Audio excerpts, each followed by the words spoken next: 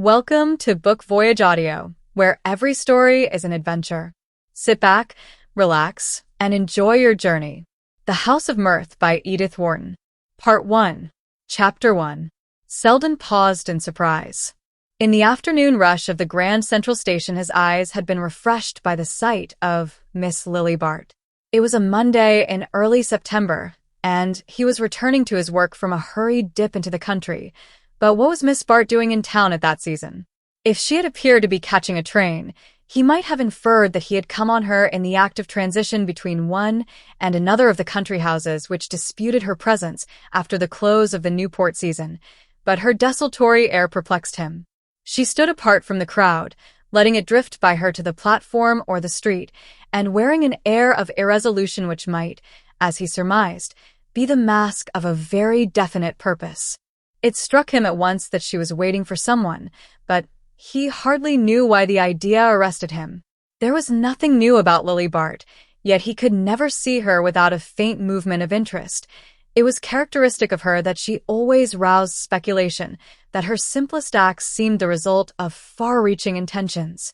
An impulse of curiosity made him turn out of his direct line to the door and stroll past her. He knew that if she did not wish to be seen, she would contrive to elude him, and it amused him to think of putting her skill to the test. Mr. Selden. What good luck? She came forward smiling, eager almost, in her resolve to intercept him. One or two persons, in brushing past them, lingered to look, for Miss Bart was a figure to arrest even the suburban traveler rushing to his last train. Selden had never seen her more radiant. Her vivid head, relieved against the dull tints of the crowd, made her more conspicuous than in a ballroom, and under her dark hat and veil she regained the girlish smoothness, the purity of tint, that she was beginning to lose after 11 years of late hours and indefatigable dancing. Was it really 11 years? Selden found himself wondering, and had she indeed reached the 29th birthday with which her rivals credited her? What luck, she repeated. How nice of you to come to my rescue. He responded joyfully that to do so was his mission in life, and asked what form the rescue was to take. Oh, almost any. Even to sitting on a bench and talking to me.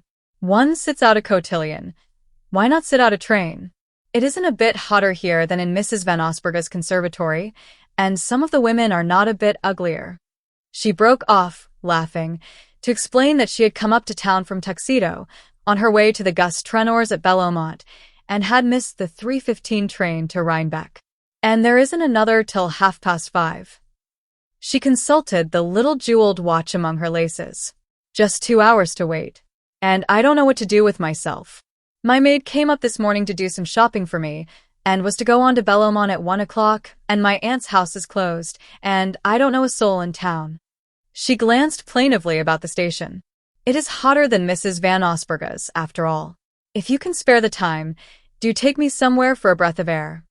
He declared himself entirely at her disposal. The adventure struck him as diverting.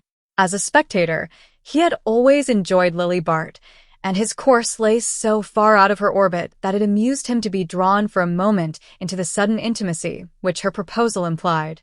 Shall we go over to Sherry's for a cup of tea? She smiled assentingly, and then made a slight grimace. So many people come up to town on Monday. One is sure to meet a lot of bores. I'm as old as the hills, of course, and it ought not to make any difference. But if I'm old enough, you're not, she objected gaily. I'm dying for tea. But isn't there a quieter place? He answered her smile, which rested on him vividly.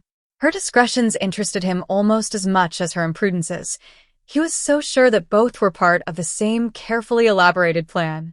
In judging Miss Bart, he had always made use of the argument from design. The resources of New York are rather meager, he said, but I'll find a hansom first, and then we'll invent something. He led her through the throng of returning holiday-makers, past sallow-faced girls in preposterous hats, and flat-chested women struggling with paper bundles and palm-leaf fans.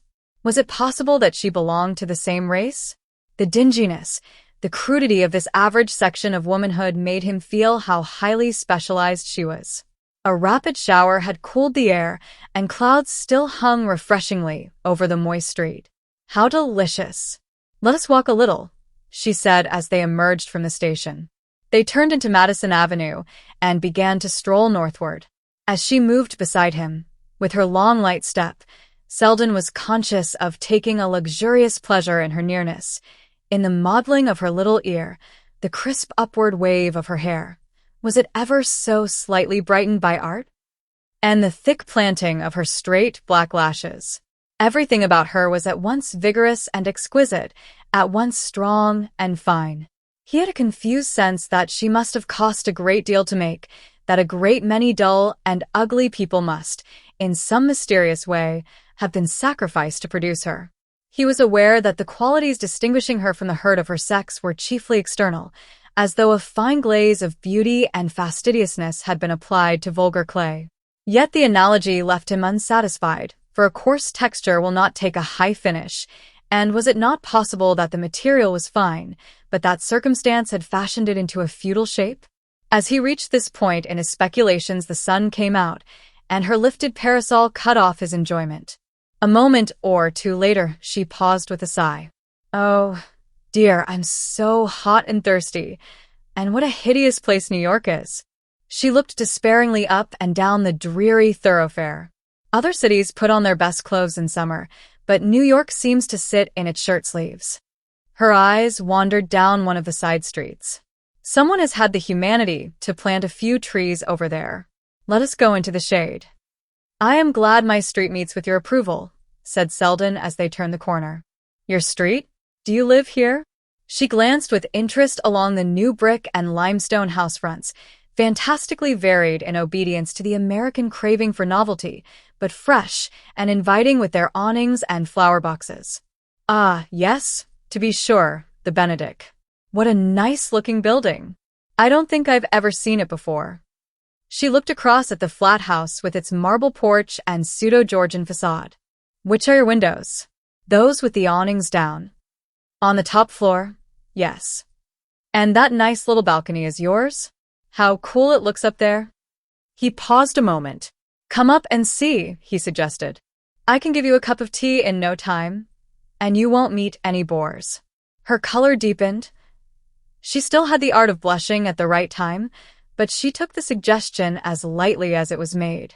"Why not?" "It's too tempting. I'll take the risk," she declared. "Oh, I'm not dangerous," he said in the same key. In truth, he had never liked her as well as at that moment. He knew she had accepted without afterthought. He could never be a factor in her calculations, and there was a surprise, a refreshment almost, in the spontaneity of her consent. On the threshold, he paused a moment, feeling for his latchkey. "There's no one here, but I have a servant who is supposed to come in the mornings, and it's just possible he may have put out the tea things and provided some cake." He ushered her into a slip of a hall hung with old prints. She noticed the letters and notes heaped on the table among his gloves and sticks. Then she found herself in a small library, dark but cheerful, with its walls of books, a pleasantly faded Turkey rug, a littered desk and, as he had foretold, a tea tray on a low table near the window. A breeze had sprung up, swaying inward the muslin curtains, and bringing a fresh scent of mignonette and petunias from the flower box on the balcony. Lily sank with a sigh into one of the shabby leather chairs. How delicious to have a place like this all to oneself. What a miserable thing it is to be a woman.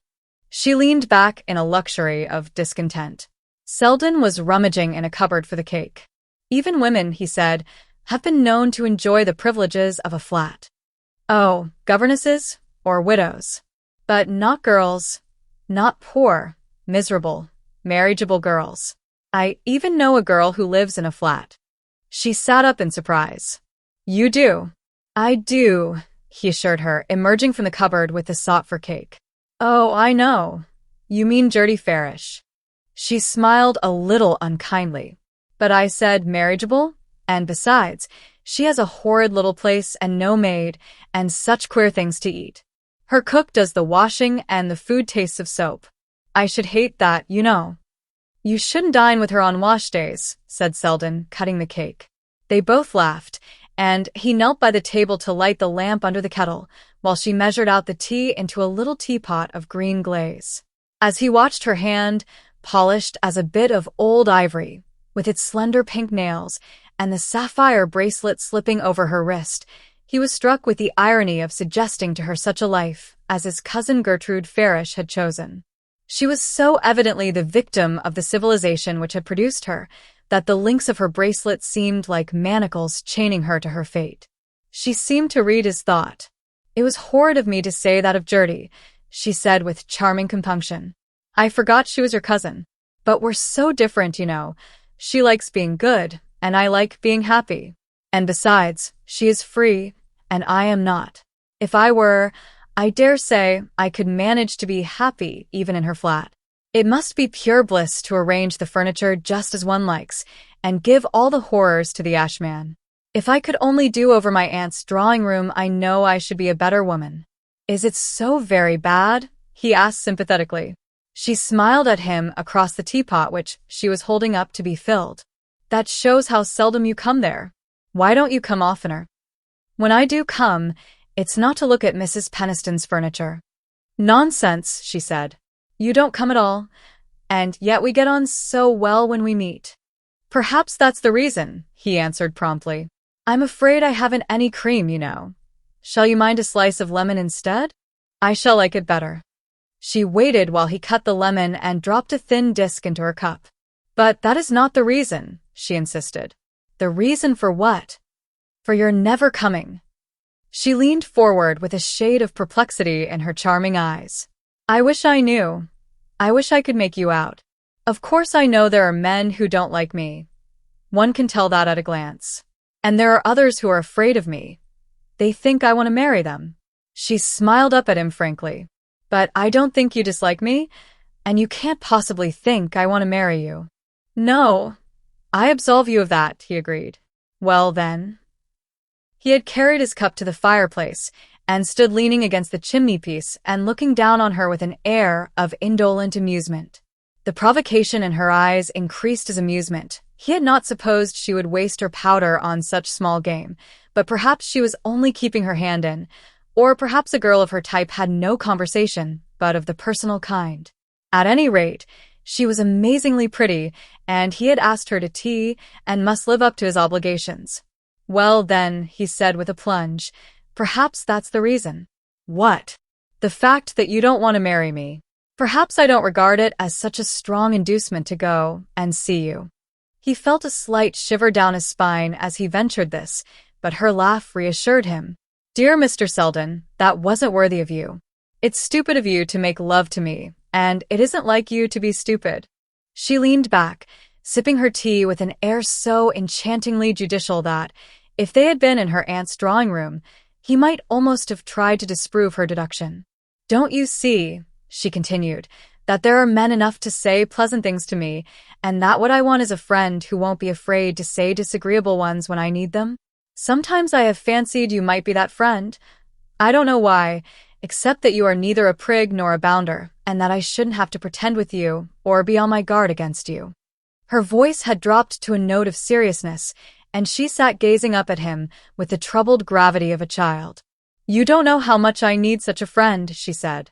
"My aunt is full of copybook axioms, but they were all meant to apply to conduct in the early 50s. I always feel that to live up to them would include wearing book muslin with gigot sleeves. And the other women, my best friends, well, they use me or abuse me, but they don't care a straw what happens to me. I've been about too long. People are getting tired of me. They are beginning to say I ought to marry."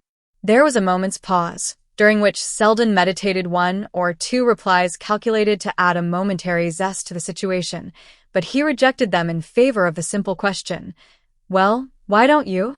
She colored and laughed. "Ah, I see you're a friend after all, and that is one of the disagreeable things I was asking for." "It wasn't meant to be disagreeable," he returned amicably. "Isn't marriage your vocation? Isn't it what you're all brought up for?"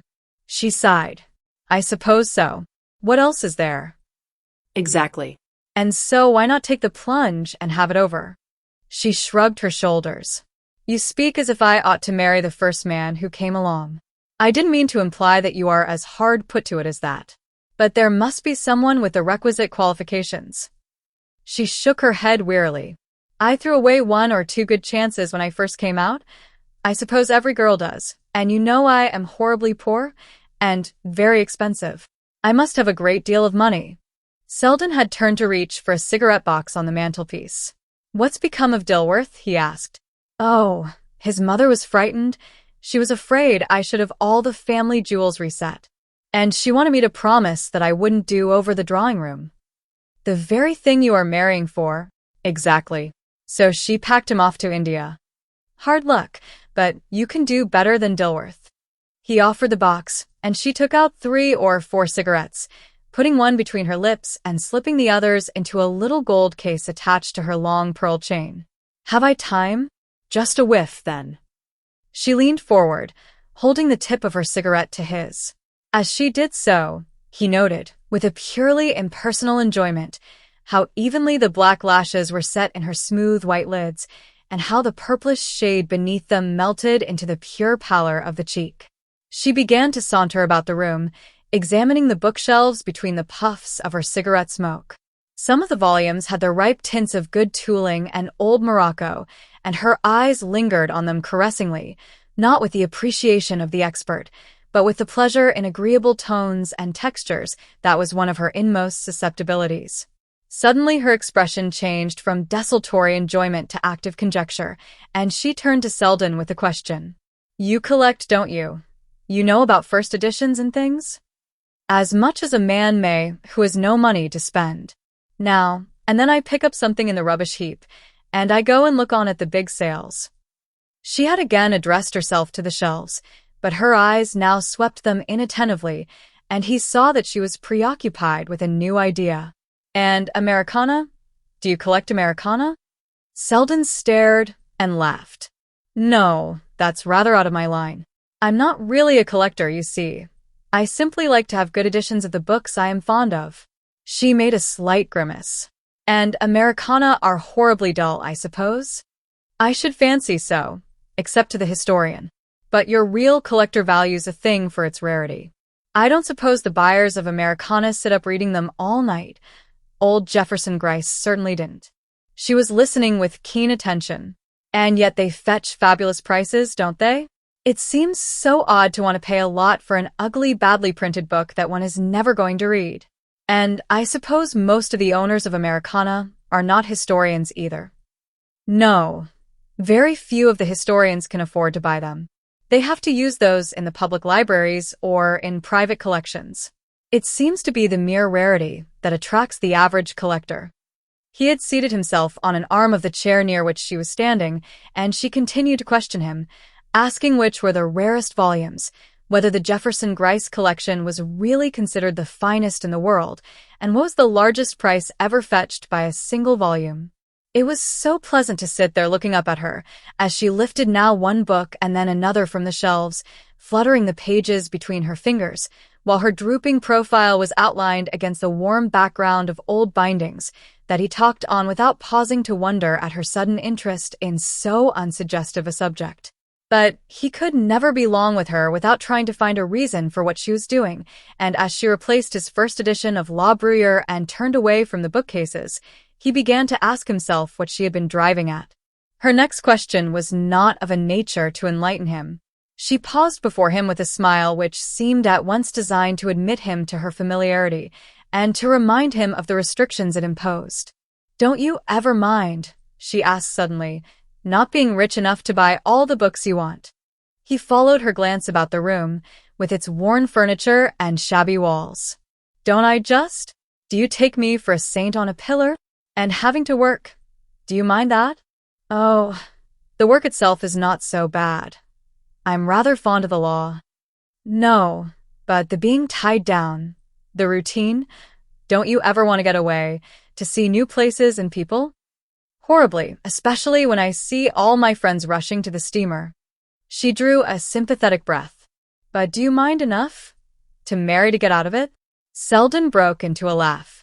God forbid, he declared. She rose with a sigh, tossing her cigarette into the grate. There's the difference. A girl must, a man may, if he chooses. She surveyed him critically. Your coat's a little shabby, but who cares? It doesn't keep people from asking you to dine. If I were shabby, no one would have me. A woman is asked out as much for her clothes as for herself. The clothes are the background, the frame, if you like. They don't make success, but they are a part of it. Who wants a dingy woman? We are expected to be pretty and well-dressed till we drop, and if we can't keep it up alone, we have to go into partnership. Selden glanced at her with amusement. It was impossible, even with her lovely eyes imploring him, to take a sentimental view of her case. Well, there must be plenty of capital on the lookout for such an investment. Perhaps you'll meet your fate tonight at the Trenors. She returned his look interrogatively. I thought you might be going there. Oh, not in that capacity. But there are to be a lot of your set. Gwen Van Osberg, the Wetheralls, Lady Cressida Wraith, and the George Dorsets. She paused a moment before the last name and shot a query through her lashes, but he remained imperturbable. Mrs. Trenor asked me, but I can't get away till the end of the week, and those big parties bore me. Ah, so they do me, she exclaimed. Then why go? It's part of the business. You forget. And besides, if I didn't, I should be playing bezique with my aunt at Richfield Springs. That's almost as bad as marrying Dilworth, he agreed, and they both laughed for pure pleasure in their sudden intimacy. She glanced at the clock. Dear me, I must be off. It's after 5. She paused before the mantelpiece, studying herself in the mirror while she adjusted her veil. The attitude revealed the long slope of her slender sides, which gave a kind of wildwood grace to her outline, as though she were a captured dryad subdued to the conventions of the drawing-room, and Selden reflected that it was the same streak of sylvan freedom in her nature that lent such savor to her artificiality. He followed her across the room to the entrance hall, but on the threshold she held out her hand with a gesture of leave-taking. It's been delightful, and now you will have to return my visit. But don't you want me to see you to the station? No. Goodbye here, please. She let her hand lie in his a moment, smiling up at him adorably. Goodbye, then, and good luck at Bellomont, he said, opening the door for her. On the landing, she paused to look about her. There were 1,000 chances to 1 against her meeting anybody, but one could never tell, and she always paid for her rare indiscretions by a violent reaction of prudence. There was no one in sight, however, but a charwoman who was scrubbing the stairs. Her own stout person and its surrounding implements took up so much room that Lily, to pass her, had to gather up her skirts and brush against the wall. As she did so, the woman paused in her work and looked up curiously, resting her clenched red fists on the wet cloth she had just drawn from her pail. She had a broad, sallow face, slightly pitted with smallpox, and thin, straw-colored hair, through which her scalp shone unpleasantly. I beg your pardon, said Lily, intending by her politeness to convey a criticism of the other's manner. The woman, without answering, pushed her pail aside and continued to stare as Miss Bart swept by with a murmur of silken linings. Lily felt herself flushing under the look. What did the creature suppose? Could one never do the simplest, the most harmless thing, without subjecting oneself to some odious conjecture? Halfway down the next flight, she smiled to think that a charwoman's stare should so perturb her. The poor thing was probably dazzled by such an unwanted apparition. But were such apparitions unwanted on Selden stairs? Miss Bart was not familiar with the moral code of bachelors' flat houses, and her color rose again as it occurred to her that the woman's persistent gaze implied a groping among past associations. But she put aside the thought with a smile at her own fears and hastened downward, wondering if she should find a cab short of Fifth Avenue. Under the Georgian porch she paused again, scanning the street for a hansom. None was in sight, but as she reached the sidewalk she ran against a small glossy-looking man with a gardenia in his coat, who raised his hat with a surprised exclamation. Miss Bart? Well, of all people. This is luck, he declared, and she caught a twinkle of amused curiosity between his screwed-up lids. Oh, Mr. Rosedale, how are you? She said, perceiving that the irrepressible annoyance on her face was reflected in the sudden intimacy of his smile. Mr. Rosedale stood scanning her with interest and approval. He was a plump, rosy man of the blonde Jewish type, with smart London clothes fitting him like upholstery, and small sidelong eyes which gave him the air of appraising people as if they were bric-a-brac. He glanced up interrogatively at the porch of the Benedict. Been up to town for a little shopping, I suppose? He said, in a tone which had the familiarity of a touch. Miss Bart shrank from it slightly, and then flung herself into precipitate explanations. Yes, I came up to see my dressmaker. I am just on my way to catch the train to the Trenors. Ah, your dressmaker. Just so, he said blandly. I didn't know there were any dressmakers in the Benedict. The Benedict? She looked gently puzzled. Is that the name of this building? Yes, that's the name. I believe it's an old word for bachelor, isn't it? I happen to own the building. That's the way I know. His smile deepened as he added with increasing assurance. But you must let me take you to the station. The Trenors are at Belmont, of course? You've barely time to catch the 5:40. The dressmaker kept you waiting, I suppose. Lily stiffened under the pleasantry. Oh, thanks, she stammered. And at that moment her eye caught a hansom drifting down Madison Avenue, and she hailed it with a desperate gesture. You're very kind, but I couldn't think of troubling you, she said, extending her hand to Mr. Rosedale, and heedless of his protestations, she sprang into the rescuing vehicle and called out a breathless order to the driver. Chapter 2. In the hansom, she leaned back with a sigh. Why must a girl pay so dearly for her least escape from routine? Why could one never do a natural thing without having to screen it behind a structure of artifice? She had yielded to a passing impulse in going to Lawrence Selden's rooms, and it was so seldom that she could allow herself the luxury of an impulse. This one, at any rate, was going to cost her rather more than she could afford. She was vexed to see that, in spite of so many years of vigilance, she had blundered twice within 5 minutes. That stupid story about her dressmaker was bad enough. It would have been so simple to tell Rosedale that she had been taking tea with Selden. The mere statement of the fact would have rendered it innocuous. But, after having let herself be surprised in a falsehood, it was doubly stupid to snub the witness of her discomfiture. If she had had the presence of mind to let Rosedale drive her to the station, the concession might have purchased his silence. He had his race's accuracy in the appraisal of values, and to be seen walking down the platform at the crowded afternoon hour in the company of Miss Lily Bart would have been money in his pocket, as he might himself have phrased it. He knew, of course, that there would be a large house party at Belmont, and the possibility of being taken for one of Mrs. Trenor's guests was doubtless included in his calculations. Mr. Rosedale was still at a stage in his social ascent when it was of importance to produce such impressions. The provoking part was that Lily knew all this, knew how easy it would have been to silence him on the spot, and how difficult it might be to do so afterward. Mr. Simon Rosedale was a man who made it his business to know everything about everyone, whose idea of showing himself to be at home in society was to display an inconvenient familiarity with the habits of those with whom he wished to be thought intimate. Lily was sure that within 24 hours the story of her visiting her dressmaker at the Benedict would be in active circulation among Mr. Rosedale's acquaintances. The worst of it was that she had always snubbed and ignored him. On his first appearance, when her improvident cousin, Jack Stepney, had obtained for him, in return for favors too easily guessed, a card to one of the vast impersonal Van Osburgh crushes, Rosedale, with that mixture of artistic sensibility and business astuteness which characterizes his race, had instantly gravitated toward Miss Bart. She understood his motives, for her own course was guided by as nice calculations. Training and experience had taught her to be hospitable to newcomers, since the most unpromising might be useful later on, and there were plenty of available oubliettes to swallow them if they were not. But some intuitive repugnance, getting the better of years of social discipline, had made her push Mr. Rosedale into his oubliette without a trial. He had left behind only the ripple of amusement which his speedy dispatch had caused among her friends, and though later, to shift the metaphor, he reappeared lower down the stream, it was only in fleeting glimpses, with long submergences between. Hitherto Lily had been undisturbed by scruples.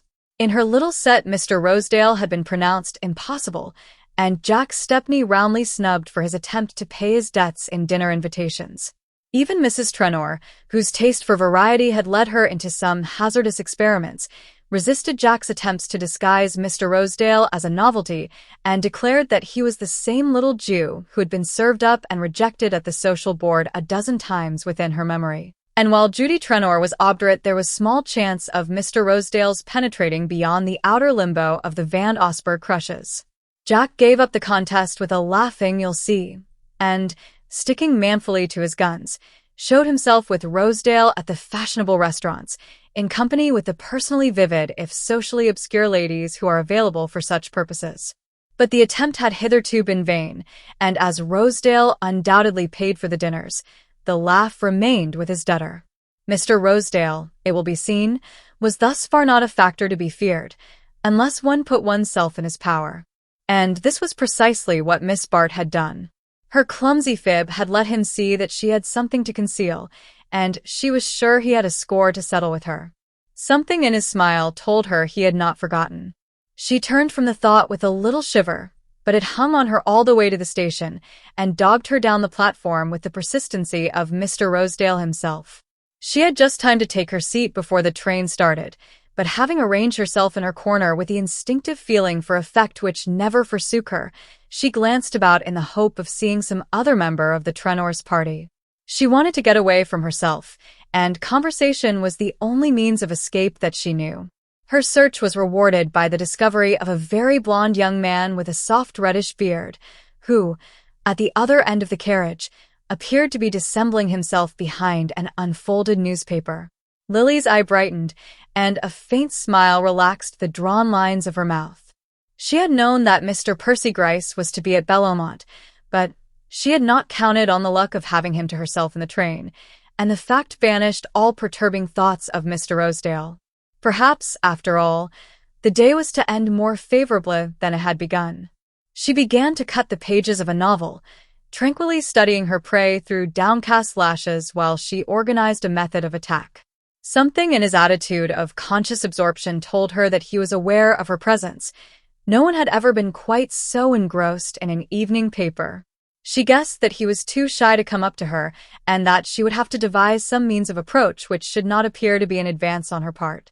It amused her to think that anyone as rich as Mr. Percy Gryce should be shy, but she was gifted with treasures of indulgence for such idiosyncrasies, and besides, his timidity might serve her purpose better than too much assurance. She had the art of giving self-confidence to the embarrassed, but she was not equally sure of being able to embarrass the self-confident. She waited till the train had emerged from the tunnel and was racing between the ragged edges of the northern suburbs. Then, as it lowered its speed near Yonkers, she rose from her seat and drifted slowly down the carriage. As she passed Mr. Gryce, the train gave a lurch, and he was aware of a slender hand gripping the back of his chair. He rose with a start, his ingenuous face looking as though it had been dipped in crimson. Even the reddish tint in his beard seemed to deepen. The train swayed again, almost flinging Miss Bart into his arms. She steadied herself with a laugh and drew back, but he was enveloped in the scent of her dress, and his shoulder had felt her fugitive touch. "Oh, Mr. Gryce, is it you? I'm so sorry. I was trying to find the porter and get some tea." She held out her hand as the train resumed its level rush, and they stood exchanging a few words in the aisle.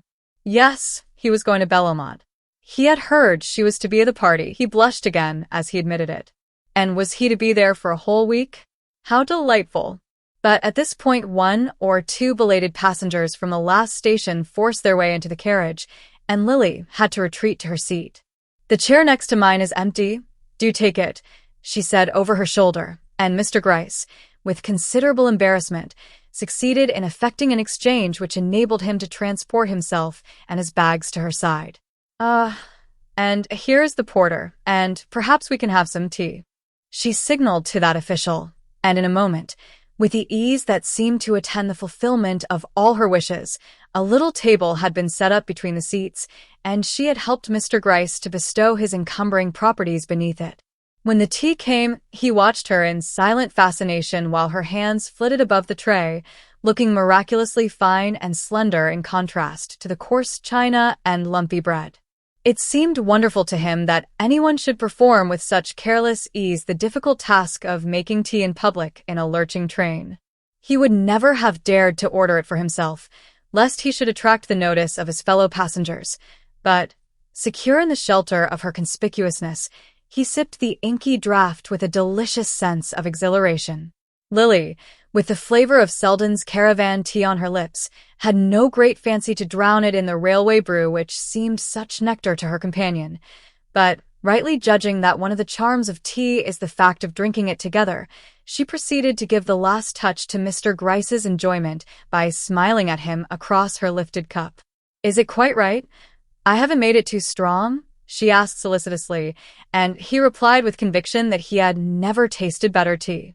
"I dare say it is true," she reflected, and her imagination was fired by the thought that Mr. Gryce, who might have sounded the depths of the most complex self-indulgence, was perhaps actually taking his first journey alone with a pretty woman. It struck her as providential that she should be the instrument of his initiation. Some girls would not have known how to manage him. They would have overemphasized the novelty of the adventure, trying to make him feel in it the zest of an escapade. But Lily's methods were more delicate. She remembered that her cousin Jack Stepney had once defined Mr. Gryce as the young man who had promised his mother never to go out in the rain without his overshoes, and acting on this hint, she resolved to impart a gently domestic air to the scene, in the hope that her companion, instead of feeling that he was doing something reckless or unusual, would merely be led to dwell on the advantage of always having a companion to make one's tea in the train. But in spite of her efforts, conversation flagged after the tray had been removed, and she was driven to take a fresh measurement of Mr. Gryce's limitations. It was not, after all, opportunity but imagination that he lacked. He had a mental palate which would never learn to distinguish between railway tea and nectar. There was, however, one topic she could rely on, one spring that she had only to touch to set his simple machinery in motion. She had refrained from touching it because it was a last resource, and she had relied on other arts to stimulate other sensations. But as a settled look of dullness began to creep over his candid features, she saw that extreme measures were necessary. "And how?" she said, leaning forward. "Are you getting on with your Americana?" His eye became a degree less opaque.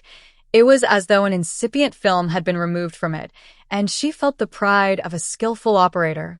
"I've got a few new things," he said, suffused with pleasure, but lowering his voice as though he feared his fellow passengers might be in league to despoil him. She returned a sympathetic inquiry, and gradually he was drawn on to talk of his latest purchases.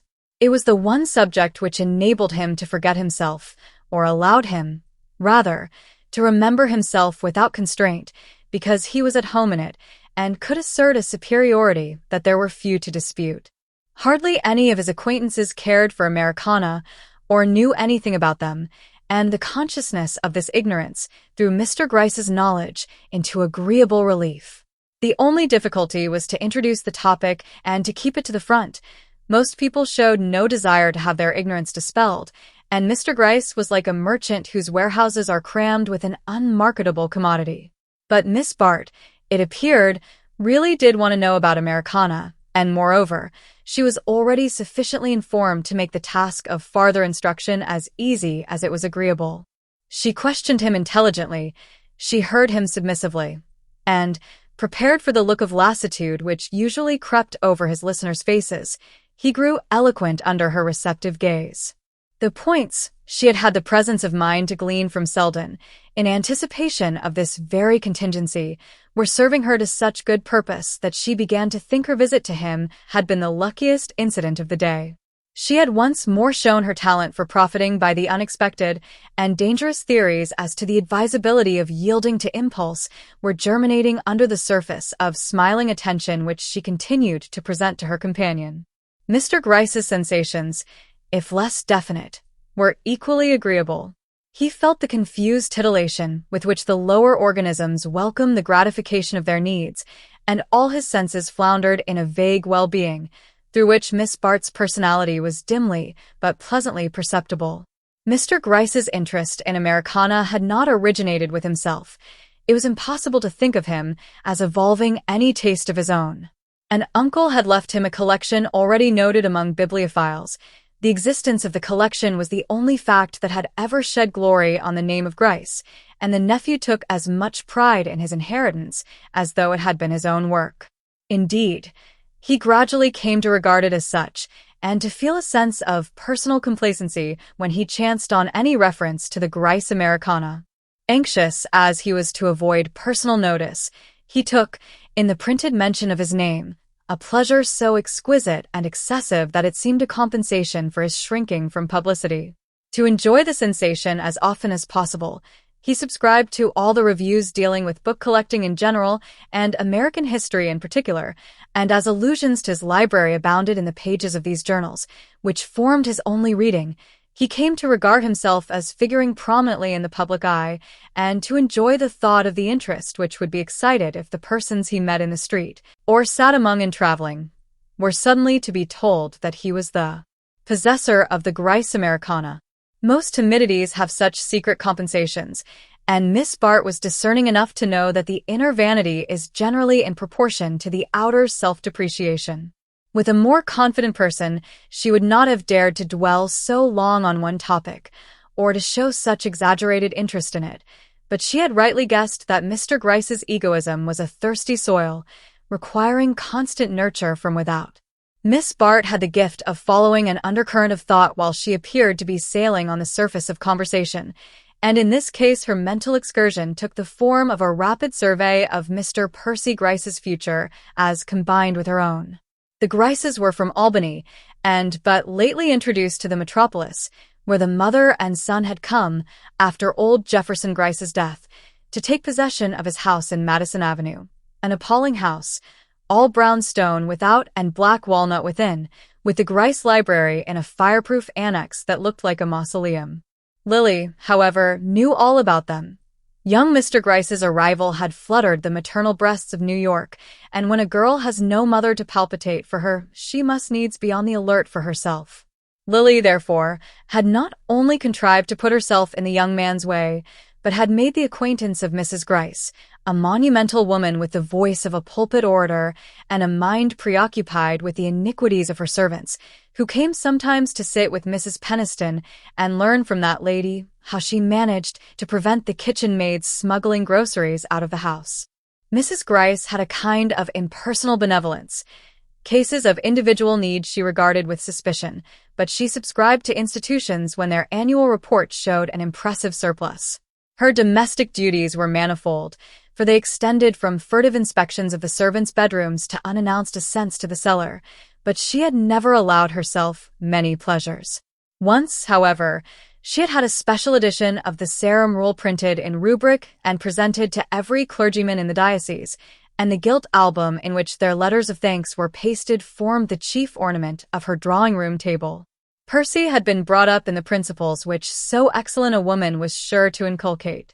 Every form of prudence and suspicion had been grafted on a nature originally reluctant and cautious, with the result that it would have seemed hardly needful for Mrs. Grice to extract his promise about the overshows, so little likely was he to hazard himself abroad in the rain.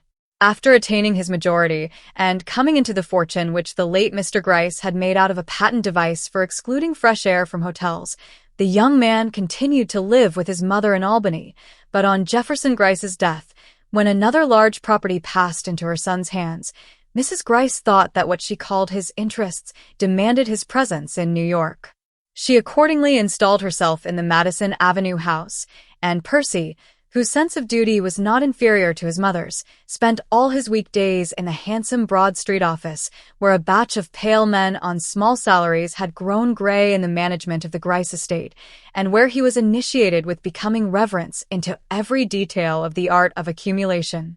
As far as Lily could learn, this had hitherto been Mr. Grice's only occupation, and she might have been pardoned for thinking it not too hard a task to interest a young man who had been kept on such low diet.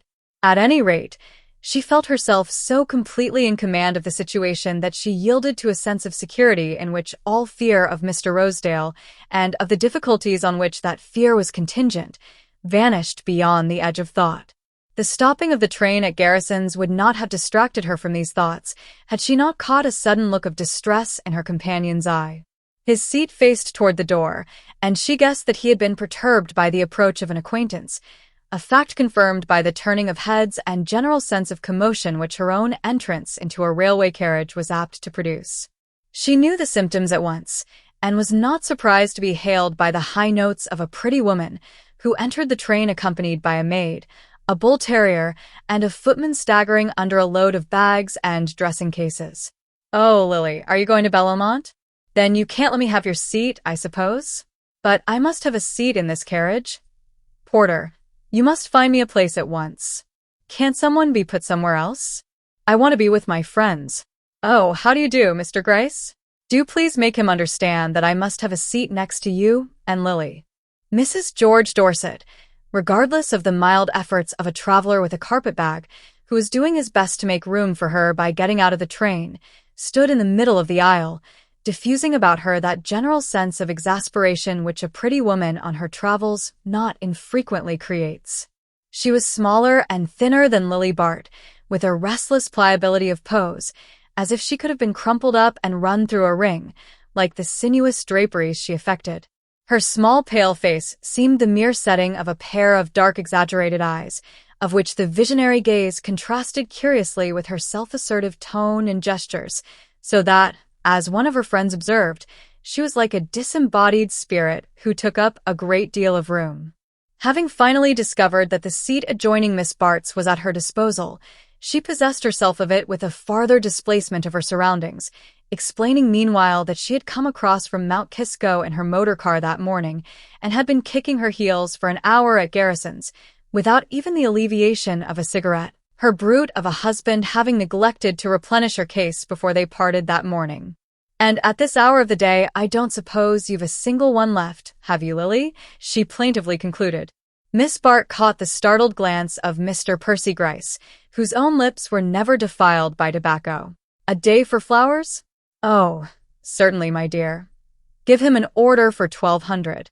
He continued to laugh. Mrs. Bart gave him a quick glance. "You needn't wait, Polwarth.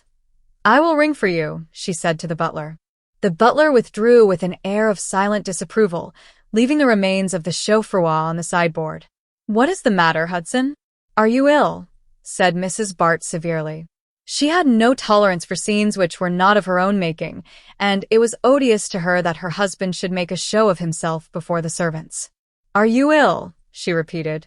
"Ill? No, I'm ruined," he said. Lily made a frightened sound, and Mrs. Bart rose to her feet. "Ruined?" she cried, but controlling herself instantly, she turned a calm face to Lily. "Shut the pantry door," she said. Lily obeyed, and when she turned back into the room her father was sitting with both elbows on the table, the plate of salmon between them, and his head bowed on his hands. Mrs. Bart stood over him with a white face, which made her hair unnaturally yellow. She looked at Lily as the latter approached. Her look was terrible, but her voice was modulated to a ghastly cheerfulness. "Your father is not well. He doesn't know what he is saying. It is nothing, but you had better go upstairs, and don't talk to the servants," she added. Lily obeyed. She always obeyed when her mother spoke in that voice. She had not been deceived by Mrs. Bart's words. She knew at once that they were ruined. In the dark hours which followed, that awful fact overshadowed even her father's slow and difficult dying.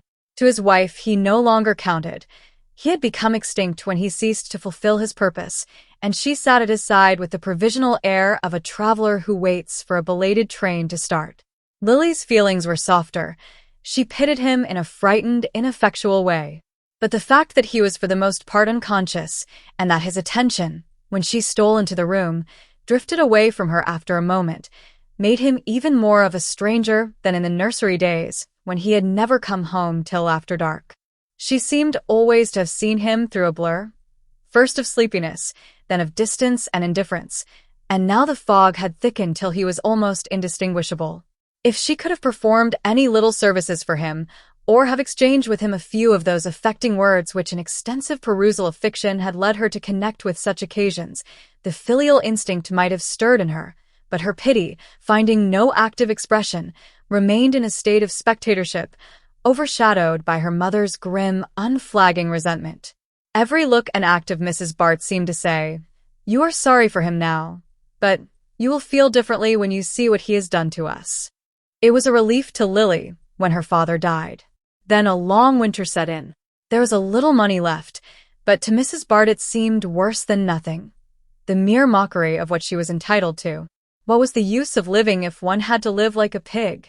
She sank into a kind of furious apathy, a state of inert anger against fate. Her faculty for managing deserted her, or she no longer took sufficient pride in it to exert it. It was well enough to manage, when by so doing one could keep one's own carriage, but when one's best contrivance did not conceal the fact that one had to go on foot, the effort was no longer worth making. Lily and her mother wandered from place to place, now paying long visits to relations whose housekeeping Mrs. Bart criticized, and who deplored the fact that she let Lily breakfast in bed when the girl had no prospects before her, and now vegetating in cheap continental refuges, where Mrs. Bart held herself fiercely aloof from the frugal tea tables of her companions in misfortune. She was especially careful to avoid her old friends and the scenes of her former successes. To be poor seemed to her such a confession of failure that it amounted to disgrace, and she detected a note of condescension in the friendliest advances. Only one thought consoled her, and that was the contemplation of Lily's beauty. She studied it with a kind of passion, as though it were some weapon she had slowly fashioned for her vengeance. It was the last asset in their fortunes, the nucleus around which their life was to be rebuilt. She watched it jealously, as though it were her own property and Lily its mere custodian, and she tried to instill into the latter a sense of the responsibility that such a charge involved. She followed in imagination the career of other beauties, pointing out to her daughter what might be achieved through such a gift, and dwelling on the awful warning of those who, in spite of it, had failed to get what they wanted. To Mrs. Bart, only stupidity could explain the lamentable denouement of some of her examples. She was not above the inconsistency of charging fate, rather than herself, with her own misfortunes, but she inveighed so acrimoniously against love matches that Lily would have fancied her own marriage had been of that nature, had not Mrs. Bart frequently assured her that she had been talked into it, by whom, she never made clear. Lily was duly impressed by the magnitude of her opportunities. The dinginess of her present life threw into enchanting relief the existence to which she felt herself entitled. To a less illuminated intelligence, Mrs. Bart's counsels might have been dangerous, but Lily understood that beauty is only the raw material of conquest, and that to convert it into success other arts are required.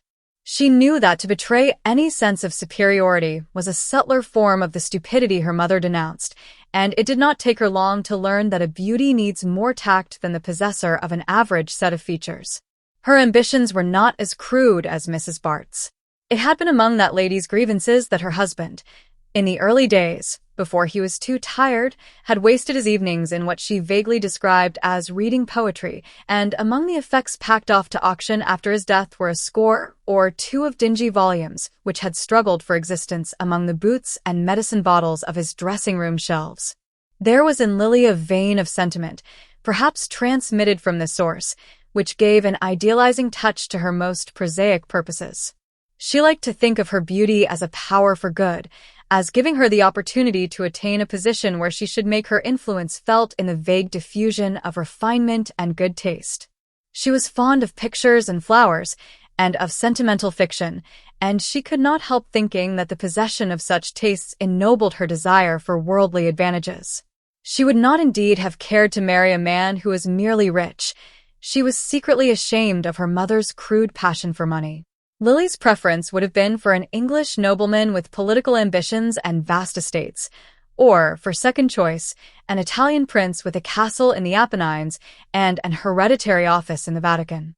Lost causes had a romantic charm for her, and she liked to picture herself as standing aloof from the vulgar press of the Quirinal and sacrificing her pleasure to the claims of an immemorial tradition. How long ago, and how far off it all seemed! Those ambitions were hardly more futile and childish than the earlier ones which had centered about the possession of a French-jointed doll with real hair. Was it only 10 years since she had wavered in imagination between the English earl and the Italian prince? Relentlessly her mind traveled on over the dreary interval. After 2 years of hungry roaming, Mrs. Bart had died of a deep disgust. She had hated dinginess, and it was her fate to be dingy. Her visions of a brilliant marriage for Lily had faded after the first year. People can't marry you if they don't see you, And how can they see you in these holes where we're stuck? That was the burden of her lament, and her last adjuration to her daughter was to escape from dinginess if she could. Don't let it creep up on you and drag you down. Fight your way out of it somehow. You're young and can do it, she insisted. She had died during one of their brief visits to New York, and there Lily at once became the center of a family council composed of the wealthy relatives whom she had been taught to despise for living like pigs. It may be that they had an inkling of the sentiments in which she had been brought up, for none of them manifested a very lively desire for her company. Indeed, the question threatened to remain unsolved till Mrs. Peniston with a sigh announced, "I'll try her for a year." Everyone was surprised, but one and all concealed their surprise, lest Mrs. Peniston should be alarmed by it into reconsidering her decision. Mrs. Peniston was Mr. Bart's widowed sister, and if she was by no means the richest of the family group, its other members nevertheless abounded in reasons why she was clearly destined by Providence to assume the charge of Lily. In the first place, she was alone, and it would be charming for her to have a young companion. Then she sometimes traveled, and Lily's familiarity with foreign customs, deplored as a misfortune by her more conservative relatives, would at least enable her to act as a kind of courier. But as a matter of fact, Mrs. Peniston had not been affected by these considerations. She had taken the girl simply because no one else would have her, and because she had the kind of moral mauvaise honte which makes the public display of selfishness difficult, though it does not interfere with its private indulgence. It would have been impossible for Mrs. Peniston to be heroic on a desert island, but with the eyes of her little world upon her, she took a certain pleasure in her act. She reaped the reward to which disinterestedness is entitled, and found an agreeable companion in her niece. She had expected to find Lily headstrong, critical, and foreign, for even Mrs. Peniston, though she occasionally went abroad, had the family dread of foreignness, but the girl showed a pliancy which, to a more penetrating mind than her aunt's, might have been less reassuring than the open selfishness of youth. Misfortune had made Lily supple instead of hardening her, and a pliable substance is less easy to break than a stiff one. Mrs. Peniston, however, did not suffer from her niece's adaptability. Lily had no intention of taking advantage of her aunt's good nature. She was in truth grateful for the refuge offered her. Mrs. Peniston's opulent interior was at least not externally dingy. But dinginess is a quality which assumes all manner of disguises, and Lily soon found that it was as latent in the expensive routine of her aunt's life as in the makeshift existence of a continental pension. Mrs. Peniston was one of the episodical persons who form the padding of life. It was impossible to believe that she had herself ever been a focus of activities. The most vivid thing about her was the fact that her grandmother had been a Van Alstyne. This connection with the well-fed and industrious stock of early New York revealed itself in the glacial neatness of Mrs. Peniston's drawing room and in the excellence of her cuisine. She belonged to the class of old New Yorkers who have always lived well, dressed expensively, and done little else, and to these inherited obligations Mrs. Peniston faithfully conformed. She had always been a looker-on at life, and her mind resembled one of those little mirrors which her Dutch ancestors were accustomed to affix to their upper windows, so that from the depths of an impenetrable domesticity they might see what was happening in the street. Mrs. Peniston was the owner of a country place in New Jersey, but she had never lived there since her husband's death, a remote event which appeared to dwell in her memory chiefly as a dividing point in the personal reminiscences that formed the staple of her conversation. She was a woman who remembered dates with intensity and could tell at a moment's notice whether the drawing-room curtains had been renewed before or after Mr. Peniston's last illness. Mrs. Peniston thought the country lonely and trees damp, and cherished a vague fear of meeting a bull. To guard against such contingencies, she frequented the more populous watering places, where she installed herself impersonally in a hired house and looked on at life through the matting screen of her veranda. In the care of such a guardian, it soon became clear to Lily that she was to enjoy only the material advantages of good food and expensive clothing, and, though far from underrating these, she would gladly have exchanged them for what Mrs. Bart had taught her to regard as opportunities. She sighed to think what her mother's fierce energies would have accomplished had they been coupled with Mrs. Peniston's resources. Lily had abundant energy of her own, but it was restricted by the necessity of adapting herself to her aunt's habits.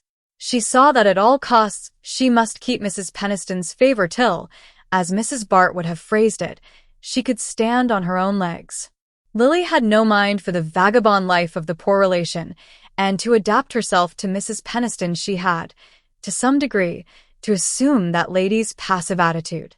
She had fancied at first that it would be easy to draw her aunt into the whirl of her own activities, but there was a static force in Mrs. Peniston against which her niece's efforts spent themselves in vain.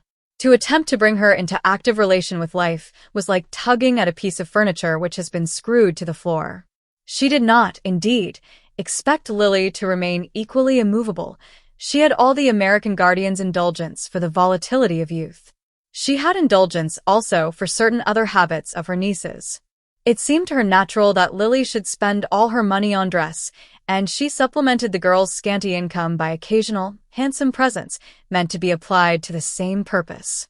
Lily, who was intensely practical, would have preferred a fixed allowance, but Mrs. Peniston liked the periodical recurrence of gratitude evoked by unexpected checks, and was perhaps shrewd enough to perceive that such a method of giving kept alive in her niece a salutary sense of dependence.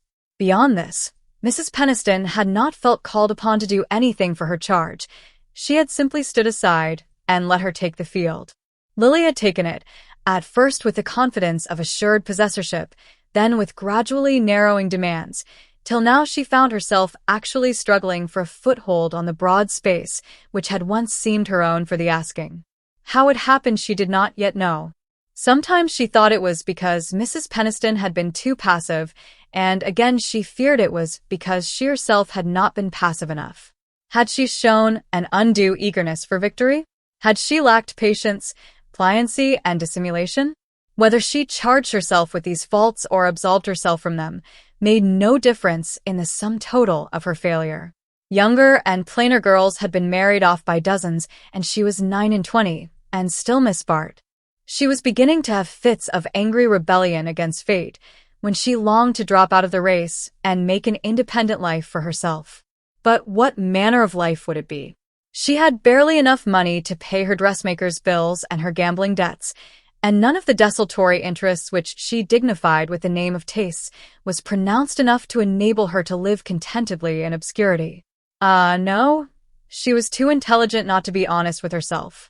She knew that she hated dinginess as much as her mother had hated it, and to her last breath she meant to fight against it, dragging herself up again and again above its flood till she gained the bright pinnacles of success which presented such a slippery surface to her clutch.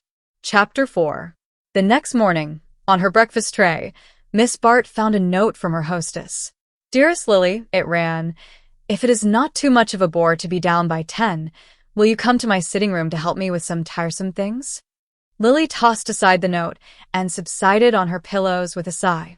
It was a bore to be down by 10, an hour regarded at Bellomont as vaguely synchronous with sunrise, and she knew too well the nature of the tiresome things in question.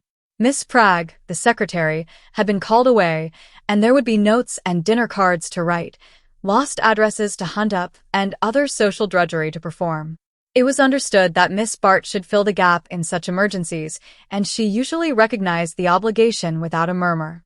Today, however, it renewed the sense of servitude which the previous night's review of her checkbook had produced. Everything in her surroundings ministered to feelings of ease and amenity. The windows stood open to the sparkling freshness of the September morning, and between the yellow boughs she caught a perspective of hedges and parterres leading by degrees of lessening formality to the free undulations of the park. Her maid had kindled a little fire on the hearth, and it contended cheerfully with the sunlight which slanted across the moss-green carpet and caressed the curved sides of an old marquetry desk. Near the bed stood a table holding her breakfast tray, with its harmonious porcelain and silver, a handful of violets in a slender glass, and the morning paper folded beneath her letters.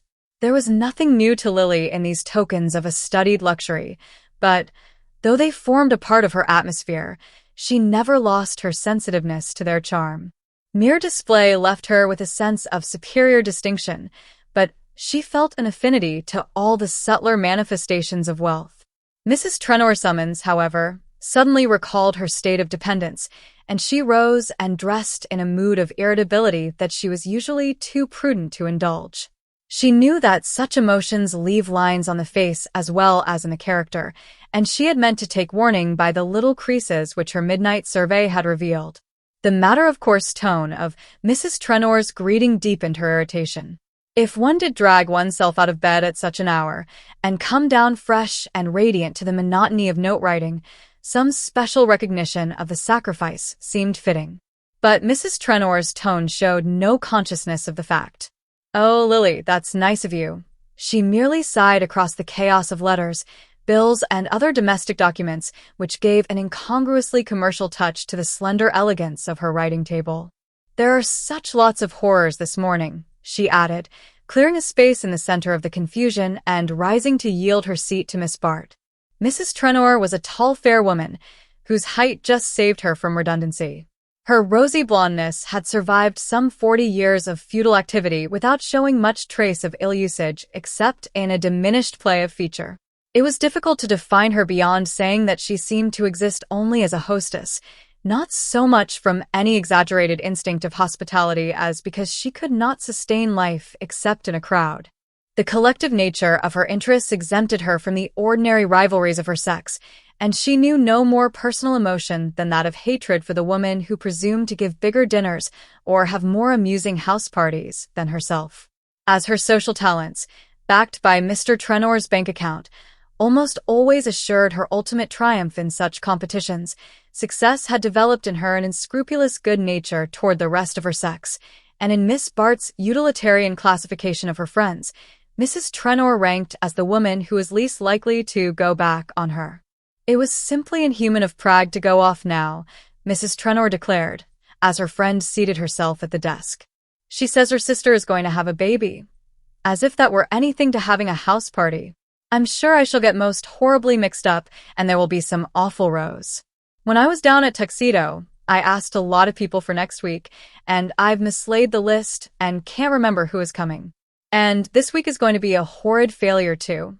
And Gwen Van Osberg will go back and tell her mother how bored people were. I did mean to ask the Wetheralls. That was a blunder of Gus's. They disapprove of Carrie Fisher, you know. As if one could help having Carrie Fisher. It was foolish of her to get that second divorce.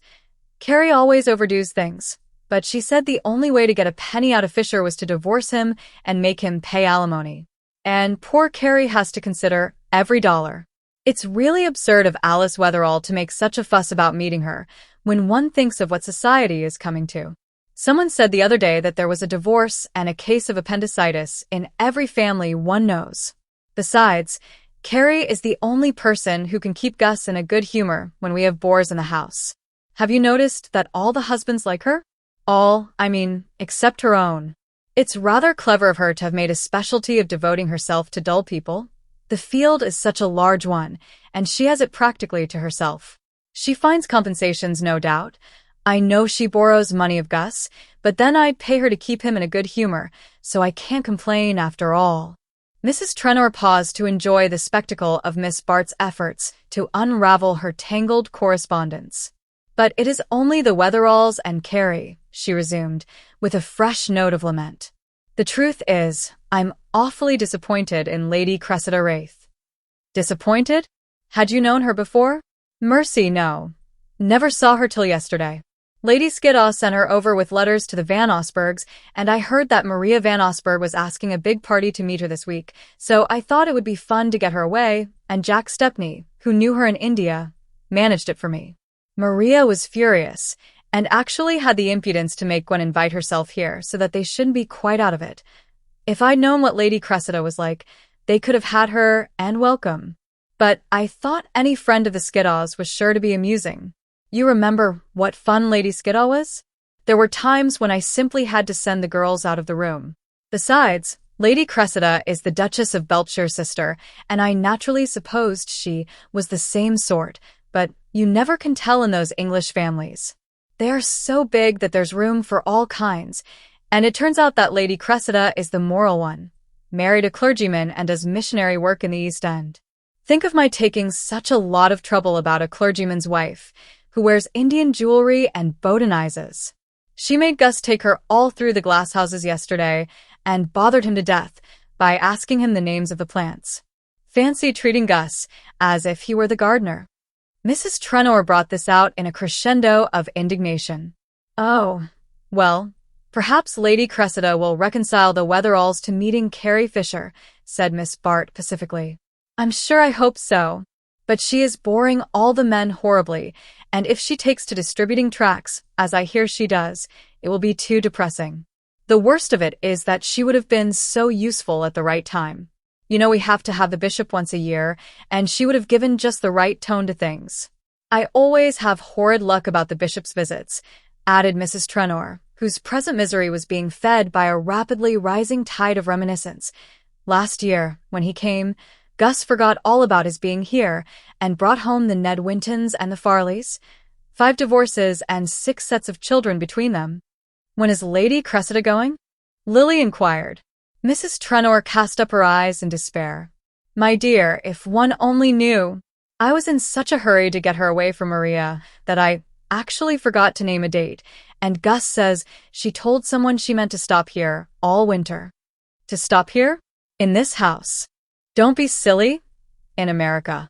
But if no one else asks her, you know they never go to hotels. Perhaps Gus only said it to frighten you. No. I heard her tell Bertha Dorset that she had 6 months to put in while her husband was taking the cure in the Engadine. You should have seen Bertha look vacant. But it's no joke, you know. If she stays here all the autumn, she'll spoil everything, and Maria van Osburgh will simply exult. At this affecting vision, Mrs. Trenor's voice trembled with self-pity. Oh, Judy, as if anyone were ever bored at Bellomont. Miss Bart tactfully protested. You know perfectly well that if Mrs. van Osburgh were to get all the right people and leave you with all the wrong ones, you'd manage to make things go off and she wouldn't. Such an assurance would usually have restored Mrs. Trenor's complacency, but on this occasion it did not chase the cloud from her brow. It isn't only Lady Cressida, she lamented. Everything has gone wrong this week. I can see that Bertha Dorset is furious with me. Furious with you? Why? Because I told her that Lawrence Selden was coming, but he wouldn't after all, and she's quite unreasonable enough to think it's my fault. Miss Bart put down her pen and sat absently gazing at the note she had begun.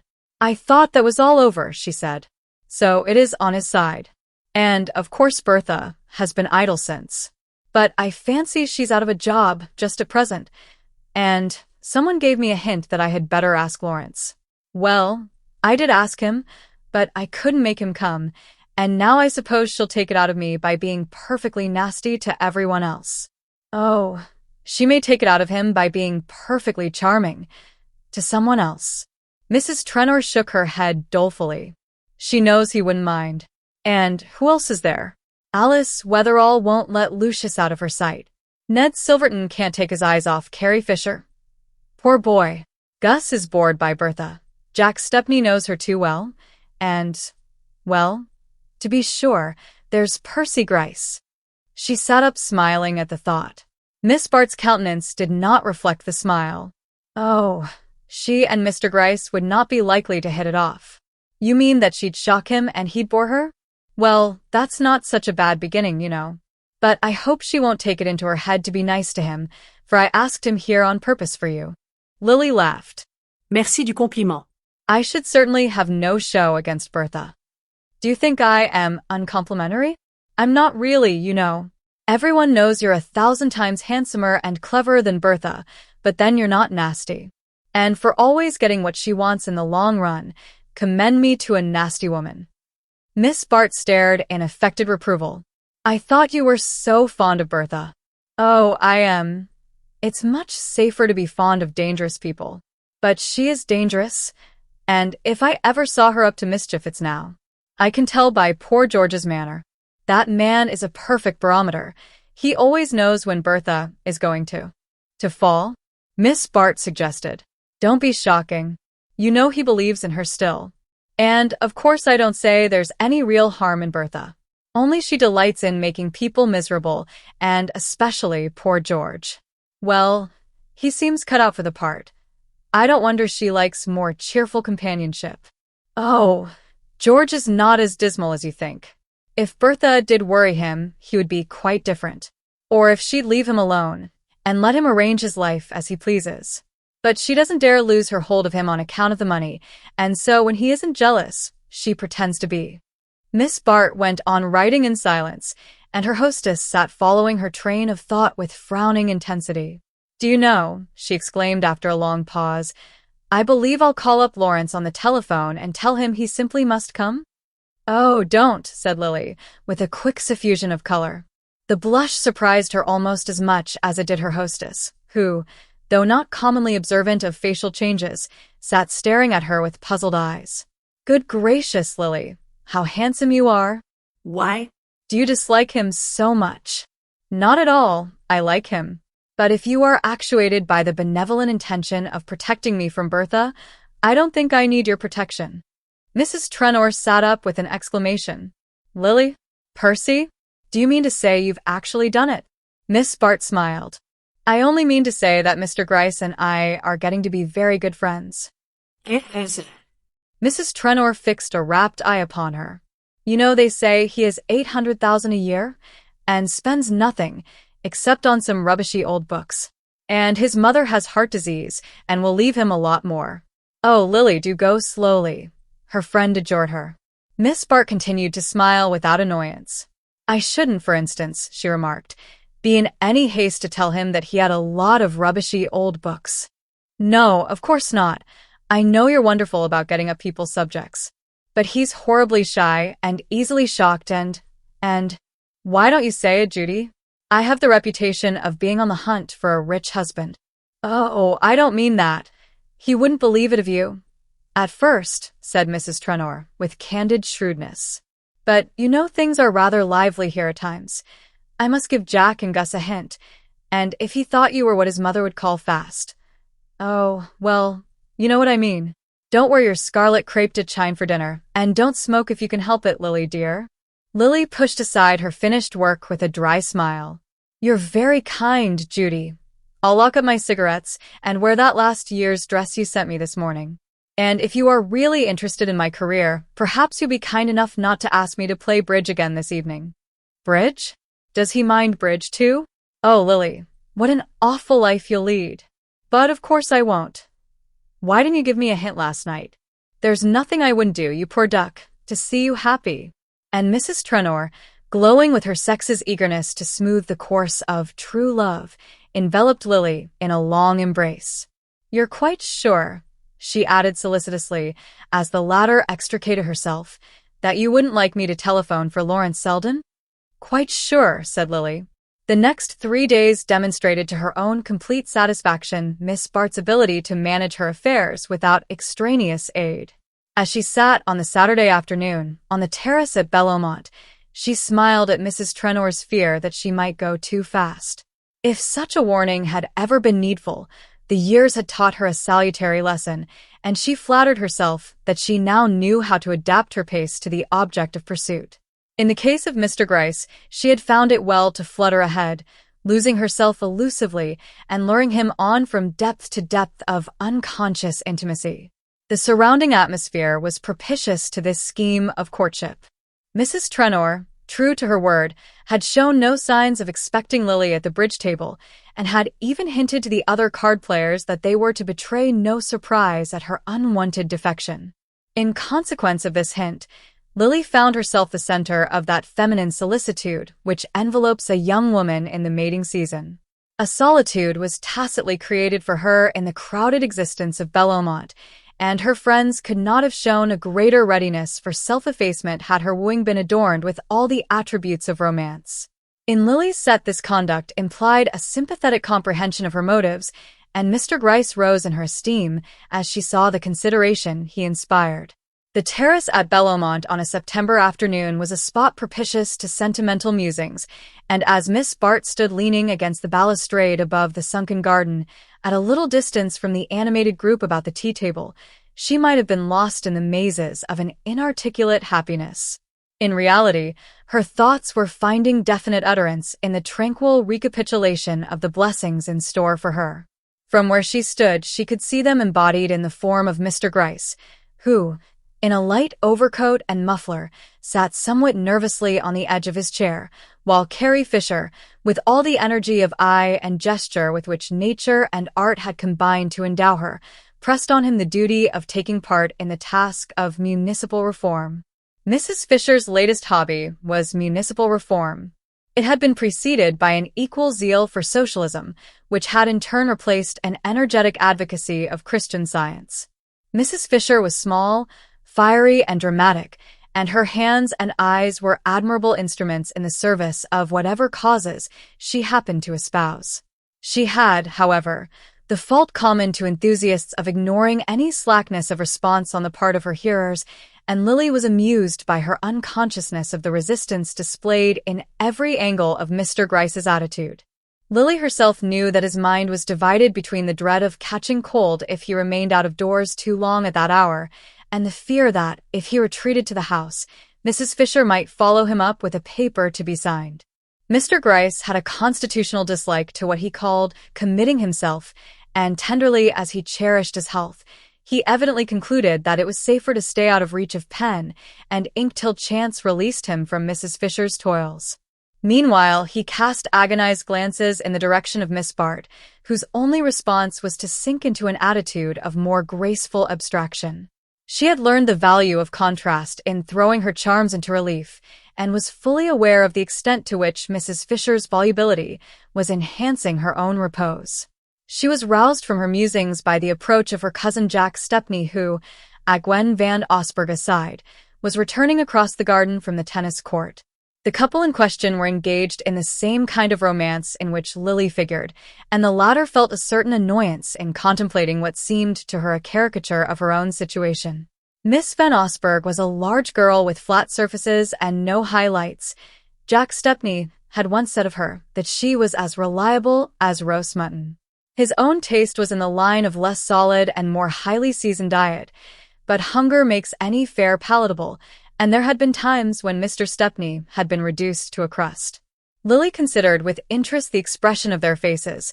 The girls turned toward her companions like an empty plate held up to be filled, while the man lounging at her side already betrayed the encroaching boredom which would presently crack the thin veneer of his smile.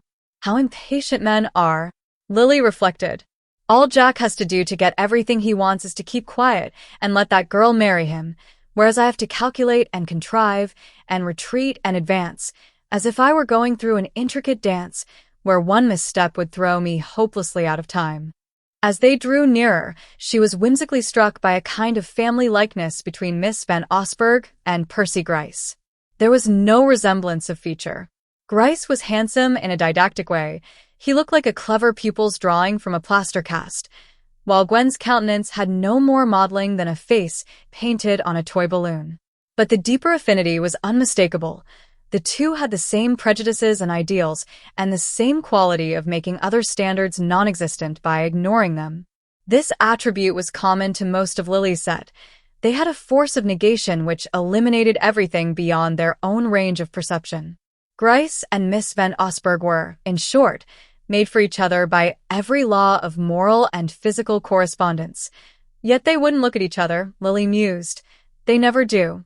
Each of them wants a creature of a different race, of Jack's race and mine, with all sorts of intuitions, sensations, and perceptions that they don't even guess the existence of. And they always get what they want. She stood talking with her cousin and Miss Van Osburgh, till a slight cloud on the latter's brow advised her that even cousinly amenities were subject to suspicion, and Miss Bart, mindful of the necessity of not exciting enmities at this crucial point of her career, dropped aside while the happy couple proceeded toward the tea-table. Seating herself on the upper step of the terrace, Lily leaned her head against the honeysuckles wreathing the balustrade. The fragrance of the late blossoms seemed an emanation of the tranquil scene, a landscape tutored to the last degree of rural elegance. In the foreground glowed the warm tints of the gardens. Beyond the lawn, with its pyramidal pale gold maples and velvety firs, sloped pastures dotted with cattle, and through a long glade the river widened like a lake under the silver light of September. Lily did not want to join the circle about the tea-table. They represented the future she had chosen, and she was content with it, but in no haste to anticipate its joys. The certainty that she could marry Percy Gryce when she pleased had lifted a heavy load from her mind, and her money troubles were too recent for their removal not to leave a sense of relief, which a less discerning intelligence might have taken for happiness. Her vulgar cares were at an end. She would be able to arrange her life as she pleased, to soar into that empyrean of security where creditors cannot penetrate. She would have smarter gowns than Judy Trenor and far more jewels than Bertha Dorset. She would be free forever from the shifts, the expedients, the humiliations of the relatively poor. Instead of having to flatter, she would be flattered. Instead of being grateful, she would receive thanks. There were old scores she could pay off as well as old benefits she could return. And she had no doubts as to the extent of her power. She knew that Mr. Gryce was of the small cherry type most inaccessible to impulses and emotions. He had the kind of character in which prudence is a vice, and good advice the most dangerous nourishment. But Lily had known the species before. She was aware that such a guarded nature must find one huge outlet of egoism, and she determined to be to him what his Americana had hitherto been, the one possession in which he took sufficient pride to spend money on it. She knew that this generosity to self is one of the forms of meanness, and she resolved so to identify herself with her husband's vanity that to gratify her wishes would be to him the most exquisite form of self-indulgence. The system might at first necessitate a resort to some of the very shifts and expedients from which she intended it should free her, but she felt sure that in a short time she would be able to play the game in her own way. How should she have distrusted her powers? Her beauty itself was not the mere ephemeral possession it might have been in the hands of inexperience. Her skill in enhancing it, the care she took of it, the use she made of it, seemed to give it a kind of permanence. She felt she could trust it to carry her through to the end. And the end, on the whole, was worthwhile. Life was not the mockery she had thought it 3 days ago. There was room for her, after all, in this crowded, selfish world of pleasure whence, so short a time since, her poverty had seemed to exclude her. These people whom she had ridiculed and yet envied were glad to make a place for her in the charmed circle about which all her desires revolved. They were not as brutal and self-engrossed as she had fancied, or rather, since it would no longer be necessary to flatter and humor them, that side of their nature became less conspicuous. Society is a revolving body which is apt to be judged according to its place in each man's heaven, and at present it was turning its illuminated face to Lily. In the rosy glow it diffused, her companions seemed full of amiable qualities. She liked their elegance, their lightness, their lack of emphasis. Even the self-assurance which at times was so like obtuseness now seemed the natural sign of social ascendancy. They were lords of the only world she cared for, and they were ready to admit her to their ranks and let her lord it with them. Already she felt within her a stealing allegiance to their standards, an acceptance of their limitations, a disbelief in the things they did not believe in, a contemptuous pity for the people who were not able to live as they lived. The early sunset was slanting across the park. Through the boughs of the long avenue beyond the gardens, she caught the flash of wheels and divined that more visitors were approaching. There was a movement behind her, a scattering of steps and voices. It was evident that the party about the tea table was breaking up. Presently, she heard a tread behind her on the terrace. She supposed that Mr. Gryce had at last found means to escape from his predicament, and she smiled at the significance of his coming to join her instead of beating an instant retreat to the fireside. She turned to give him the welcome which such gallantry deserved, but her greeting wavered into a blush of wonder, for the man who had approached her was Lawrence Selden. "You see, I came after all," he said, but before she had time to answer, Mrs. Dorset, breaking away from a lifeless colloquy with her host, had stepped between them with a little gesture of appropriation. Chapter 5. The observance of Sunday at Bellomont was chiefly marked by the punctual appearance of the smart omnibus destined to convey the household to the little church at the gates. Whether anyone got into the omnibus or not was a matter of secondary importance, since by standing there it not only bore witness to the orthodox intentions of the family, but made Mrs. Trenor feel, when she finally heard it drive away, that she had somehow vicariously made use of it. It was Mrs. Trenor's theory that her daughters actually did go to church every Sunday, But their French governess's convictions calling her to the rival fane, and the fatigues of the week keeping their mother in her room till luncheon, there was seldom anyone present to verify the fact. Now and then, in a spasmodic burst of virtue, when the house had been too uproarious overnight, Gus Trenor forced his genial bulk into a tight frock coat and routed his daughters from their slumbers. But habitually, as Lily explained to Mr. Gryce, this parental duty was forgotten till the church bells were ringing across the park, and the omnibus had driven away empty. Lily had hinted to Mr. Gryce that this neglect of religious observances was repugnant to her early traditions, and that during her visits to Belomont she regularly accompanied Muriel and Hilda to church. This tallied with the assurance, also confidentially imparted, that, never having played bridge before, she had been dragged into it on the night of her arrival, and had lost an appalling amount of money in consequence of her ignorance of the game and of the rules of betting. Mr. Gryce was undoubtedly enjoying Belomont. He liked the ease and glitter of the life, and the luster conferred on him by being a member of this group of rich and conspicuous people. But he thought it a very materialistic society. There were times when he was frightened by the talk of the men and the looks of the ladies, and he was glad to find that Miss Bart, for all her ease and self-possession, was not at home in so ambiguous an atmosphere. For this reason, he had been especially pleased to learn that she would, as usual, attend the young Trenors to church on Sunday morning, and as he paced the gravel sweep before the door, his light overcoat on his arm and his prayer book in one carefully gloved hand, he reflected agreeably on the strength of character which kept her true to her early training in surroundings so subversive to religious principles.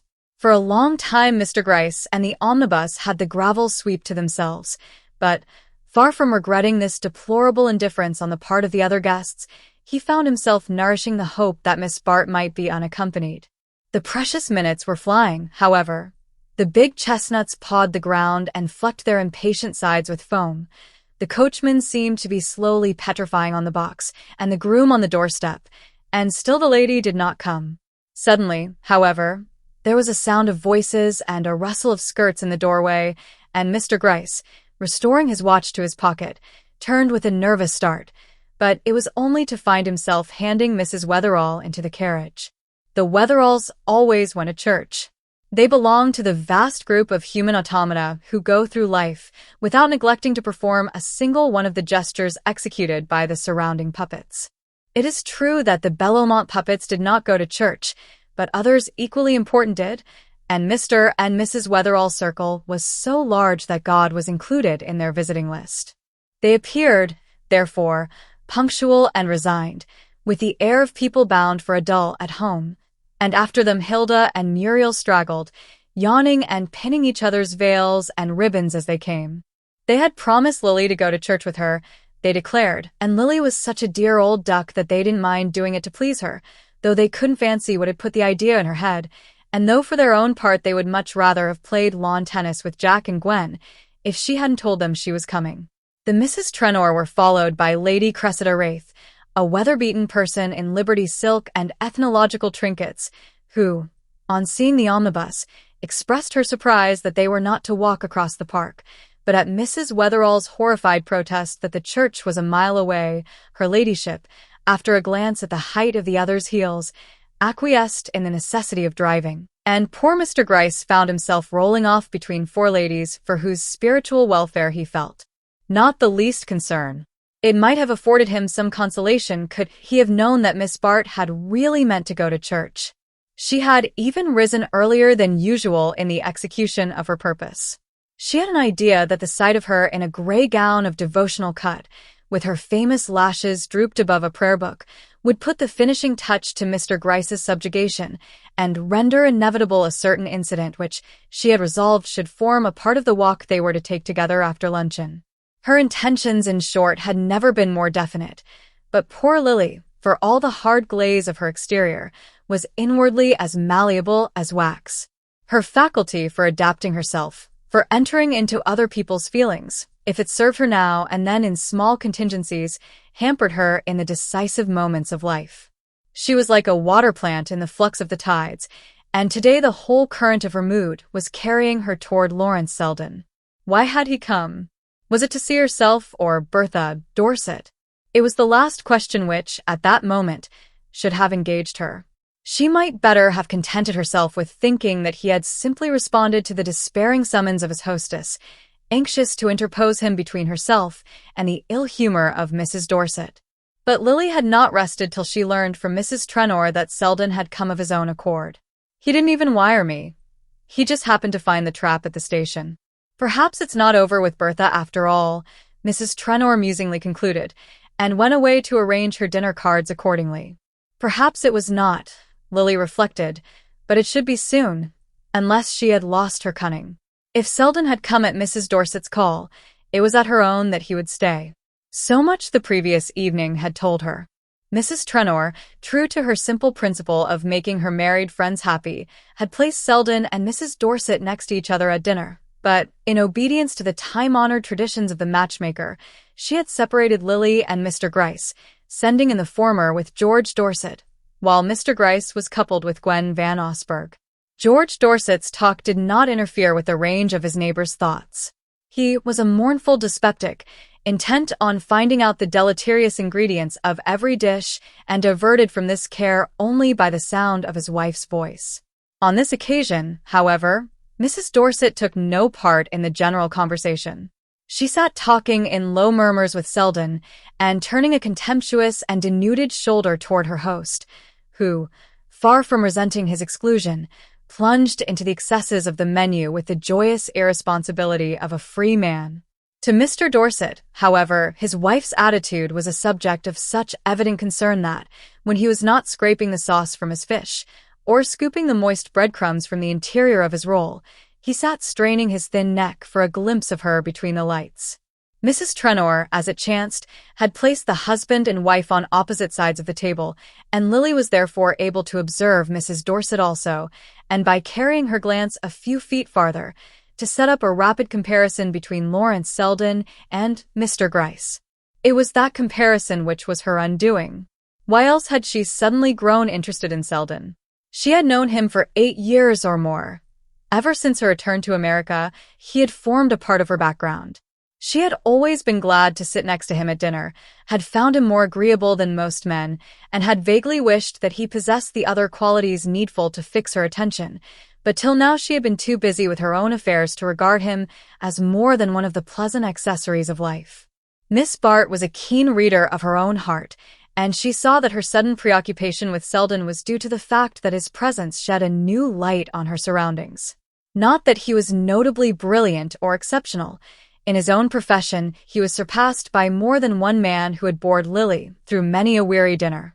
It was rather that he had preserved a certain social detachment, a happy air of viewing the show objectively, of having points of contact outside the great gilt cage in which they were all huddled for the mob to gape at.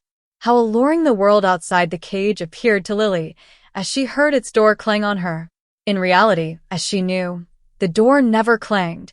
It stood always open, but most of the captives were like flies in a bottle, and having once flown in, could never regain their freedom. It was Selden's distinction that he had never forgotten the way out. That was the secret of his way of readjusting her vision. Lily, turning her eyes from him, found herself scanning her little world through his retina. It was as though the pink lamps had been shut off and the dusty daylight let in. She looked down the long table, studying its occupants one by one, from Gus Trenor, with his heavy carnivorous head sunk between his shoulders as he preyed on a jellied plover, to his wife, at the opposite end of the long bank of orchids, suggestive, with her glaring good looks, of a jeweler's window lit by electricity. And between the two, what a long stretch of vacuity. How dreary and trivial these people were. Lily reviewed them with a scornful impatience. Carrie Fisher, with her shoulders, her eyes, her divorces, her general air of embodying a spicy paragraph. Young Silverton, who had meant to live on proofreading and write an epic, and who now lived on his friends and had become critical of truffles. Alice Wetherall, an animated visiting list, whose most fervid convictions turned on the wording of invitations and engraving of dinner cards. Wetherall, with his perpetual nervous nod of acquiescence, his air of agreeing with people before he knew what they were saying. Jack Stepney, with his confident smile and anxious eyes, halfway between the sheriff and an heiress, Gwen Van Osberg, with all the guileless confidence of a young girl who has always been told that there is no one richer than her father. Lily smiled at her classification of her friends. How different they had seemed to her a few hours ago. Then they had symbolized what she was gaining, now they stood for what she was giving up. That very afternoon they had seemed full of brilliant qualities. Now she saw that they were merely dull in a loud way. Under the glitter of their opportunities, she saw the poverty of their achievement. It was not that she wanted them to be more disinterested, but she would have liked them to be more picturesque. And she had a shamed recollection of the way in which, a few hours since, she had felt the centripetal force of their standards. She closed her eyes an instant, and the vacuous routine of the life she had chosen stretched before her like a long white road without dip or turning. It was true she was to roll over it in a carriage instead of trudging it on foot, but sometimes the pedestrian enjoys the diversion of a shortcut which is denied to those on wheels. She was roused by a chuckle which Mr. Dorset seemed to eject from the depths of his lean throat. "I say, do look at her," he exclaimed, turning to Miss Bart with lugubrious merriment. "I beg your pardon, but do just look at my wife making a fool of that poor devil over there. One would really suppose she was gone on him, and it's all the other way round, I assure you." Thus adjured, Lily turned her eyes on the spectacle which was affording Mr. Dorset such legitimate mirth. It certainly appeared, as he said, that Mrs. Dorset was the more active participant in the scene. Her neighbor seemed to receive her advances with a temperate zest which did not distract him from his dinner. The sight restored Lily's good humor, and knowing the peculiar disguise which Mr. Dorset's marital fears assumed, she asked gaily, "Aren't you horribly jealous of her?" Dorset greeted the sally with delight. "Oh, abominably.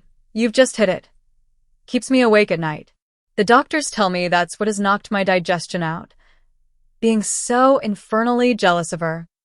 I can't eat a mouthful of this stuff, you know," he added suddenly, pushing back his plate with a clouded countenance, and Lily, unfailingly adaptable, accorded her radiant attention to his prolonged denunciation of other people's cooks, with a supplementary tirade on the toxic qualities of melted butter.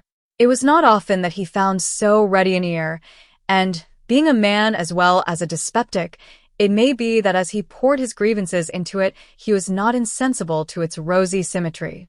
At any rate, he engaged Lily so long that the sweets were being handed when she caught a phrase on her other side, where Miss Corby, the comic woman of the company, was bantering Jack Stepney on his approaching engagement.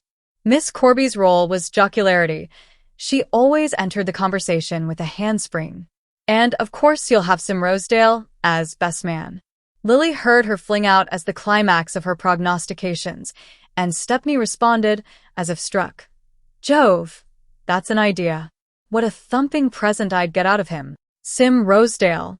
The name, made more odious by its diminutive, obtruded itself on Lily's thoughts like a leer.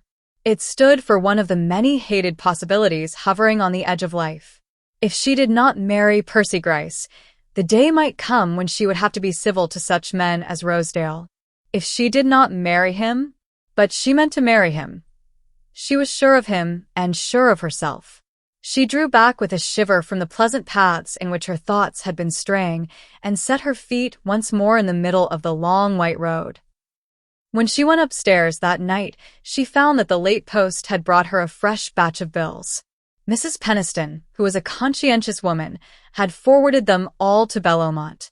Miss Bart, accordingly, rose the next morning with the most earnest conviction that it was her duty to go to church.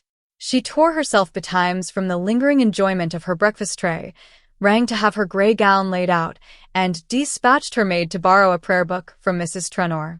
But her course was too purely reasonable not to contain the germs of rebellion. No sooner were her preparations made than they roused a smothered sense of resistance. A small spark was enough to kindle Lily's imagination, and the sight of the grey dress and the borrowed prayer book flashed a long light down the years. She would have to go to church with Percy Gryce every Sunday. They would have a front pew in the most expensive church in New York, and his name would figure handsomely in the list of parish charities. In a few years, when he grew stouter, he would be made a warden. Once in the winter the rector would come to dine, and her husband would beg her to go over the list and see that no divorcees were included, except those who had showed signs of penitence by being remarried to the very wealthy. There was nothing especially arduous in this round of religious obligations, but it stood for a fraction of that great bulk of boredom which loomed across her path. And who could consent to be bored on such a morning? Lily had slept well, and her bath had filled her with a pleasant glow, which was becomingly reflected in the clear curve of her cheek.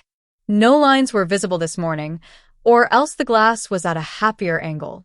And the day was the accomplice of her mood. It was a day for impulse and truancy. The light air seemed full of powdered gold. Below the dewy bloom of the lawns the woodlands blushed and smoldered, and the hills across the river swam in molten blue. Every drop of blood in Lily's veins invited her to happiness. The sound of wheels roused her from these musings, and leaning behind her shutters, she saw the omnibus take up its freight. She was too late then, but the fact did not alarm her. A glimpse of Mr. Gryce's crestfallen face even suggested that she had done wisely in absenting herself, since the disappointment he so candidly betrayed would surely whet his appetite for the afternoon walk. That walk she did not mean to miss.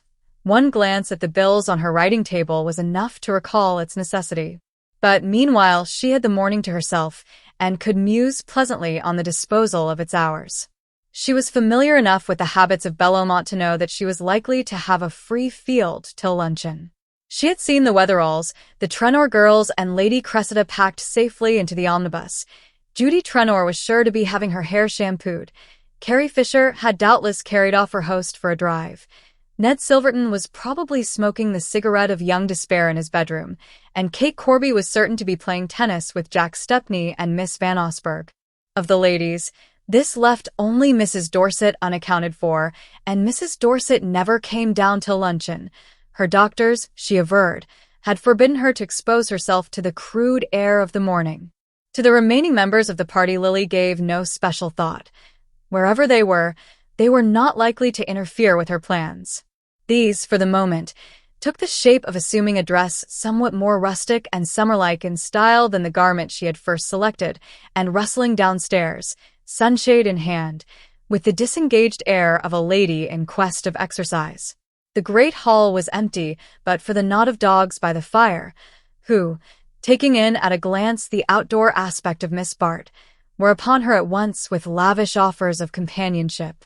She put aside the ramming paws which conveyed these offers, and assuring the joyous volunteers that she might presently have a use for their company, sauntered on through the empty drawing-room to the library at the end of the house.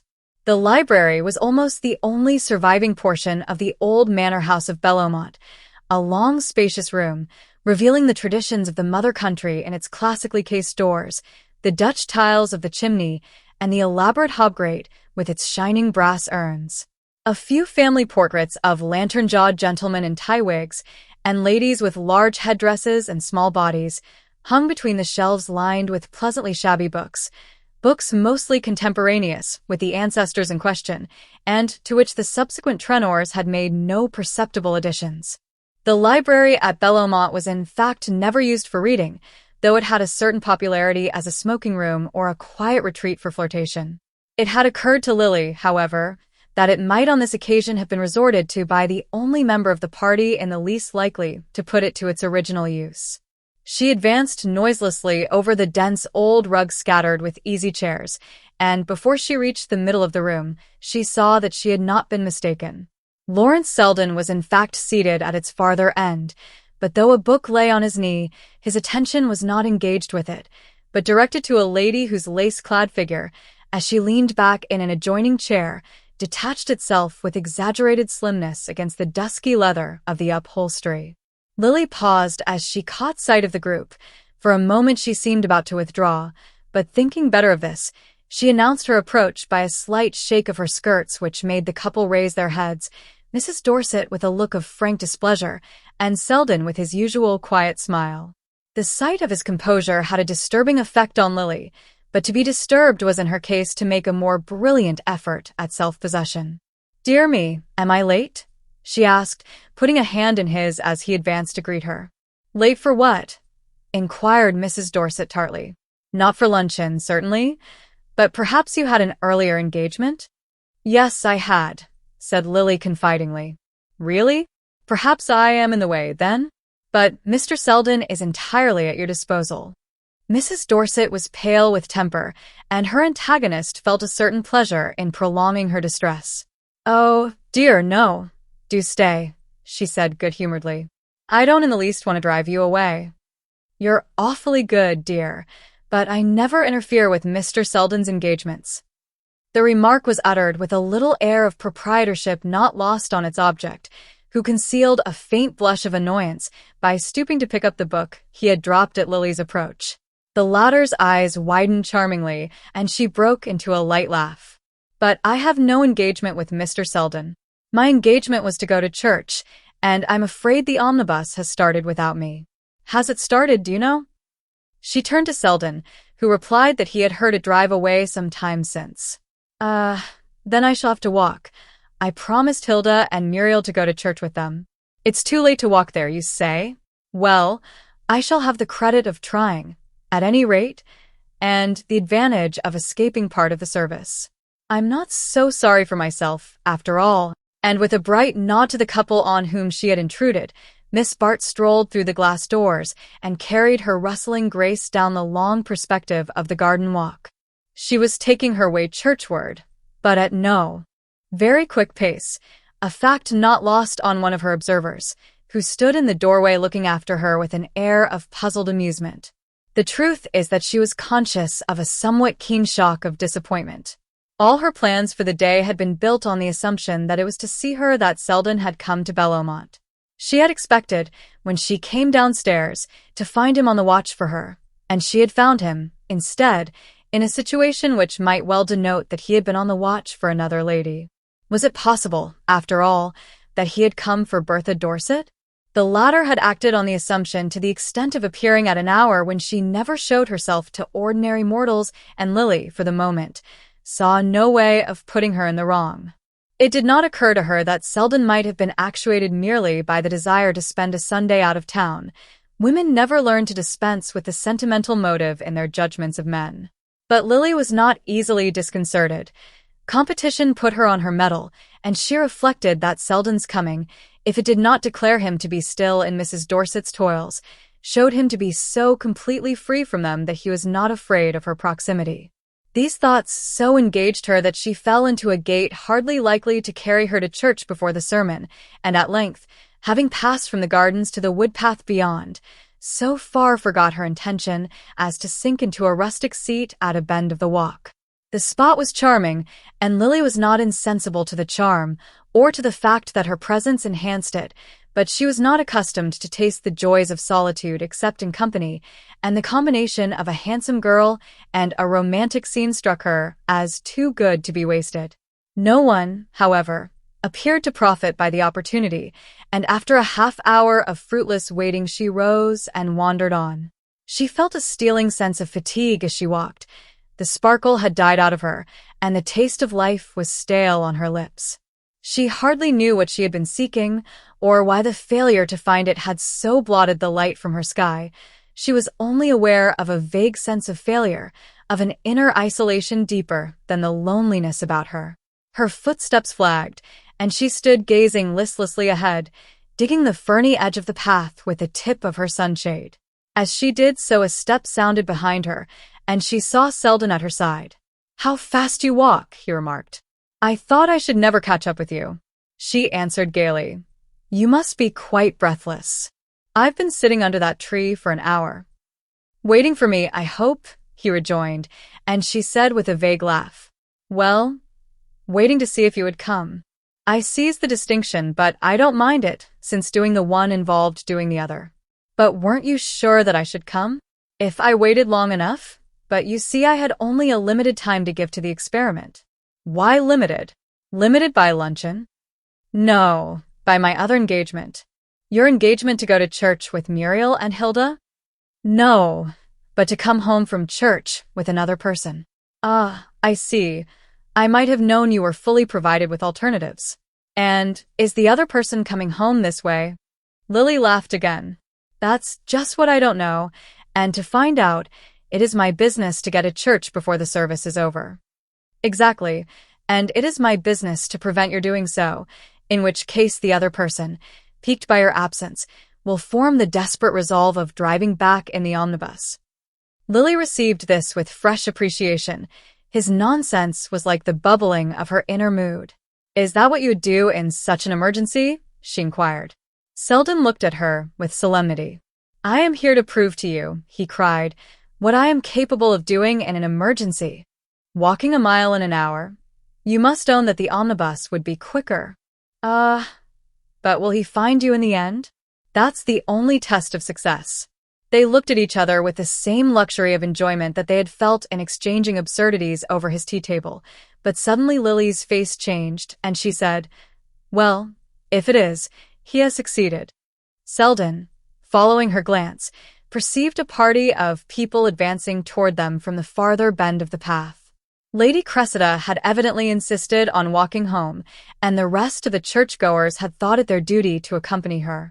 Lily's companion looked rapidly from one to the other of the two men of the party, Weatherall walking respectfully at Lady Cressida's side with his little sidelong look of nervous attention, and Percy Gryce bringing up the rear with Mrs. Weatherall and the Trenors.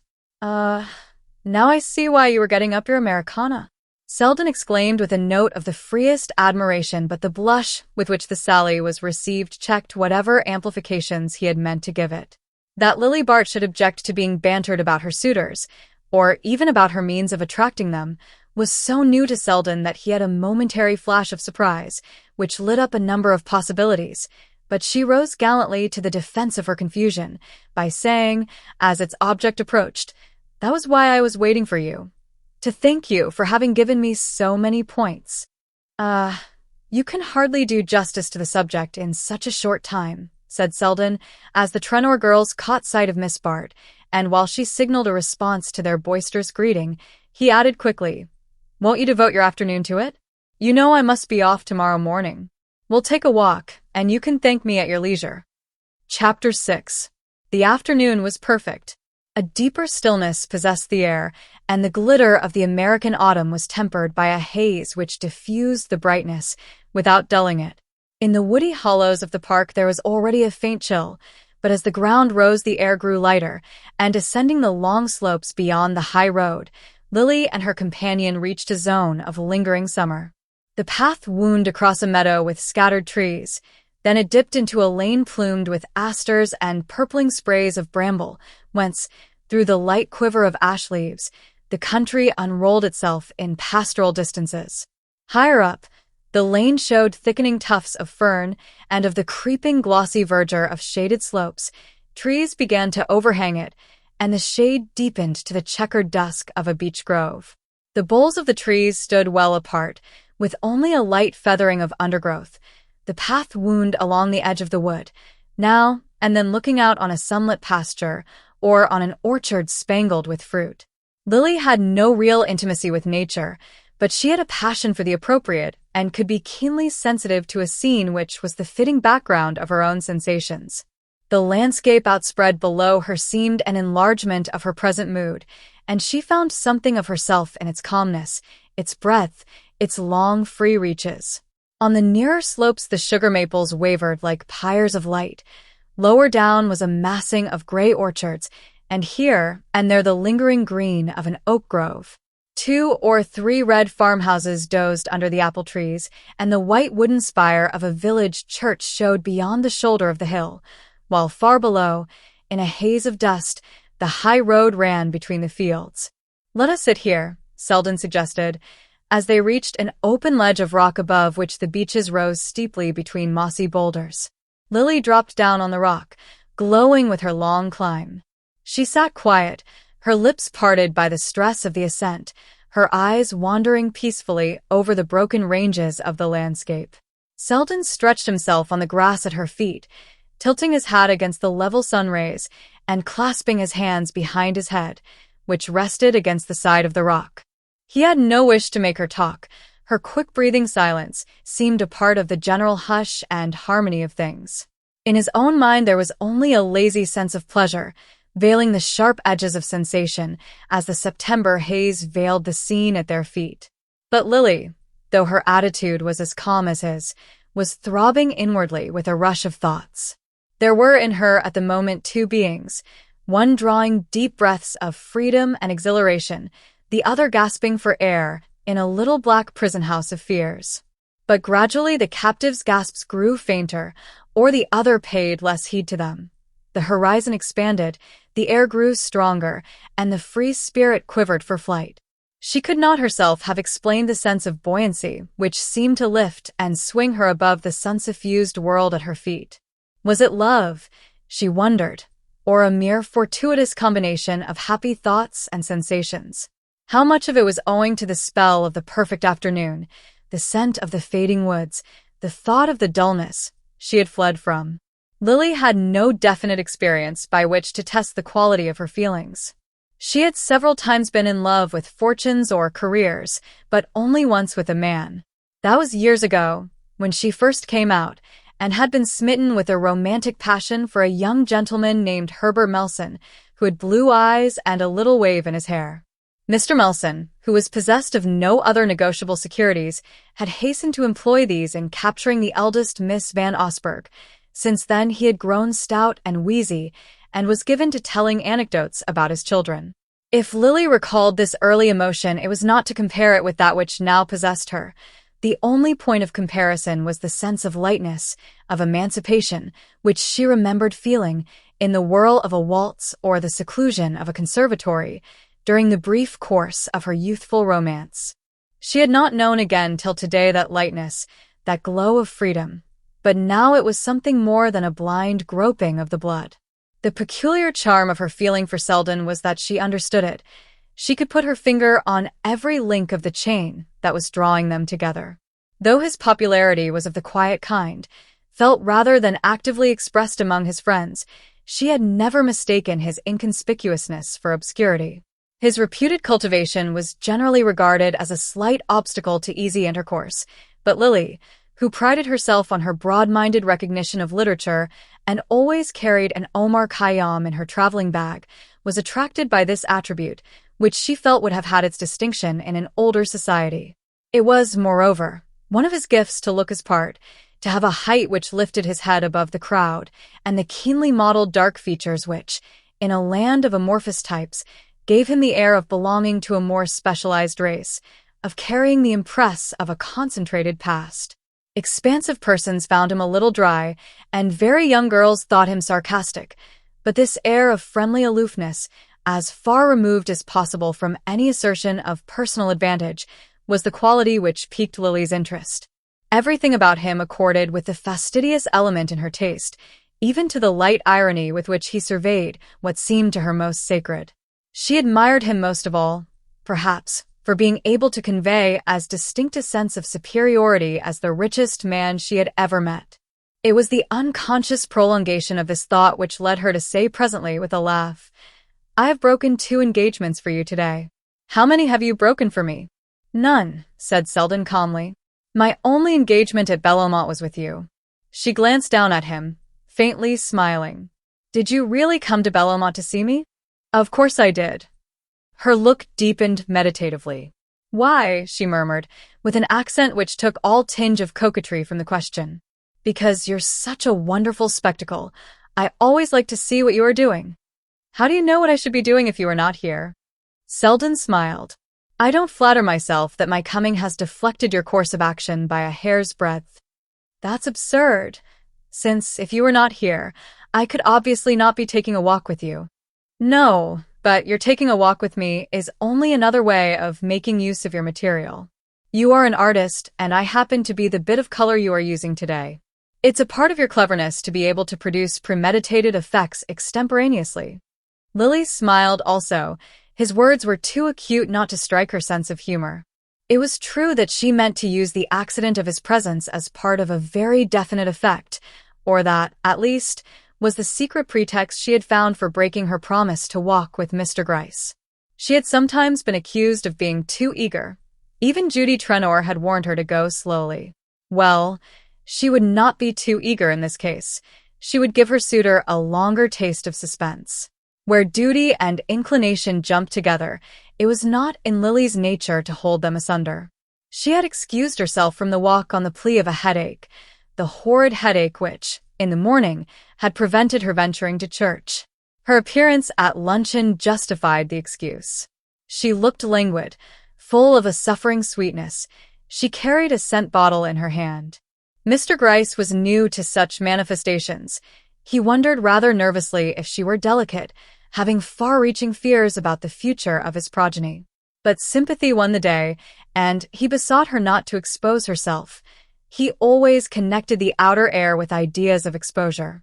Lily had received his sympathy with languid gratitude, urging him, since she should be such poor company, to join the rest of the party who, after luncheon, were starting in automobiles on a visit to the Van Osbergs at Peekskill. Mr. Gryce was touched by her disinterestedness and, to escape from the threatened vacuity of the afternoon, had taken her advice and departed mournfully, in a dust hood and goggles. As the motor car plunged down the avenue, she smiled at his resemblance to a baffled beetle. Selden had watched her maneuvers with lazy amusement. She had made no reply to his suggestion that they should spend the afternoon together, but as her plan unfolded itself, he felt fairly confident of being included in it. The house was empty when at length he heard her step on the stair and strolled out of the billiard room to join her. She had on a hat and walking dress, and the dogs were bounding at her feet.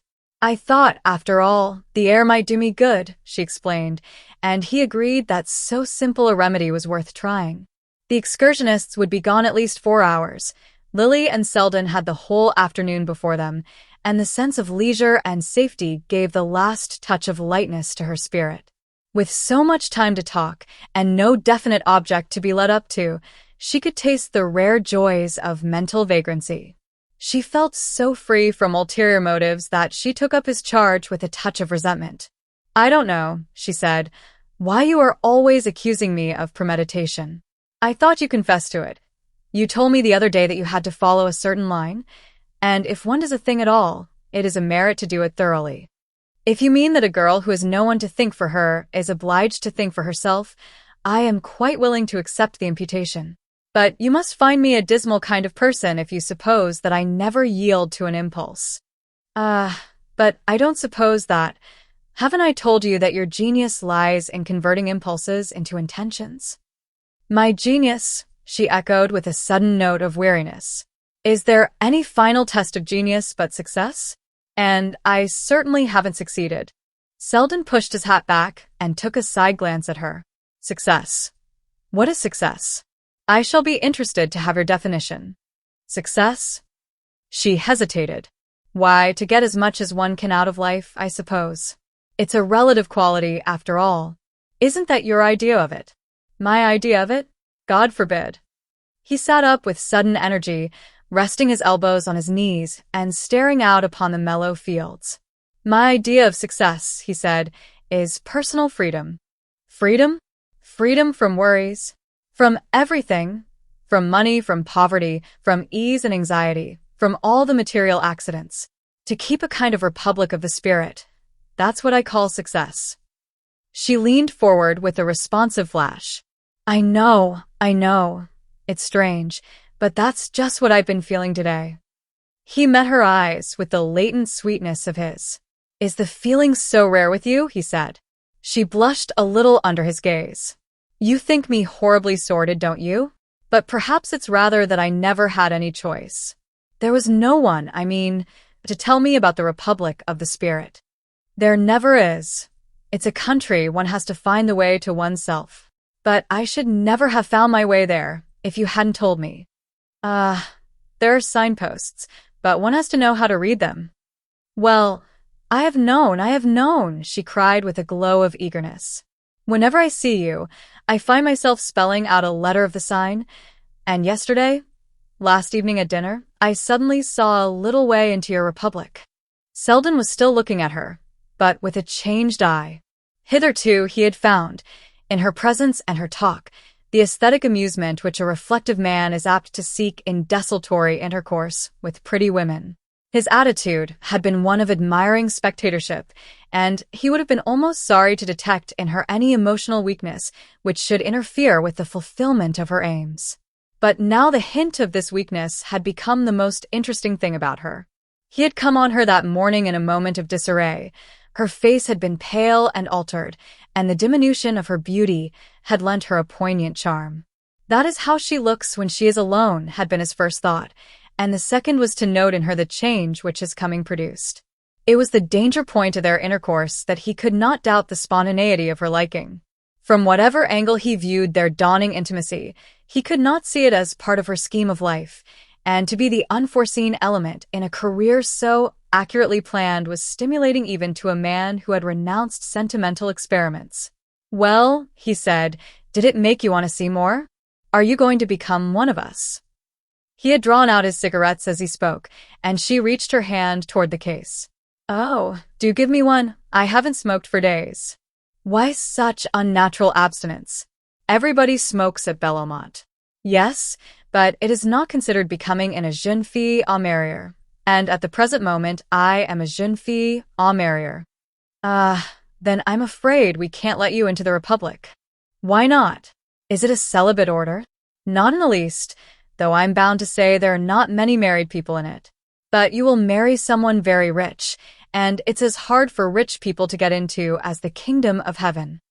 That's unjust, I think, because, as I understand it, one of the conditions of citizenship is not to think too much about money, and the only way not to think about money is to have a great deal of it. You might as well say that the only way not to think about air is to have enough to breathe. That is true enough in a sense, but your lungs are thinking about the air, if you are not. And so it is with your rich people. They may not be thinking of money, but they're breathing it all the while. Take them into another element and see how they squirm and gasp. Lily sat gazing absently through the blue rings of her cigarette smoke. "It seems to me," she said at length, "that you spend a good deal of your time in the element you disapprove of." Selden received this thrust without discomposure. "Yes, but I have tried to remain amphibious. It's all right as long as one's lungs can work in another air. The real alchemy consists in being able to turn gold back again into something else, and that's the secret that most of your friends have lost." Lily mused. "Don't you think," she rejoined after a moment, "that the people who find fault with society are too apt to regard it as an end and not a means, just as the people who despise money speak as if its only use were to be kept in bags and gloated over? Isn't it fairer to look at them both as opportunities, which may be used either stupidly or intelligently, according to the capacity of the user?" That is certainly the sane view, but the queer thing about society is that the people who regard it as an end are those who are in it, and not the critics on the fence. It's just the other way with most shows. The audience may be under the illusion, but the actors know that real life is on the other side of the footlights. The people who take society as an escape from work are putting it to its proper use, but when it becomes the thing worked for, it distorts all the relations of life. Selden raised himself on his elbow. "Good heavens," he went on, "I don't underrate the decorative side of life. It seems to me the sense of splendor has justified itself by what it has produced. The worst of it is that so much human nature is used up in the process.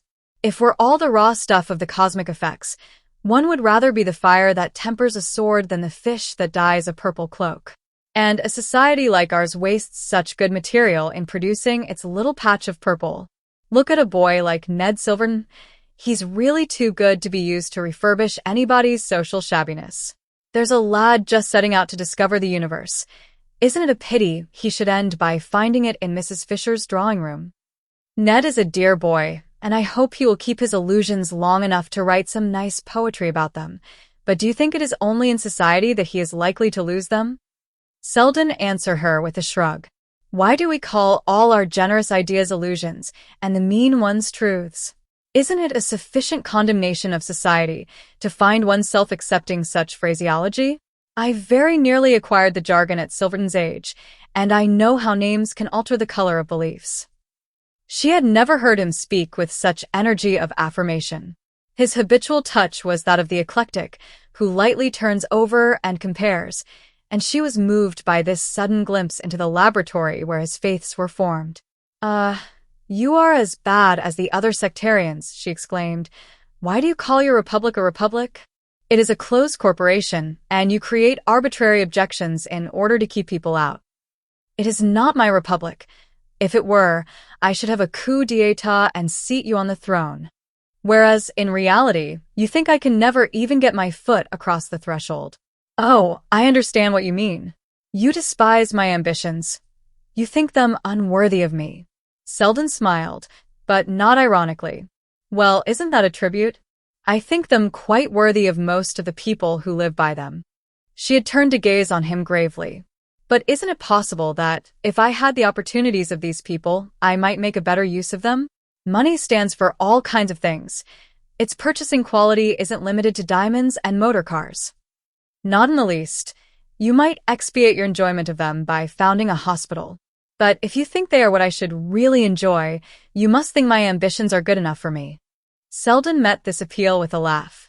My dear Miss Bart, I am not divine providence, to guarantee you're enjoying the things you are trying to get. Then the best you can say for me is that after struggling to get them, I probably shan't like them? She drew a deep breath. What a miserable future you foresee for me. Well, have you never foreseen it for yourself? The slow color rose to her cheek, not a blush of excitement, but drawn from the deep wells of feeling. It was as if the effort of her spirit had produced it. Often and often, she said. But it looks so much darker when you show it to me. He made no answer to this exclamation, and for a while they sat silent, while something throbbed between them in the wide quiet of the air. But suddenly she turned on him, with a kind of vehemence. Why do you do this to me? She cried. Why do you make the things I have chosen seem hateful to me, if you have nothing to give me instead? The words roused Selden from the musing fit into which he had fallen. He himself did not know why he had led their talk along such lines. It was the last use he would have imagined himself making of an afternoon's solitude with Miss Bart. But it was one of those moments when neither seemed to speak deliberately, when an indwelling voice in each called to the other across unsound depths of feeling. No, I have nothing to give you instead, he said, sitting up and turning so that he faced her. If I had, it should be yours, you know. She received this abrupt declaration in a way even stranger than the manner of its making. She dropped her face on her hands, and he saw that for a moment she wept. It was for a moment only, however, for when he leaned nearer and drew down her hands with a gesture less passionate than grave, she turned on him a face softened but not disfigured by emotion, and he said to himself, somewhat cruelly, that even her weeping was an art. The reflection steadied his voice as he asked, between pity and irony, Isn't it natural that I should try to belittle all the things I can offer you? Her face brightened at this, but she drew her hand away, not with a gesture of coquetry, but as though renouncing something to which she had no claim.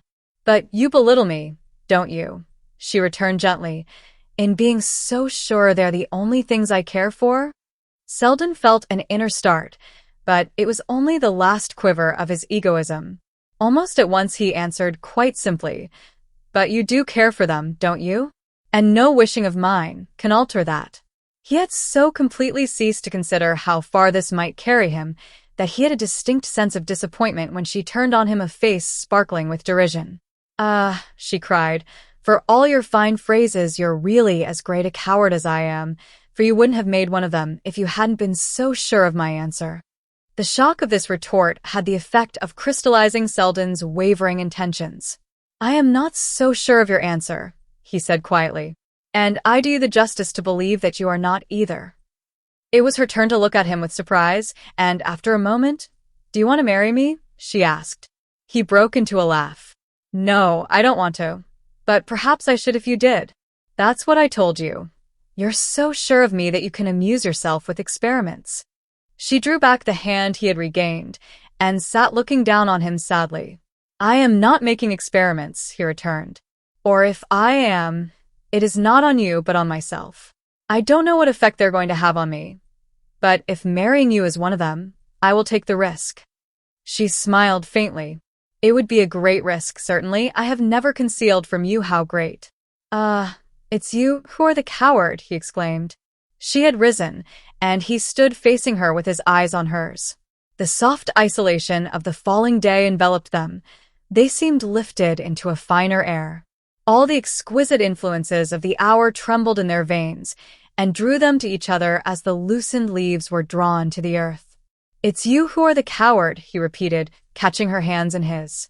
She leaned on him for a moment, as if with a drop of tired wings. He felt as though her heart were beating rather with the stress of a long flight than the thrill of new distances. Then, drawing back with a little smile of warning, "I shall look hideous in dowdy clothes, but I can trim my own hats," she declared. They stood silent for a while after this, smiling at each other like adventurous children who have climbed to a forbidden height from which they discover a new world. The actual world at their feet was veiling itself in dimness, and across the valley a clear moon rose in the denser blue.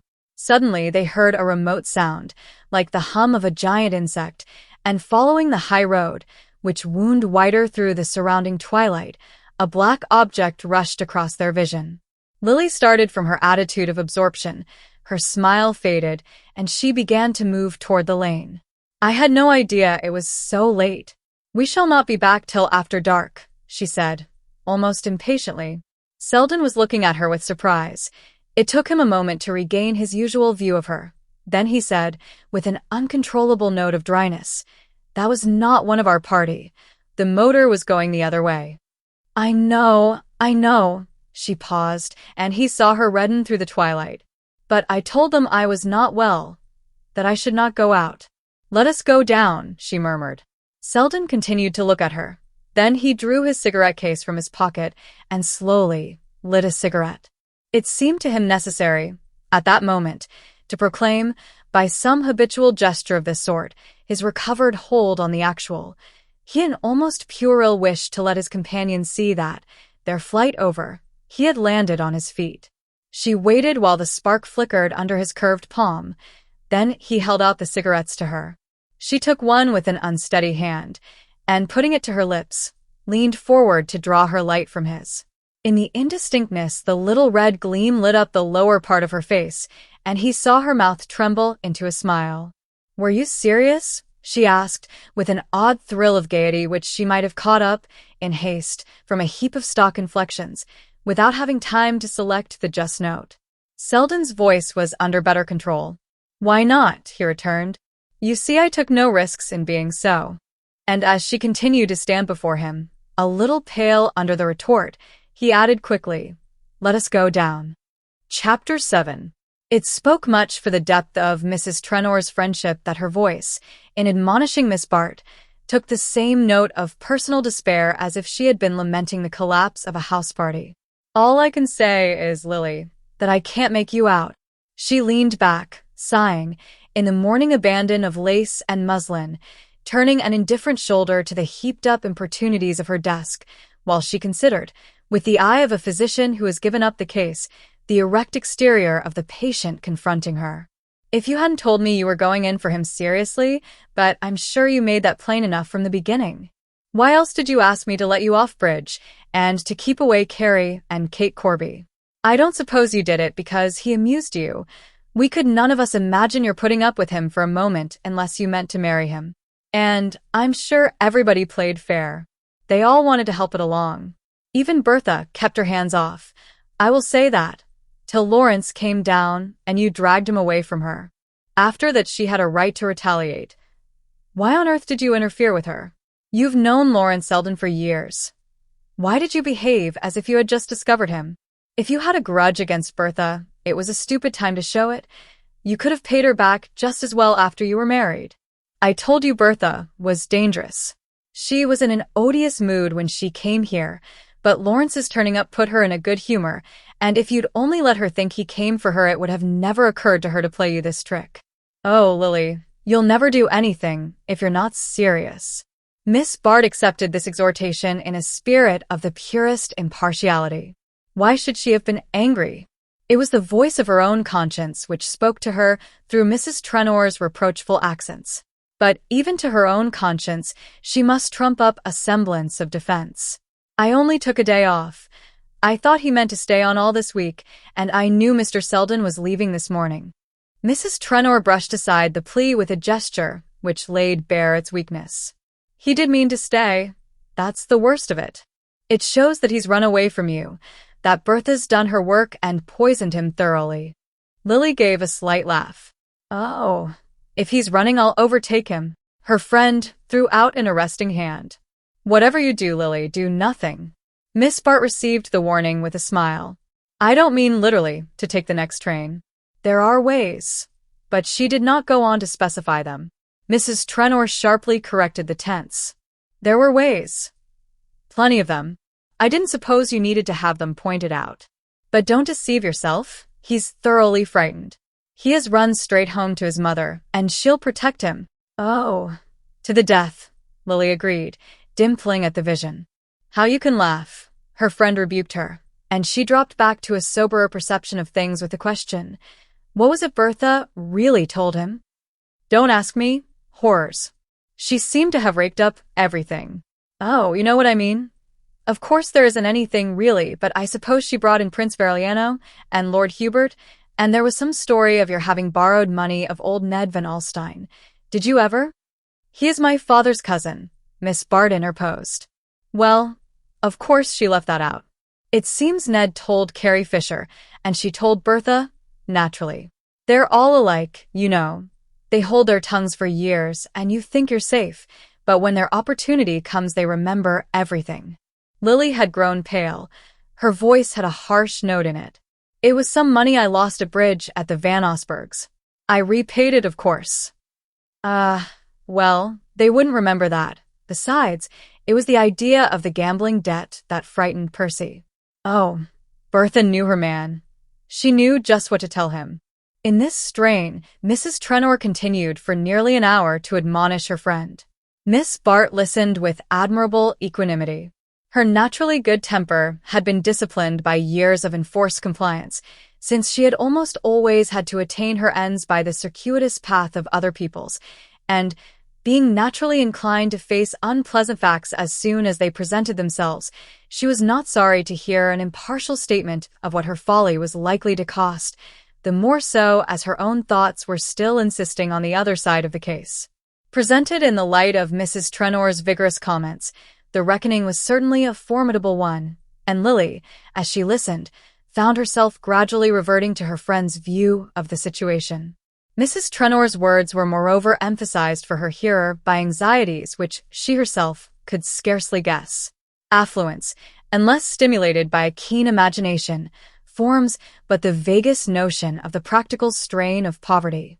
Judy knew it must be horrid for poor Lily to have to stop to consider whether she could afford real lace on her petticoats, and not to have a motor car and a steam yacht at her orders, but the daily friction of unpaid bills, the daily nibble of small temptations to expenditure, were trials as far out of her experience as the domestic problems of the charwoman. Mrs. Trenor's unconsciousness of the real stress of the situation had the effect of making it more galling to Lily. While her friend reproached her for missing the opportunity to eclipse her rivals, she was once more battling in imagination with the mounting tide of indebtedness from which she had so nearly escaped. What wind of folly had driven her out again on those dark seas? If anything was needed to put the last touch to her self-abasement, it was the sense of the way her old life was opening its ruts again to receive her. Yesterday her fancy had fluttered free pinions above a choice of occupations. Now she had dropped to the level of the familiar routine, in which moments of seeming brilliancy and freedom alternated with long hours of subjection. She laid a deprecating hand on her friend's. Dear Judy, I'm sorry to have been such a bore, and you are very good to me. But you must have some letters for me to answer. Let me at least be useful. She settled herself at the desk, and Mrs. Trenor accepted her resumption of the morning's task with a sigh, which implied that, after all, she had proved herself unfit for higher uses. The luncheon table showed a depleted circle. All the men but Jack Stepney and Dorset had returned to town. It seemed to Lily a last touch of irony that Selden and Percy Gryce should have gone in the same train, and Lady Cressida and the attendant Wetheralls had been dispatched by motor to lunch at a distant country house. At such moments of diminished interest it was usual for Mrs. Dorset to keep her room till the afternoon, but on this occasion she drifted in when luncheon was half over, hollow-eyed and drooping, but with an edge of malice under her indifference. She raised her eyebrows as she looked about the table. How few of us are left. I do so enjoy the quiet. Don't you, Lily? I wish the men would always stop away. It's really much nicer without them. Oh, you don't count, George. One doesn't have to talk to one's husband. But I thought Mr. Gryce was to stay for the rest of the week, she added inquiringly. Didn't he intend to, Judy? He's such a nice boy. I wonder what drove him away? He is rather shy, and I'm afraid we may have shocked him. He has been brought up in such an old-fashioned way. Do you know, Lily, he told me he had never seen a girl play cards for money till he saw you doing it the other night? And he lives on the interest of his income and always has a lot left over to invest. Mrs. Fisher leaned forward eagerly. I do believe it is someone's duty to educate that young man. It is shocking that he has never been made to realize his duties as a citizen. Every wealthy man should be compelled to study the laws of his country. Mrs. Dorset glanced at her quietly. I think he has studied the divorce laws. He told me he had promised the bishop to sign some kind of a petition against divorce.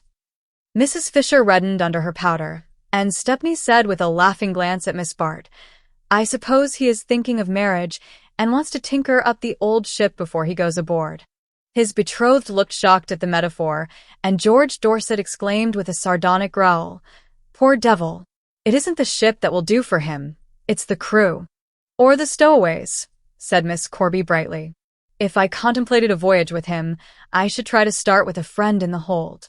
Miss Van Osburgh's vague feeling of pique was struggling for appropriate expression. I'm sure I don't see why you laugh at him. I think he's very nice, she exclaimed, and, at any rate, a girl who married him would always have enough to be comfortable. She looked puzzled at the redoubled laughter which hailed her words, but it might have consoled her to know how deeply they had sunk into the breast of one of her hearers. Comfortable. At that moment the word was more eloquent to Lily Bart than any other in the language. She could not even pause to smile over the heiress's view of a colossal fortune as a mere shelter against want. Her mind was filled with the vision of what that shelter might have been to her. Mrs. Dorset's pinpricks did not smart, for her own irony cut deeper. No one could hurt her as much as she was hurting herself, for no one else, not even Judy Trenor, knew the full magnitude of her folly. She was roused from these unprofitable considerations by a whispered request from her hostess, who drew her apart as they left the luncheon table. Lily, dear, if you've nothing special to do, may I tell Carrie Fisher that you intend to drive to the station and fetch Gus? He will be back at 4, and I know she has it in her mind to meet him.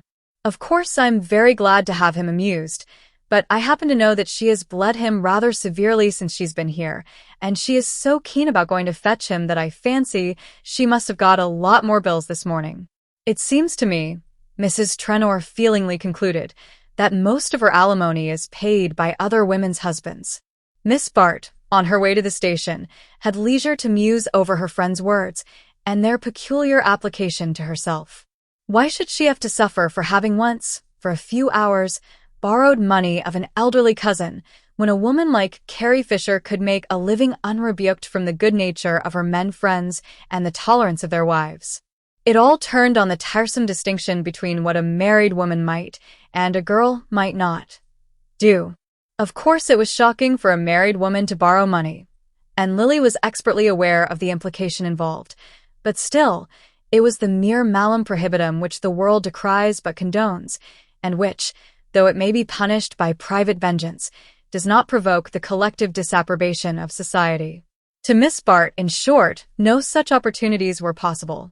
She could of course borrow from her women friends, 100 here or there at the utmost, but they were more ready to give a gown or a trinket, and looked a little askance when she hinted her preference for a cheque.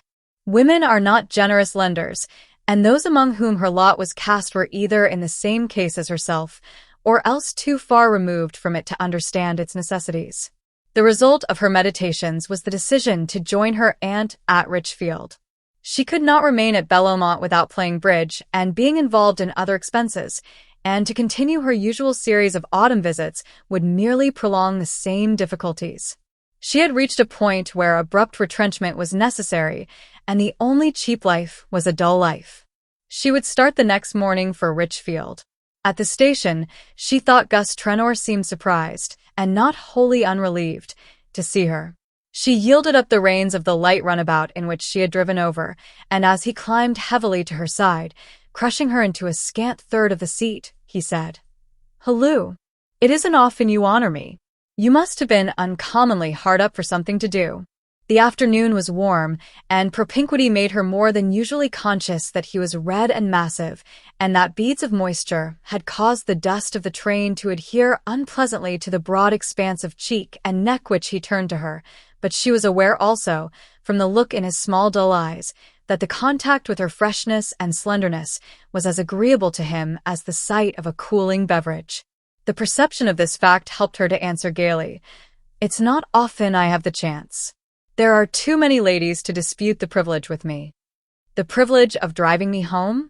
Well, I'm glad you won the race, anyhow. But I know what really happened. My wife sent you. Now, didn't she?" He had the dull man's unexpected flashes of astuteness, and Lily could not help joining in the laugh with which he had pounced on the truth. "You see, Judy thinks I'm the safest person for you to be with, and she's quite right," she rejoined. "Oh, is she though? If she is, it's because you wouldn't waste your time on an old hulk like me. We married men have to put up with what we can get. All the prizes are for the clever chaps who've kept a free foot. Let me light a cigar, will you? I've had a beastly day of it." He drew up in the shade of the village street and passed the reins to her while he held a match to his cigar. The little flame under his hand cast a deeper crimson on his puffing face, and Lily averted her eyes with a momentary feeling of repugnance. And yet some women thought him handsome. As she handed back the reins, she said sympathetically, "Did you have such a lot of tiresome things to do?" "I should say so, rather." Trenor, who was seldom listened to, either by his wife or her friends, settled down into the rare enjoyment of a confidential talk. "You don't know how a fellow has to hustle to keep this kind of thing going." He waved his whip in the direction of the Bellomont acres, which lay outspread before them in opulent undulations. "Judy has no leaves the dining room," suggested Miss Farish, linking her arm in her friend's. It was characteristic of her to take a sentimental and unenvious interest in all the details of a wedding. She was the kind of person who always kept her handkerchief out during the service and departed clutching a box of wedding cake. "Isn't everything beautifully done?" she pursued, as they entered the distant drawing room assigned to the display of Miss Van Osburgh's bridal spoils. "I always say no one does things better than Cousin Grace. Did you ever taste anything more delicious than that mousse of lobster with champagne sauce? I made up my mind weeks ago that I wouldn't miss this wedding, and just fancy how delightfully it all came about. When Lawrence Selden heard I was coming, he insisted on fetching me himself and driving me to the station, and when we go back this evening I am to dine with him at Sherry's. I really feel as excited as if I were getting married myself." Lily smiled. She knew that Selden had always been kind to his dull cousin, and she had sometimes wondered why he wasted so much time in such an unremunerative manner, but now the thought gave her a vague pleasure. "Do you see him often?" she asked. "Yes, he is very good about dropping in on Sundays. And now and then we do a play together. But lately I haven't seen much of him. He doesn't look well, and he seems nervous and unsettled. The dear fellow. I do wish he would marry some nice girl. I told him so today, but he said he didn't care for the really nice ones and the other kind didn't care for him. But that was just his joke, of course. He could never marry a girl who wasn't nice. Oh, my dear, did you ever see such pearls?" They had paused before the table on which the bride's jewels were displayed, and Lily's heart gave an envious throb as she caught the refraction of light from their surfaces, the milky gleam of perfectly matched pearls, the flash of rubies relieved against contrasting velvet, the intense blue rays of sapphires kindled into light by surrounding diamonds, all these precious tints enhanced and deepened by the varied art of their setting. The glow of the stones warmed Lily's veins like wine. More completely than any other expression of wealth, they symbolized the life she longed to lead, the life of fastidious aloofness and refinement in which every detail should have the finish of a jewel, and the whole form a harmonious setting to her own jewel-like rareness. "Oh, Lily, do look at this diamond pendant. It's as big as a dinner plate. Who can have given it?" Miss Farish bent short-sightedly over the accompanying card. "Mr. Simon Rosedale." "What? That horrid man." "Oh, yes. I remember he's a friend of Jack's, and I suppose Cousin Grace had to ask him here today, but she must rather hate having to let Gwen accept such a present from him." Lily smiled. She doubted Mrs. Van Osburgh's reluctance, but was aware of Miss Farish's habit of ascribing her own delicacies of feeling to the persons least likely to be encumbered by them. "Well, if Gwen doesn't care to be seen wearing it, she can always exchange it for something else," she remarked. "Ah, here's something so much prettier," Miss Farish continued. "Do look at this exquisite white sapphire. I'm sure the person who chose it must have taken particular pains. What is the name? Percy Gryce? Ah, then I'm not surprised." She smiled significantly as she replaced the card. "Of course you've heard that he's perfectly devoted to Evie Van Osburgh? A Cousin Grace is so pleased about it. It's quite a romance. He met her first at the George Dorset's, only about 6 weeks ago, and it's just the nicest possible marriage for dear Evie. Oh, I don't mean the money. Of course she has plenty of her own, but she's such a quiet stay-at-home kind of girl, and it seems he has just the same tastes, so they are exactly suited to each other." Lily stood staring vacantly at the white sapphire on its velvet bed. Evie Van Osburgh and Percy Gryce? The names rang derisively through her brain. Evie van Osburgh. The youngest, dumpiest, dullest of the 4 dull and dumpy daughters whom Mrs. Van Osburgh, with unsurpassed astuteness, had placed one by one in enviable niches of existence. Ah, lucky girls who grow up in the shelter of a mother's love, a mother who knows how to contrive opportunities without conceding favors, how to take advantage of propinquity without allowing appetite to be dulled by habit. The cleverest girl may miscalculate where her own interests are concerned, may yield too much at one moment and withdraw too far at the next. It takes a mother's unerring vigilance and foresight to land her daughters safely in the arms of wealth and suitability. Lily's passing lightheartedness sank beneath a renewed sense of failure. Life was too stupid, too blundering. Why should Percy Gryce's millions be joined to another great fortune? Why should this clumsy girl be put in possession of powers she would never know how to use? She was roused from these speculations by a familiar touch on her arm, and turning sawdust Trenor beside her. She felt a thrill of vexation. What right had he to touch her? Luckily, Gertie Farish had wandered off to the next table, and they were alone. Trenor, looking stouter than ever in his tight frock coat and unbecomingly flushed by the bridal libations, gazed at her with undisguised approval. "By Jove, Lily, you do look a stunner." He had slipped insensibly into the use of her Christian name, and she had never found the right moment to correct him. Besides, in her set all the men and women called each other by their Christian names. It was only on Trenor's lips that the familiar address had an unpleasant significance. "Well," he continued, still jovially impervious to her annoyance, "have you made up your mind which of these little trinkets you mean to duplicate at Tiffany's tomorrow? I've got a check for you in my pocket that will go a long way in that line." Lily gave him a startled look. His voice was louder than usual, and the room was beginning to fill with people. But as her glance assured her that they were still beyond earshot, a sense of pleasure replaced her apprehension.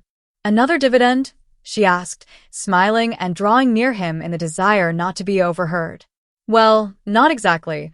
I sold out on the rise, and I've pulled off for thou for you.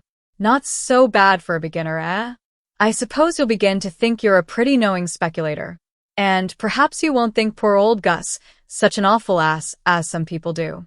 I think you the kindest of friends, but I can't thank you properly now."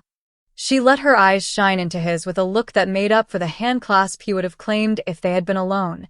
And how glad she was that they were not. The news filled her with the glow produced by a sudden cessation of physical pain. The world was not so stupid and blundering after all. Now and then a stroke of luck came to the unluckiest. At the thought her spirits began to rise. It was characteristic of her that one trifling piece of good fortune should give wings to all her hopes. Instantly came the reflection that Percy Gryce was not irretrievably lost, and she smiled to think of the excitement of recapturing him from Evie Van Osburgh. What chance could such a simpleton have against her if she chose to exert herself? She glanced about, hoping to catch a glimpse of Gryce, but her eyes lit instead on the glossy countenance of Mr. Rosedale, who was slipping through the crowd with an air half obsequious, half obtrusive, as though, the moment his presence was recognized, it would swell to the dimensions of the room. Not wishing to be the means of effecting this enlargement, Lily quickly transferred her glance to Trenor, to whom the expression of her gratitude seemed not to have brought the complete gratification she had meant it to give. "Hang thanking me? I don't want to be thanked, but I should like the chance to say 2 words to you now and then," he grumbled. "I thought you were going to spend the whole autumn with us, and I've hardly laid eyes on you for the last month. Why can't you come back to Belomont this evening? We're all alone, and Judy is as cross as 2 sticks. Do come and cheer a fellow up. If you say yes, I'll run you over in the motor, and you can telephone your maid to bring your traps from town by the next train." Lily shook her head with a charming semblance of regret. "I wish I could, but it's quite impossible. My aunt has come back to town, and I must be with her for the next few days. Well, I've seen a good deal less of you since we've got to be such pals than I used to when you were Judy's friend," he continued with unconscious penetration. "When I was Judy's friend, am I not her friend still? Really, you say the most absurd things. If I were always at Belomont, you would tire of me much sooner than Judy, but come and see me at my aunt's the next afternoon you are in town.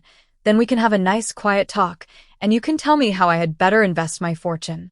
It was true that, during the last 3 or 4 weeks, she had absented herself from Belomont on the pretext of having other visits to pay, but she now began to feel that the reckoning she had thus contrived to evade had rolled up interest in the interval. The prospect of the nice quiet talk did not appear as all-sufficing to Trenor as she had hoped, and his brows continued to lower as he said, "Oh, I don't know that I can promise you a fresh tip every day. But there's one thing you might do for me, and that is just to be a little civil to Rosedale. Judy has promised to ask him to dine when we get to town, but I can't induce her to have him at Belomont, and if you would let me bring him up now, it would make a lot of difference. I don't believe 2 women have spoken to him this afternoon, and I can tell you he's a chap it pays to be decent to." Miss Bart made an impatient movement, but suppressed the words which seemed about to accompany it. After all, this was an unexpectedly easy way of acquitting her debt, and had she not reasons of her own for wishing to be civil to Mr. Rosedale? "Oh, bring him by all means," she said, smiling. "Perhaps I can get a tip out of him on my own account." Trenor paused abruptly, and his eyes fixed themselves on hers with a look which made her change color. "I say, you know, you'll please remember he's a blooming bounder," he said, and with a slight laugh, she turned toward the open window near which they had been standing. The throng in the room had increased, and she felt a desire for space and fresh air. Both of these she found on the terrace, where only a few men were lingering over cigarettes and liqueur, while scattered couples strolled across the lawn to the autumn-tinted borders of the flower garden. As she emerged, a man moved toward her from the knot of smokers, and she found herself face to face with Selden. The stir of the pulses which his nearness always caused was increased by a slight sense of constraint. They had not met since their Sunday afternoon walk at Belomont, and that episode was still so vivid to her that she could hardly believe him to be less conscious of it. But his greeting expressed no more than the satisfaction which every pretty woman expects to see reflected in masculine eyes, and the discovery, if distasteful to her vanity, was reassuring to her nerves. Between the relief of her escape from Trenor and the vague apprehension of her meeting with Rosedale, it was pleasant to rest a moment on the sense of complete understanding which Lawrence Selden's manner always conveyed. "This is luck," he said, smiling. "I was wondering if I should be able to have a word with you before the special snatches us away. I came with Gertie Farish, and promised not to let her miss the train, but I am sure she is still extracting sentimental solace from the wedding presents. She appears to regard their number and value as evidence of the disinterested affection of the contracting parties." There was not the least trace of embarrassment in his voice, and as he spoke, leaning slightly against the jamb of the window, and letting his eyes rest on her in the frank enjoyment of her grace, she felt with a faint chill of regret that he had gone back without an effort to the footing on which they had stood before their last talk together. Her vanity was stung by the sight of his unscathed smile. She longed to be to him something more than a piece of sentient prettiness, a passing diversion to his eye and brain, and the longing betrayed itself in her reply. She said, "I envy Gertie that power she has of dressing up with romance all our ugly and prosaic arrangements. I have never recovered my self-respect since you showed me how poor and unimportant my ambitions were." The words were hardly spoken when she realized their infelicity. It seemed to be her fate to appear at her worst to Selden. "I thought, on the contrary," he returned lightly, "that I had been the means of proving they were more important to you than anything else." It was as if the eager current of her being had been checked by a sudden obstacle, which drove it back upon itself. She looked at him helplessly, like a hurt or a frightened child. This real self of hers, which he had the faculty of drawing out of the depths, was so little accustomed to go alone. The appeal of her helplessness touched in him, as it always did, a latent chord of inclination. It would have meant nothing to him to discover that his nearness made her more brilliant, but this glimpse of a twilight mood to which he alone had the clue seemed once more to set him in a world apart with her. "At least you can't think worse things of me than you say," she exclaimed with a trembling laugh, but before he could answer, the flow of comprehension between them was abruptly stayed by the reappearance of Gus Trenor, who advanced with Mr. Rosedale in his wake. "Hang it, Lily, I thought you'd given me the slip. Rosedale and I have been hunting all over for you." His voice had a note of conjugal familiarity. Miss Bart fancied she detected in Rosedale's eye a twinkling perception of the fact, and the idea turned her dislike of him to repugnance. She returned his profound bow with a slight nod, made more disdainful by the sense of Selden's surprise that she should number Rosedale among her acquaintances.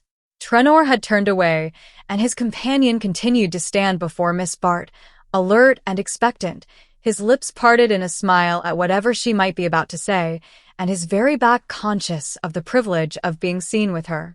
It was the moment for tact, for the quick bridging over of gaps, but Selden still leaned against the window, a detached observer of the scene, and under the spell of his observation Lily felt herself powerless to exert her usual arts.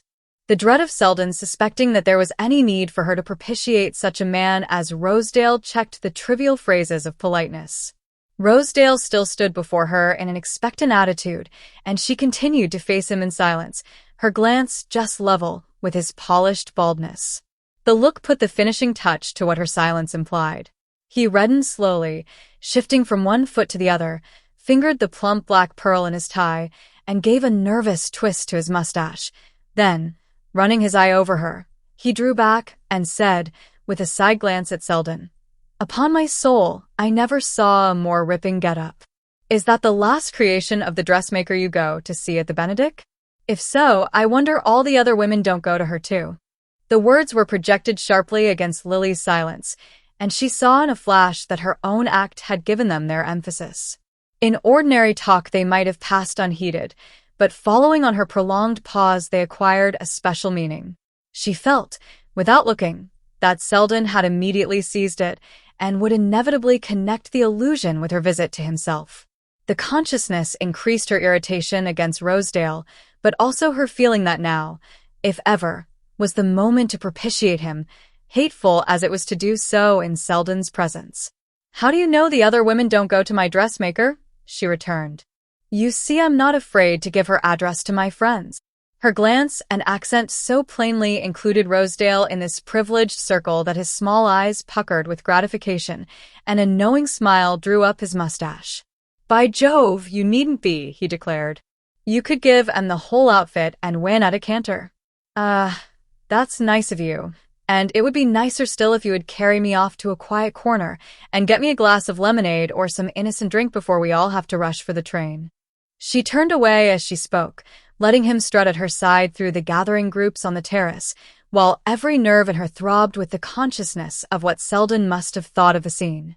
But under her angry sense of the perverseness of things and the light surface of her talk with Rosedale, a third idea persisted.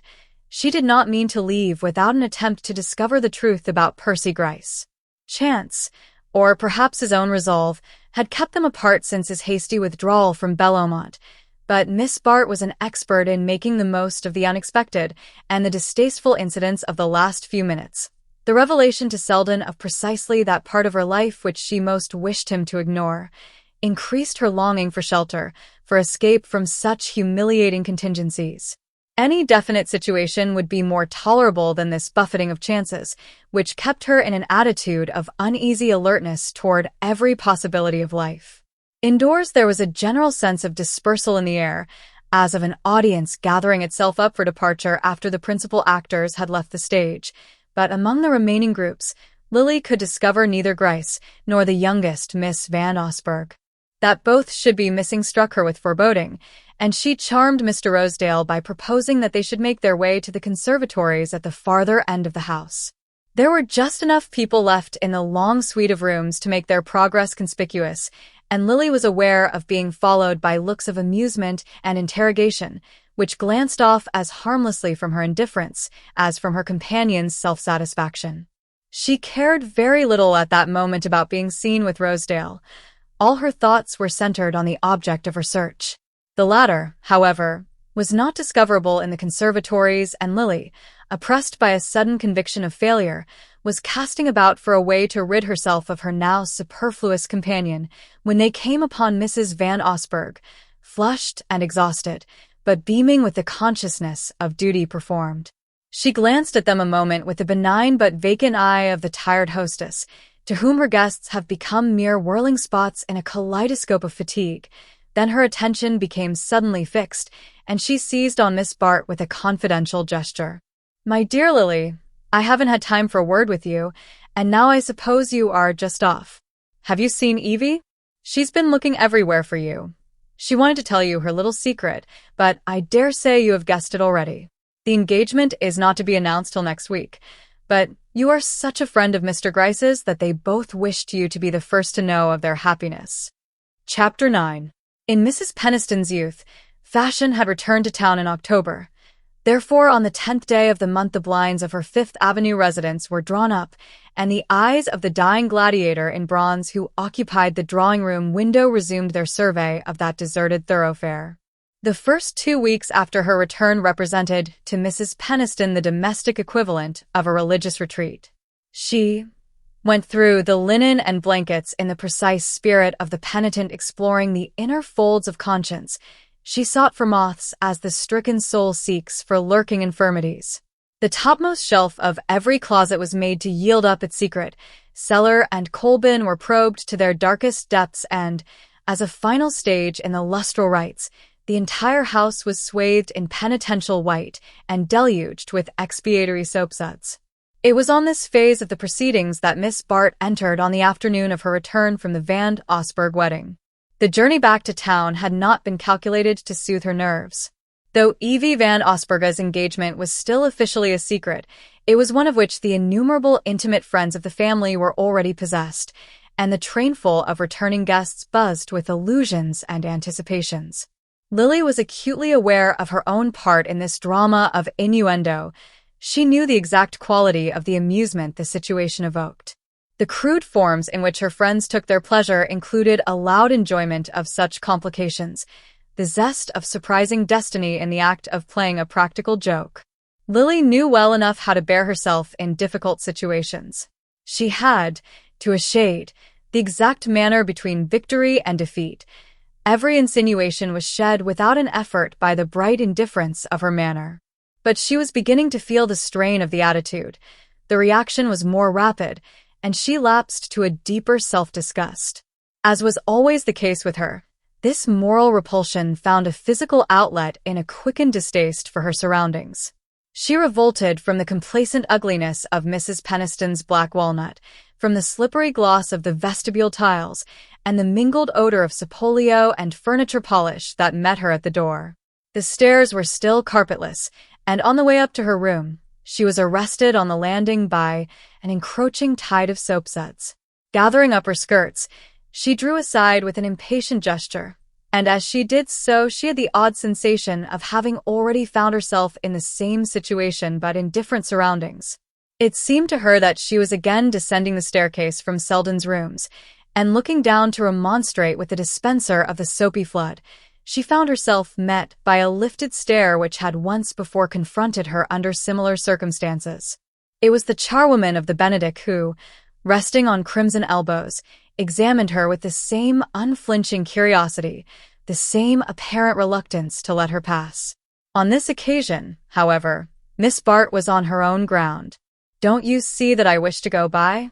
Please move your pail," she said sharply. The woman at first seemed not to hear. Then, without a word of excuse, she pushed back her pail and dragged a wet floorcloth across the landing, keeping her eyes fixed on Lily, while the latter swept by. It was insufferable that Mrs. Peniston should have such creatures about the house, and Lily entered her room resolved that the woman should be dismissed that evening. Mrs. Peniston, however, was at the moment inaccessible to remonstrance.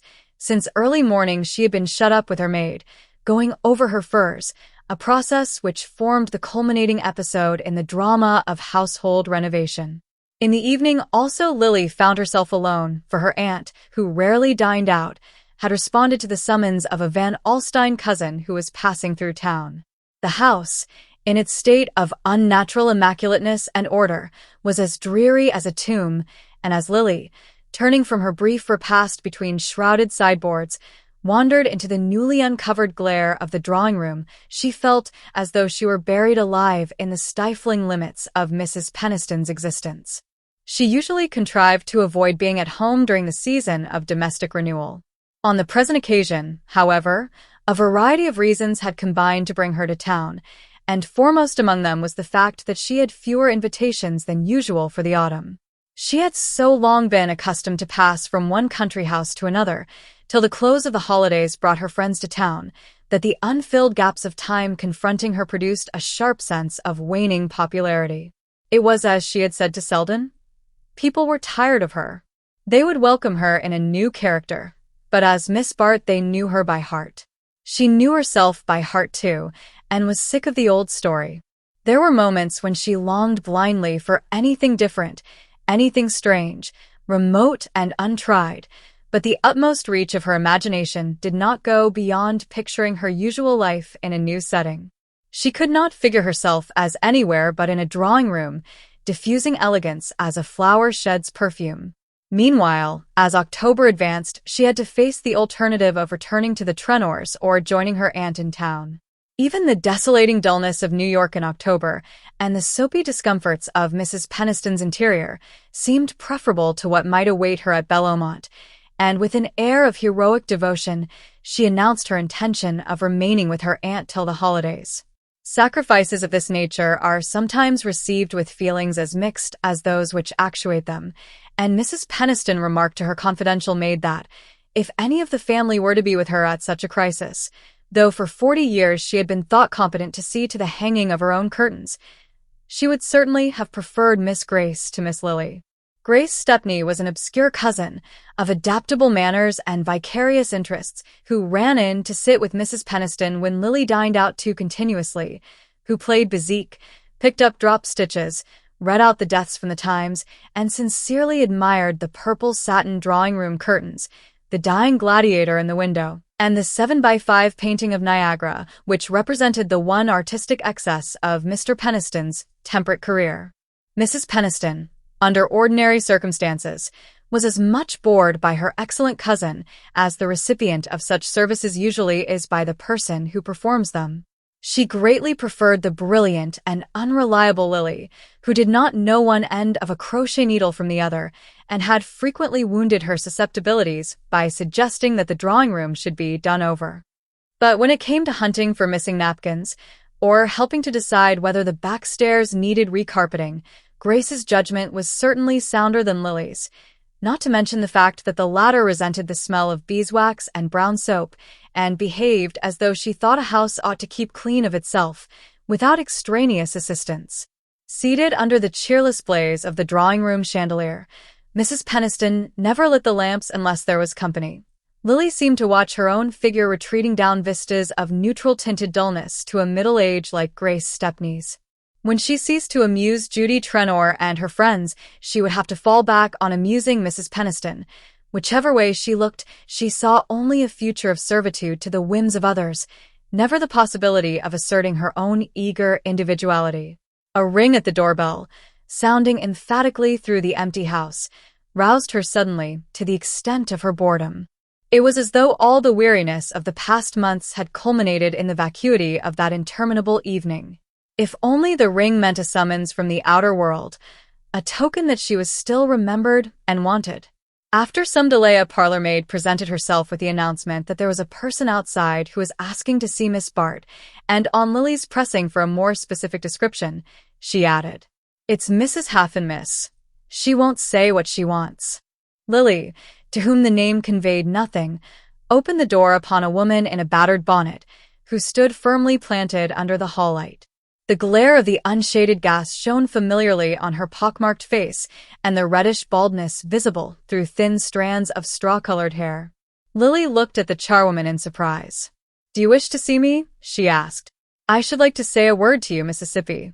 The tone was neither aggressive nor conciliatory. It revealed nothing of the speaker's errand. Nevertheless, some precautionary instinct warned Lily to withdraw beyond earshot of the hovering parlor-maid. She signed to Mrs. Haffan to follow her into the drawing-room and closed the door when they had entered. "What is it that you wish?" she inquired. The charwoman, after the manner of her kind, stood with her arms folded in her shawl. Unwinding the latter, she produced a small parcel wrapped in dirty newspaper. "I have something here that you might like to see, Miss Bart." She spoke the name with an unpleasant emphasis, as though her knowing it made a part of her reason for being there. To Lily, the intonation sounded like a threat. "You have found something belonging to me?" she asked, extending her hand. Mrs. Haffan drew back. "Well, if it comes to that, I guess it's mine as much as anybody's," she returned. Lily looked at her perplexedly. She was sure, now, that her visitor's manner conveyed a threat, but, expert as she was in certain directions, there was nothing in her experience to prepare her for the exact significance of the present scene. She felt, however, that it must be ended as promptly as possible. "I don't understand. If this parcel is not mine, why have you asked for me?" The woman was unabashed by the question. She was evidently prepared to answer it, but like all her class, she had to go a long way back to make a beginning, and it was only after a pause that she replied, "My husband was janitor to the Benedict till the 1st of the month. Since then, he can't get nothing to do." Lily remained silent, and she continued, "It wasn't no fault of our own, neither. The agent had another man he wanted the place for, and we was put out, bag and baggage, just to suit his fancy. I had a long sickness last winter, and an operation that ate up all we'd put by, and it's hard for me and the children, Haffan being so long out of a job." After all, then, she had come only to ask Miss Bart to find a place for her husband, or, more probably, to seek the young lady's intervention with Mrs. Peniston. Lily had such an air of always getting what she wanted that she was used to being appealed to as an intermediary, and, relieved of her vague apprehension, she took refuge in the conventional formula. "I am sorry you have been in trouble," she said. "Oh, that we have, miss, and it's on'y just beginning. If on'y we'd a got another situation, but the agent, he's dead against us. It ain't no fault of ours, neither, but—" At this point, Lily's impatience overcame her. "If you have anything to say to me?" she interposed. The woman's resentment of the rebuff seemed to spur her lagging ideas. "Yes, miss, I'm coming to that," she said. She paused again, with her eyes on Lily, and then continued, in a tone of diffuse narrative. "When we was at the Benedict, I had charge of some of the gentlemen's rooms. Leastways, I swep. Am out on Saturdays. Some of the gentlemen got the greatest sight of letters. I never saw the like of it. Their waste-paper baskets be fairly brimming, and papers falling over on the floor. Maybe having so many is how they get so careless. Some of 'em is worse than others. Mr. Lawrence Selden, he was always one of the carefulest, burnt his letters in winter and tore 'em in little bits in summer. But sometimes he'd have so many he'd just bunch 'em together, the way the others did, and tear the lot through once. Like this." While she spoke, she had loosened the string from the parcel in her hand, and now she drew forth a letter which she laid on the table between Miss Bart and herself. As she had said, the letter was torn in two, but with a rapid gesture, she laid the torn edges together and smoothed out the page. A wave of indignation swept over Lily. She felt herself in the presence of something vile, as yet but dimly conjectured, the kind of vileness of which people whispered, but which she had never thought of as touching her own life.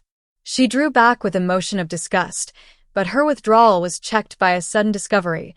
Under the glare of Mrs. Peniston's chandelier, she had recognized the handwriting of the letter. It was a large, disjointed hand, with a flourish of masculinity which but slightly disguised its rambling weakness, and the words, scrawled in heavy ink on pale-tinted notepaper, smote on Lily's ear as though she had heard them spoken. At first, she did not grasp the full import of the situation. She understood only that before her lay a letter written by Bertha Dorset and addressed, presumably, to Lawrence Selden. There was no date, but the blackness of the ink proved the writing to be comparatively recent. The packet in Mrs. Haffin's hand doubtless contained more letters of the same kind. A dozen, Lily conjectured from its thickness. The letter before her was short, but its few words, which had leapt into her brain before she was conscious of reading them, told a long history, a history over which, for the last 4 years, the friends of the writer had smiled and shrugged, viewing it merely as one among the countless good situations of the mundane comedy. Now the other side presented itself to Lily, the volcanic nether side of the surface over which conjecture and innuendo glide so lightly till the first fisher turns their whisper to a shriek. Lily knew that there is nothing society resents so much as having given its protection to those who have not known how to profit by it. It is for having betrayed its connivance that the body's social punishes the offender who is found out. And, in this case, there was no doubt of the issue. The code of Lily's world decreed that a woman's husband should be the only judge of her conduct. She was technically above suspicion while she had the shelter of his approval, or even of his indifference.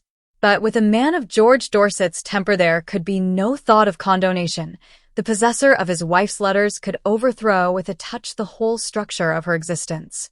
And into what hands Bertha Dorset's secret had been delivered. For a moment the irony of the coincidence tinged Lily's disgust with a confused sense of triumph. But the disgust prevailed.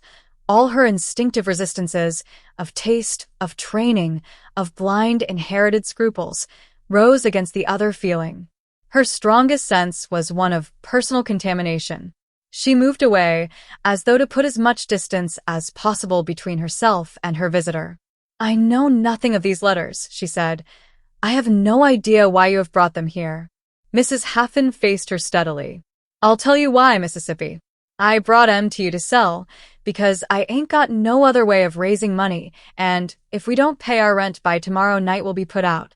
I never done anything of the kind before, and if you'd speak to Mr. Selden or to Mr. Rosedale about getting Haffin taken on again at the Benedick, I seen you talking to Mr. Rosedale on the steps that day you come out of Mr. Selden's rooms." The blood rushed to Lily's forehead. She understood now. Mrs. Haffin supposed her to be the writer of the letters. In the first leap of her anger she was about to ring and order the woman out, but an obscure impulse restrained her. The mention of Selden's name had started a new train of thought. Bertha Dorset's letters were nothing to her. They might go where the current of chance carried them. But Selden was inextricably involved in their fate. Men do not, at worst, suffer much from such exposure. And in this instance the flash of divination which had carried the meaning of the letters to Lily's brain had revealed also that they were appeals, repeated and therefore probably unanswered, for the renewal of a tie which time had evidently relaxed. Nevertheless, the fact that the correspondence had been allowed to fall into strange hands would convict Selden of negligence in a matter where the world holds at least pardonable, and there were graver risks to consider where a man of Dorset's ticklish balance was concerned. If she weighed all these things it was unconsciously. She was aware only of feeling that Selden would wish the letters rescued, and that therefore she must obtain possession of them. Beyond that her mind did not travel. She had, indeed, a quick vision of returning the packet to Bertha Dorset and of the opportunities the restitution offered, but this thought lit up abysses from which she shrank back ashamed. Meanwhile, Mrs. Haffin, prompt to perceive her hesitation, had already opened the packet and ranged its contents on the table. All the letters had been pieced together with strips of thin paper. Some were in small fragments, the others merely torn in half. Though there were not many, thus spread out they nearly covered the table. Lily's glance fell on a word here and there. Then she said in a low voice, "What do you wish me to pay you?" Mrs. Haffin's face reddened with satisfaction. It was clear that the young lady was badly frightened, and Mrs. Haffin was the woman to make the most of such fears. Anticipating an easier victory than she had foreseen, she named an exorbitant sum. But Miss Bart showed herself a less ready prey than might have been expected from her imprudent opening. She refused to pay the price named, and after a moment's hesitation, met it by a counteroffer of half the amount. Mrs. Haffin immediately stiffened. Her hand traveled toward the outspread letters, and folding them slowly, she made as though to restore them to their wrapping. "I guess they're worth more to you than to me, miss, but the poor has got to live as well as the rich," she observed sententiously. Lily was throbbing with fear, but the insinuation fortified her resistance. "You are mistaken," she said indifferently. "I have offered all I am willing to give for the letters, but there may be other ways of getting them." Mrs. Haffin raised a suspicious glance. She was too experienced not to know that the traffic she was engaged in had perils as great as its rewards, and she had a vision of the elaborate machinery of revenge which a word of this commanding young lady's might set in motion. She applied the corner of her shawl to her eyes, and murmured through it that no good came of bearing too hard on the poor, but that for her part she had never been mixed up in such a business before, and that on her honor as a Christian all she and Haffin had thought of was that the letters mustn't go any farther. Lily stood motionless, keeping between herself and the charwoman the greatest distance compatible with the need of speaking in low tones. The idea of bargaining for the letters was intolerable to her, but she knew that, if she appeared to weaken, Mrs. Haffin would at once increase her original demand. She could never afterward recall how long the duel lasted, or what was the decisive stroke which finally, after a lapse of time recorded in minutes by the clock, in hours by the precipitate beat of her pulses, put her in possession of the letters. She knew only that the door had finally closed, and that she stood alone with the packet in her hand. She had no idea of reading the letters. Even to unfold Mrs. Haffin's dirty newspaper would have seemed degrading. But what did she intend to do with its contents? The recipient of the letters had meant to destroy them, and it was her duty to carry out his intention. She had no right to keep them. To do so was to lessen whatever merit lay in having secured their possession. But how destroy them so effectually that there should be no second risk of their falling in such hands? Mrs. Peniston's icy drawing-room grate shone with a forbidding luster. The fire, like the lamps, was never lit except when there was company. Miss Bart was turning to carry the letters upstairs when she heard the opening of the outer door, and her aunt entered the drawing-room. Mrs. Peniston was a small, plump woman, with a colorless skin lined with trivial wrinkles. Her gray hair was arranged with precision, and her clothes looked excessively new and yet slightly old-fashioned. They were always black and tightly fitting, with an expensive glitter. She was the kind of woman who wore jet at breakfast. Lily had never seen her when she was not cuirassed in shining black, with small tight boots, and an air of being packed and ready to start, yet she never started. She looked about the drawing-room with an expression of minute scrutiny. "I saw a streak of light under one of the blinds as I drove up. It's extraordinary that I can never teach that woman to draw them down evenly." Having corrected the irregularity, she seated herself on one of the glossy purple armchairs. Mrs. Peniston always sat on a chair, never in it. Then she turned her glance to Miss Bart. "My dear, you look tired. I suppose it's the excitement of the wedding." Cornelia Van Alstyne was full of it. Molly was there, and Gertie Farish ran in for a minute to tell us about it. "I think it was odd. They're serving melons before the consommé. A wedding breakfast should always begin with consommé." Molly didn't care for the bridesmaids' dresses. She had it straight from Julia Melson that they cost $300 apiece at Celeste's, but she says they didn't look it. "I'm glad you decided not to be a bridesmaid. That shade of salmon pink wouldn't have suited you. Can we go off somewhere on a little lark together? A nice quiet little expedition like that drive at Bellamont, the day you met me at the station?" He leaned unpleasantly close in order to convey this suggestion, and she fancied she caught a significant aroma which explained the dark flush on his face and the glistening dampness of his forehead. The idea that any rash answer might provoke an unpleasant outburst tempered her disgust with caution, and she answered with a laugh, "I don't see how one can very well take country drives in town, but I am not always surrounded by an admiring throng, and if you will let me know what afternoon you are coming, I will arrange things so that we can have a nice, quiet talk." Hung talking. "That's what you always say," returned Trenor, whose expletives lacked variety. "You put me off with that at the Van Osburgh wedding, but the plain English of it is that, now you've got what you wanted out of me, you'd rather have any other fellow about." His voice had risen sharply with the last words, and Lily flushed with annoyance, but she kept command of the situation and laid a persuasive hand on his arm. "Don't be foolish, Gus. I can't let you talk to me in that ridiculous way. If you really want to see me, why shouldn't we take a walk in the park some afternoon? I agree with you that it's amusing to be rustic in town, and if you like I'll meet you there and we'll go and feed the squirrels, and you shall take me out on the lake in the steam gondola." She smiled as she spoke, letting her eyes rest on his in a way that took the edge from her banter and made him suddenly malleable to her will. "All right then, that's a go. Will you come tomorrow?" "Tomorrow at 3 o'clock, at the end of the mall. I'll be there sharp, remember. You won't go back on me, Lily?" But to Miss Bart's relief, the repetition of her promise was cut short by the opening of the box door to admit George Dorset. Trenor sulkily yielded his place, and Lily turned a brilliant smile on the newcomer. She had not talked with Dorset since their visit at Bellomont, but something in his look and manner told her that he recalled the friendly footing on which they had last met. He was not a man to whom the expression of admiration came easily. His long, sallow face and distrustful eyes seemed always barricaded against the expansive emotions. But, where her own influence was concerned, Lily's intuition sent out thread-like feelers, and as she made room for him on the narrow sofa, she was sure he found a dumb pleasure in being near her. Few women took the trouble to make themselves agreeable to Dorset, and Lily had been kind to him at Bellomont, and was now smiling on him with a divine renewal of kindness. "Well, here we are in for another 6 months of caterwauling," he began complainingly. "Not a shade of difference between this year and last, except that the women have got new clothes and the singers haven't got new voices. My wife's musical, you know, puts me through a course of this every winter. It isn't so bad on Italian nights. Then she comes late, and there's time to digest. But when they give Wagner we have to rush dinner, and I pay up for it. And the drafts are damnable. Asphyxia in front and pleurisy in the back. There's Trenor leaving the box without drawing the curtain. With a hide like that, drafts don't make any difference. Did you ever watch Trenor eat?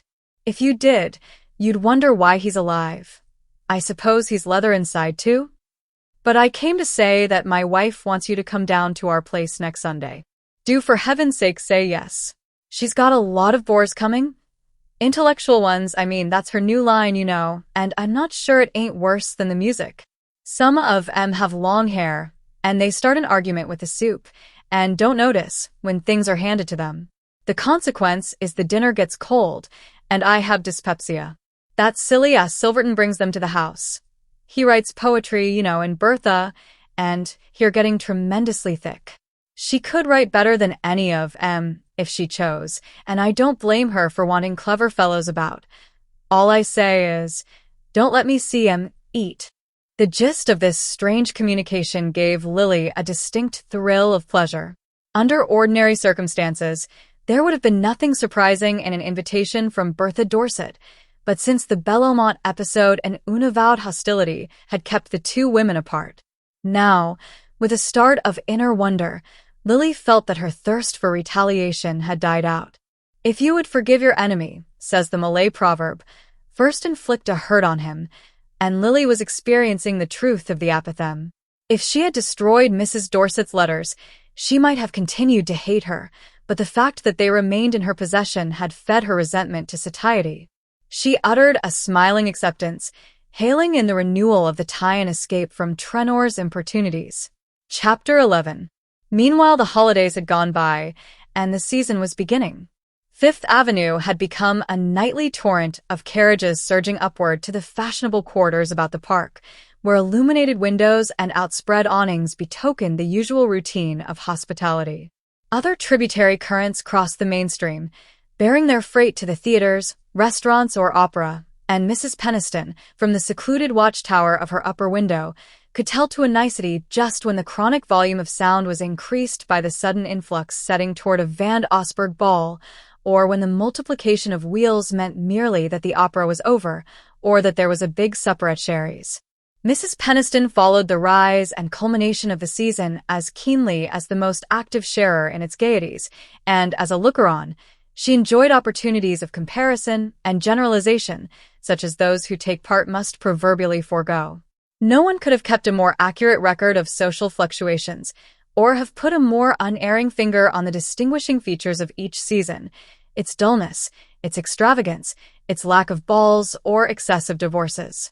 She had a special memory for the vicissitudes of the new people who rose to the surface with each recurring tide and were either submerged beneath its rush or landed triumphantly beyond the reach of envious breakers, and she was apt to display a remarkable retrospective insight into their ultimate fate, so that, when they had fulfilled their destiny, she was almost always able to say to Grace Stepney, the recipient of her prophecies, that she had known exactly what would happen.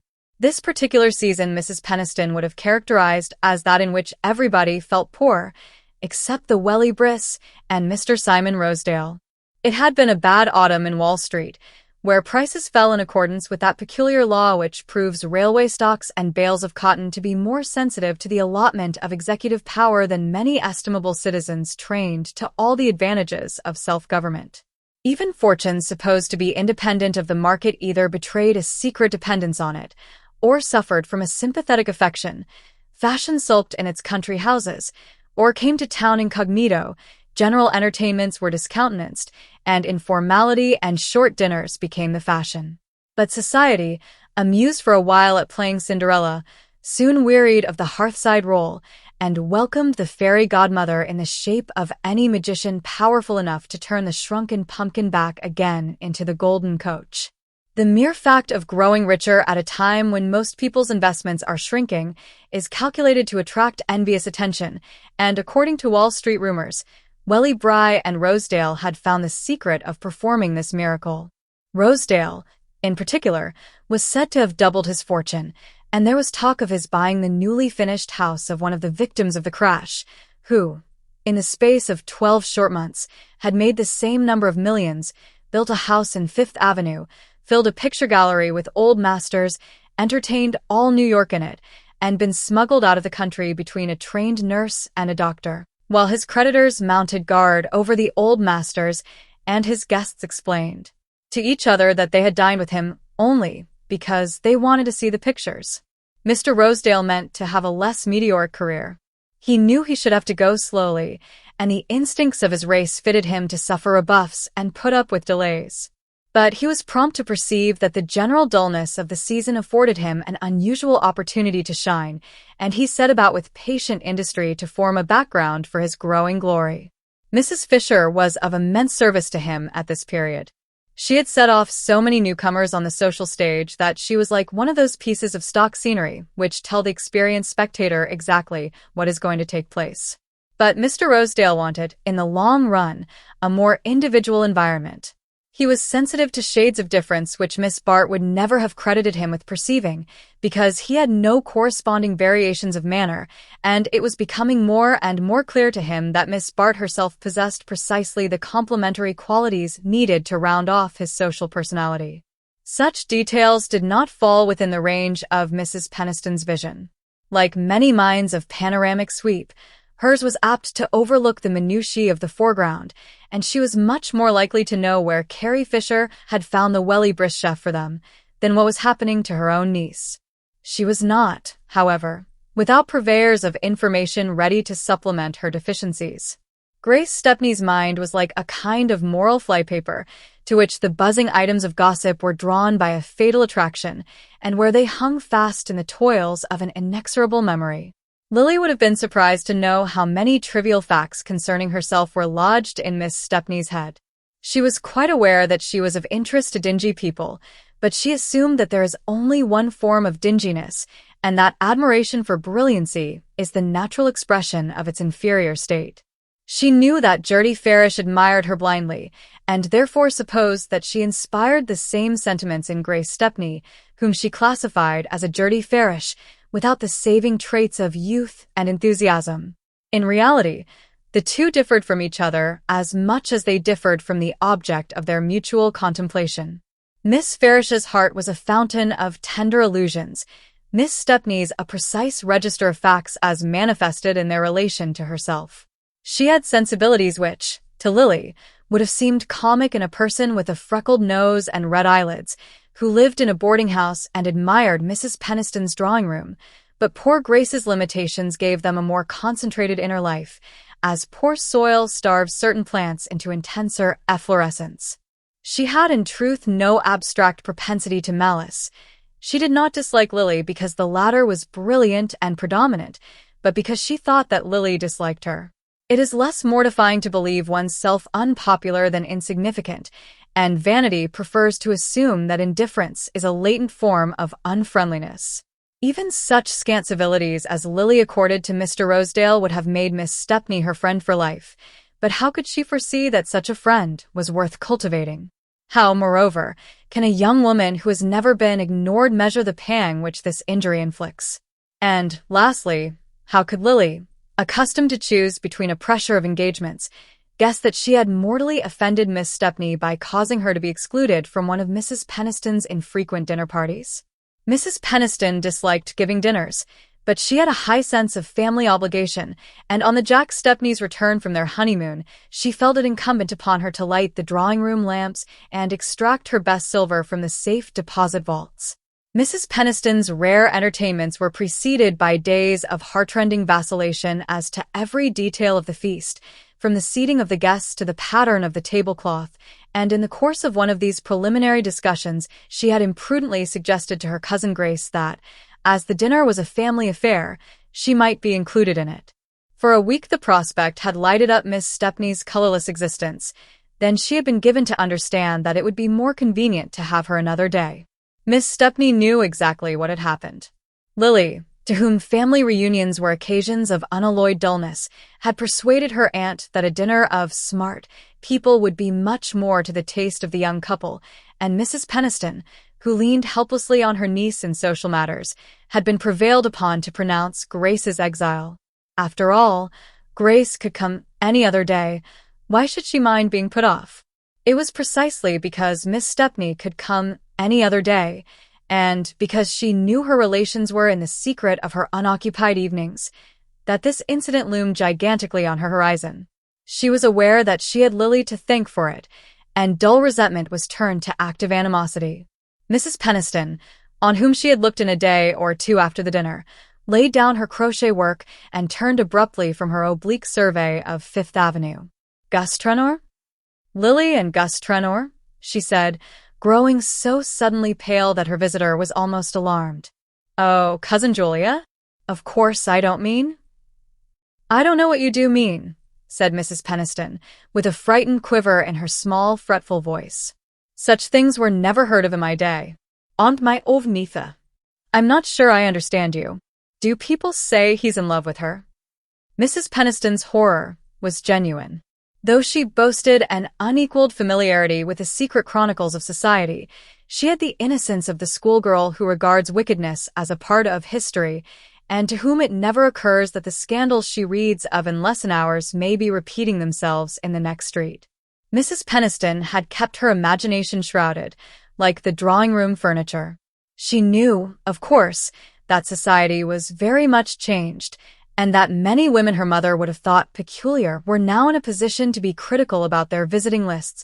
She had discussed the perils of divorce with her rector, and had felt thankful at times that Lily was still unmarried, but the idea that any scandal could attach to a young girl's name, above all that it could be lightly coupled with that of a married man, was so new to her that she was as much aghast as if she had been accused of leaving her carpets down all summer, or of violating any of the other cardinal laws of housekeeping. Miss Stepney, when her first fright had subsided, began to feel the superiority that greater breadth of mind confers.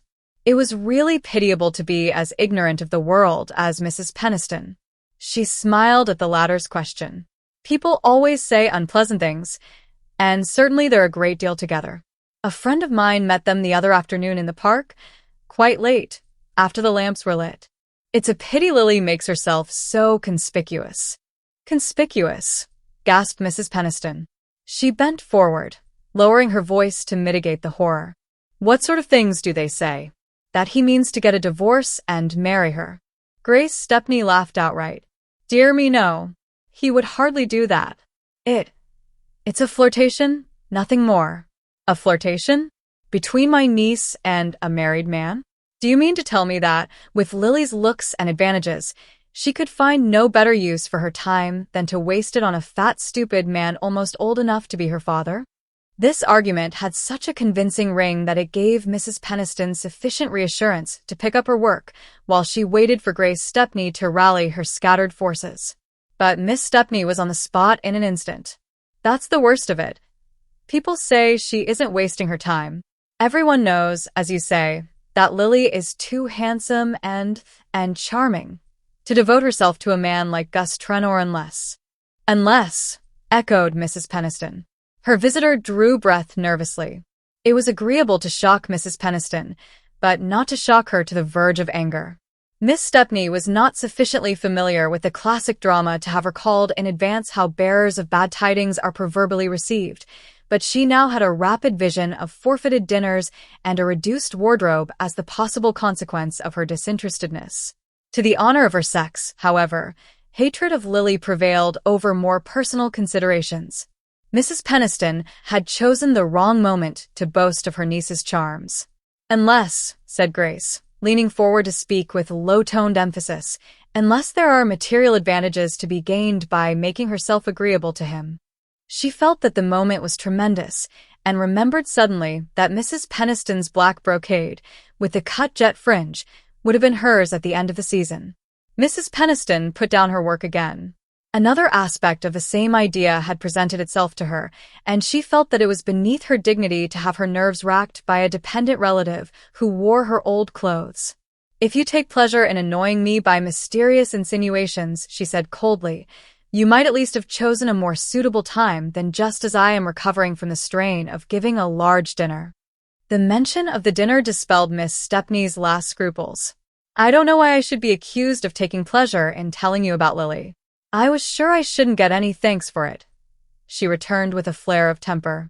"But I have some family feeling left, and as you are the only person who has any authority over Lily, I thought you ought to know what is being said of her." "Well," said Mrs. Peniston, "what I complain of is that you haven't told me yet what is being said." "I didn't suppose I should have to put it so plainly. People say that Gus Trenor pays her bills." "Pays her bills? Her bills?" Mrs. Peniston broke into a laugh. "I can't imagine where you can have picked up such rubbish. Lily has her own income, and I provide for her very handsomely." "Oh, we all know that," interposed Miss Stepney drily. "But Lily wears a great many smart gowns. I like her to be well dressed. It's only suitable." "Certainly. But then there are her gambling debts besides." Miss Stepney, in the beginning, had not meant to bring up this point, but Mrs. Peniston had only her own incredulity to blame. She was like the stiff-necked unbelievers of Scripture, who must be annihilated to be convinced. Gambling debts? Lily. Mrs. Peniston's voice shook with anger and bewilderment. She wondered whether Grace Stepney had gone out of her mind. "What do you mean by her gambling debts?" "Simply that if one plays bridge for money in Lily's set, one is liable to lose a great deal, and I don't suppose Lily always wins." "Who told you that my niece played cards for money?" "Mercy, Cousin Julia, don't look at me as if I were trying to turn you against Lily. Everybody knows she is crazy about bridge. Mrs. Gryce told me herself that it was her gambling that frightened Percy Gryce. It seems he was really taken with her at first. But, of course, among Lily's friends it's quite the custom for girls to play for money. In fact, people are inclined to excuse her on that account." "To excuse her for what?" "For being hard up and accepting attentions from men like Gus Trenor and George Dorset." Mrs. Peniston gave another cry. "George Dorset? Is there anyone else? I should like to know the worst, if you please." "Don't put it in that way, Cousin Julia. Lately Lily has been a good deal with the Dorsets, and he seems to admire her. But of course, that's only natural. And I'm sure there is no truth in the horrid things people say, but she has been spending a great deal of money this winter. Evie Van Osburgh was at Celeste's ordering her trousseau the other day. Yes, the marriage takes place next month, and she told me that Celeste showed her the most exquisite things she was just sending home to Lily. And people say that Judy Trenor has quarreled with her on account of Gus, but I'm sure I'm sorry I spoke, though I only meant it as a kindness." Mrs. Peniston's genuine incredulity enabled her to dismiss Miss Stepney with a disdain which boded ill for that lady's prospect of succeeding to the black brocade, but minds impenetrable to reason have generally some crack through which suspicion filters, and her visitor's insinuations did not glide off as easily as she had expected. Mrs. Peniston disliked scenes, and her determination to avoid them had always led her to hold herself aloof from the details of Lily's life. In her youth, girls had not been supposed to require close supervision. They were generally assumed to be taken up with the legitimate business of courtship and marriage, and interference in such affairs on the part of their natural guardians was considered as unwarrantable as a spectator's suddenly joining in a game. There had of course been fast girls even in Mrs. Peniston's early experience, but their fastness, at worst, was understood to be a mere excess of animal spirits, against which there could be no graver charge than that of being unladylike.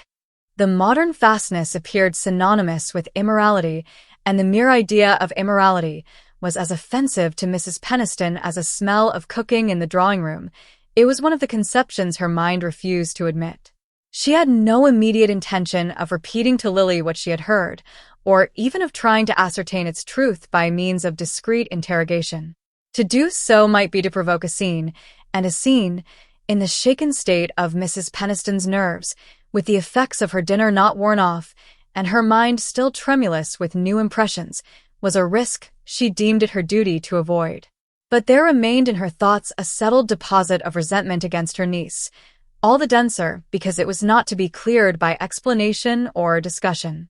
It was horrible of a young girl to let herself be talked about. However unfounded the charges against her, she must be to blame for their having been made. Mrs. Peniston felt as if there had been a contagious illness in the house, and she was doomed to sit shivering among her contaminated furniture. Chapter 12.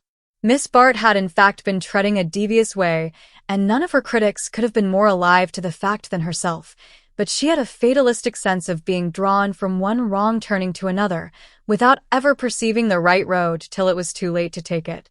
Lily, who considered herself above narrow prejudices, had not imagined that the fact of letting Gus Trenor make a little money for her would ever disturb her self-complacency.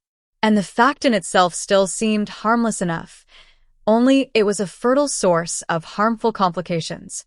As she exhausted the amusement of spending the money, these complications became more pressing, and Lily, whose mind could be severely logical in tracing the causes of her ill luck to others, justified herself by the thought that she owed all her troubles to the enmity of Bertha Dorset. This enmity, however, had apparently expired in a renewal of friendliness between the two women. Lily's visit to the Dorsets had resulted, for both, in the discovery that they could be of use to each other, and the civilized instinct finds a subtler pleasure in making use of its antagonist than in confounding him. Mrs. Dorset was, in fact, engaged in a new sentimental experiment, of which Mrs. Fisher's late property, Ned Silverton, was the rosy victim, and at such moments, as Judy Trenor had once remarked, she felt a peculiar need of distracting her husband's attention. Dorset was as difficult to amuse as a savage, but even his self-engrossment was not proof against Lily's arts, or rather these were especially adapted to soothe an uneasy egoism. Her experience with Percy Gryce stood her in good stead in ministering to Dorset's humors, and if the incentive to please was less urgent, the difficulties of her situation were teaching her to make much of minor opportunities. Intimacy with the Dorsets was not likely to lessen such difficulties on the material side. Mrs. Dorset had none of Judy Trenor's lavish impulses, and Dorset's admiration was not likely to express itself in financial tips, even had Lily cared to renew her experiences in that line. What she required, for the moment, of the Dorsets' friendship was simply its social sanction. She knew that people were beginning to talk of her, but this fact did not alarm her as it had alarmed Mrs. Peniston.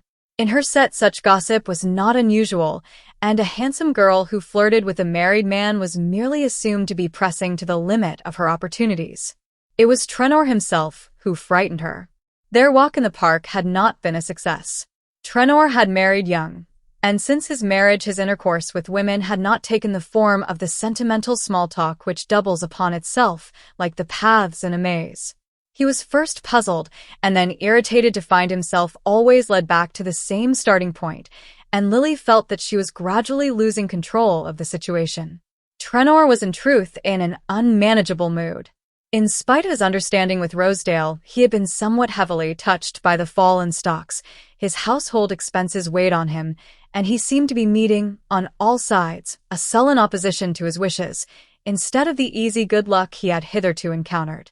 Mrs. Trenor was still at Bellomont, keeping the townhouse open, and descending on it now and then for a taste of the world, but preferring the recurrent excitement of weekend parties to the restrictions of a dull season. Since the holidays, she had not urged Lily to return to Bellomont, and the first time they met in town Lily fancied there was a shade of coldness in her manner. Was it merely the expression of her displeasure at Miss Bart's neglect, or had disquieting rumors reached her? The latter contingency seemed improbable, yet Lily was not without a sense of uneasiness. If her roaming sympathies had struck root anywhere, it was in her friendship with Judy Trenor. She believed in the sincerity of her friend's affection, though it sometimes showed itself in self-interested ways, and she shrank with peculiar reluctance from any risk of estranging it. But, aside from this, she was keenly conscious of the way in which such an estrangement would react on herself. The fact that Gus Trenor was Judy's husband was at times Lily's strongest reason for disliking him and for resenting the obligation under which he had placed her. To set her doubts at rest, Miss Bart, soon after the New Year, proposed herself for a weekend at Bellomont. She had learned in advance that the presence of a large party would protect her from too great assiduity on Trenor's part, and his wife's telegraphic "come by all means" seemed to assure her of her usual welcome. Judy received her amicably.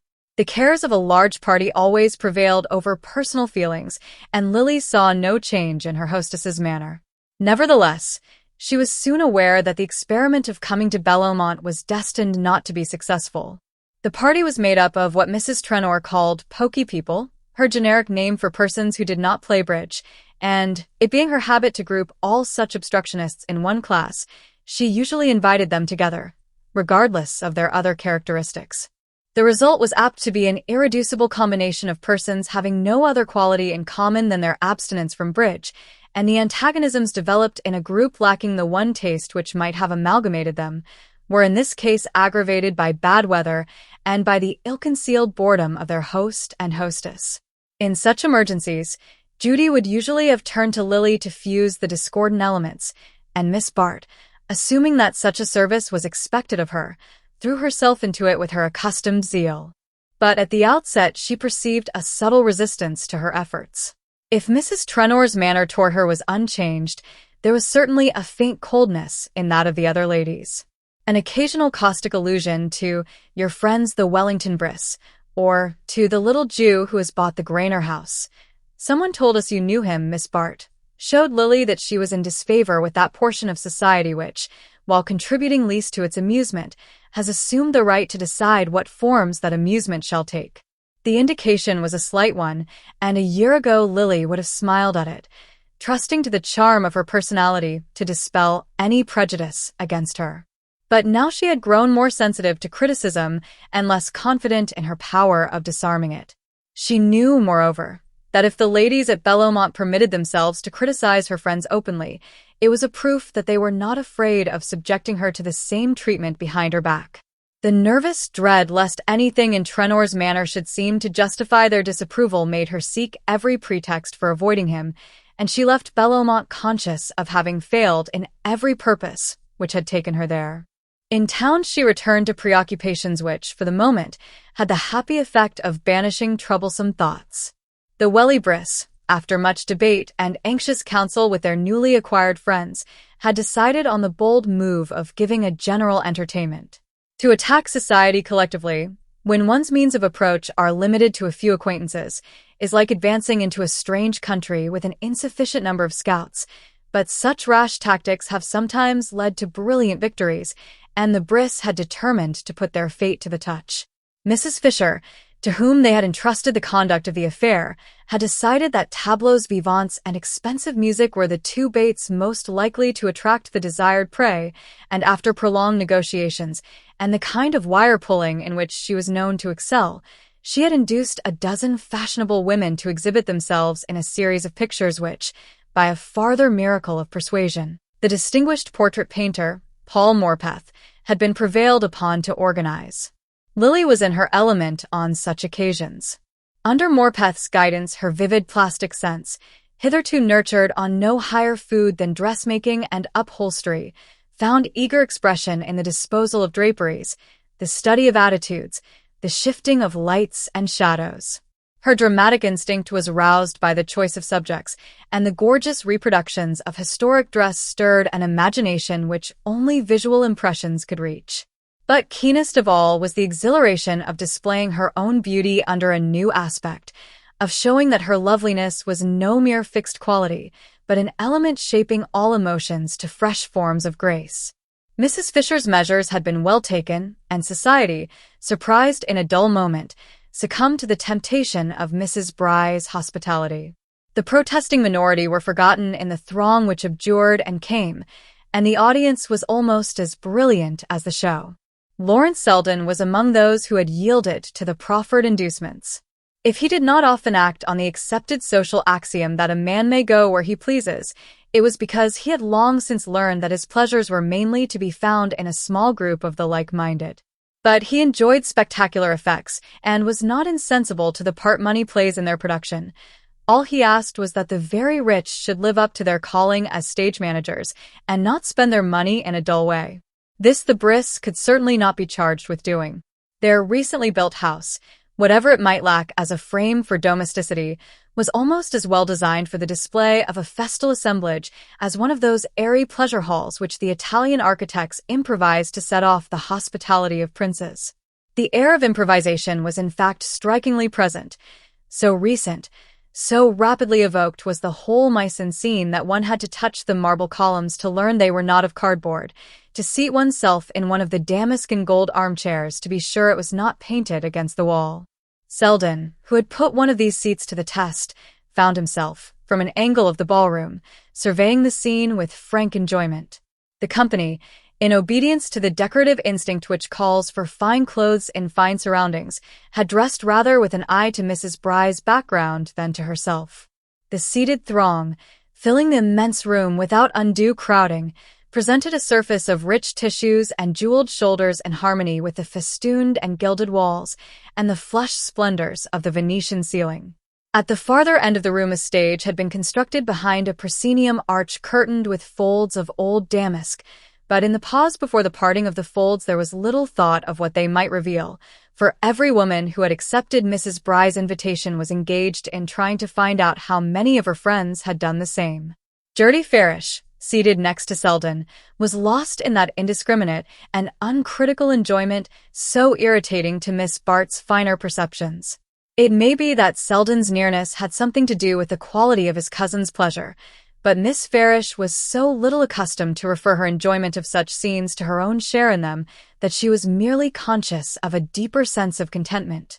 Wasn't it dear of Lily to get me an invitation? Of course it would never have occurred to Carrie Fisher to put me on the list, and I should have been so sorry to miss seeing it all, and especially Lily herself. Someone told me the ceiling was by Veronese. You would know, of course, Lawrence. I suppose it's very beautiful, but his women are so dreadfully fat. Goddesses? Well, I can only say that if they'd been mortals and had to wear corsets, it would have been better for them. I think our women are much handsomer. And this room is wonderfully becoming. Everyone looks so well. Did you ever see such jewels? Do you look at Mrs. George Dorset's pearls? I suppose the smallest of them would pay the rent of our girls' club for a year. Not that I ought to complain about the club. Everyone has been so wonderfully kind. Did I tell you that Lily had given us $300? Wasn't it splendid of her? And then she collected a lot of money from her friends. Mrs. Bry gave us $500 and Mr. Rosedale $1,000. I wish Lily were not so nice to Mr. Rosedale, but she says it's no use being rude to him because he doesn't see the difference.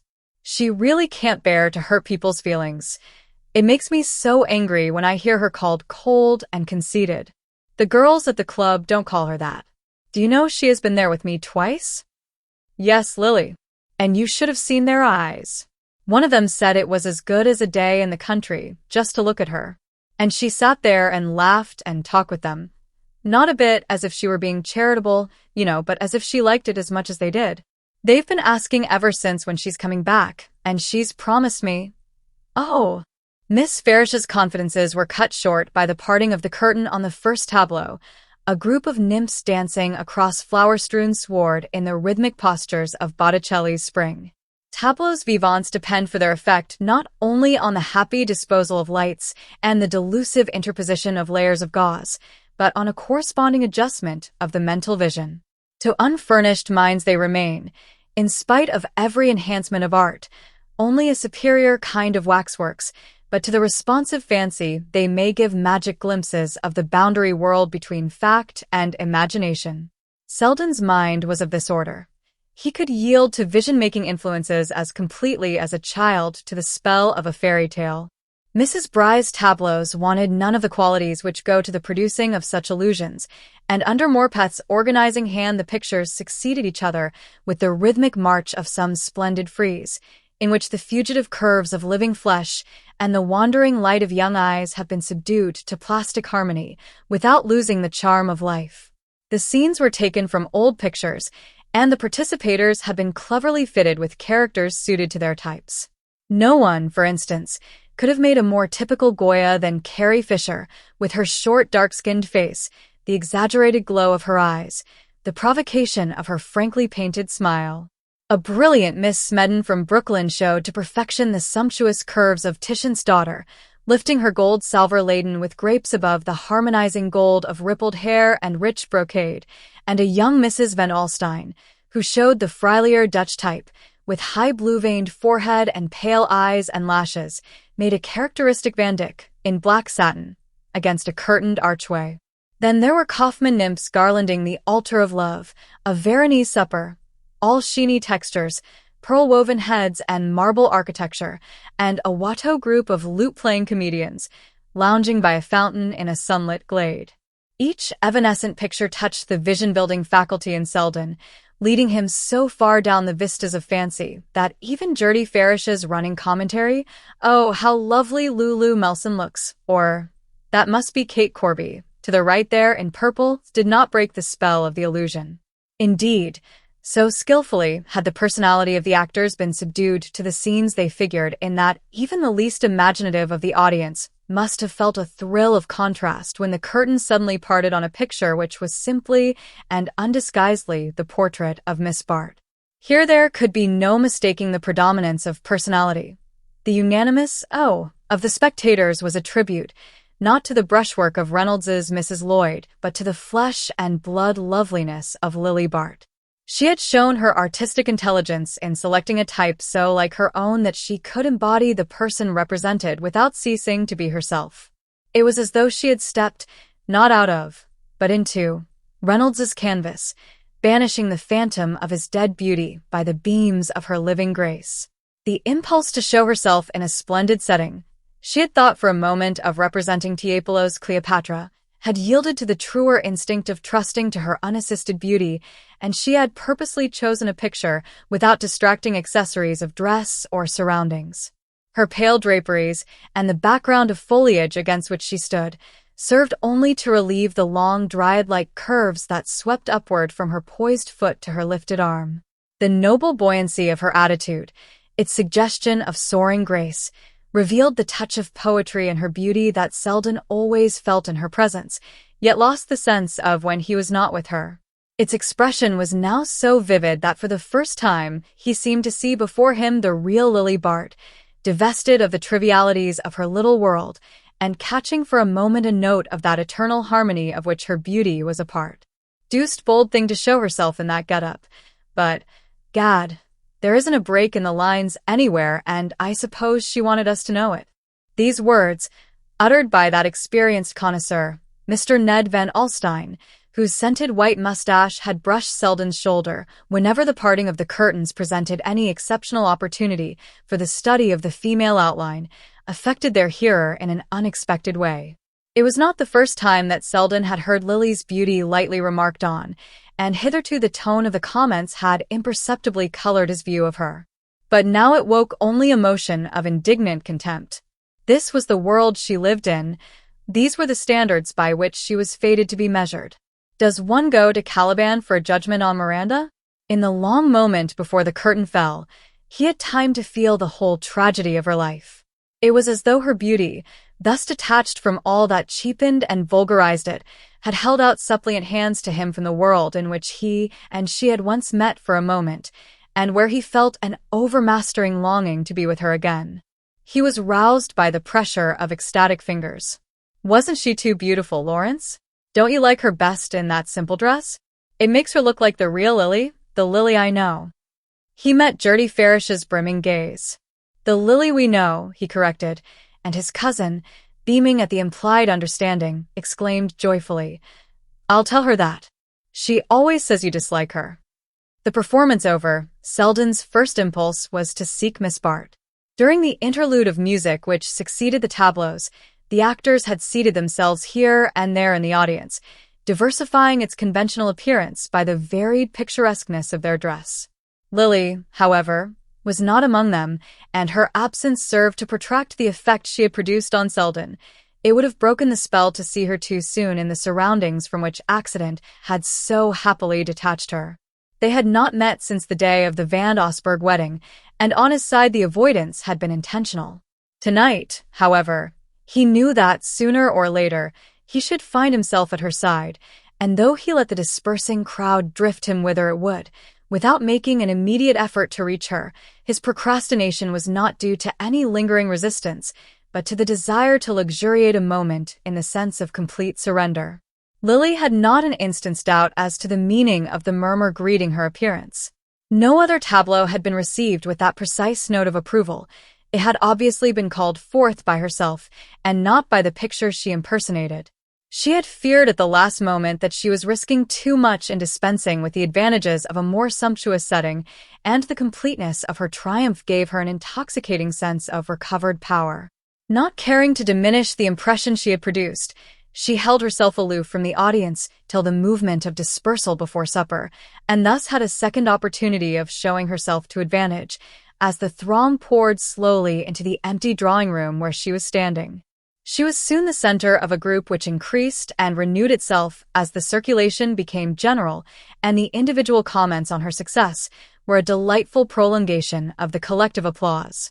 At such moments, she lost something of her natural fastidiousness and cared less for the quality of the admiration received than for its quantity. Differences of personality were merged in a warm atmosphere of praise, in which her beauty expanded like a flower in sunlight, and if Selden had approached a moment or two sooner, he would have seen her turning on Ned Van Alstyne and George Dorset the look he had dreamed of capturing for himself. Fortune willed, however, that the hurried approach of Mrs. Fisher, as whose aide-de-camp Van Alstyne was acting, should break up the group before Selden reached the threshold of the room. One or two of the men wandered off in search of their partners for supper, and the others, noticing Selden's approach, gave way to him in accordance with the tacit freemasonry of the ballroom. Lily was therefore standing alone when he reached her, and finding the expected look in her eye, he had the satisfaction of supposing he had kindled it. The look did indeed deepen as it rested on him, for even in that moment of self-intoxication Lily felt the quicker beat of life that his nearness always produced. She read, too, in his answering gaze the delicious confirmation of her triumph, and for the moment it seemed to her that it was for him only she cared to be beautiful. Selden had given her his arm without speaking. She took it in silence, and they moved away, not toward the supper-room, but against the tide which was setting thither. The faces about her flowed by like the streaming images of sleep. She hardly noticed where Selden was leading her, till they passed through a glass doorway at the end of the long suite of rooms and stood suddenly in the fragrant hush of a garden. Gravel grated beneath their feet, and about them was the transparent dimness of a midsummer night. Hanging lights made emerald caverns in the depths of foliage, and whitened the spray of a fountain falling among lilies. The magic place was deserted. There was no sound but the splash of the water on the lily pads and a distant drift of music that might have been blown across a sleeping lake. Selden and Lily stood still, accepting the unreality of the scene as a part of their own dreamlike sensations. It would not have surprised them to feel a summer breeze on their faces, or to see the lights among the boughs reduplicated in the arch of a starry sky. The strange solitude about them was no stranger than the sweetness of being alone in it together. At length Lily withdrew her hand and moved away a step so that her white-robed slimness was outlined against the dusk of the branches. Selden followed her, and still without speaking they seated themselves on a bench beside the fountain. Suddenly, she raised her eyes with the beseeching earnestness of a child. "You never speak to me. You think hard things of me," she murmured. "I think of you, at any rate. God knows," he said. "Then why do we never see each other? Why can't we be friends? You promised once to help me," she continued in the same tone, as though the words were drawn from her unwillingly. "The only way I can help you is by loving you," Selden said in a low voice. She made no reply, but her face turned to him with the soft motion of a flower. His own met it slowly, and their lips touched. She drew back and rose from her seat. Selden rose too, and they stood facing each other. Suddenly, she caught his hand and pressed it a moment against her cheek. Love me, but don't tell me so," she sighed with her eyes in his, and before he could speak she had turned and slipped through the arch of boughs, disappearing in the brightness of the room beyond. Selden stood where she had left him. He knew too well the transiency of exquisite moments to attempt to follow her, but presently he re-entered the house and made his way through the deserted rooms to the door. A few sumptuously cloaked ladies were already gathered in the marble vestibule, and in the coat-room he found Van Alstyne and Gus Trenor. The former, at Selden's approach, paused in the careful selection of a cigar from one of the silver boxes invitingly set out near the door. "Hello, Selden, going too? You're an Epicurean like myself, I see. You don't want to see all those goddesses gobbling terrapin. Gad, what a show of good-looking women. But not one of 'em could touch that little cousin of mine. Talk of jewels. What's a woman want with jewels when she's got herself to show? The trouble is that all these foul-balls they wear cover up their figures when they've got I never knew till tonight what an outline Lily has. It's not her fault if everybody don't know it now," growled Trenor, flushed with the struggle of getting into his fur-lined coat. "Damned bad taste, I call it. No cigar for me. You can't tell what you're smoking in one of these new houses. Likely as not the chef buys the cigars. Stay for supper? Not if I know it. When people crowd their rooms so that you can't get near anyone you want to speak to, I'd as soon sup in the elevated at the rush hour. My wife was dead right to stay away. She says life's too short to spend it in breaking in new people." Chapter 13. Lily woke from happy dreams to find 2 notes at her bedside. One was from Mrs. Trenor, who announced that she was coming to town that afternoon for a flying visit and hoped Miss Bart would be able to dine with her. The other was from Selden. He wrote briefly that an important case called him to Albany, whence he would be unable to return till the evening, and asked Lily to let him know at what hour on the following day she would see him. Lily, leaning back among her pillows, gazed musingly at his letter. The scene in the brisk conservatory had been like a part of her dreams. She had not expected to wake to such evidence of its reality. Her first movement was one of annoyance. This unforeseen act of Selden's added another complication to life. It was so unlike him to yield to such an irrational impulse. Did he really mean to ask her to marry him? She had once shown him the impossibility of such a hope, and his subsequent behavior seemed to prove that he had accepted the situation with a reasonableness somewhat mortifying to her vanity. It was all the more agreeable to find that this reasonableness was maintained only at the cost of not seeing her, but though nothing in life was as sweet as the sense of her power over him, she saw the danger of allowing the episode of the previous night to have a sequel. Since she could not marry him, it would be kinder to him, as well as easier for herself, to write a line amicably evading his request to see her. He was not the man to mistake such a hint, and when next they met it would be on their usual friendly footing. Lily sprang out of bed and went straight to her desk. She wanted to write at once, while she could trust to the strength of her resolve. She was still languid from her brief sleep and the exhilaration of the evening, and the sight of Selden's writing brought back the culminating moment of her triumph, the moment when she had read in his eyes that no philosophy was proof against her power.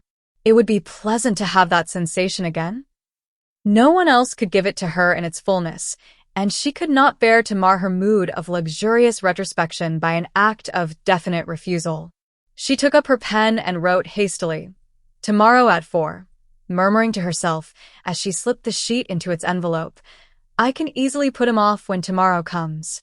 Judy Trenor's summons was very welcome to Lily. It was the first time she had received a direct communication from Belmont since the close of her last visit there, and she was still visited by the dread of having incurred Judy's displeasure. But this characteristic command seemed to re-establish their former relations, and Lily smiled at the thought that her friend had probably summoned her in order to hear about the brisk entertainment. Mrs. Trenor had absented herself from the feast, perhaps for the reasons so frankly enunciated by her husband, perhaps because, as Mrs. Fisher somewhat differently put it, she couldn't bear new people when she hadn't discovered them herself. At any rate, though she remained haughtily at Belmont, Lily suspected in her a devouring eagerness to hear of what she had missed and to learn exactly in what measure Mrs. Wellington Bry had surpassed all previous competitors for social recognition. Lily was quite ready to gratify this curiosity, but it happened that she was dining out. She determined, however, to see Mrs. Trenor for a few moments, and ringing for her maid, she dispatched a telegram to say that she would be with her friend that evening at 10. She was dining with Mrs. Fisher, who had gathered at an informal feast a few of the performers of the previous evening. There was to be plantation music in the studio after dinner, for Mrs. Fisher, despairing of the Republic, had taken up modeling and annexed to her small crowded house a spacious apartment, which, whatever its uses in her hours of plastic inspiration, served at other times for the exercise of an indefatigable hospitality. Lily was reluctant to leave, for the dinner was amusing, and she would have liked to lounge over a cigarette and hear a few songs, but she could not break her engagement with Judy, and shortly after 10, she asked her hostess to ring for a hansom and drove up Fifth Avenue to the Trenors. She waited long enough on the doorstep to wonder that Judy's presence in town was not signalized by a greater promptness in admitting her, and her surprise was increased when, instead of the expected footman, pushing his shoulders into a tardy coat, a shabby caretaking person in calico led her into the shrouded hall. Trenor, however, appeared at once on the threshold of the drawing-room, welcoming her with unusual volubility while he relieved her of her cloak and drew her into the room. Come along to the den.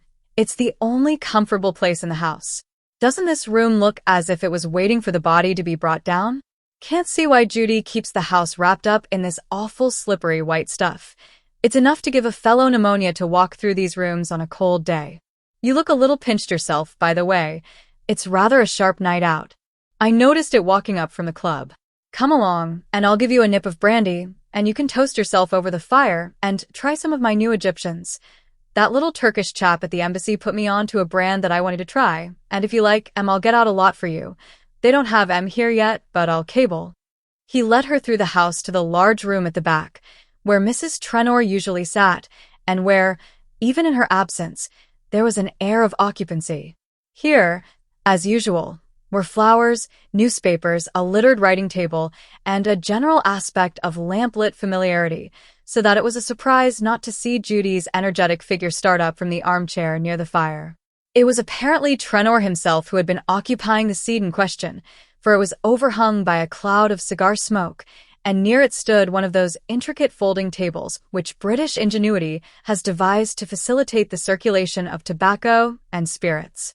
The sight of such appliances in a drawing-room was not unusual in Lily's set, where smoking and drinking were unrestricted by considerations of time and place, and her first movement was to help herself to one of the cigarettes recommended by Trenor, while she checked his loquacity by asking, with a surprised glance, "Where's Judy?"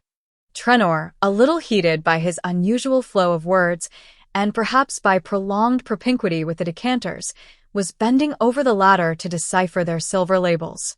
"Here now, Lily, just a drop of cognac and a little fizzy water.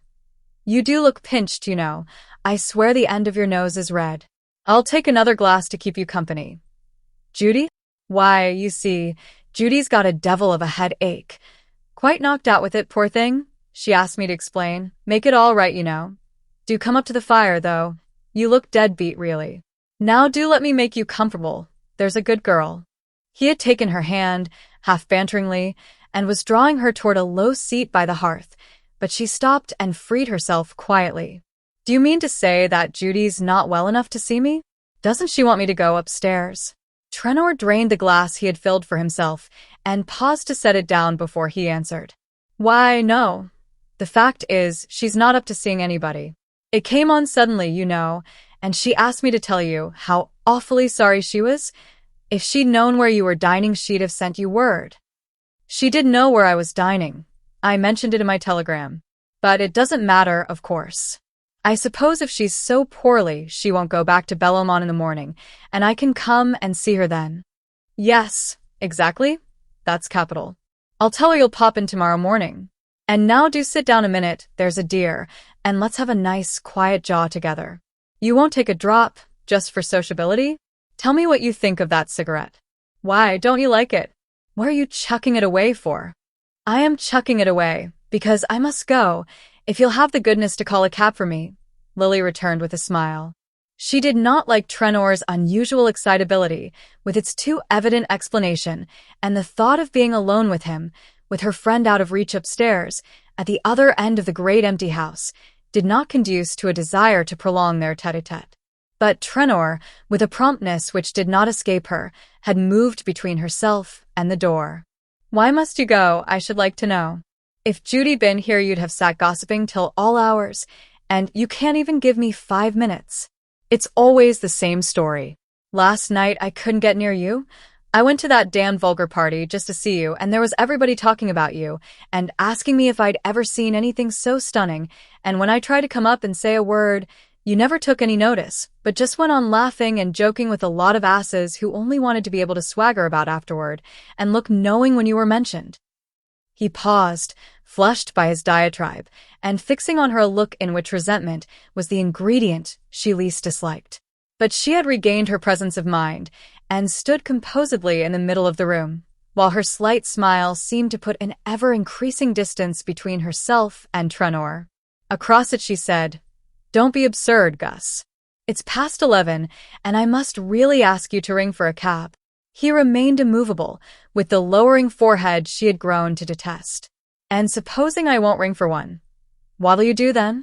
"I shall go upstairs to Judy if you force me to disturb her." Trenor drew a step nearer and laid his hand on her arm. "Look here, Lily. Won't you give me 5 minutes of your own accord?" "Not tonight, Gus, you?" "Very good, then. I'll take 'em. And as many more as I want." He had squared himself on the threshold, his hands thrust deep in his pockets. He nodded toward the chair on the hearth. "Go and sit down there, please. I've got a word to say to you." Lily's quick temper was getting the better of her fears. She drew herself up and moved toward the door. "If you have anything to say to me, you must say it another time. I shall go up to Judy unless you call a cab for me at once." He burst into a laugh. "Go upstairs and welcome, my dear, but you won't find Judy. She ain't there." Lily cast a startled look upon him. "Do you mean that Judy is not in the house? Not in town?" she exclaimed. "That's just what I do mean," returned Trenor, his bluster sinking to sullenness under her look. "Nonsense. I don't believe you." "I am going upstairs," she said impatiently. He drew unexpectedly aside, letting her reach the threshold unimpeded. "Go up and welcome, but my wife is at Bellomont." But Lily had a flash of reassurance. "If she hadn't come, she would have sent me word?" "She did. She telephoned me this afternoon to let you know." "I received no message." "I didn't send any." The two measured each other for a moment, but Lily still saw her opponent through a blur of scorn that made all other considerations indistinct. "I can't imagine your object in playing such a stupid trick on me, but if you have fully gratified your peculiar sense of humor, I must again ask you to send for a cab." It was the wrong note, and she knew it as she spoke. To be stung by irony, it is not necessary to understand it, and the angry streaks on Trenor's face might have been raised by an actual lash. "Look here, Lily, don't take that high and mighty tone with me." He had again moved toward the door, and in her instinctive shrinking from him, she let him regain command of the threshold. "I did play a trick on you. I own up to it, but if you think I'm ashamed, you're mistaken. Lord knows I've been patient enough. I've hung round and looked like an ass. And all the while you were letting a lot of other fellows make up to you? Letting them make fun of me, I dare say. I'm not sharp, and can't dress my friends up to look funny, as you do. But I can tell when it's being done to me. I can tell fast enough when I'm made a fool of. I shouldn't have thought that, flashed from Lily, but her laugh dropped to silence under his look. No, you wouldn't have thought it, but you'll know better now. That's what you're here for tonight. I've been waiting for a quiet time to talk things over, and now I've got to make you hear me out. His first rush of inarticulate resentment had been followed by a steadiness and concentration of tone more disconcerting to Lily than the excitement preceding it. For a moment her presence of mind forsook her. She had more than once been in situations where a quick swordplay of wit had been needful to cover her retreat, but her frightened heartthrobs told her that here such skill would not avail. To gain time she repeated, "I don't understand what you want." Trenor had pushed a chair between herself and the door. He threw himself in it and leaned back, looking up at her. "I'll tell you what I want. I want to know just where you and I stand. Hang it, the man who pays for the dinner is generally allowed to have a seat at table." She flamed with anger and abasement, and the sickening need of having to conciliate where she longed to humble. "I don't know what you mean, but you must see, Gus, that I can't stay here talking to you at this hour. Gad, you go to men's houses fast enough in broad daylight. Strikes me you're not always so deuced careful of appearances." The brutality of the thrust gave her the sense of dizziness that follows on a physical blow. Rosedale had spoken then. This was the way men talked of her. She felt suddenly weak and defenseless. There was a throb of self-pity in her throat. But all the while another self was sharpening her to vigilance, whispering the terrified warning that every word and gesture must be measured. "If you have brought me here to say insulting things," she began. Trenor laughed. "Don't talk stage rot. I don't want to insult you, but a man's got his feelings, and you've played with mine too long. I didn't begin this business. Kept out of the way, and left the track clear for the other chaps, till you rummaged me out and set to work to make an ass of me, and an easy job you had of it, too. That's the trouble. It was too easy for you. You got reckless, thought you could turn me inside out and chuck me in the gutter like an empty purse. But, by gad, that ain't playing fair. That's dodging the rules of the game. Of course I know now what you wanted. It wasn't my beautiful eyes you were after, but I tell you what, Miss Lily, you've got to pay up for making me think so." He rose, squaring his shoulders aggressively, and stepped toward her with a reddening brow, but she held her footing, though every nerve tore at her to retreat as he advanced. "Pay up," she faltered. "Do you mean that I owe you money?" He laughed again. "Oh, I'm not asking for payment in kind. But there's such a thing as fair play and interest on one's money. And hang me if I've had as much as a look from you. Your money? What have I to do with your money? You advised me how to invest mine. You must have seen I knew nothing of business. You told me it was all right. It was all right. It is, Lily. You're welcome to all of it and 10 times more. I'm only asking for a word of thanks from you." He was closer still, with a hand that grew formidable, and the frightened self in her was dragging the other down. "I have thanked you. I've shown I was grateful. What more have you done than any friend might do, or anyone except from a friend?" Trenor caught her up with a sneer. "I don't doubt you've accepted as much before, and chucked the other chaps as you'd like to chuck me. I don't care how you settled your score with them. If you fooled, am I that much to the good? Don't stare at me like that. I know I'm not talking the way a man is supposed to talk to a girl, but hang it, if you don't like it you can stop me quick enough. You know I'm mad about you. Damn the money, there's plenty more of it. If that bothers you, I was a brute, Lily. Just look at me." Over and over her the sea of humiliation broke, wave crashing on wave so close that the moral shame was one with the physical dread. It seemed to her that self-esteem would have made her invulnerable, that it was her own dishonor which put a fearful solitude about her. His touch was a shock to her drowning consciousness.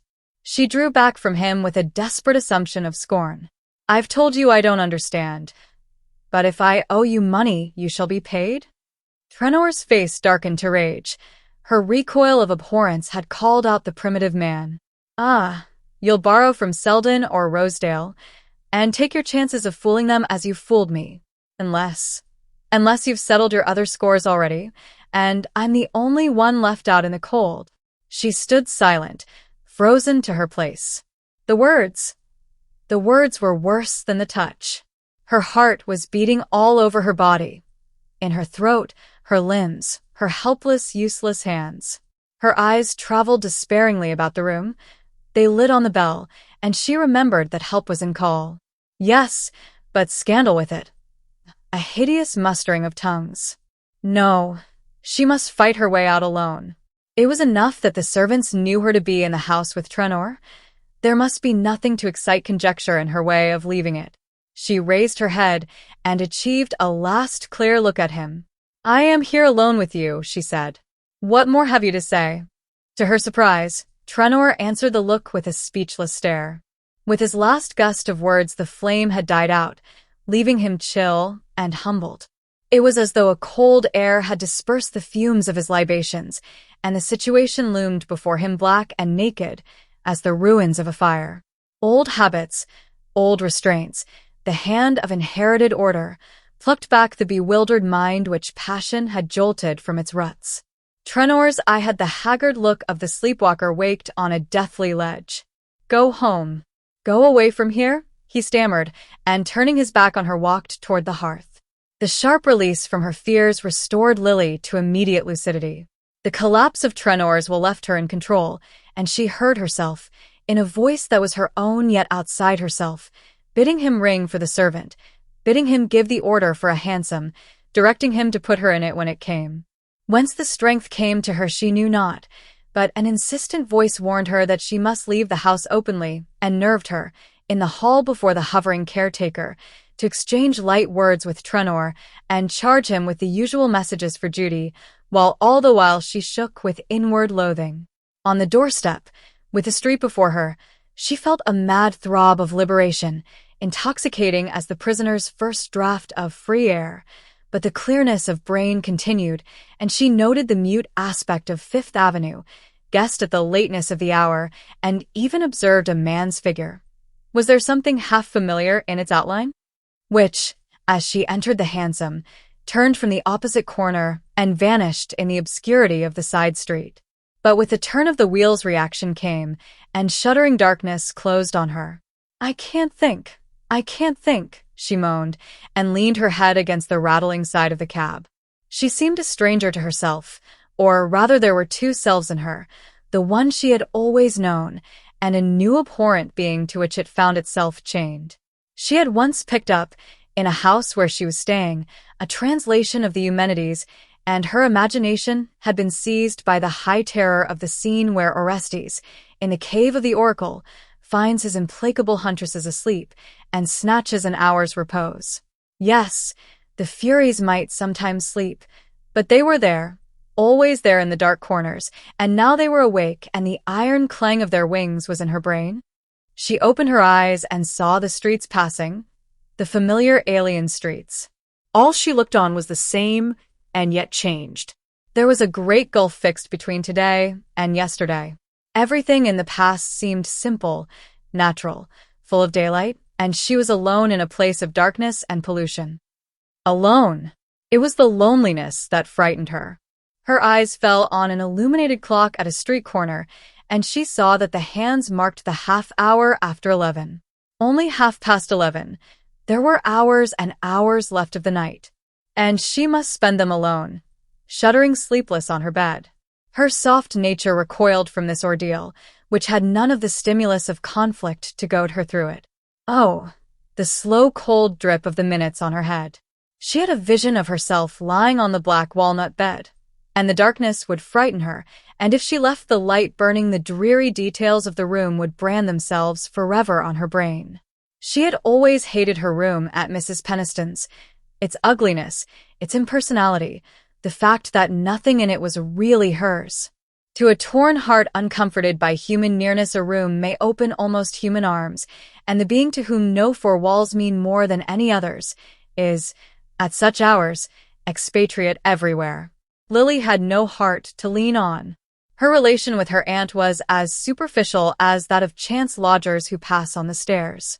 But even had the two been in closer contact, it was impossible to think of Mrs. Peniston's mind as offering shelter or comprehension to such misery as Lily's.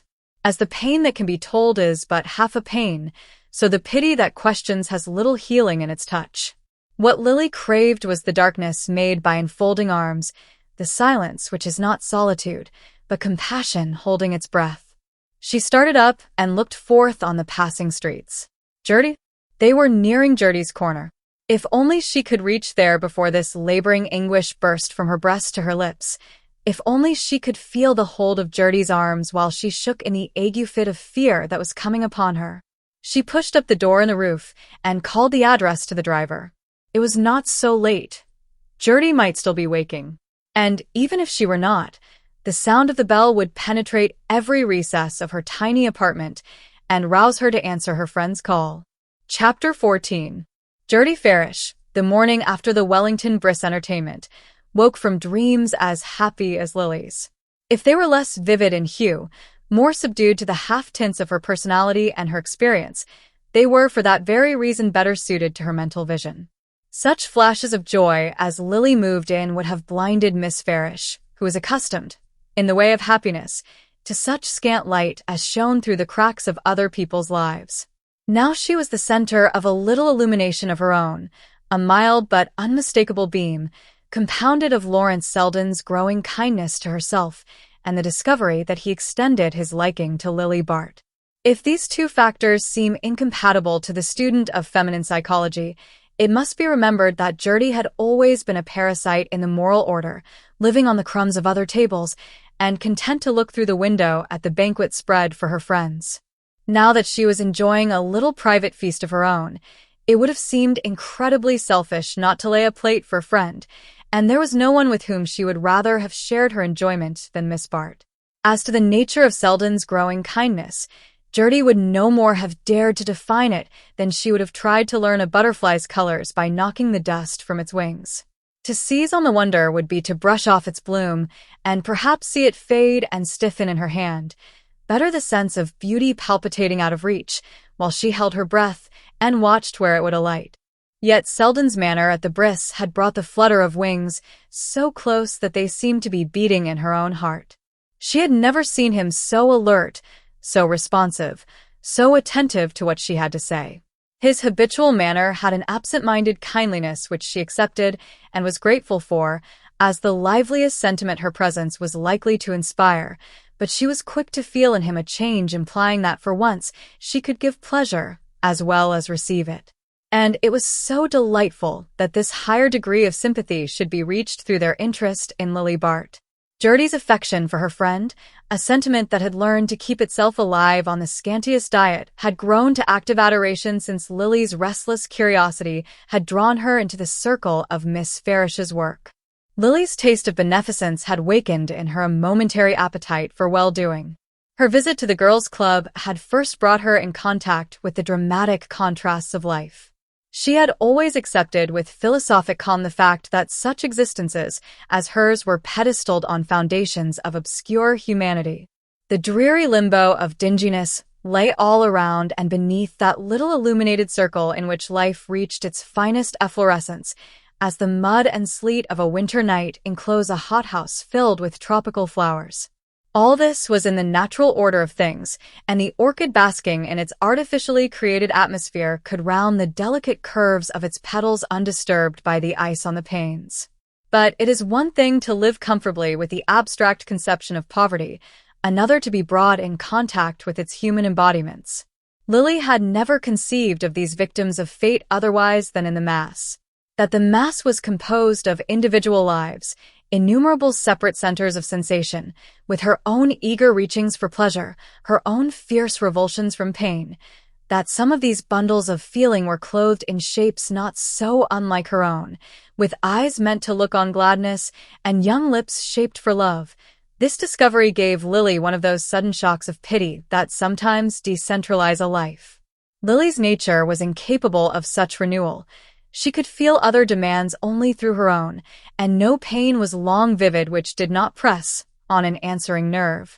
But for the moment she was drawn out of herself by the interest of her direct relation with a world so unlike her own. She had supplemented her first gift by personal assistance to one or two of Miss Farish's most appealing subjects, and the admiration and interest her presence excited among the tired workers at the club ministered in a new form to her insatiable desire to please. Gertie Farish was not a close enough reader of character to disentangle the mixed threads of which Lily's philanthropy was woven. She supposed her beautiful friend to be actuated by the same motive as herself, that sharpening of the moral vision which makes all human suffering so near and insistent that the other aspects of life fade into remoteness. Gertie lived by such simple formulas that she did not hesitate to class her friend's state with the emotional change of heart to which her dealings with the poor had accustomed her, and she rejoiced in the thought that she had been the humble instrument of this renewal. Now she had an answer to all criticisms of Lily's conduct. As she had said, she knew the real Lily, and the discovery that Selden shared her knowledge raised her placid acceptance of life to a dazzled sense of its possibilities, a sense farther enlarged, in the course of the afternoon, by the receipt of a telegram from Selden asking if he might dine with her that evening.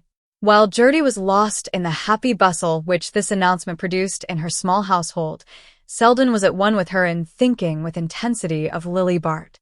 The case which had called him to Albany was not complicated enough to absorb all his attention, and he had the professional faculty of keeping a part of his mind free when its services were not needed. This part, which at the moment seemed dangerously like the whole, was filled to the brim with the sensations of the previous evening. Selden understood the symptoms. He recognized the fact that he was paying up, as there had always been a chance of his having to pay up, for the voluntary exclusions of his past. He had meant to keep free from permanent ties, not from any poverty of feeling, but because, in a different way, he was, as much as Lily, the victim of his environment. There had been a germ of truth in his declaration to Gertie Farish that he had never wanted to marry a nice girl, the adjective connoting, in his cousin's vocabulary, certain utilitarian qualities which are apt to preclude the luxury of charm.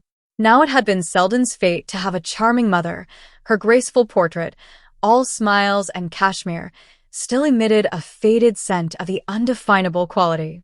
His father was the kind of man who delights in a charming woman, who quotes her, stimulates her, and keeps her perennially charming. Neither one of the couple cared for money, but their disdain of it took the form of always spending a little more than was prudent. If their house was shabby, it was exquisitely kept. If there were good books on the shelves, there were also good dishes on the table. Selden Sr. had an eye for a picture, his wife an understanding of old lace, and both were so conscious of restraint and discrimination in buying that they never quite knew how it was that the bills mounted up. Though many of Selden's friends would have called his parents poor, he had grown up in an atmosphere where restricted means were felt only as a check on aimless profusion, where the few possessions were so good that their rarity gave them a merited relief, and abstinence was combined with elegance in a way exemplified by Mrs. Selden's knack of wearing her old velvet as if it were new. A man has the advantage of being delivered early from the home point of view, and before Selden left college, he had learned that there are as many different ways of going without money as of spending it. Unfortunately, he found no way as agreeable as that practiced at home, and his views of womankind in especial were tinged by the remembrance of the one woman who had given him a sense of values. It was from her that he inherited his detachment from the sumptuary side of life, the Stoic's carelessness of material things, combined with the Epicurean's pleasure in them. Life shorn of either feeling appeared to him a diminished thing, and nowhere was the blending of the two ingredients so essential as in the character of a pretty woman. It had always seemed to Selden that experience offered a great deal besides the sentimental adventure, yet he could vividly conceive of a love which should broaden and deepen till it became the central fact of life. What he could not accept, in his own case, was the makeshift alternative of a relation that should be less than this, that should leave some portions of his nature unsatisfied, while it put an undue strain on others. He would not, in other words, yield to the growth of an affection which might appeal to pity, yet leave the understanding untouched. Sympathy should no more delude him than a trick of the eyes, the grace of helplessness than a curve of the cheek. But now, that little but passed like a sponge over all his vows. His reasoned-out resistances seemed for the moment so much less important than the question as to when Lily would receive his note. He yielded himself to the charm of trivial preoccupations, wondering at what hour her reply would be sent, with what words it would begin. As to its import, he had no doubt. He was as sure of her surrender as of his own. And so he had leisure to muse on all its exquisite details as a hard worker on a holiday morning might lie still and watch the beam of light travel gradually across his room. But if the new light dazzled, it did not blind him. He could still discern the outline of facts, though his own relation to them had changed. He was no less conscious than before of what was said of Lily Bart, but he could separate the woman he knew from the vulgar estimate of her. His mind turned to Gertie Farish's words, and the wisdom of the world seemed a groping thing beside the insight of innocence. Blessed are the pure in heart, for they shall see God, even the hidden God in their neighbor's breast. Selden was in the state of impassioned self-absorption that the first surrender to love produces. His craving was for the companionship of one whose point of view should justify his own, who should confirm, by deliberate observation, the truth to which his intuitions had leaped. He could not wait for the midday recess, but seized a moment's leisure in court to scribble his telegram to Gertie Farish. Reaching town, he was driven direct to his club, where he hoped a note from Miss Bart might await him. But his box contained only a line of rapturous assent from Gertie, and he was turning away disappointed when he was hailed by a voice from the smoking room. Hallo, Lawrence. Dining here? Take a bite with me? I've ordered a canvasback. He discovered Trenor, in his day clothes, sitting, with a tall glass at his elbow, behind the folds of a sporting journal. Selden thanked him, but pleaded an engagement. Hang it, I believe every man in town has an engagement tonight. I shall have the club to myself. You know how I'm living this winter, rattling round in that empty house. My wife meant to come to town today, but she's put it off again. And how is a fellow to dine alone in a room with the looking-glasses covered and nothing but a bottle of Harvey sauce on the sideboard? I say, Lawrence, chuck your engagement and take pity on me. It gives me the blue devils to dine alone, and there's nobody but that canting-ass Wetherall in the club. Sorry, Gus, I can't do it. As Selden turned away, he noticed the dark flush on Trenor's face, the unpleasant moisture of his intensely white forehead, the way his jeweled rings were wedged in the creases of his fat red fingers. Certainly the beast was predominating, the beast at the bottom of the glass. And he had heard this man's name coupled with Lily's. Bah! The thought sickened him. All the way back to his rooms, he was haunted by the sight of Trenor's fat creased hands. On his table lay the note. Lily had sent it to his rooms. He knew what was in it before he broke the seal.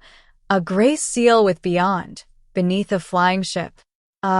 He would take her beyond the ugliness, the pettiness, the attrition and corrosion of the soul. Gertie's little sitting room sparkled with welcome when Selden entered it. Its modest effects, compact of enamel paint and ingenuity, spoke to him in the language just then sweetest to his ear. It is surprising how little narrow walls and a low ceiling matter when the roof of the soul has suddenly been raised. Gertie sparkled too, or at least shone with a tempered radiance. He had never before noticed that she had points. Really, some good fellow might do worse? Over the little dinner, and here, again, the effects were wonderful. He told her she ought to marry. He was in a mood to pair off the whole world. She had made the caramel custard with her own hands. It was sinful to keep such gifts to herself. He reflected with a throb of pride that Lily could trim her own hats. She had told him so the day of their walk at Bellomont. He did not speak of Lily till after dinner. During the little repast, he kept the talk on his hostess, who, fluttered at being the center of observation, shone as rosy as the candle shades she had manufactured for the occasion. Selden evinced an extraordinary interest in her household arrangements, complimented her on the ingenuity with which she had utilized every inch of her small quarters, asked how her servant managed about afternoons out, learned that one may improvise delicious dinners in a chafing dish, and uttered thoughtful generalizations on the burden of a large establishment.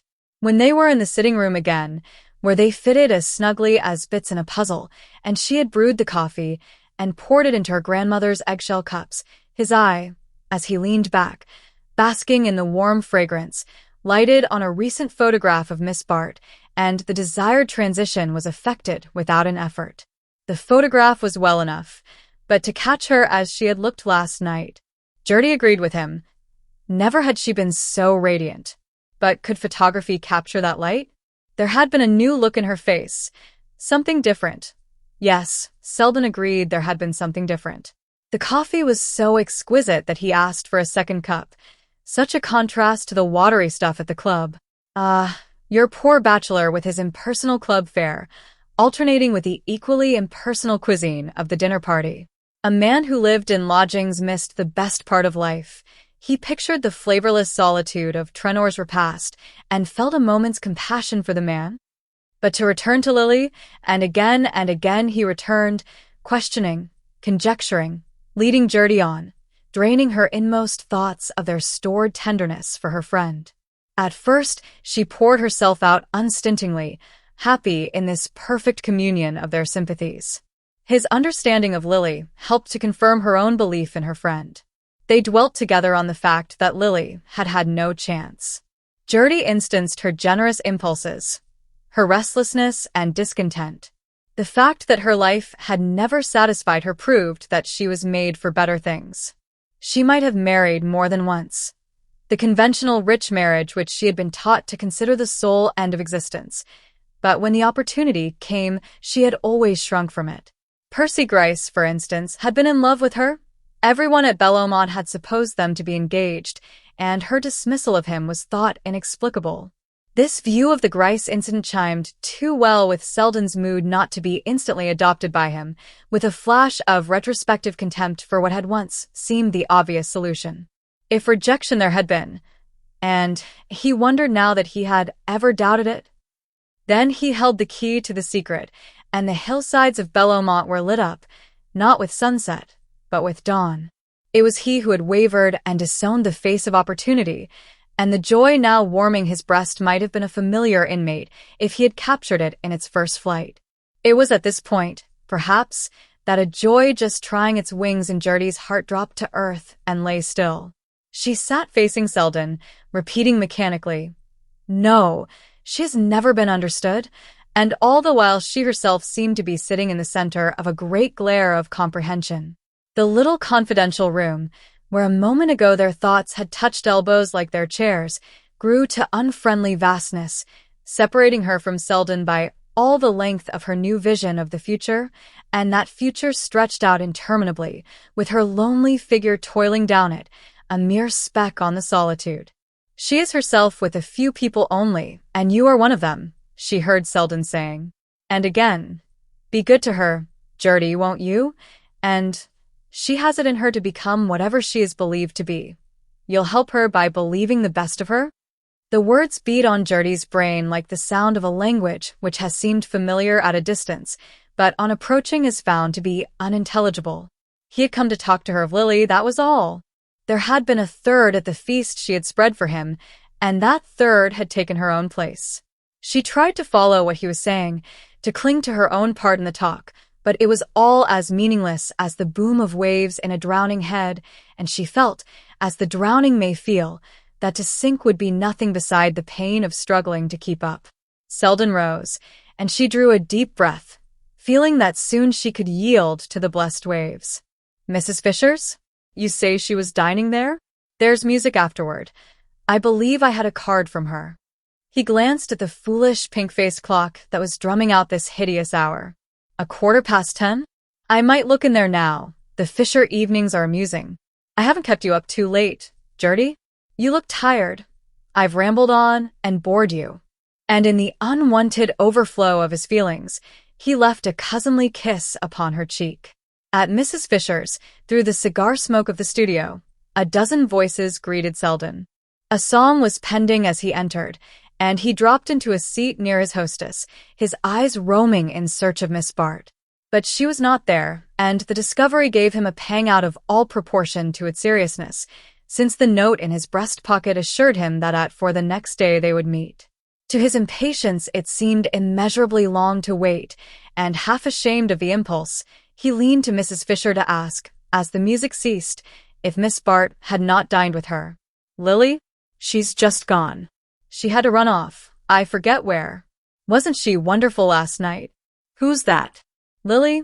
Asked Jack Stepney from the depths of a neighboring armchair.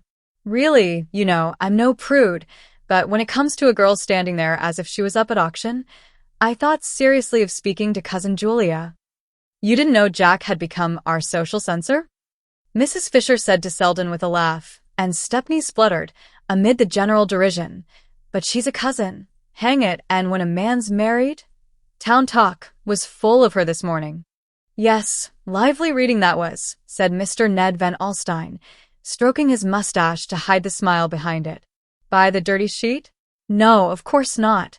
Some fellow showed it to me, but I'd heard the stories before. When a girl's as good-looking as that, she'd better marry, then no questions are asked.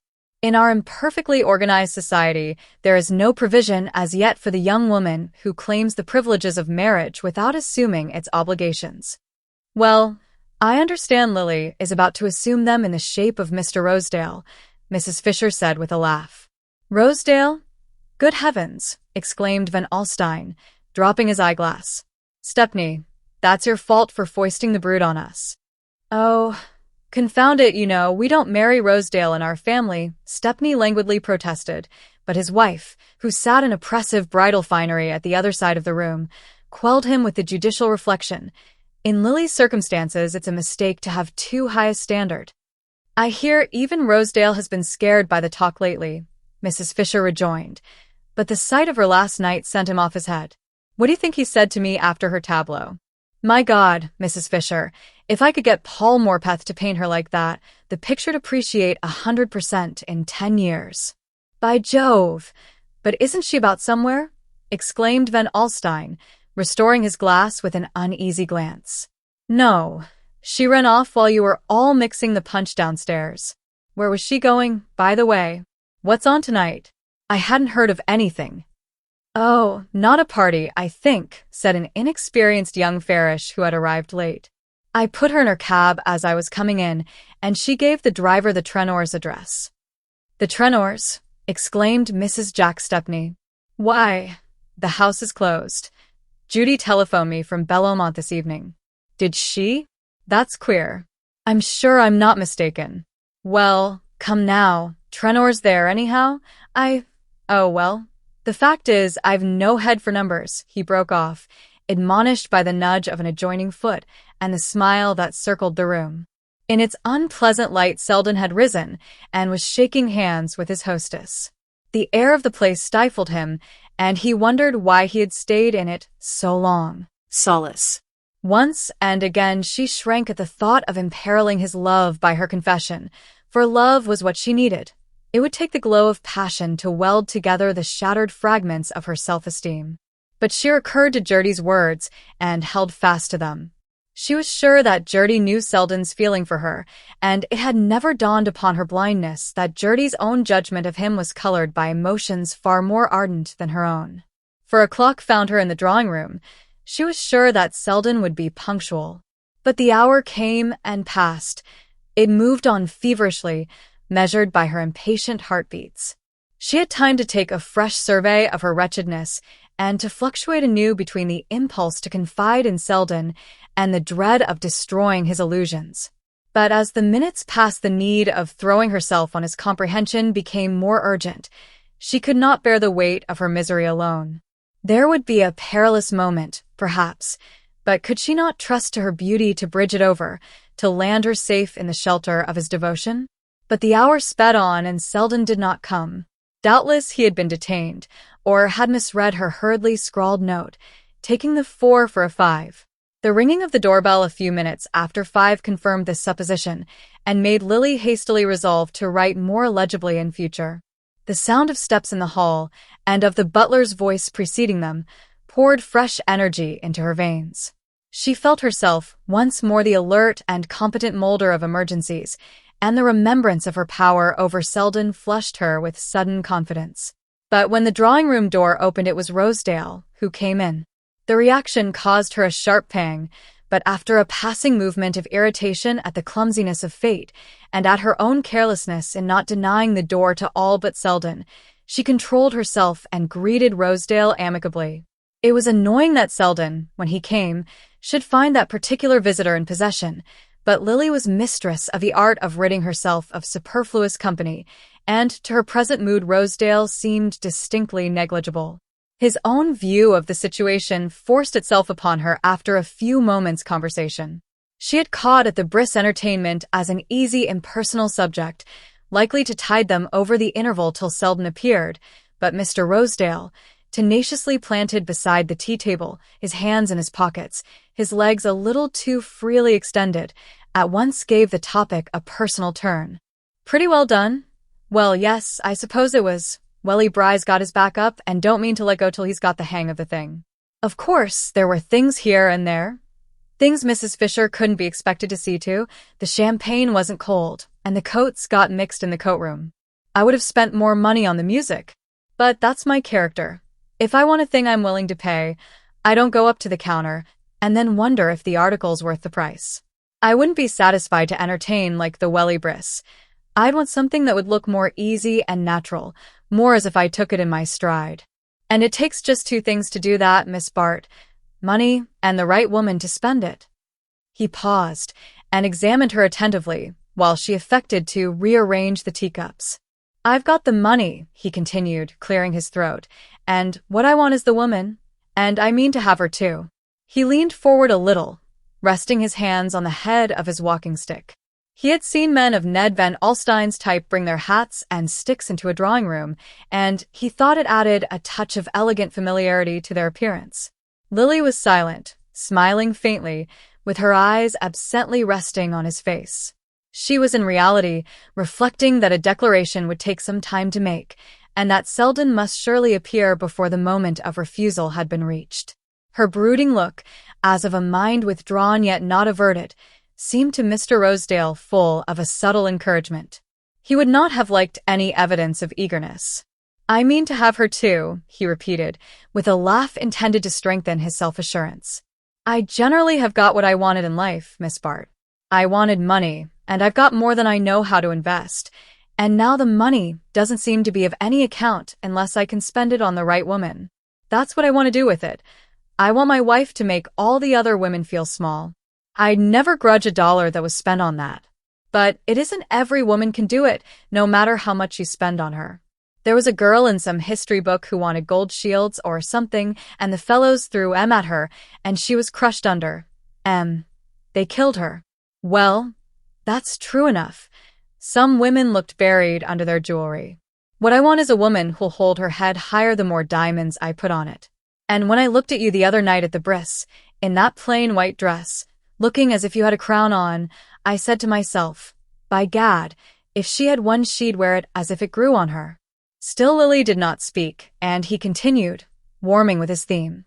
"Tell you what it is, though, that kind of woman costs more than all the rest of 'em put together. If a woman's going to ignore her pearls, they want to be better than anybody else's, and so it is with everything else. You know what I mean? You know it's only the showy things that are cheap. Well, I should want my wife to be able to take the earth for granted if she wanted to. I know there's one thing vulgar about money, and that's the thinking about it, and my wife would never have to demean herself in that way." He paused and then added, with an unfortunate lapse to an earlier manner, "I guess you know the lady I've got in view, Miss Bart." Lily raised her head, brightening a little under the challenge.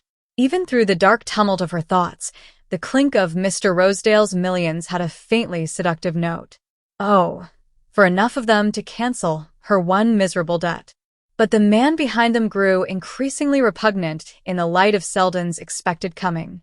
The contrast was too grotesque. She could scarcely suppress the smile it provoked. She decided that directness would be best. "If you mean me, Mr. Rosedale, I am very grateful, very much flattered, but I don't know what I have ever done to make you think." "Oh, if you mean you're not dead in love with me, I've got sense enough left to see that. And I ain't talking to you as if you were. I presume I know the kind of talk that's expected under those circumstances. I'm confoundedly gone on you. That's about the size of it. And I'm just giving you a plain business statement of the consequences. You're not very fond of me yet, but you're fond of luxury and style and amusement, and of not having to worry about cash. You like to have a good time and not have to settle for it, and what I propose to do is to provide for the good time and do the settling." He paused, and she returned with a chilling smile. "You are mistaken in one point, Mr. Rosedale. Whatever I enjoy, I am prepared to settle for." She spoke with the intention of making him see that, if his words implied a tentative allusion to her private affairs, she was prepared to meet and repudiate it. But if he recognized her meaning, it failed to abash him, and he went on in the same tone. "I didn't mean to give offense. Excuse me if I've spoken too plainly. But why ain't you straight with me? Why do you put up that kind of bluff? You know there've been times when you were bothered, damned bothered, and as a girl gets older and things keep moving along, why, before she knows it, the things she wants are liable to move past her and not come back. I don't say it's anywhere near that with you yet, but you've had a taste of bothers that a girl like yourself ought never to have known about, and what I'm offering you is the chance to turn your back on them once for all." The color burned in Lily's face as he ended.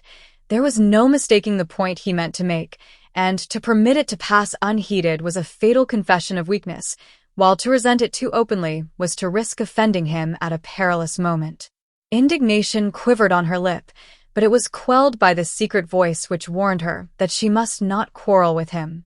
He knew too much about her, and even at the moment when it was essential that he should show himself at his best, he did not scruple to let her see how much he knew. How then would he use his power when her expression of contempt had dispelled his one motive for restraint? Her whole future might hinge on her way of answering him. She had to stop and consider that, in the stress of her other anxieties, as a breathless fugitive may have to pause at the crossroads and try to decide coolly which turn to take. "You are quite right, Mr. Rosedale. I have had bothers, and I am grateful to you for wanting to relieve me of them. It is not always easy to be quite independent and self-respecting when one is poor and lives among rich people. I have been careless about money and have worried about my bills. But I should be selfish and ungrateful if I made that a reason for accepting all you offer, with no better return to make than the desire to be free from my anxieties. You must give me time to think of your kindness, and of what I could give you in return for it."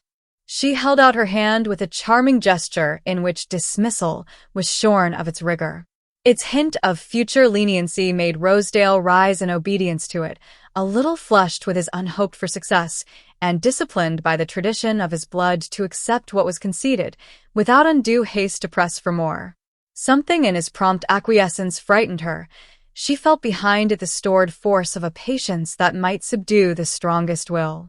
But at least they had parted amicably, and he was out of the house without meeting Selden, whose continued absence now smote her with a new alarm. Rosedale had remained over an hour, and she understood that it was now too late to hope for Selden. He would write explaining his absence, of course. There would be a note from him by the late post. But her confession would have to be postponed, and the chill of the delay settled heavily on her fagged spirit. It lay heavier when the postman's last ring brought no note for her, and she had to go upstairs to a lonely night, a night as grim and sleepless as her tortured fancy had pictured it to Gertie.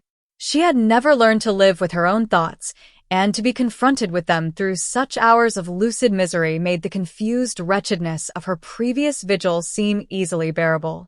Daylight disbanded the phantom crew and made it clear to her that she would hear from Selden before noon, but the day passed without his writing or coming. Lily remained at home, lunching and dining alone with her aunt, who complained of flutterings of the heart and talked icily on general topics. Mrs. Peniston went to bed early, and when she had gone, Lily sat down and wrote a note to Selden. She was about to ring for a messenger to dispatch it when her eye fell on a paragraph in the evening paper which lay at her elbow. Mr. Lawrence Selden was among the passengers sailing this afternoon for Havana and the West Indies on the windward liner Antilles. She laid down the paper and sat motionless, staring at her note. She understood now that he was never coming, that he had gone away because he was afraid that he might come. She rose, and walking across the floor stood gazing at herself for a long time in the brightly lit mirror above the mantelpiece. The lines in her face came out terribly. She looked old, and when a girl looks old to herself, how does she look to other people? She moved away and began to wander aimlessly about the room, fitting her steps with mechanical precision between the monstrous roses of Mrs. Peniston's Axminster. Suddenly, she noticed that the pen with which she had written to Selden still rested against the uncovered inkstand. She seated herself again, and taking out an envelope, addressed it rapidly to Rosedale. Then she laid out a sheet of paper and sat over it with suspended pen. It had been easy enough to write the date and "Dear Mr. Rosedale," but after that her inspiration flagged. She meant to tell him to come to her, but the words refused to shape themselves. At length she began, "I've been thinking." Then she laid the pen down and sat with her elbows on the table and her face hidden in her hands. Suddenly, she started up at the sound of the doorbell. It was not late, barely 10 o'clock, and there might still be a note from Selden or a message, or he might be there himself, on the other side of the door. The announcement of his sailing might have been a mistake. It might be another Lawrence Selden who had gone to Havana. All these possibilities had time to flash through her mind and build up the conviction that she was after all to see or hear from him before the drawing-room door opened to admit a servant carrying a telegram. Lily tore it open with shaking hands and read Bertha Dorset's name below the message. "Sailing unexpectedly tomorrow. Will you join us on a cruise in Mediterranean?" Part 2. Chapter 1. It came vividly to Selden on the casino steps that Monte Carlo had, more than any other place he knew, the gift of accommodating itself to each man's humor. His own, at the moment, lent it a festive readiness of welcome that might well, in a disenchanted eye, have turned to paint and facility. So frank an appeal for participation, so outspoken a recognition of the holiday vein in human nature, struck refreshingly on a mind jaded by prolonged hard work and surroundings made for the discipline of the senses. As he surveyed the white square set in an exotic coquetry of architecture, the studied tropicality of the gardens, the groups loitering in the foreground against mauve mountains which suggested a sublime stage setting forgotten in a hurried shifting of scenes, as he took in the whole outspread effect of light and leisure, he felt a movement of revulsion from the last few months of his life. The New York winter had presented an interminable perspective of snow-burdened days, reaching toward a spring of raw sunshine and furious air when the ugliness of things rasped the eye as the gritty wind ground into the skin. Selden, immersed in his work, had told himself that external conditions did not matter to a man in his state, and that cold and ugliness were a good tonic for relaxed sensibilities. When an urgent case summoned him abroad to confer with a client in Paris, he broke reluctantly with the routine of the office, and it was only now that, having dispatched his business and slipped away for a week in the South, he began to feel the renewed zest of spectatorship that is the solace of those who take an objective interest in life. The multiplicity of its appeals, the perpetual surprise of its contrasts and resemblances. All these tricks and turns of the show were upon him with a spring as he descended the casino steps and paused on the pavement at its doors. He had not been abroad for 7 years, and what changes the renewed contact produced? If the central depths were untouched, hardly a pinpoint of surface remained the same. And this was the very place to bring out the completeness of the renewal. The sublimities, the perpetuities, might have left him as he was, but this tent pitched for a day's revelry spread a roof of oblivion between himself and his fixed sky. It was mid-April, and one felt that the revelry had reached its climax and that the desultory groups in the square and gardens would soon dissolve and reform in other scenes. Meanwhile, the last moments of the performance seemed to gain an added brightness from the hovering threat of the curtain. The quality of the air, the exuberance of the flowers, the blue intensity of sea and sky produced the effect of a closing tableau when all the lights are turned on at once. This impression was presently heightened by the way in which a consciously conspicuous group of people advanced to the middle front and stood before Selden with the air of the chief performers gathered together by the exigencies of the final effect. Their appearance confirmed the impression that the show had been staged regardless of expense and emphasized its resemblance to one of those costume plays in which the protagonists walk through the passions without displacing a drapery. The ladies stood in unrelated attitudes calculated to isolate their effects, and the men hung about them as irrelevantly as stage heroes whose tailors are named in the program. It was Selden himself who unwittingly fused the group by arresting the attention of one of its members. "Why, Mr. Selden," Mrs. Fisher exclaimed in surprise, and with a gesture toward Mrs. Jack Stepney and Mrs. Wellington Bry, she added plaintively, "We're starving to death because we can't decide where to lunch."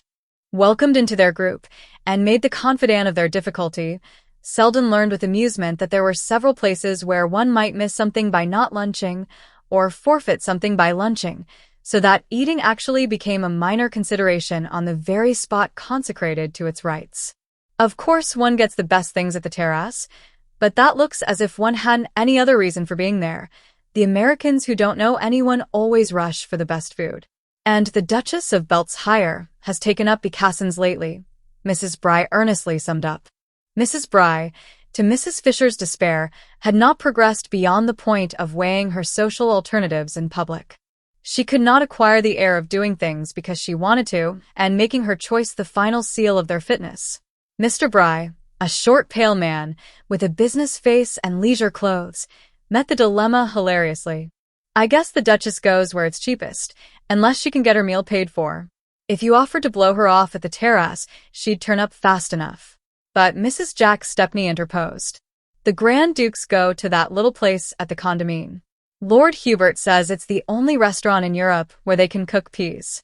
Lord Hubert Dacey, a slender, shabby-looking man, with a charming, worn smile, and the air of having spent his best years in piloting the wealthy to the right restaurant, assented with gentle emphasis.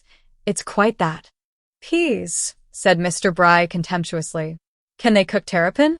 "It just shows," he continued, "what these European markets are when a fellow can make a reputation cooking peas." Jack Stepney intervened with authority. "I don't know that I quite agree with Dacey. There's a little hole in Paris off the Quai Voltaire, but in any case, I can't advise the Condamine Gargote, at least not with ladies." Stepney, since his marriage, had thickened and grown prudish, as the Van Osburgh husbands were apt to do. But his wife, to his surprise and discomfiture, had developed an earth-shaking fastness of gait which left him trailing breathlessly in her wake. "That's where we'll go then," she declared, with a heavy toss of her plumage. "I'm so tired of the terrace. It's as dull as one of Mother's dinners. And Lord Hubert has promised to tell us who all the awful people are at the other place. Hasn't he, Carrie? Now, Jack, don't look so solemn." "Well," said Mrs. Bry, "all I want to know is who their dressmakers are." "No doubt Dacey can tell you that too," remarked Stepney, with an ironic intention which the other received with a light murmur. "I can at least find out, my dear fellow." And Mrs. Bry having declared that she couldn't walk another step, the party hailed 2 or 3 of the light phaetons which hover attentively on the confines of the gardens, and rattled off in procession toward the Condamine. Their destination was one of the little restaurants overhanging the boulevard which dips steeply down from Monte Carlo to the low intermediate quarter along the quay.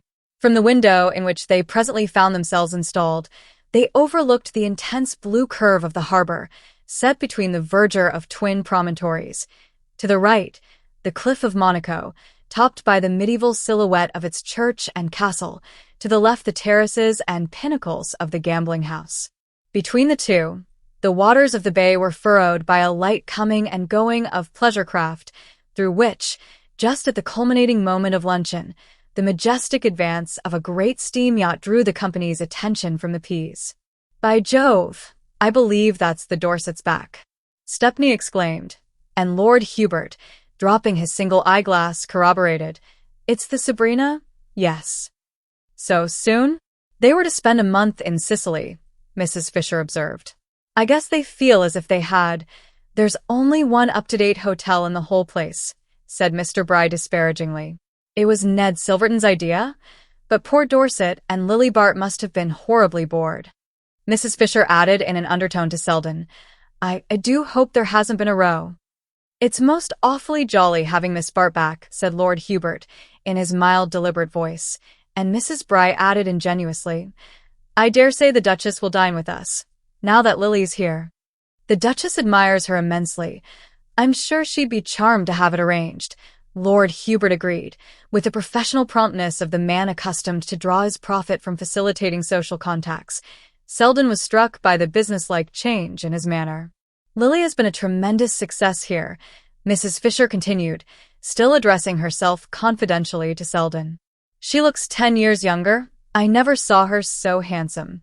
Lady Skiddaw took her everywhere in Cannes, and the Crown Princess of Macedonia had her to stop for a week at Simiez. People say that was one reason why Bertha whisked the yacht off to Sicily. The Crown Princess didn't take much notice of her, and she couldn't bear to look on at Lily's triumph. Selden made no reply. He was vaguely aware that Miss Bart was cruising in the Mediterranean with the Dorsets, but it had not occurred to him that there was any chance of running across her on the Riviera, where the season was virtually at an end. As he leaned back, silently contemplating his filigree cup of Turkish coffee, he was trying to put some order in his thoughts, to tell himself how the news of her nearness was really affecting him. He had a personal detachment enabling him, even in moments of emotional high pressure, to get a fairly clear view of his feelings, and he was sincerely surprised by the disturbance which the sight of the Sabrina had produced in him. He had reason to think that his 3 months of engrossing professional work, following on the sharp shock of his disillusionment, had cleared his mind of its sentimental vapors. The feeling he had nourished and given prominence to was one of thankfulness for his escape. He was like a traveler so grateful for rescue from a dangerous accident that at first he is hardly conscious of his bruises. Now he suddenly felt the latent ache and realized that after all he had not come off unhurt. An hour later, at Mrs. Fisher's side in the casino gardens, he was trying to find fresh reasons for forgetting the injury received in the contemplation of the peril avoided. The party had dispersed with the loitering indecision characteristic of social movements at Monte Carlo, where the whole place and the long gilded hours of the day seemed to offer an infinity of ways of being idle. Lord Hubert Dacey had finally gone off in quest of the Duchess of Beltshire, charged by Mrs. Bry with the delicate negotiation of securing that lady's presence at dinner. The Stepneys had left for Nice in their motor car, and Mr. Bry had departed to take his place in the pigeon shooting match, which was at the moment engaging his highest faculties. Mrs. Bry, who had a tendency to grow red and stertorous after luncheon, had been judiciously prevailed upon by Carrie Fisher to withdraw to her hotel for an hour's repose, and Selden and his companion were thus left to a stroll propitious to confidences. The stroll soon resolved itself into a tranquil session on a bench overhung with laurel and Banksian roses, from which they caught a dazzle of blue sea between marble balusters and the fiery shafts of cactus blossoms shooting meteor-like from the rock. The soft shade of their niche and the adjacent glitter of the air were conducive to an easy lounging mood and to the smoking of many cigarettes, and Selden, yielding to these influences, suffered Mrs. Fisher to unfold to him the history of her recent experiences. She had come abroad with the Welly Briss at the moment when fashion flees the inclemency of the New York spring. The Briss, intoxicated by their first success, already thirsted for new kingdoms, and Mrs. Fisher, viewing the Riviera as an easy introduction to London society, had guided their course thither. She had affiliations of her own in every capital and a facility for picking them up again after long absences, and the carefully disseminated rumor of the Briss wealth had at once gathered about them a group of cosmopolitan pleasure-seekers. "But things are not going as well as I expected," Mrs. Fisher frankly admitted. "It's all very well to say that everybody with money can get into society, but it would be truer to say that nearly everybody can. And the London market is so glutted with new Americans that, to succeed there now, they must be either very clever or awfully queer. The Briss are neither. He would get on well enough if she'd let him alone. They like his slang and his brag and his blunders. But Louisa spoils it all by trying to repress him and put herself forward. If she'd be natural herself, fat and vulgar and bouncing, it would be all right. But as soon as she meets anybody smart, she tries to be slender and queenly. She tried it with the Duchess of Beltshire and Lady Skiddaw, and they fled. I've done my best to make her see her mistake. I've said to her again and again, 'Just let yourself go, Louisa,' but she keeps up the humbug even with me. I believe she keeps on being queenly in her own room, with the door shut. The worst of it is," Mrs. Fisher went on, "that she thinks it's all my fault. When the Dorsets turned up here 6 weeks ago, and everybody began to make a fuss about Lily Bart, I could see Louisa thought that if she'd had Lily in tow instead of me, she would have been hobnobbing with all the royalties by this time. She doesn't realize that it's Lily's beauty that does it. Lord Hubert tells me Lily is thought even handsomer than when he knew her at Ike's 10 years ago. It seems she was tremendously admired there. An Italian prince, rich and the real thing, wanted to marry her. But just at the critical moment, a good-looking stepson turned up, and Lily was silly enough to flirt with him while her marriage settlements with the stepfather were being drawn up. Some people said the young man did it on purpose. You can fancy the scandal. There was an awful row between the men, and people began to look at Lily so queerly that Mrs. Peniston had to pack up and finish her cure elsewhere. Not that she ever understood. To this day she thinks that Ike's didn't suit her, and mentions her having been sent there as proof of the incompetence of French doctors. That's Lily all over, you know. She works like a slave preparing the ground and sowing her seed, but the day she ought to be reaping the harvest, she oversleeps herself or goes off on a picnic. Mrs. Fisher paused and looked reflectively at the deep shimmer of sea between the cactus flowers. Sometimes, she added, I think it's just flightiness, and sometimes I think it's because, at heart, she despises the things she's trying for. And it's the difficulty of deciding that makes her such an interesting study. She glanced tentatively at Selden's motionless profile and resumed with a slight sigh. Well, all I can say is, I wish she'd give me some of her discarded opportunities. I wish we could change places now, for instance. She could make a very good thing out of the Briss if she managed them properly, and I should know just how to look after George Dorset while Bertha is reading Verlaine with Nettie Silvern. She met Selden's sound of protest with a sharp, derisive glance. Well, what's the use of mincing matters? We all know that's what Bertha brought her abroad for. When Bertha wants to have a good time, she has to provide occupation for George. At first, I thought Lily was going to play her cards well this time, but there are rumors that Bertha is jealous of her success here and at Cannes, and I shouldn't be surprised if there were a break any day. Lily's only safeguard is that Bertha needs her badly. Oh, very badly. The Silverton affair is in the acute stage. It's necessary that George's attention should be pretty continuously distracted. And I'm bound to say Lily does distract it. I believe he'd marry her tomorrow if he found out there was anything wrong with Bertha. But you know him. He's as blind as he's jealous, and of course Lily's present business is to keep him blind. A clever woman might know just the right moment to tear off the bandage, but Lily isn't clever in that way, and when George does open his eyes, she'll probably contrive not to be in his line of vision. Selden tossed away his cigarette. By Jove! It's time for my train, he exclaimed, with a glance at his watch, adding, in reply to Mrs. Fisher's surprised comment, Why, I thought of course you were at Monty. A murmured word to the effect that he was making nice his headquarters. The worst of it is, she snubs the Briss now, he heard irrelevantly flung after him. 10 minutes later, in the high-perched bedroom of an hotel overlooking the casino, he was tossing his effects into a couple of gaping portmanteaus, while the porter waited outside to transport them to the cab at the door. It took but a brief plunge down the steep white road to the station to land him safely in the afternoon express for Nice, and not till he was installed in the corner of an empty carriage did he exclaim to himself, with a reaction of self-contempt, What the deuce am I running away from? The pertinence of the question checked Selden's fugitive impulse before the train had started. It was ridiculous to be flying like an emotional coward from an infatuation his reason had conquered. He had instructed his bankers to forward some important business letters to Nice, and at Nice he would quietly await them.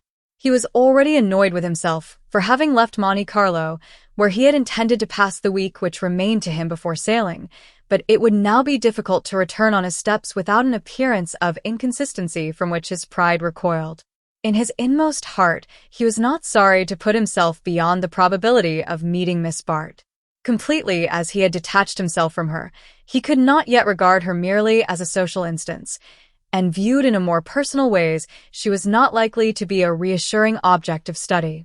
Chance encounters, or even the repeated mention of her name, would send his thoughts back into grooves from which he had resolutely detached them, whereas, if she could be entirely excluded from his life, the pressure of new and varied impressions, with which no thought of her was connected, would soon complete the work of separation.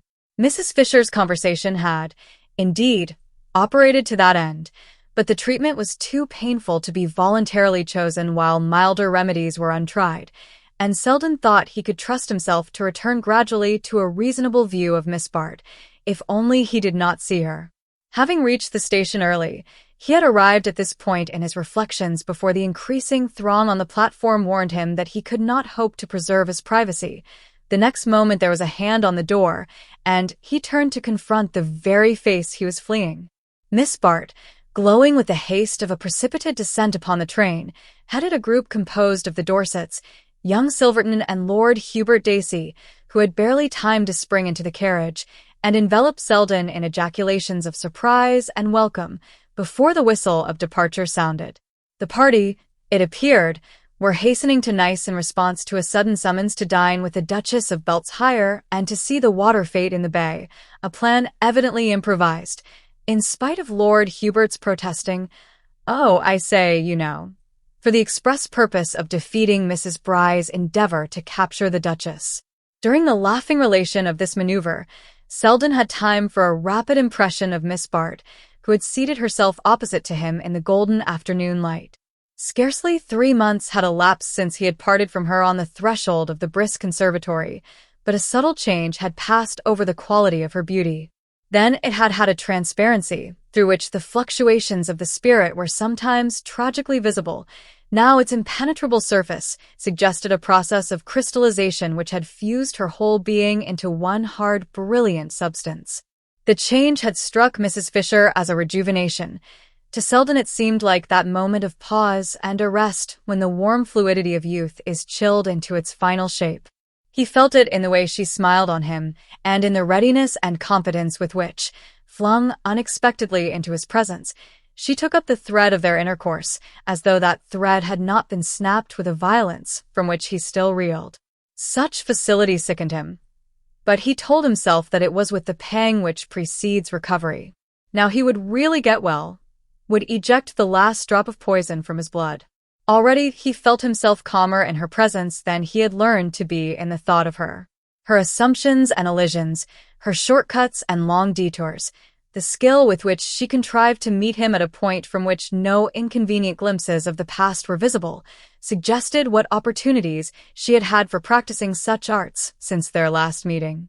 He felt that she had at last arrived at an understanding with herself, had made a pact with her rebellious impulses, and achieved a uniform system of self-government, under which all vagrant tendencies were either held captive or forced into the service of the state. And he saw other things too in her manner, saw how it had adjusted itself to the hidden intricacies of a situation in which, even after Mrs. Fisher's elucidating flashes, he still felt himself agrope. Surely Mrs. Fisher could no longer charge Miss Bart with neglecting her opportunities. To Selden's exasperated observation, she was only too completely alive to them.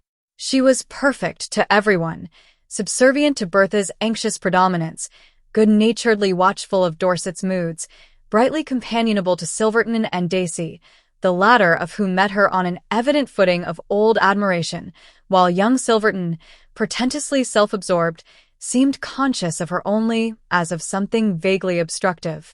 And suddenly, as Selden noted the fine shades of manner by which she harmonized herself with her surroundings, it flashed on him that, to need such adroit handling, the situation must indeed be desperate.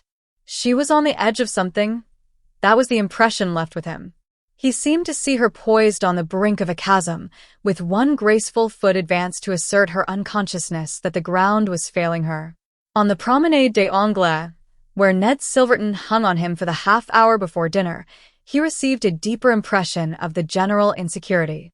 Silverton was in a mood of titanic pessimism. How anyone could come to such a damned hole as the Riviera, anyone with a grain of imagination, with the whole Mediterranean to choose from. But then, if one's estimate of a place depended on the way they broiled a spring chicken. Gad. What a study might be made of the tyranny of the stomach, the way a sluggish liver or insufficient gastric juices might affect the whole course of the universe, overshadow everything in reach. Chronic dyspepsia ought to be among the statutory causes. A woman's life might be ruined by a man's inability to digest fresh bread. Grotesque? Yes, and tragic, like most absurdities. There's nothing grimmer than the tragedy that wears a comic mask. Where was he? Oh, the reason they chucked Sicily and rushed back? Well, partly, no doubt, Miss Bart's desire to get back to bridge and smartness. Dead as a stone to art and poetry. The light never was on sea or land for her. And, of course, she persuaded Dorset that the Italian food was bad for him. Oh, she could make him believe anything. Anything. Mrs. Dorset was aware of it. Oh, perfectly. Nothing she didn't see. But she could hold her tongue. She'd had to, often enough. Miss Bart was an intimate friend. She wouldn't hear a word against her. Only it hurts a woman's pride. There are some things one doesn't get used to. All this in confidence, of course. And there were the ladies signaling from the balcony of the hotel. He plunged across the promenade, leaving Selden to a meditative cigar. The conclusions it led him to were fortified, later in the evening, by some of those faint corroborative hints that generate a light of their own in the dusk of a doubting mind. Selden, stumbling on a chance acquaintance, had dined with him and adjourned, still in his company, to the brightly lit promenade, where a line of crowded stands commanded the glittering darkness of the waters. The night was soft and persuasive. Overhead hung a summer sky furrowed with the rush of rockets, and from the east a late moon, pushing up beyond the lofty bend of the coast, sent across the bay a shaft of brightness which paled to ashes in the red glitter of the illuminated boats. Down the lantern-hung promenade, snatches of band music floated above the hum of the crowd and the soft tossing of boughs in dusky gardens, and between these gardens and the backs of the stands there flowed a stream of people in whom the vociferous carnival mood seemed tempered by the growing languor of the season. Selden and his companion, unable to get seats on one of the stands facing the bay, had wandered for a while with the throng, and then found a point of vantage on a high garden parapet above the promenade. Thence they caught but a triangular glimpse of the water, and of the flashing play of boats across its surface, but the crowd in the street was under their immediate view, and seemed to Selden, on the whole, of more interest than the show itself. After a while, however, he wearied of his perch and, dropping alone to the pavement, pushed his way to the first corner and turned into the moonlit silence of a side street. Long garden walls overhung by trees made a dark boundary to the pavement. An empty cab trailed along the deserted thoroughfare, and presently Selden saw two persons emerge from the opposite shadows, signal to the cab, and drive off in it toward the center of the town. The moonlight touched them as they paused to enter the carriage, and he recognized Mrs. Dorset and young Silverton. Beneath the nearest lamppost he glanced at his watch and saw that the time was close on 11. He took another cross street, and without breasting the throng on the promenade, made his way to the fashionable club which overlooks that thoroughfare. Here, amid the blaze of crowded baccarat tables, he caught sight of Lord Hubert Dacey, seated with his habitual worn smile behind a rapidly dwindling heap of gold. The heap being in due course wiped out, Lord Hubert rose with a shrug, and joining Selden, adjourned with him to the deserted terrace of the club. It was now past midnight, and the throng on the stands was dispersing, while the long trails of red-lit boats scattered and faded beneath a sky repossessed by the tranquil splendor of the moon. Lord Hubert looked at his watch. By Jove, I promised to join the Duchess for supper at the London house, but it's past 12, and I suppose they've all scattered. The fact is, I lost them in the crowd soon after dinner, and took refuge here, for my sins. They had seats on one of the stands, but of course they couldn't stop quiet. The Duchess never can. She and Miss Bart went off in quest of what they call adventures. Gad, it ain't their fault if they don't have some queer ones. He added tentatively, after pausing to grope for a cigarette, Miss Bart's an old friend of yours, I believe? So she told me. Thanks. I don't seem to have one left. He lit Selden's proffered cigarette and continued, in his high-pitched drawling tone, None of my business, of course, but I didn't introduce her to the Duchess. Charming woman, the Duchess, you understand, and a very good friend of mine, but rather a liberal education. Selden received this in silence, and after a few puffs Lord Hubert broke out again. Sort of thing one can't communicate to the young lady, though young ladies nowadays are so competent to judge for themselves. But in this case, I'm an old friend too, you know? And there seemed no one else to speak to. The whole situation's a little mixed, as I see it, but there used to be an aunt somewhere, a diffuse and innocent person, who was great at bridging over chasms she didn't see. In New York, is she? Pity New York's such a long way off. Chapter 2. Miss Bart, emerging late the next morning from her cabin, found herself alone on the deck of the Sabrina. The cushioned chairs, disposed expectantly under the wide awning, showed no signs of recent occupancy, and she presently learned from a steward that Mrs. Dorset had not yet appeared, and that the gentlemen, separately, had gone ashore as soon as they had breakfasted. Supplied with these facts, Lily leaned a while over the side, giving herself up to a leisurely enjoyment of the spectacle before her. Unclouded sunlight enveloped sea and shore in a bath of purest radiancy. The purpling waters drew a sharp white line of foam at the base of the shore.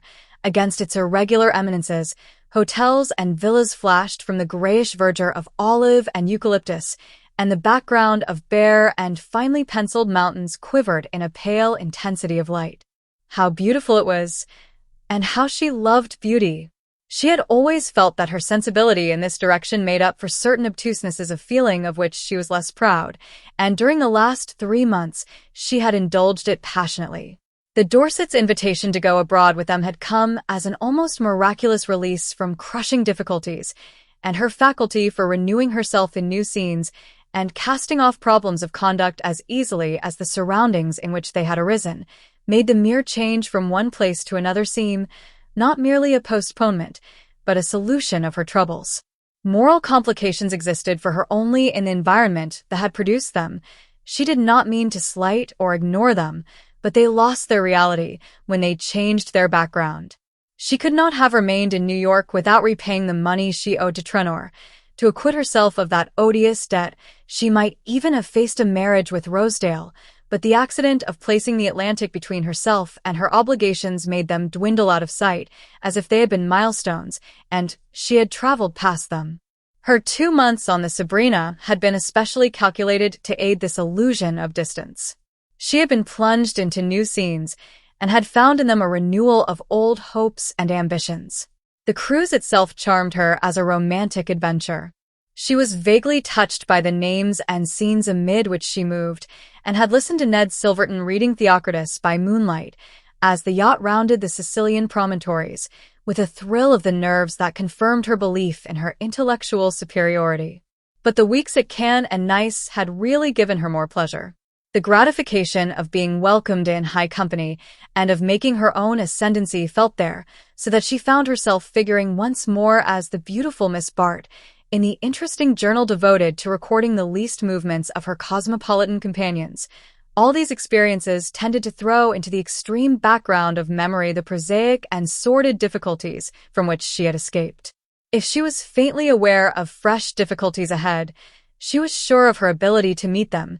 It was characteristic of her to feel that the only problems she could not solve were those with which she was familiar.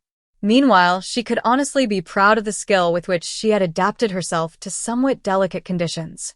She had reason to think that she had made herself equally necessary to her host and hostess, and if only she had seen any perfectly irreproachable means of drawing a financial profit from the situation, there would have been no cloud on her horizon.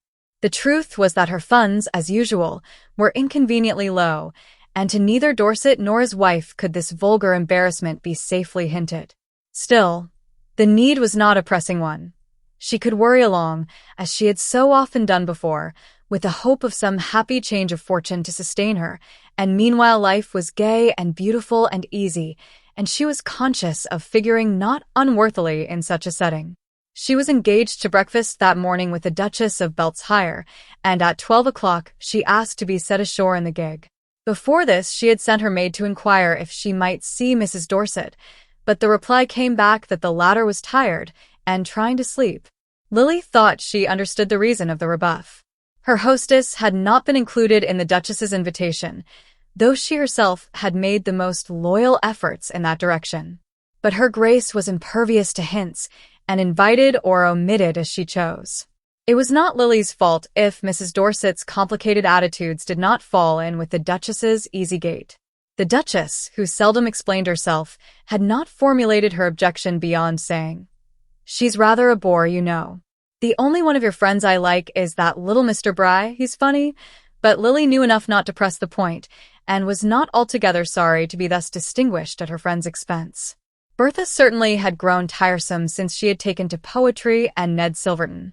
On the whole, it was a relief to break away now and then from the Sabrina, and the Duchess's little breakfast, organized by Lord Hubert with all his usual virtuosity, was the pleasanter to Lily for not including her traveling companions. Dorset, of late, had grown more than usually morose and incalculable, and Ned Silverton went about with an air that seemed to challenge the universe. The freedom and lightness of the ducal intercourse made an agreeable change from these complications, and Lily was tempted, after luncheon, to adjourn in the wake of her companions to the hectic atmosphere of the casino. She did not mean to play. Her diminished pocket money offered small scope for the adventure, but it amused her to sit on a divan, under the doubtful protection of the Duchess's back, while the latter hung above her stakes at a neighboring table. The rooms were packed with the gazing throng which, in the afternoon hours, trickles heavily between the tables, like the Sunday crowd in a lion house. In the stagnant flow of the mass, identities were hardly distinguishable, but Lily presently saw Mrs. Bry cleaving her determined way through the doors, and, in the broad wake she left, the light figure of Mrs. Fisher bobbing after her like a rowboat at the stern of a tug. Mrs. Bry pressed on, evidently animated by the resolve to reach a certain point in the rooms, but Mrs. Fisher, as she passed Lily, broke from her towing line and let herself float to the girl's side. "Lose her?" she echoed the latter's query, with an indifferent glance at Mrs. Bry's retreating back. "I dare say. It doesn't matter. I have lost her already." And, as Lily exclaimed, she added, "We had an awful row this morning. You know, of course, that the Duchess chucked her at dinner last night, and she thinks it was my fault. My want of management. The worst of it is the message, just a mere word by telephone, came so late that the dinner had to be paid for, and Becassin had run it up. It had been so drummed into him that the Duchess was coming." Mrs. Fisher indulged in a faint laugh at the remembrance. "Paying for what she doesn't get rankles so dreadfully with Louisa. I can't make her see that it's one of the preliminary steps to getting what you haven't paid for, and as I was the nearest thing to smash, she smashed me to atoms, poor dear." Lily murmured her commiseration. Impulses of sympathy came naturally to her, and it was instinctive to proffer her help to Mrs. Fisher. "If there's anything I can do, if it's only a question of meeting the Duchess." I heard her say she thought Mr. Bry amusing, but Mrs. Fisher interposed with a decisive gesture. "My dear, I have my pride, the pride of my trade. I couldn't manage the Duchess, and I can't palm off your arts on Louisa Bry as mine. I've taken the final step. I go to Paris tonight with the Sam Gormers. They're still in the elementary stage. An Italian prince is a great deal more than a prince to them, and they're always on the brink of taking a courier for one. To save them from that is my present mission." She laughed again at the picture. "But before I go, I want to make my last will and testament. I want to leave you the bris." "Me?" Miss Bart joined in her amusement. "It's charming of you to remember me, dear, but really? You're already so well provided for?" Mrs. Fisher flashed a sharp glance at her. "Are you, though, Lily, to the point of rejecting my offer?" Miss Bart colored slowly. "What I really meant was that the bris wouldn't in the least care to be so disposed of." Mrs. Fisher continued to probe her embarrassment with an unflinching eye. "What you really meant was that you've snubbed the bris horribly, and you know that they know." "Carrie." "Oh, on certain sides Louisa bristles with perceptions. If you'd even managed to have them asked once on the Sabrina, especially when royalties were coming. But it's not too late," she ended earnestly. "It's not too late for either of you." Lily smiled. "Stay over, and I'll get the Duchess to dine with them." "I shan't stay over. The Gormers have paid for my salonlet," said Mrs. Fisher with simplicity. "But get the Duchess to dine with them all the same." Lily's smile again flowed into a slight laugh. Her friend's importunity was beginning to strike her as irrelevant. "I'm sorry I have been negligent about the bris," she began. "Oh, as to the bris, it's you I'm thinking of," said Mrs. Fisher abruptly. She paused and then, bending forward with a lowered voice, "You know we all went on to Nice last night when the Duchess chucked us. It was Louisa's idea. I told her what I thought of it." Miss Bart assented. "Yes, I caught sight of you on the way back at the station." Well, the man who was in the carriage with you and George Dorset, that horrid little dabham who does society notes from the Riviera, had been dining with us at Nice. And he's telling everybody that you and Dorset came back alone after midnight. Alone? When he was with us? Lily laughed, but her laugh faded into gravity under the prolonged implication of Mrs. Fisher's look. We did come back alone. If that's so very dreadful. But whose fault was it? The Duchess was spending the night at Simiez with the Crown Princess. Bertha got bored with the show and went off early, promising to meet us at the station. We turned up on time, but she didn't. She didn't turn up at all. Miss Bart made this announcement in the tone of one who presents, with careless assurance, a complete vindication, but Mrs. Fisher received it in a manner almost inconsequent. She seemed to have lost sight of her friend's part in the incident. Her inward vision had taken another slant. Bertha never turned up at all? Then how on earth did she get back? Oh, by the next train, I suppose. There were 2 extra ones for the fete. At any rate, I know she's safe on the yacht, though I haven't yet seen her. But you see, it was not my fault, Lily summed up. Not your fault that Bertha didn't turn up? My poor child, if only you don't have to pay for it. Mrs. Fisher rose. She had seen Mrs. Bryce surging back in her direction. There's Louisa, and I must be off. Oh, we're on the best of terms externally. We're lunching together, but at heart it's me she's lunching on, she explained, and with a last hand clasp and a last look, she added, Remember, I leave her to you. She's hovering now, ready to take you in. Lily carried the impression of Mrs. Fisher's leave-taking away with her from the casino doors. She had accomplished, before leaving, the first step toward her reinstatement in Mrs. Bryce's good graces. An affable advance, a vague murmur that they must see more of each other, an elusive glance to a near future that was felt to include the Duchess as well as the Sabrina.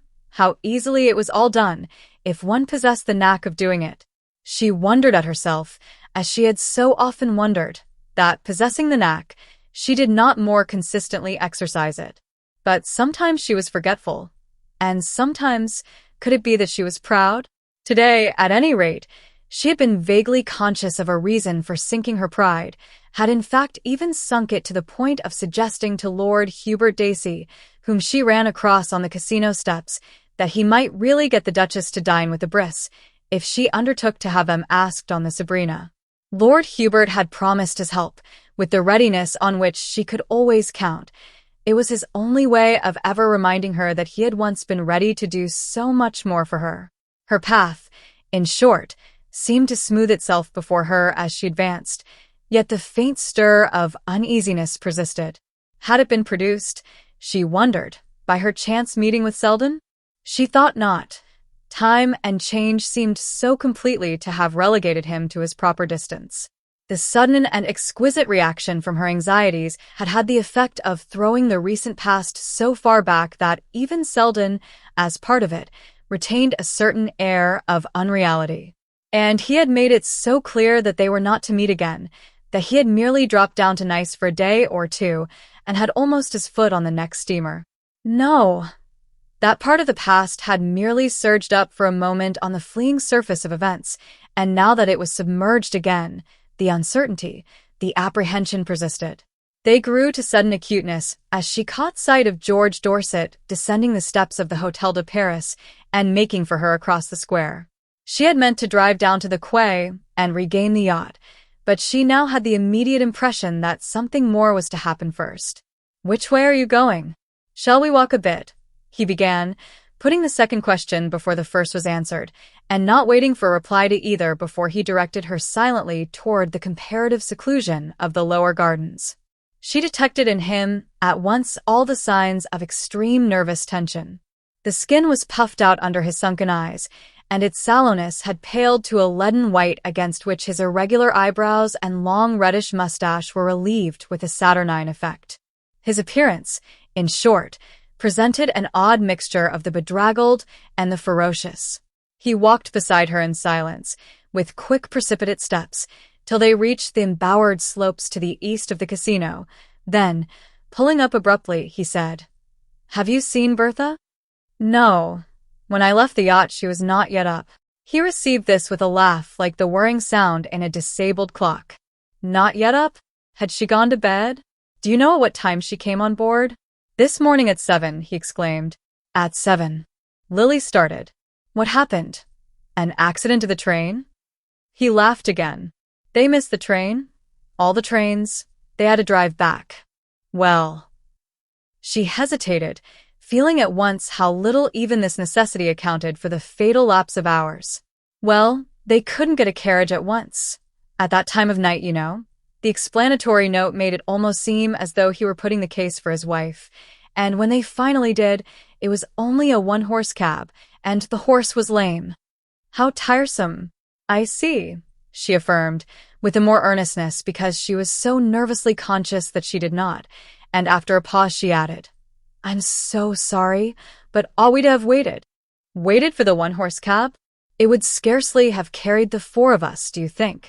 She took this in what seemed the only possible way, with a laugh intended to sink the question itself in his humorous treatment of it. Well, it would have been difficult. We should have had to walk by turns. But it would have been jolly to see the sunrise.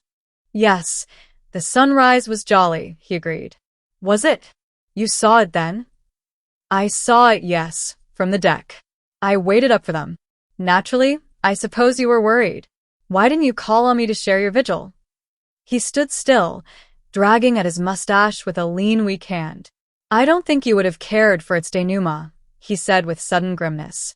Again she was disconcerted by the abrupt change in his tone, and as in one flash she saw the peril of the moment, and the need of keeping her sense of it out of her eyes. Denouement? Isn't that too big a word for such a small incident? The worst of it, after all, is the fatigue which Bertha has probably slept off by this time. She clung to the note bravely, though its futility was now plain to her in the glare of his miserable eyes. Don't, he broke out, with the hurt cry of a child, and while she tried to merge her sympathy and her resolve to ignore any cause for it, in one ambiguous murmur of deprecation, he dropped down on the bench near which they had paused and poured out the wretchedness of his soul. It was a dreadful hour, an hour from which she emerged shrinking and seared, as though her lids had been scorched by its actual glare. It was not that she had never had premonitory glimpses of such an outbreak, but rather because, here and there throughout the 3 months, the surface of life had shown such ominous cracks and vapors that her fears had always been on the alert for an upheaval. There had been moments when the situation had presented itself under a homelier yet more vivid image, that of a shaky vehicle, dashed by unbroken steeds over a bumping road, while she cowered within, aware that the harness wanted mending, and wondering what would give way first. Well, everything had given way now, and the wonder was that the crazy outfit had held together so long. Her sense of being involved in the crash, instead of merely witnessing it from the road, was intensified by the way in which Dorset, through his furies of denunciation and wild reactions of self-contempt, made her feel the need he had of her, the place she had taken in his life. But for her, what ear would have been open to his cries? And what hand but hers could drag him up again to a footing of sanity and self-respect? All through the stress of the struggle with him, she had been conscious of something faintly maternal in her efforts to guide and uplift him. But for the present, if he clung to her, it was not in order to be dragged up, but to feel someone floundering in the depths with him. He wanted her to suffer with him, not to help him to suffer less. Happily for both, there was little physical strength to sustain his frenzy. It left him, collapsed and breathing heavily, to an apathy so deep and prolonged that Lily almost feared the passers-by would think it the result of a seizure and stop to offer their aid. But Monte Carlo is, of all places, the one where the human bond is least close, and odd sights are the least arresting. If a glance or two lingered on the couple, no intrusive sympathy disturbed them, and it was Lily herself who broke the silence by rising from her seat. With the clearing of her vision, the sweep of peril had extended, and she saw that the post of danger was no longer at Dorset's side. If you won't go back, I must. Don't make me leave you, she urged. But he remained mutely resistant, and she added, What are you going to do? You really can't sit here all night. I can go to an hotel. I can telegraph my lawyers. He sat up, roused by a new thought. By Jove, Selden's it nice? I'll send for Selden. Lily, at this, reseated herself with a cry of alarm. No, no, no, she protested. He swung round on her distrustfully. Why not Selden? He's a lawyer, isn't he? One will do as well as another in a case like this. As badly as another, you mean? I thought you relied on me to help you. You do, by being so sweet and patient with me. If it hadn't been for you, I'd have ended the thing long ago. But now it's got to end. He rose suddenly, straightening himself with an effort. You can't want to see me ridiculous. She looked at him kindly. That's just it. Then, after a moment's pondering, almost to her own surprise, she broke out with a flash of inspiration. Well, go over and see Mr. Selden. You'll have time to do it before dinner. Oh, dinner, he mocked her, but she left him with a smiling rejoinder. Dinner on board, remember. We'll put it off till 9 if you like. It was past 4 already, and when a cab had dropped her at the quay, and she stood waiting for the gig to put off for her, she began to wonder what had been happening on the yacht. Of Silverton's whereabouts there had been no mention. Had he returned to the Sabrina? Or could Bertha? The dread alternative sprang on her suddenly. Could Bertha, left to herself, have gone ashore to rejoin him? Lily's heart stood still at the thought. All her concern had hitherto been for young Silverton, not only because, in such affairs, the woman's instinct is to side with the man, but because his case made a peculiar appeal to her sympathies. He was so desperately in earnest, poor youth, and his earnestness was of so different a quality from Bertha's, though hers too was desperate enough. The difference was that Bertha was in earnest only about herself, while he was in earnest about her. But now, at the actual crisis, this difference seemed to throw the weight of destitution on Bertha's side, since at least he had her to suffer for, and she had only herself. At any rate, viewed less ideally, all the disadvantages of such a situation were for the woman, and it was to Bertha that Lily's sympathies now went out. She was not fond of Bertha Dorset, but neither was she without a sense of obligation, the heavier for having so little personal liking to sustain it. Bertha had been kind to her. They had lived together, during the last months, on terms of easy friendship, and the sense of friction of which Lily had recently become aware seemed to make it the more urgent that she should work undividedly in her friend's interest. It was in Bertha's interest, certainly, that she had dispatched Dorset to consult with Lawrence Selden. Once the grotesqueness of the situation accepted, she had seen at a glance that it was the safest in which Dorset could find himself. Who but Selden could thus miraculously combine the skill to save Bertha with the obligation of doing so? The consciousness that much skill would be required made Lily rest thankfully in the greatness of the obligation. Since he would have to pull Bertha through, she could trust him to find a way, and she put the fullness of her trust in the telegram she managed to send him on her way to the quay. Thus far, then, Lily felt that she had done well, and the conviction strengthened her for the task that remained. She and Bertha had never been on confidential terms, but at such a crisis the barriers of reserve must surely fall. Dorset's wild allusions to the scene of the morning made Lily feel that they were down already, and that any attempt to rebuild them would be beyond Bertha's strength. She pictured the poor creature shivering behind her fallen defenses and awaiting with suspense the moment when she could take refuge in the first shelter that offered. If only that shelter had not already offered itself elsewhere. As the gig traversed the short distance between the quay and the yacht, Lily grew more than ever alarmed at the possible consequences of her long absence. What if the wretched Bertha, finding in all the long hours no soul to turn to? But by this time Lily's eager foot was on the side ladder, and her first step on the Sabrina showed the worst of her apprehensions to be unfounded, for there, in the luxurious shade of the afterdeck, the wretched Bertha, in full command of her usual attenuated elegance, sat dispensing tea to the Duchess of Beltshire and Lord Hubert. The sight filled Lily with such surprise that she felt that Bertha, at least, must read its meaning in her look, and she was proportionately disconcerted by the blankness of the look returned. But in an instant she saw that Mrs. Dorset had, of necessity, to look blank before the others, and that, to mitigate the effect of her own surprise, she must at once produce some simple reason for it. The long habit of rapid transitions made it easy for her to exclaim to the Duchess, "Why, I thought you'd gone back to the princess.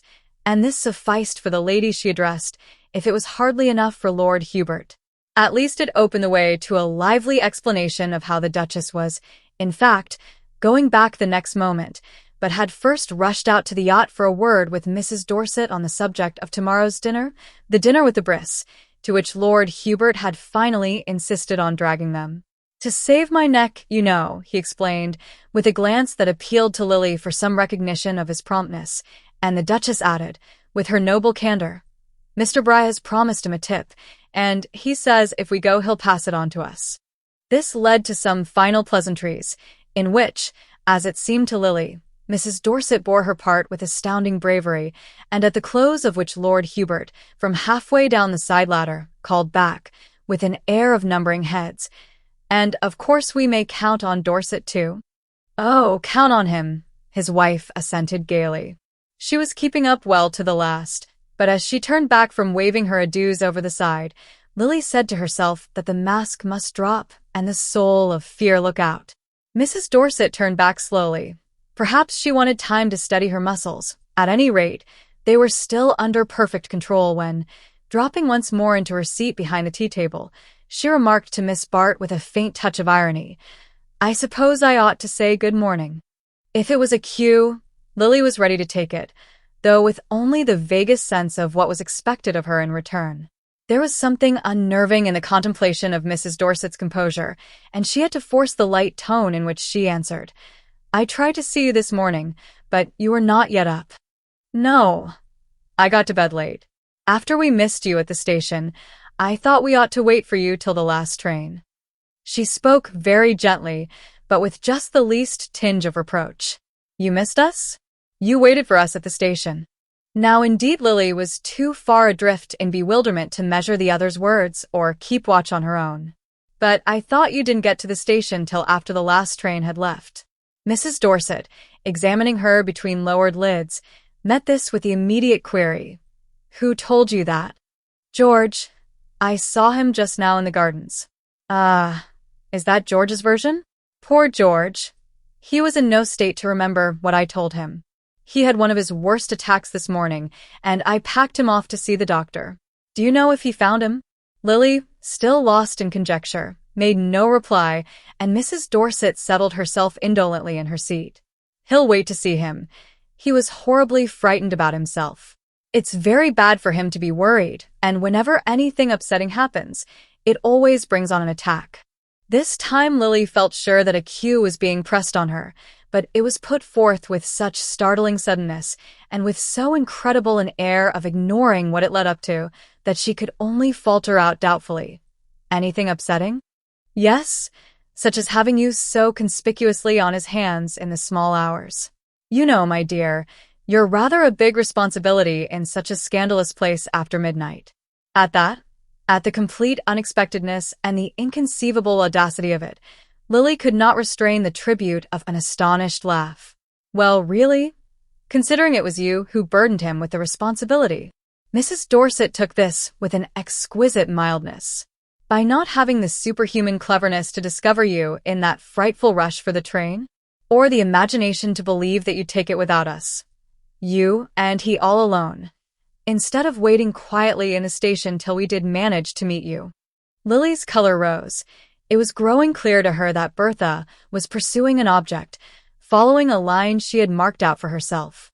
Only, with such a doom impending, why waste time in these childish efforts to avert it? The puerility of the attempt disarmed Lily's indignation. Did it not prove how horribly the poor creature was frightened? "No, by our simply all keeping together at nice," she returned. "Keeping together? When it was you who seized the first opportunity to rush off with the Duchess and her friends. My dear Lily, you are not a child to be led by the hand." "No, nor to be lectured, Bertha, really, if that's what you are doing to me now." Mrs. Dorset smiled on her reproachfully. "Lecture you? I? Heaven forbid. I was merely trying to give you a friendly hint. But it's usually the other way round, isn't it?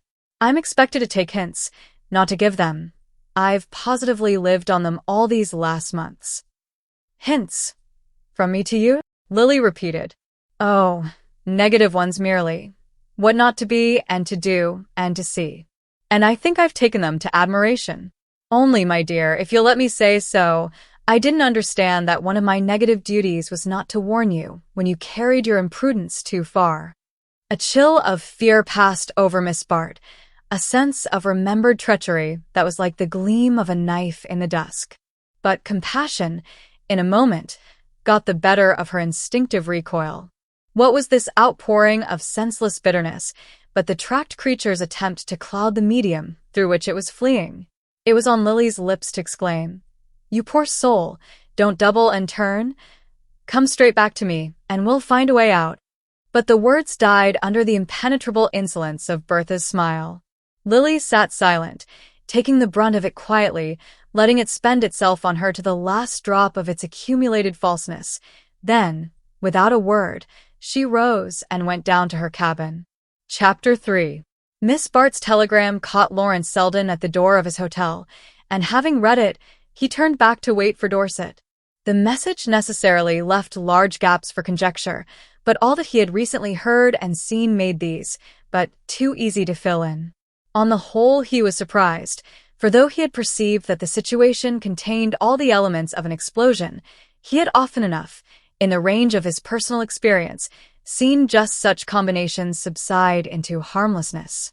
Still, Dorset's spasmodic temper and his wife's reckless disregard of appearances gave the situation a peculiar insecurity, and it was less from the sense of any special relation to the case than from a purely professional zeal that Selden resolved to guide the pair to safety. Whether, in the present instance, safety for either lay in repairing so damaged a tie, it was no business of his to consider. He had only, on general principles, to think of averting a scandal, and his desire to avert it was increased by his fear of its involving Miss Bart. There was nothing specific in this apprehension. He merely wished to spare her the embarrassment of being ever so remotely connected with the public washing of the Dorset linen. How exhaustive and unpleasant such a process would be, he saw even more vividly after his 2 hours' talk with poor Dorset. If anything came out at all, it would be such a vast unpacking of accumulated moral rags as left him, after his visitor had gone, with the feeling that he must fling open the windows and have his room swept out. But nothing should come out, and happily for his side of the case, the dirty rags, however pieced together, could not, without considerable difficulty, be turned into a homogeneous grievance.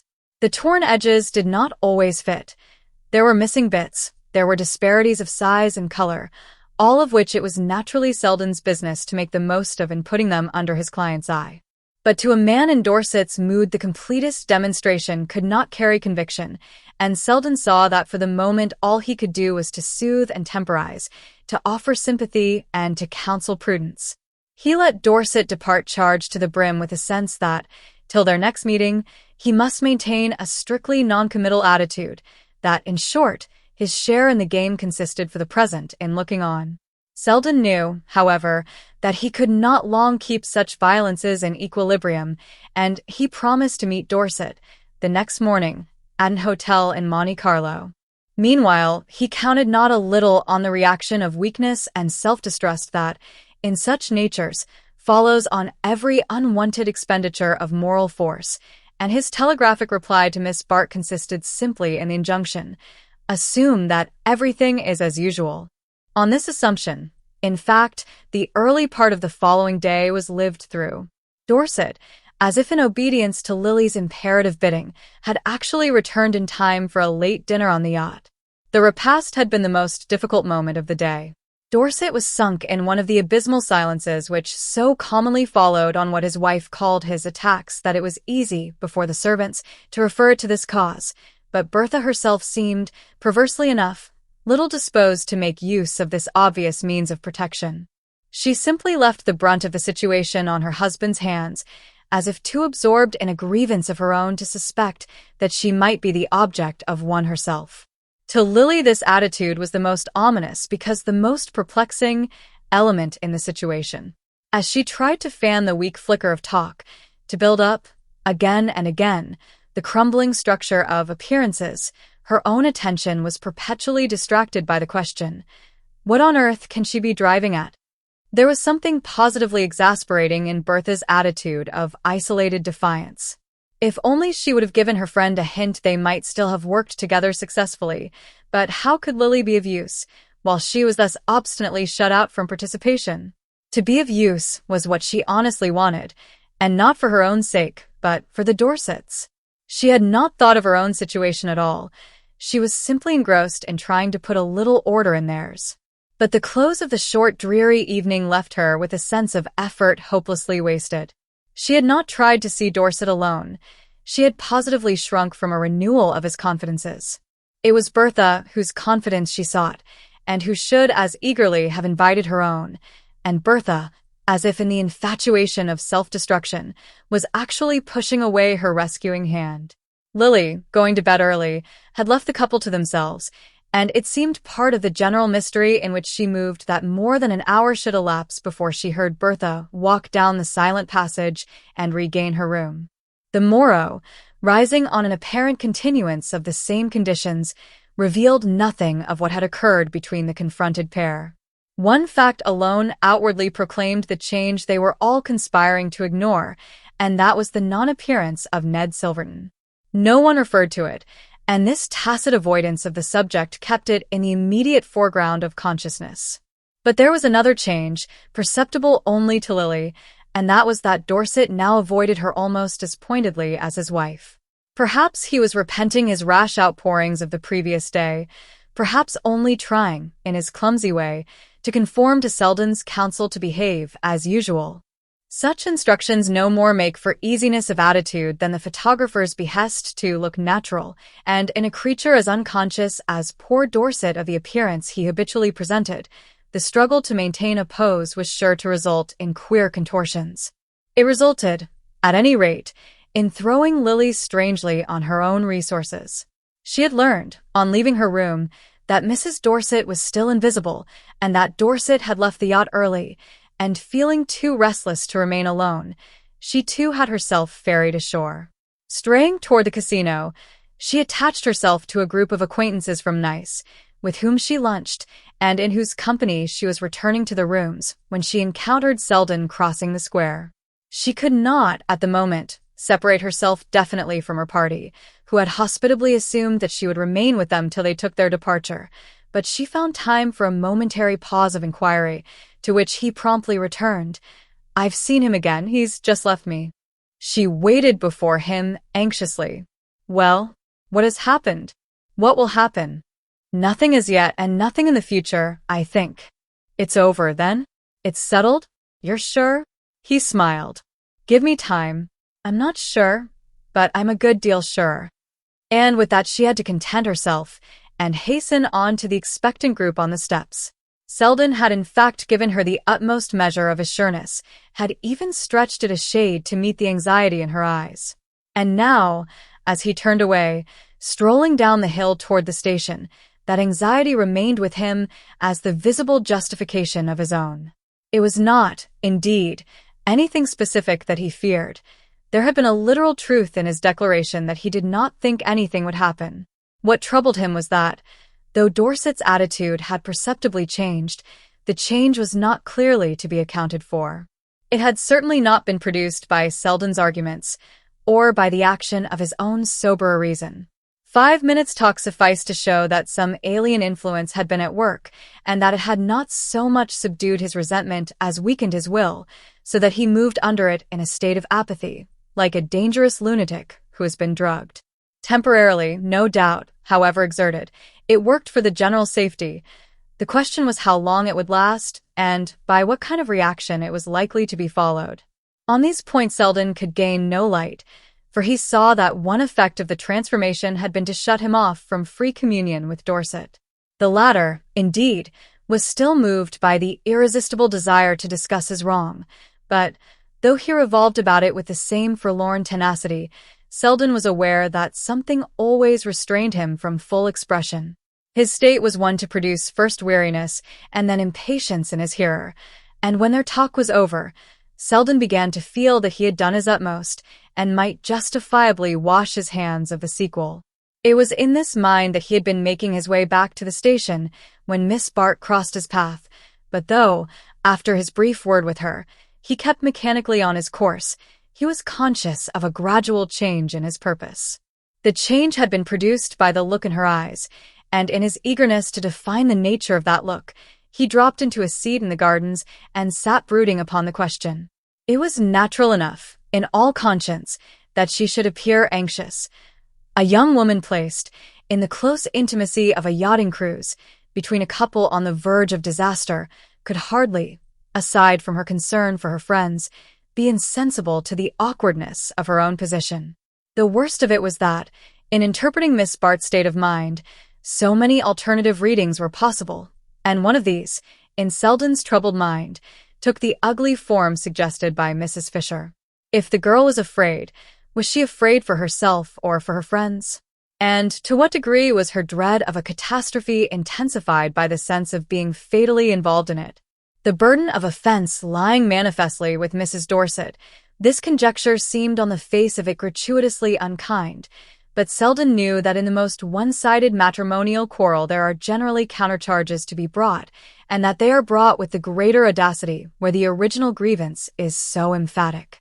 Mrs. Fisher had not hesitated to suggest the likelihood of Dorset's marrying Miss Bart if anything happened, and though Mrs. Fisher's conclusions were notoriously rash, she was shrewd enough in reading the signs from which they were drawn. Dorset had apparently shown marked interest in the girl, and this interest might be used to cruel advantage in his wife's struggle for rehabilitation. Selden knew that Bertha would fight to the last round of powder. The rashness of her conduct was illogically combined with a cold determination to escape its consequences. She could be as unscrupulous in fighting for herself as she was reckless in courting danger, and whatever came to her hand at such moments was likely to be used as a defensive missile. He did not, as yet, see clearly just what course she was likely to take, but his perplexity increased his apprehension, and with it the sense that, before leaving, he must speak again with Miss Bart.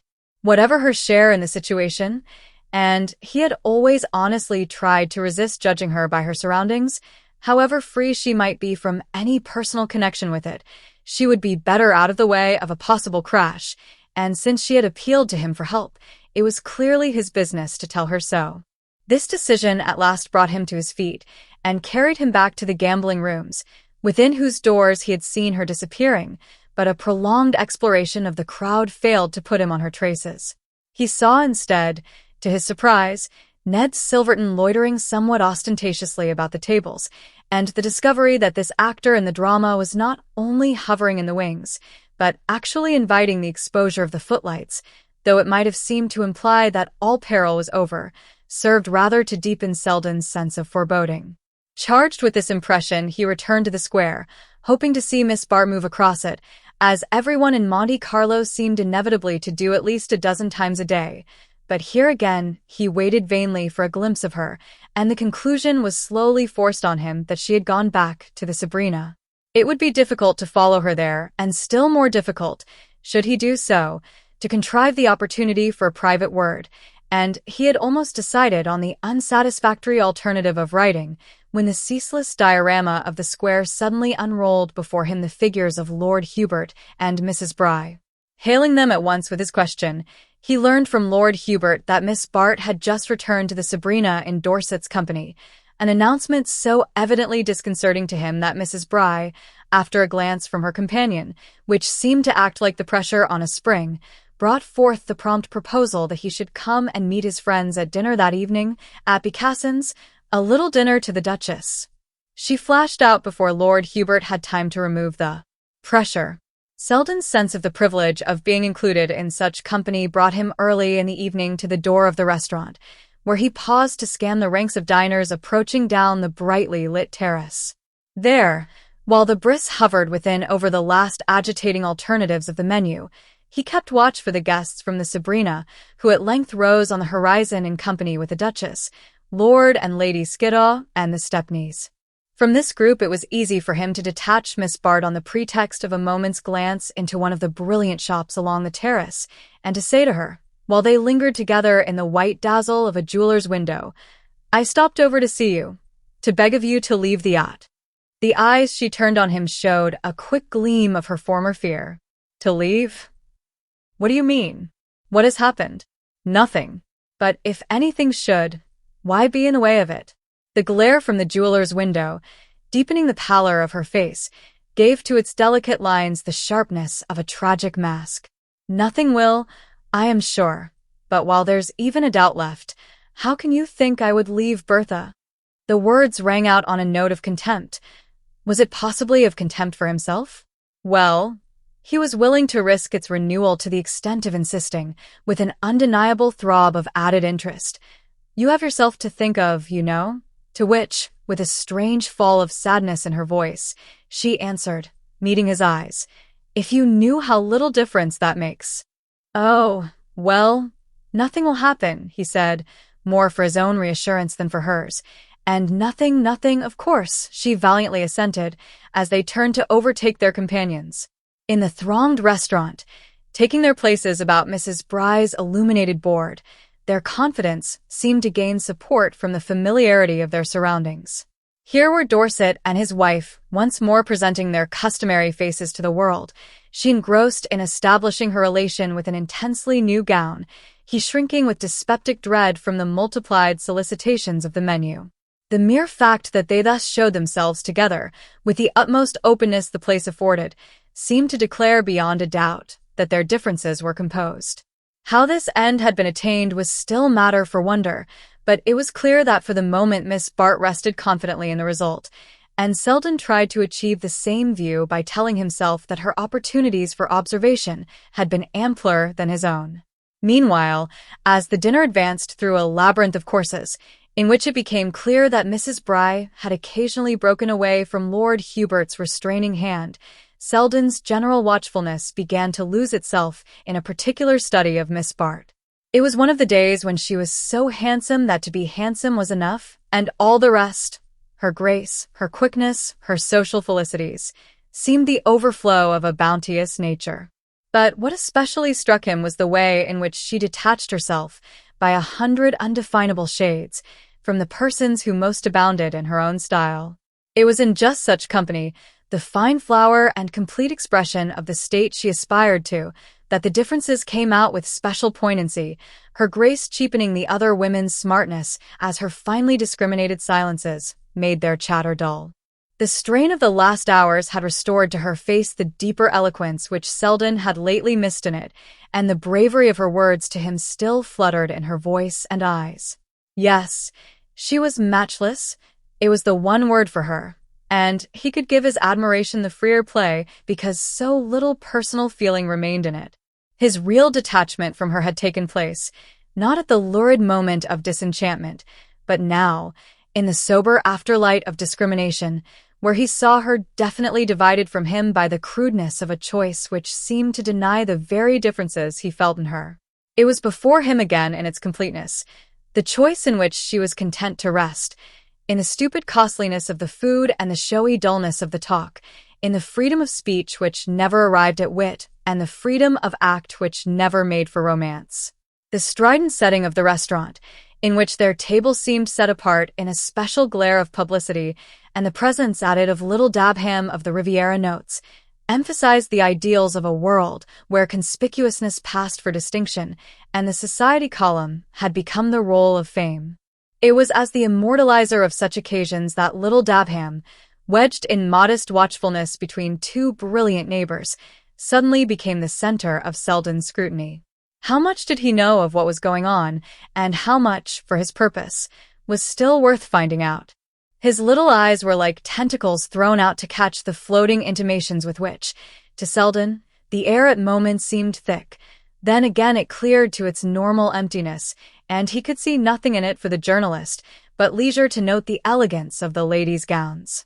Mrs. Dorset's, in particular, challenged all the wealth of Mr. Dabham's vocabulary.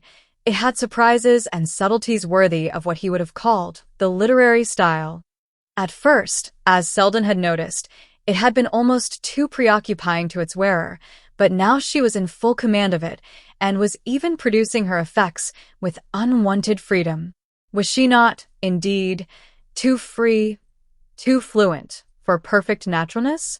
And was not Dorset, to whom his glance had passed by a natural transition, too jerkily wavering between the same extremes? Dorset indeed was always jerky, but it seemed to Selden that tonight each vibration swung him farther from his center. The dinner, meanwhile, was moving to its triumphant close, to the evident satisfaction of Mrs. Bry, who, throned in apoplectic majesty between Lord Skiddaw and Lord Hubert, seemed in spirit to be calling on Mrs. Fisher to witness her achievement. Short of Mrs. Fisher, her audience might have been called complete, for the restaurant was crowded with persons mainly gathered there for the purpose of spectatorship and accurately posted as to the names and faces of the celebrities they had come to see.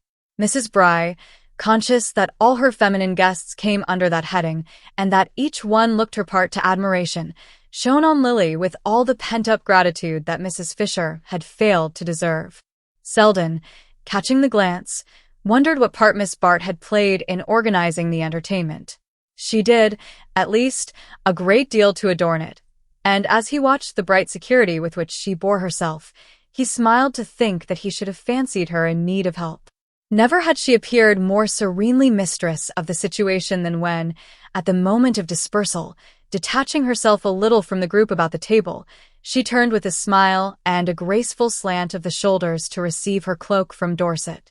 The dinner had been protracted over Mr. Bry's exceptional cigars and a bewildering array of liqueurs, and many of the other tables were empty, but a sufficient number of diners still lingered to give relief to the leave-taking of Mrs. Bry's distinguished guests. This ceremony was drawn out and complicated by the fact that it involved, on the part of the Duchess and Lady Skiddaw, definite farewells and pledges of speedy reunion in Paris, where they were to pause and replenish their wardrobes on the way to England. The quality of Mrs. Bry's hospitality and of the tips her husband had presumably imparted lent to the manner of the English ladies a general effusiveness which shed the rosiest light over their hostess's future. In its glow Mrs. Dorset and the Stepneys were also visibly included, and the whole scene had touches of intimacy worth their weight in gold to the watchful pen of Mr. Dabham. A glance at her watch caused the Duchess to exclaim to her sister that they had just time to dash for their train, and the flurry of this departure over, the Stepneys, who had their motor at the door, offered to convey the Dorsets and Miss Bart to the quay. The offer was accepted, and Mrs. Dorset moved away, with her husband in attendance. Miss Bart had lingered for a last word with Lord Hubert and Stepney, on whom Mr. Bry was pressing a final and still more expensive cigar, called out, "Come on, Lily, if you're going back to the yacht." Lily turned to obey, but as she did so, Mrs. Dorset, who had paused on her way out, moved a few steps back toward the table. "Miss Bart is not going back to the yacht," she said in a voice of singular distinctness. A startled look ran from eye to eye. Mrs. Bry crimsoned to the verge of congestion. Mrs. Stepney slipped nervously behind her husband, and Selden, in the general turmoil of his sensations, was mainly conscious of a longing to grip Dabham by the collar and fling him out into the street. Dorset, meanwhile, had stepped back to his wife's side. His face was white, and he looked about him with cowed, angry eyes. "Bertha? Miss Bart. This is some misunderstanding? Some mistake?" "Miss Bart remains here," his wife rejoined incisively. "And I think, George, we had better not detain Mrs. Stepney any longer."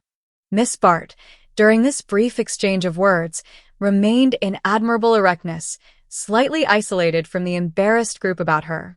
She had paled a little under the shock of the insult, but the discomposure of the surrounding faces was not reflected in her own. The faint disdain of her smile seemed to lift her high above her antagonist's reach, and it was not till she had given Mrs. Dorset the full measure of the distance between them that she turned and extended her hand to her hostess. "I am joining the Duchess tomorrow," she explained, "and it seemed easier for me to remain on shore for the night."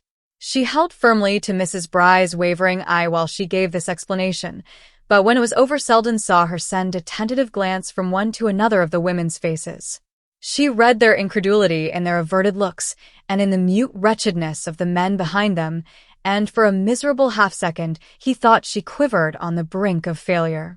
Then, turning to him with an easy gesture and the pale bravery of her recovered smile, "Dear Mr. Selden," she said, "you promised to see me to my cab."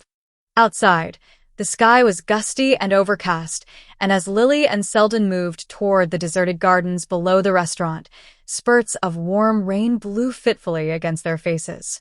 The fiction of the cab had been tacitly abandoned.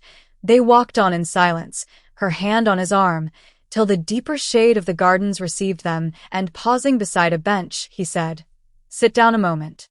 She dropped to the seat without answering, but the electric lamp at the bend of the path shed a gleam on the struggling misery of her face. Selden sat down beside her, waiting for her to speak, fearful lest any word he chose should touch too roughly on her wound, and kept also from free utterance by the wretched doubt which had slowly renewed itself within him. What had brought her to this pass? What weakness had placed her so abominably at her enemy's mercy? And why should Bertha Dorset have turned into an enemy at the very moment when she so obviously needed the support of her sex? Even while his nerves raged at the subjection of husbands to their wives and at the cruelty of women to their kind, reason obstinately harped on the proverbial relation between smoke and fire. The memory of Mrs. Fisher's hints and the corroboration of his own impressions, while they deepened his pity, also increased his constraint, since, whichever way he sought a free outlet for sympathy, it was blocked by the fear of committing a blunder. Suddenly it struck him that his silence must seem almost as accusatory as that of the men he had despised for turning from her, but before he could find the fitting word, she had cut him short with a question. "Do you know of a quiet hotel? I can send for my maid in the morning." "An hotel? Here? That you can go to alone? It's not possible." She met this with a pale gleam of her old playfulness. "What is then? It's too wet to sleep in the gardens. But there must be someone? Someone to whom I can go? Of course. Any number. But at this hour? You see, my change of plan was rather sudden." "Good God! If you'd listened to me," he cried, venting his helplessness in a burst of anger. She still held him off with the gentle mockery of her smile. "But haven't I?" she rejoined. "You advised me to leave the yacht, and I'm leaving it." He saw then, with a pang of self-reproach, that she meant neither to explain nor to defend herself, that by his miserable silence he had forfeited all chance of helping her, and that the decisive hour was past. She had risen, and stood before him in a kind of clouded majesty, like some deposed princess moving tranquilly to exile. "Lily," he exclaimed, with a note of despairing appeal. "But, oh, not now," she gently admonished him, and then, in all the sweetness of her recovered composure, "Since I must find shelter somewhere, and since you're so kindly here to help me," he gathered himself up at the challenge. "You will do as I tell you? There's but one thing, then. You must go straight to your cousins, the Stepneys." "Oh," broke from her with a movement of instinctive resistance, but he insisted. "Come, it's late, and you must appear to have gone there directly." He had drawn her hand into his arm, but she held him back with a last gesture of protest. I can't. Not that. You don't know, Gwen. You mustn't ask me." "I must ask you. You must obey me," he persisted, though infected at heart by her own fear. Her voice sank to a whisper. "And if she refuses?" "But, oh, trust me." Trust me, he could only insist in return, and yielding to his touch, she let him lead her back in silence to the edge of the square. In the cab they continued to remain silent through the brief drive which carried them to the illuminated portals of the Stepneys Hotel. Here he left her outside, in the darkness of the raised hood, while his name was sent up to Stepney, and he paced the showy hall, awaiting the latter's descent. 10 minutes later the two men passed out together between the gold-laced custodians of the threshold, but in the vestibule Stepney drew up with a last flare of reluctance. "It's understood, then?" he stipulated nervously, with his hand on Selden's arm. "She leaves tomorrow by the early train, and my wife's asleep and can't be disturbed." Chapter 4. The blinds of Mrs. Peniston's drawing-room were drawn down against the oppressive June sun, and in the sultry twilight the faces of her assembled relatives took on a fitting shadow of bereavement. They were all there, Van Alstynes, Stepneys, and Melsons, even a stray Peniston or two, indicating, by a greater latitude in dress and manner, the fact of remoter relationship and more settled hopes. The Peniston side was, in fact, secure in the knowledge that the bulk of Mr. Peniston's property went back, while the direct connection hung suspended on the disposal of his widow's private fortune and on the uncertainty of its extent. Jack Stepney, In his new character as the richest nephew, tacitly took the lead, emphasizing his importance by the deeper gloss of his mourning and the subdued authority of his manner, while his wife's bored attitude and frivolous gown proclaimed the heiress's disregard of the insignificant interests at stake. Old Ned Van Alstyne, seated next to her in a coat that made affliction dapper, twirled his white mustache to conceal the eager twitch of his lips, and Grace Stepney, red-nosed and smelling of crepe, whispered emotionally to Mrs. Herbert Melson, "I couldn't bear to see the Niagara anywhere else." A rustle of weeds and quick turning of heads hailed the opening of the door, and Lily Bart appeared, tall and noble in her black dress, with Gertie Farish at her side. The women's faces, as she paused interrogatively on the threshold, were a study in hesitation. One or two made faint motions of recognition, which might have been subdued either by the solemnity of the scene or by the doubt as to how far the others meant to go. Mrs. Jack Stepney gave a careless nod, and Grace Stepney, with a sepulchral gesture, indicated a seat at her side. But Lily, ignoring the invitation, as well as Jack Stepney's official attempt to direct her, moved across the room with her smooth, free gait and seated herself in a chair which seemed to have been purposely placed apart from the others. It was the first time that she had faced her family since her return from Europe 2 weeks earlier, but if she perceived any uncertainty in their welcome, it served only to add a tinge of irony to the usual composure of her bearing. The shock of dismay with which, on the dock, she had heard from Gertie Farish of Mrs. Peniston's sudden death had been mitigated, almost at once, by the irrepressible thought that now, at last, she would be able to pay her debts. She had looked forward with considerable uneasiness to her first encounter with her aunt. Mrs. Peniston had vehemently opposed her niece's departure with the Dorsets, and had marked her continued disapproval by not writing during Lily's absence. The certainty that she had heard of the rupture with the Dorsets made the prospect of the meeting more formidable, and how should Lily have repressed a quick sense of relief at the thought that, instead of undergoing the anticipated ordeal, she had only to enter gracefully on a long-assured inheritance. It had been, in the consecrated phrase, always understood that Mrs. Peniston was to provide handsomely for her niece, and in the latter's mind the understanding had long since crystallized into fact. "She gets everything, of course. I don't see what we're here for," Mrs. Jack Stepney remarked with careless loudness to Ned Van Alstyne, and the latter's deprecating murmur, "Julia was always a just woman," might have been interpreted as signifying either acquiescence or doubt.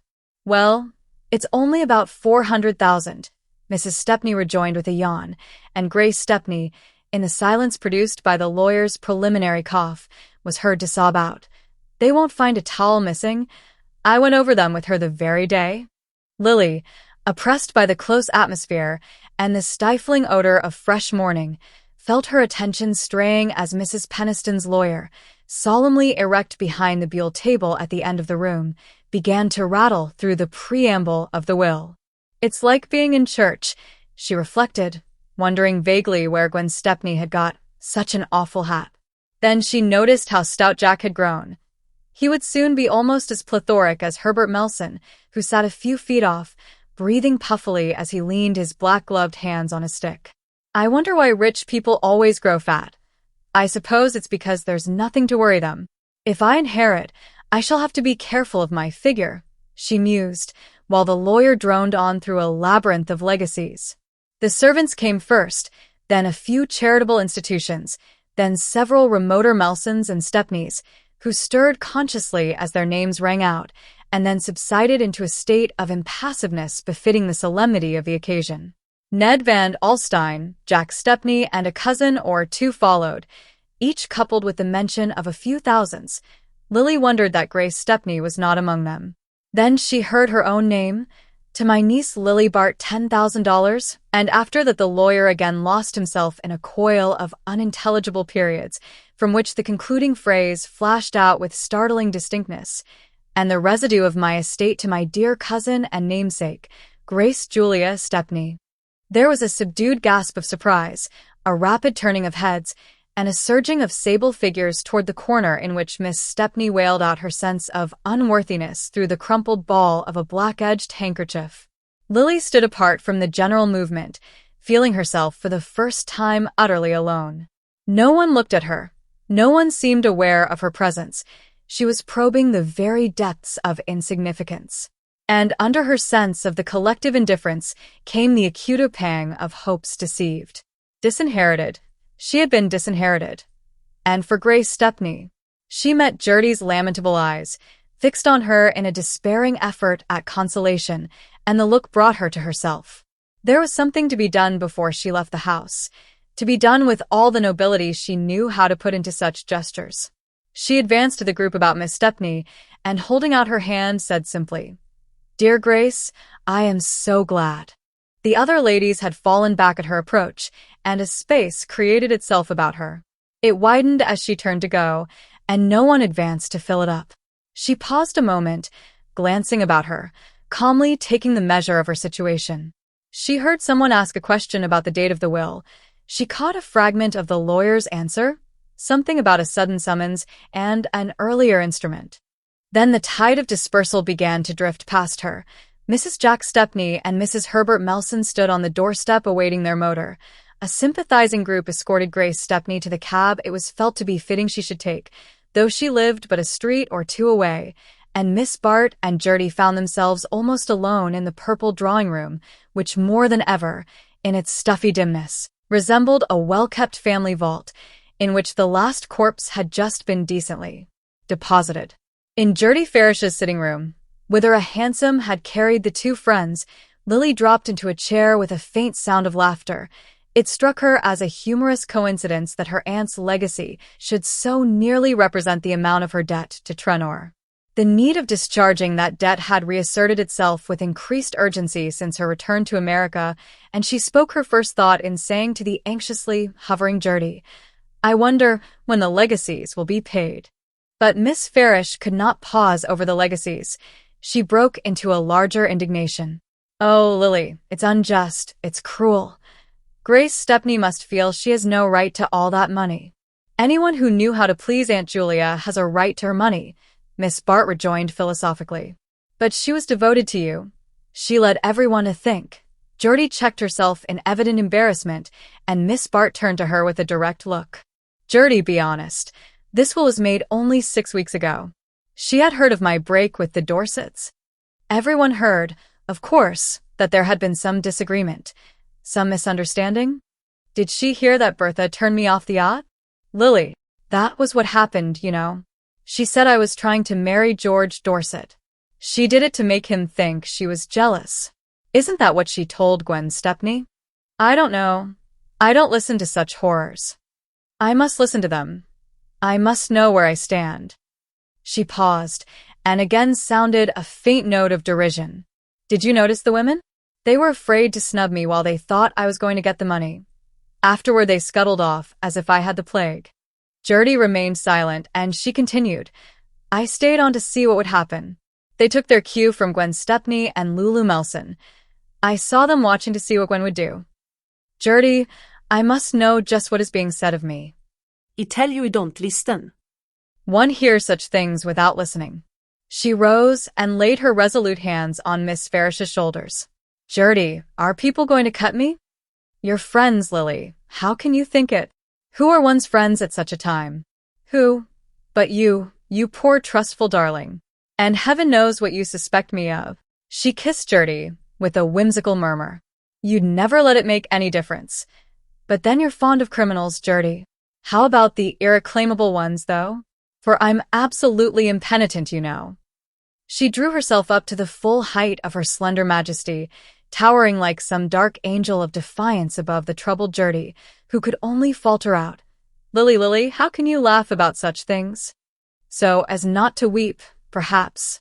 But no, I'm not of the tearful order. I discovered early that crying makes my nose red, and the knowledge has helped me through several painful episodes."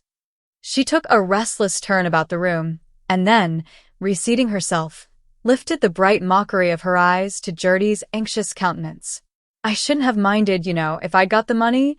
And at Miss Farish's protesting, "Oh," she repeated calmly, "not a straw, my dear, for, in the first place, they wouldn't have quite dared to ignore me, and if they had, it wouldn't have mattered, because I should have been independent of them.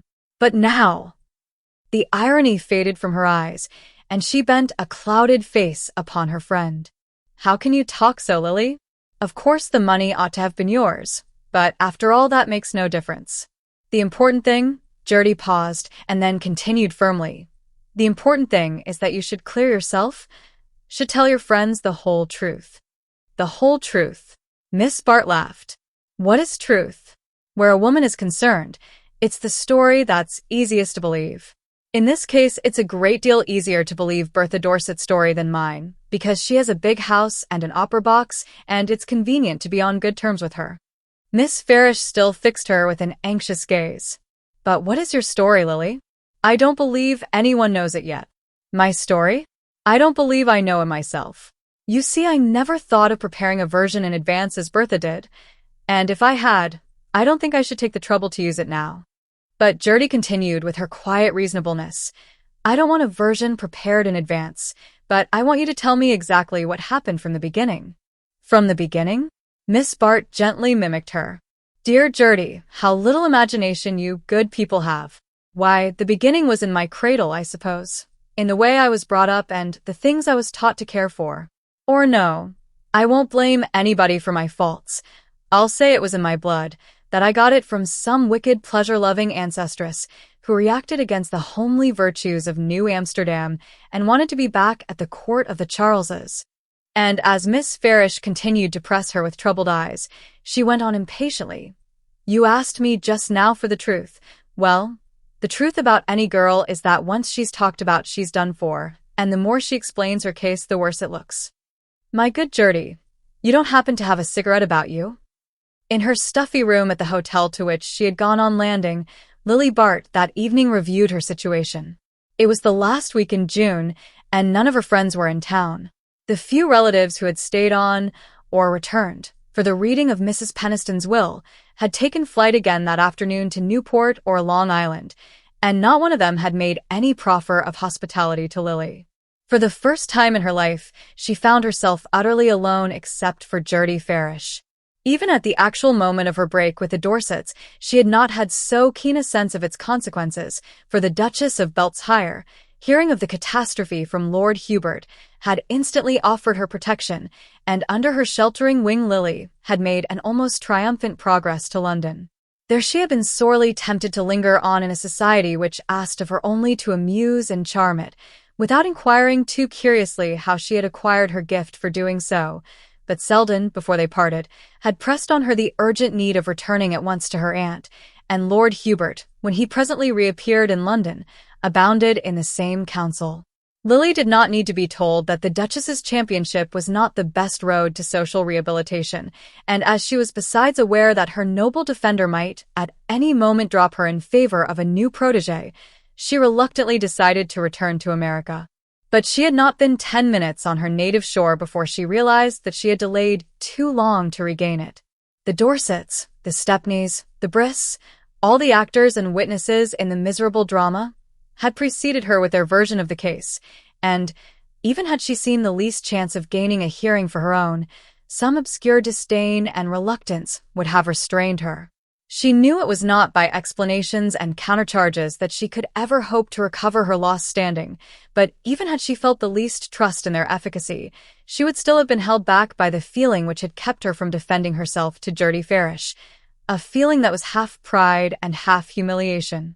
For though she knew she had been ruthlessly sacrificed to Bertha Dorset's determination to win back her husband, and though her own relation to Dorset had been that of the merest good fellowship, yet she had been perfectly aware from the outset that her part in the affair was, as Carrie Fisher brutally put it, to distract Dorset's attention from his wife. That was what she was there for. It was the price she had chosen to pay for 3 months of luxury and freedom from care.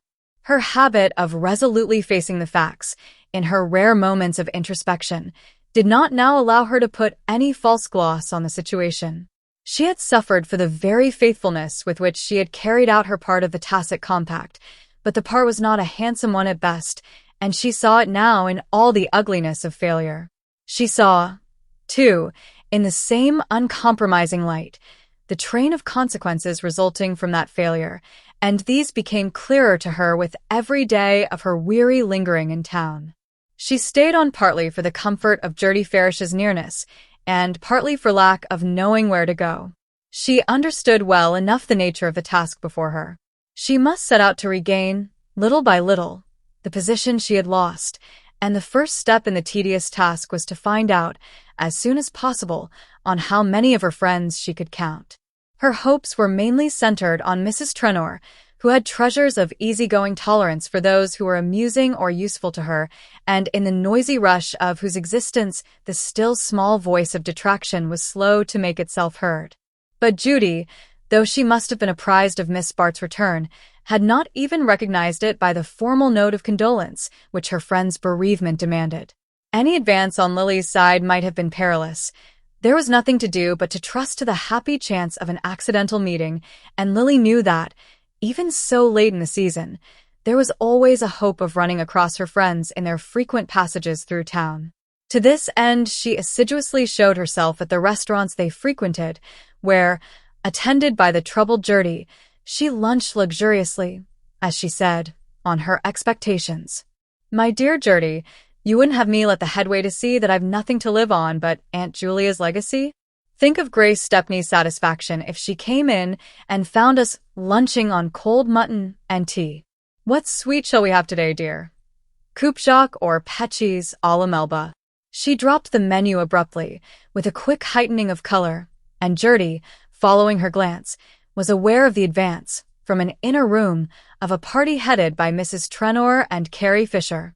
It was impossible for these ladies and their companions, among whom Lily had at once distinguished both Trenor and Rosedale, not to pass, in going out, the table at which the two girls were seated, and Gertie's sense of the fact betrayed itself in the helpless trepidation of her manner. Miss Bart, on the contrary, borne forward on the wave of her buoyant grace, and neither shrinking from her friends nor appearing to lie in wait for them, gave to the encounter the touch of naturalness which she could impart to the most strained situations. Such embarrassment as was shown was on Mrs. Trenor's side, and manifested itself in the mingling of exaggerated warmth with imperceptible reservations. Her loudly affirmed pleasure at seeing Miss Bart took the form of a nebulous generalization, which included neither inquiries as to her future nor the expression of a definite wish to see her again. Lily, well versed in the language of these omissions, knew that they were equally intelligible to the other members of the party. Even Rosedale, flushed as he was with the importance of keeping such company, at once took the temperature of Mrs. Trenor's cordiality and reflected it in his offhand greeting of Miss Bart. Trenor, red and uncomfortable, had cut short his salutations on the pretext of a word to say to the head waiter, and the rest of the group soon melted away in Mrs. Trenor's wake. It was over in a moment. The waiter, menu in hand, still hung on the result of the choice between Coupe Jacques and pet cheese à la Melba, but Miss Bart, in the interval, had taken the measure of her fate. Where Judy Trenor led, all the world would follow, and Lily had the doomed sense of the castaway who has signaled in vain to fleeing sails. In a flash she remembered Mrs. Trenor's complaints of Carrie Fisher's rapacity and saw that they denoted an unexpected acquaintance with her husband's private affairs. In the large tumultuous disorder of the life at Bellomont, where no one seemed to have time to observe anyone else, and private aims and personal interests were swept along unheeded in the rush of collective activities, Lily had fancied herself sheltered from inconvenient scrutiny, but if Judy knew when Mrs. Fisher borrowed money of her husband, was she likely to ignore the same transaction on Lily's part? If she was careless of his affections, she was plainly jealous of his pocket, and in that fact Lily read the explanation of her rebuff. The immediate result of these conclusions was the passionate resolve to pay back her debt to Trenor. That obligation discharged, she would have but $1,000 of Mrs. Peniston's legacy left, and nothing to live on but her own small income, which was considerably less than Gertie Farish's wretched pittance. But this consideration gave way to the imperative claim of her wounded pride. She must be quits with the Trenors first. After that she would take thought for the future. In her ignorance of legal procrastinations, she had supposed that her legacy would be paid over within a few days of the reading of her aunt's will, and after an interval of anxious suspense, she wrote to inquire the cause of the delay. There was another interval before Mrs. Peniston's lawyer, who was also one of the executors, replied to the effect that, some questions having arisen relative to the interpretation of the will. He and his associates might not be in a position to pay the legacies till the close of the 12-month legally allotted for their settlement. Bewildered and indignant, Lily resolved to try the effect of a personal appeal, but she returned from her expedition with a sense of the powerlessness of beauty and charm against the unfeeling processes of the law. It seemed intolerable to live on for another year under the weight of her debt, and in her extremity, she decided to turn to Miss Stepney, who still lingered in town, immersed in the delectable duty of going over her benefactress's effects. It was bitter enough for Lily to ask a favor of Grace Stepney, but the alternative was bitterer still, and one morning she presented herself at Mrs. Peniston's, where Grace, for the facilitation of her pious task, had taken up a provisional abode. The strangeness of entering as a suppliant the house where she had so long commanded increased Lily's desire to shorten the ordeal, and when Miss Stepney entered the darkened drawing-room, rustling with the best quality of crepe, her visitor went straight to the point. Would she be willing to advance the amount of the expected legacy? Grace, in reply, wept and wondered at the request, bemoaned the inexorableness of the law, and was astonished that Lily had not realized the exact similarity of their positions. Did she think that only the payment of the legacies had been delayed? Why, Miss Stepney herself had not received a penny of her inheritance and was paying rent. Yes, actually, for the privilege of living in a house that belonged to her. She was sure it was not what poor dear Cousin Julia would have wished. She had told the executors so to their faces, but they were inaccessible to reason, and there was nothing to do but to wait. Let Lily take example by her and be patient. Let them both remember how beautifully patient Cousin Julia had always been. Lily made a movement which showed her imperfect assimilation of this example. But you will have everything, Grace. It would be easy for you to borrow 10 times the amount I am asking for. Borrow? Easy for me to borrow? Grace Stepney rose up before her in sable wrath. Do you imagine for a moment that I would raise money on my expectations from Cousin Julia when I know so well her unspeakable horror of every transaction of the sort? Why, Lily, if you must know the truth, it was the idea of your being in debt that brought on her illness. You remember, she had a slight attack before you sailed. Oh, I don't know the particulars, of course. I don't want to know them, but there were rumors about your affairs that made her most unhappy. No one could be with her without seeing that. I can't help it if you are offended by my telling you this now. If I can do anything to make you realize the folly of your course, and how deeply she disapproved of it, I shall feel it is the truest way of making up to you for her loss. Chapter 5. It seemed to Lily, as Mrs. Peniston's door closed on her, that she was taking a final leave of her old life. The future stretched before her dull and bare as the deserted length of Fifth Avenue, and opportunities showed as meagerly as the few cabs trailing in quest of fares that did not come. The completeness of the analogy was, however, disturbed as she reached the sidewalk by the rapid approach of a hansom which pulled up at sight of her.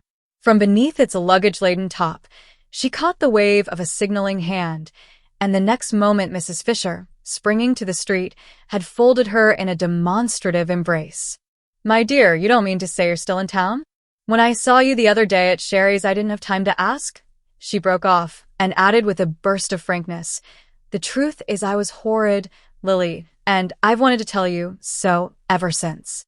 Oh, Miss Bart protested, drawing back from her penitent clasp, but Mrs. Fisher went on with her usual directness. Look here, Lily, don't let's beat about the bush. Half the trouble in life is caused by pretending there isn't any. That's not my way, and I can only say I'm thoroughly ashamed of myself for following the other women's lead. But we'll talk of that by and by. Tell me now where you're staying and what your plans are. I don't suppose you're keeping house in there with Grace Stepney, eh? And it struck me you might be rather at loose ends. In Lily's present mood there was no resisting the honest friendliness of this appeal, and she said with a smile, I am at loose ends for the moment, but Gertie Farish is still in town, and she's good enough to let me be with her whenever she can spare the time. Mrs. Fisher made a slight grimace. That's a temperate joy. Oh, I know. Gertie's a trump, and worth all the rest of us put together. But all along you're used to a little higher seasoning, aren't you, dear? And besides, I suppose she'll be off herself before long. The 1st of August, you say? Well, look here, you can't spend your summer in town. We'll talk of that later too. But meanwhile, what do you say to putting a few things in a trunk and coming down with me to the Sam Gormers tonight? And as Lily stared at the breathless suddenness of the suggestion, she continued with her easy laugh. You don't know them and they don't know you, but that don't make a rap of difference. They've taken the Van Alstyne place at Roslyn, and I got carte blanche to bring my friends down there. The more the merrier. They do things awfully well, and there's to be rather a jolly party there this week. She broke off, checked by an undefinable change in Miss Bart's expression. Oh, I don't mean your particular set, you know. Rather a different crowd, but very good fun. The fact is, the Gormers have struck out on a line of their own. What they want is to have a good time, and to have it in their own way. They gave the other thing a few months' trial under my distinguished auspices, and they were really doing extremely well, getting on a good deal faster than the Briss just because they didn't care as much, but suddenly they decided that the whole business bored them, and that what they wanted was a crowd they could really feel at home with. Rather original of them, don't you think so? Maddie Gormer has got aspirations still. Women always have, but she's awfully easygoing and Sam won't be bothered, and they both like to be the most important people in sight, so they've started a sort of continuous performance of their own, a kind of social Coney Island, where everybody is welcome who can make noise enough and doesn't put on airs. I think it's awfully good fun myself. Some of the artistic set, you know, any pretty actress that's going and so on. This week, for instance, they have Audrey and Stell, who made such a hit last spring in The Winning of Winnie, and Paul Morpeth. He's painting Maddie Gorma, and the Dick Bellingers, and Kate Corby, well, everyone you can think of who's jolly and makes a row. Now don't stand there with your nose in the air, my dear. It will be a good deal better than a broiling Sunday in town, and you'll find clever people as well as noisy ones. Morpeth, who admires Maddie enormously, always brings one or two of his set. Mrs. Fisher drew Lily toward the hansom with friendly authority. Jump in now, there's a dear, and we'll drive round to your hotel and have your things packed, and then we'll have tea, and the two maids can meet us at the train. It was a good deal better than a broiling Sunday in town. Of that no doubt remained to Lily as, reclining in the shade of a leafy veranda, she looked seaward across a stretch of greensward picturesquely dotted with groups of ladies in lace raiment and men in tennis flannels.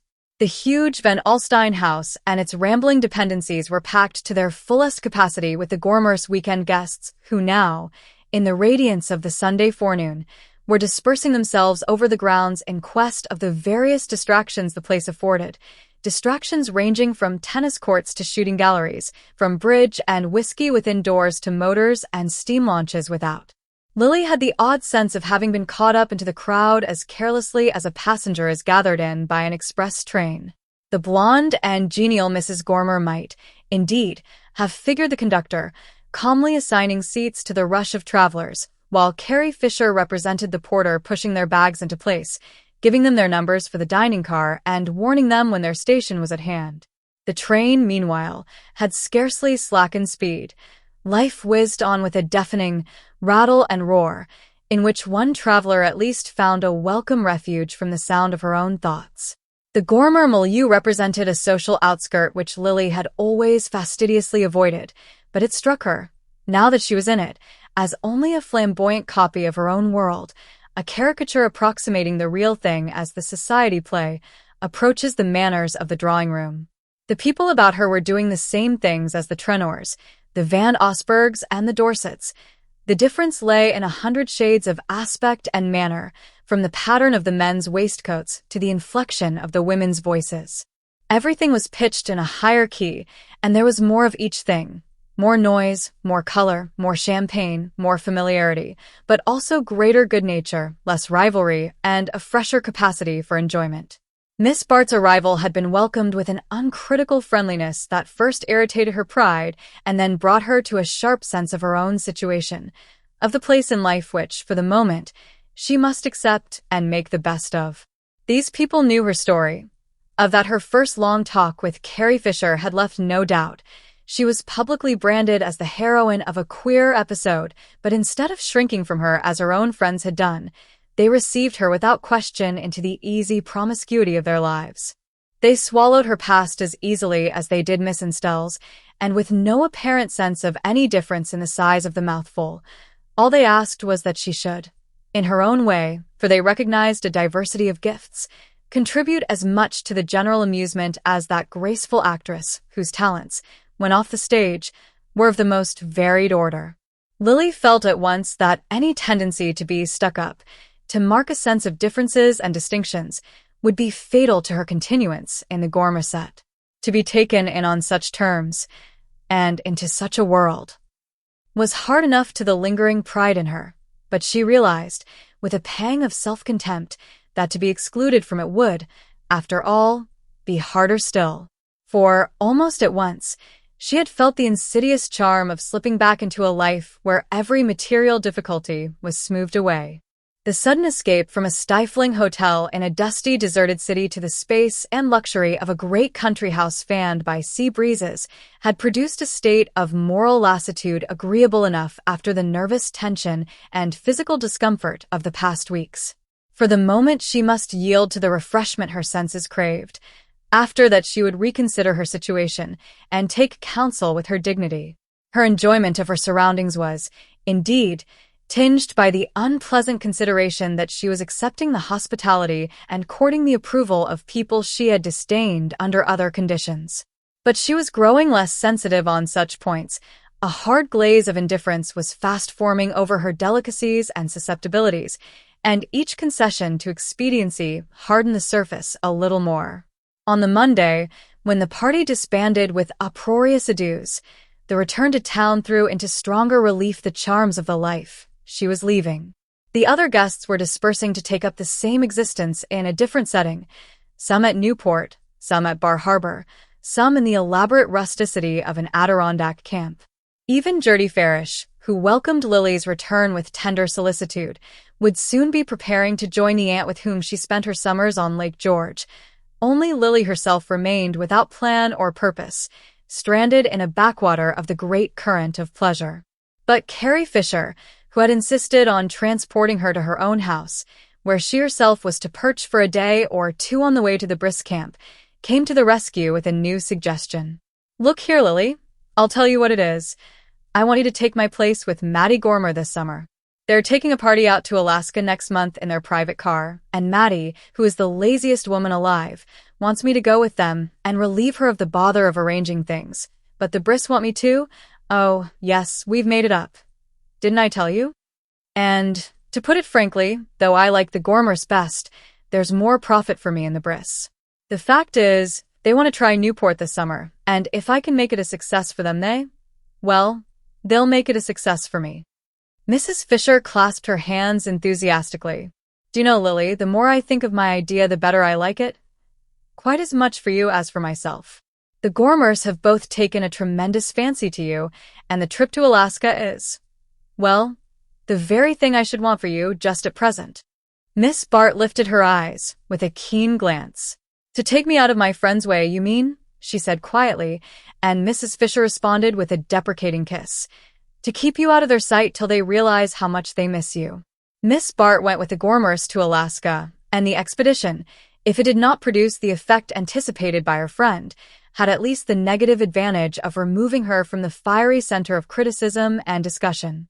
Gertie Farish had opposed the plan with all the energy of her somewhat inarticulate nature. She had even offered to give up her visit to Lake George and remain in town with Miss Bart, if the latter would renounce her journey, but Lily could disguise her real distaste for this plan under a sufficiently valid reason. "You dear innocent, don't you see," she protested, "that Carrie is quite right and that I must take up my usual life and go about among people as much as possible? If my old friends choose to believe lies about me, I shall have to make new ones, that's all, and you know beggars mustn't be choosers. Not that I don't like Maddie Gorm. I do like her. She's kind and honest and unaffected, and don't you suppose I feel grateful to her for making me welcome at a time when, as you've yourself seen, my own family have unanimously washed their hands of me?" Gertie shook her head, mutely unconvinced. She felt not only that Lily was cheapening herself by making use of an intimacy she would never have cultivated from choice, but that, in drifting back now to her former manner of life, she was forfeiting her last chance of ever escaping from it. Gertie had but an obscure conception of what Lily's actual experience had been, but its consequences had established a lasting hold on her pity since the memorable night when she had offered up her own secret hope to her friend's extremity.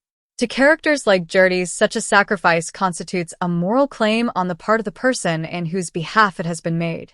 Having once helped Lily, she must continue to help her, and helping her must believe in her, because faith is the mainspring of such natures. But even if Miss Bart, after her renewed taste of the amenities of life, could have returned to the barrenness of a New York August, mitigated only by poor Gertie's presence, her worldly wisdom would have counseled her against such an act of abnegation. She knew that Carrie Fisher was right, that an opportune absence might be the first step toward rehabilitation, and that, at any rate, to linger on in town out of season was a fatal admission of defeat. From the Gormers' tumultuous progress across their native continent, she returned with an altered view of her situation. The renewed habit of luxury, the daily waking to an assured absence of care and presence of material ease, gradually blunted her appreciation of these values and left her more conscious of the void they could not fill. Mattie Gormer's undiscriminating good nature and the slapdash sociability of her friends, who treated Lily precisely as they treated each other. All these characteristic notes of difference began to wear upon her endurance, and the more she saw to criticize in her companions, the less justification she found for making use of them.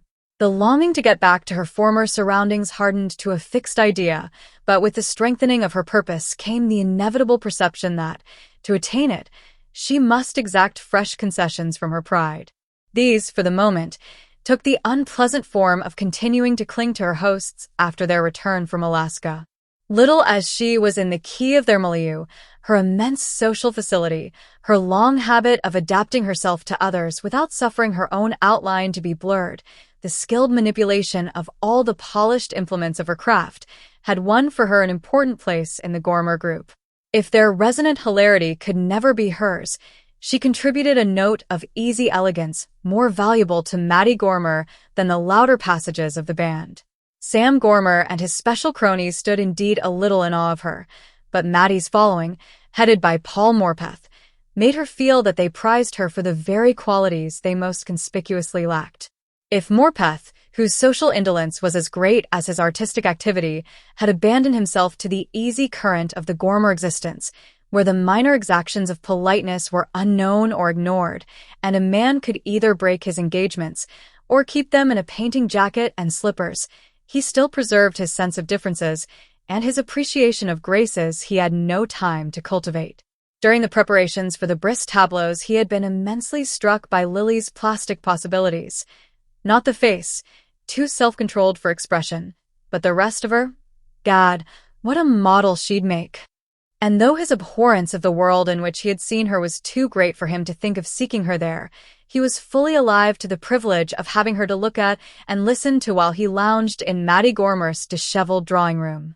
Lily had thus formed, in the tumult of her surroundings, a little nucleus of friendly relations which mitigated the crudeness of her course in lingering with the Gormers after their return. Nor was she without pale glimpses of her own world, especially since the breaking up of the Newport season had set the social current once more toward Long Island. Kate Corby, whose tastes made her as promiscuous as Carrie Fisher was rendered by her necessities, occasionally descended on the Gormers, where, after a first stare of surprise, she took Lily's presence almost too much as a matter of course. Mrs. Fisher, too, appearing frequently in the neighborhood, drove over to impart her experiences and give Lily what she called the latest report from the Weather Bureau, and the latter, who had never directly invited her confidence, could yet talk with her more freely than with Gertie Farish, in whose presence it was impossible even to admit the existence of much that Mrs. Fisher conveniently took for granted. Mrs. Fisher, moreover, had no embarrassing curiosity. She did not wish to probe the inwardness of Lily's situation, but simply to view it from the outside and draw her conclusions accordingly, and these conclusions, at the end of a confidential talk, she summed up to her friend in the succinct remark, "You must marry as soon as you can." Lily uttered a faint laugh. For once Mrs. Fisher lacked originality. "Do you mean, like Gertie Farish, to recommend the unfailing panacea of a good man's love?" "No, I don't think either of my candidates would answer to that description, said Mrs. Fisher after a pause of reflection. Either? Are there actually two? Well, perhaps I ought to say 1.5, for the moment. Miss Bart received this with increasing amusement. Other things being equal, I think I should prefer a half-husband. Who is he? Don't fly out at me till you hear my reasons. George Dorset. Oh, Lily murmured reproachfully, but Mrs. Fisher pressed on unrebuffed. Well, why not?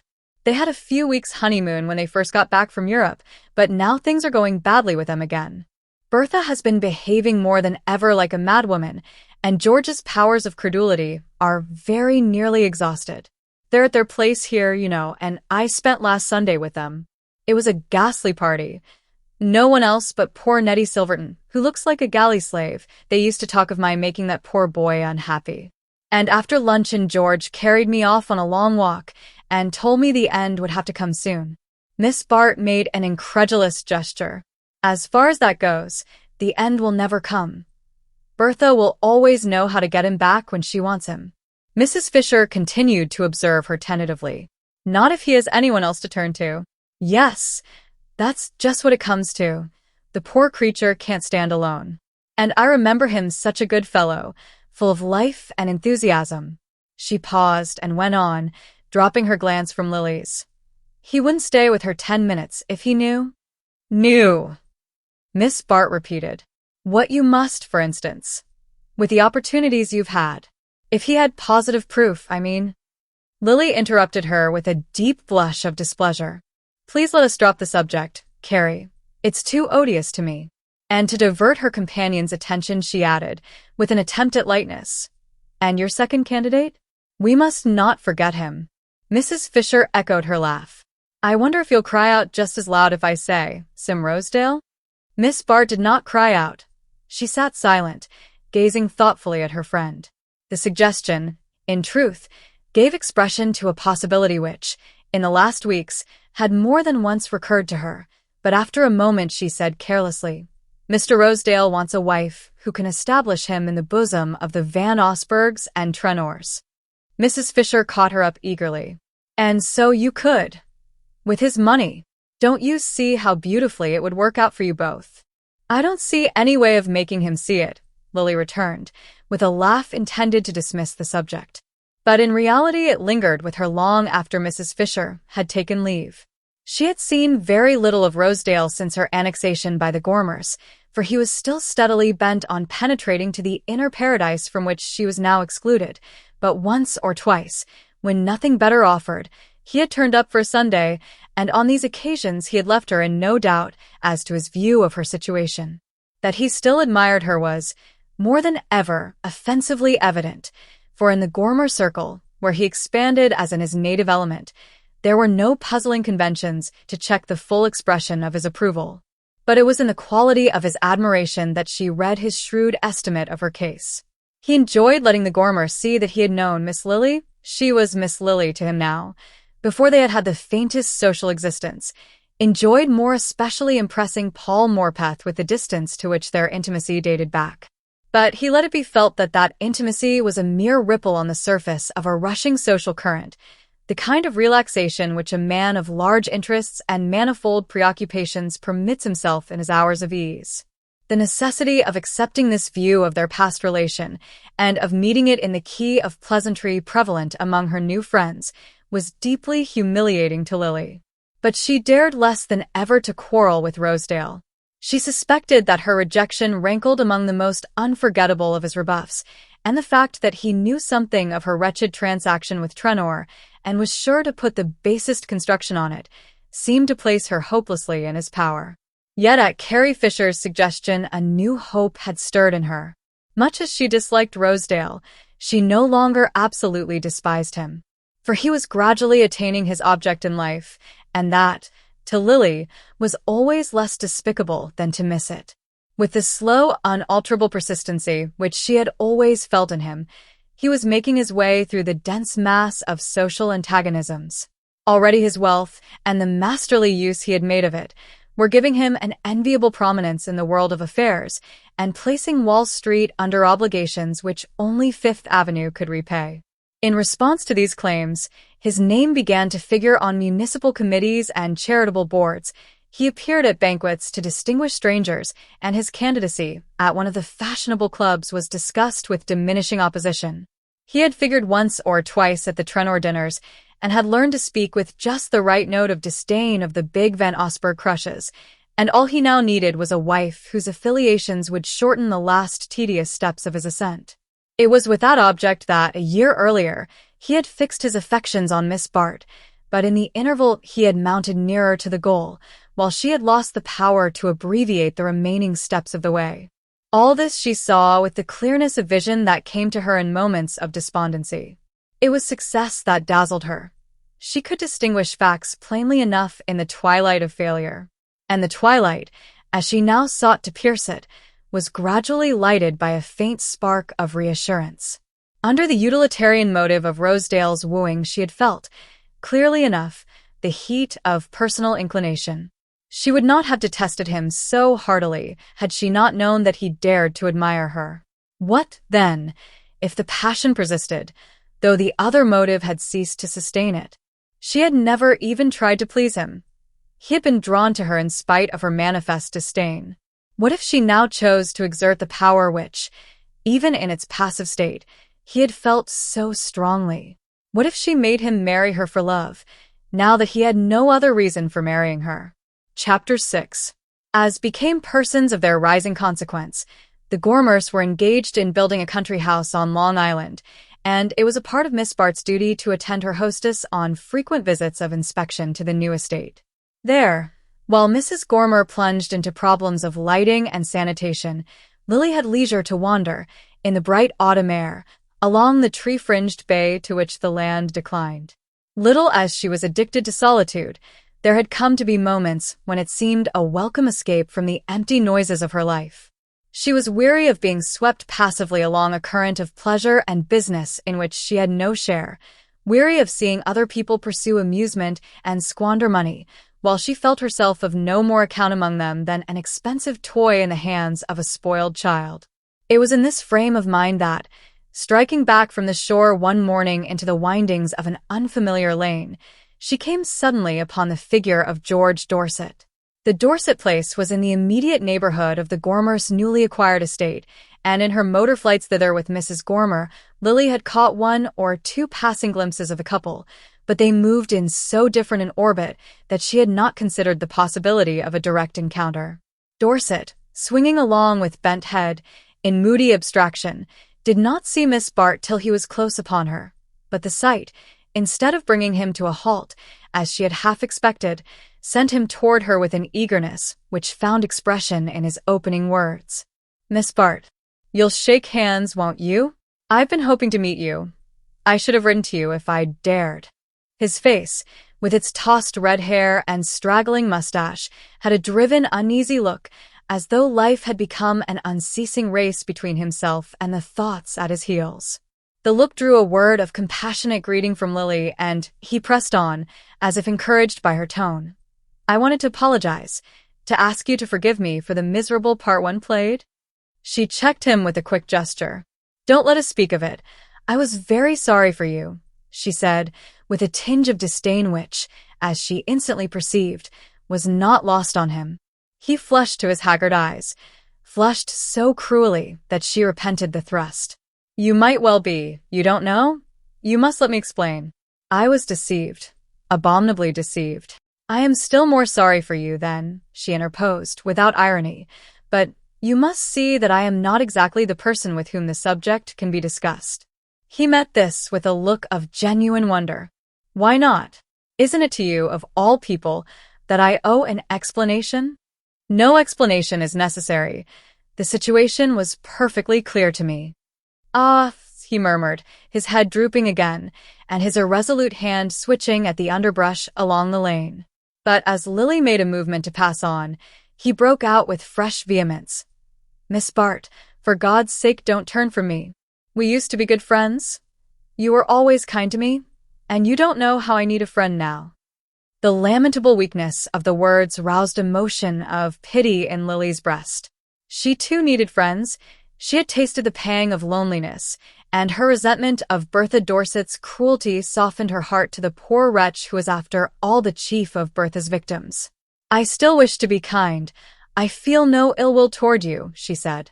"But you must understand that after what has happened we can't be friends again. We can't see each other."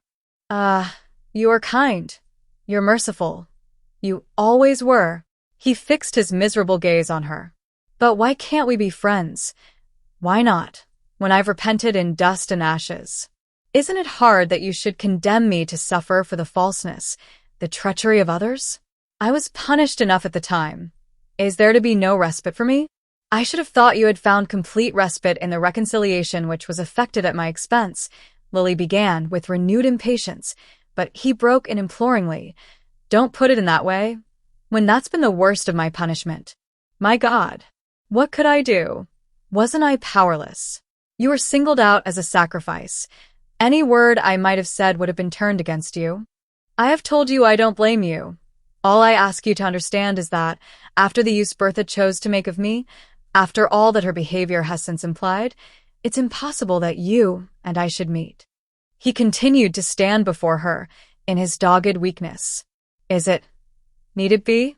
Mightn't there be circumstances? He checked himself, slashing at the wayside weeds in a wider radius. Then he began again. "Miss Bart, listen? Give me a minute. If we're not to meet again, at least let me have a hearing now. You say we can't be friends after what has happened. But can I at least appeal to your pity? Can I move you if I ask you to think of me as a prisoner? A prisoner you alone can set free?"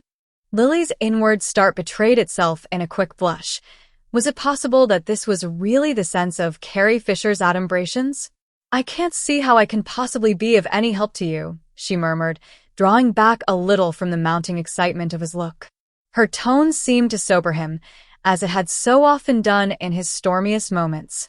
The stubborn lines of his face relaxed, and he said, with an abrupt drop to docility, "You would see, if you'd be as merciful as you used to be, and heaven knows I've never needed it more." She paused a moment, moved in spite of herself by this reminder of her influence over him. Her fibers had been softened by suffering, and the sudden glimpse into his mocked and broken life disarmed her contempt for his weakness. "I am very sorry for you. I would help you willingly, but you must have other friends, other advisors." "I never had a friend like you," he answered simply. "And besides, can't you see? You're the only person," his voice dropped to a whisper, "the only person who knows." Again she felt her color change. Again her heart rose in precipitate throbs to meet what she felt was coming. He lifted his eyes to her entreatingly. "You do see, don't you? You understand? I'm desperate. I'm at the end of my tether. I want to be free, and you can free me. I know you can. You don't want to keep me bound fast in hell, do you?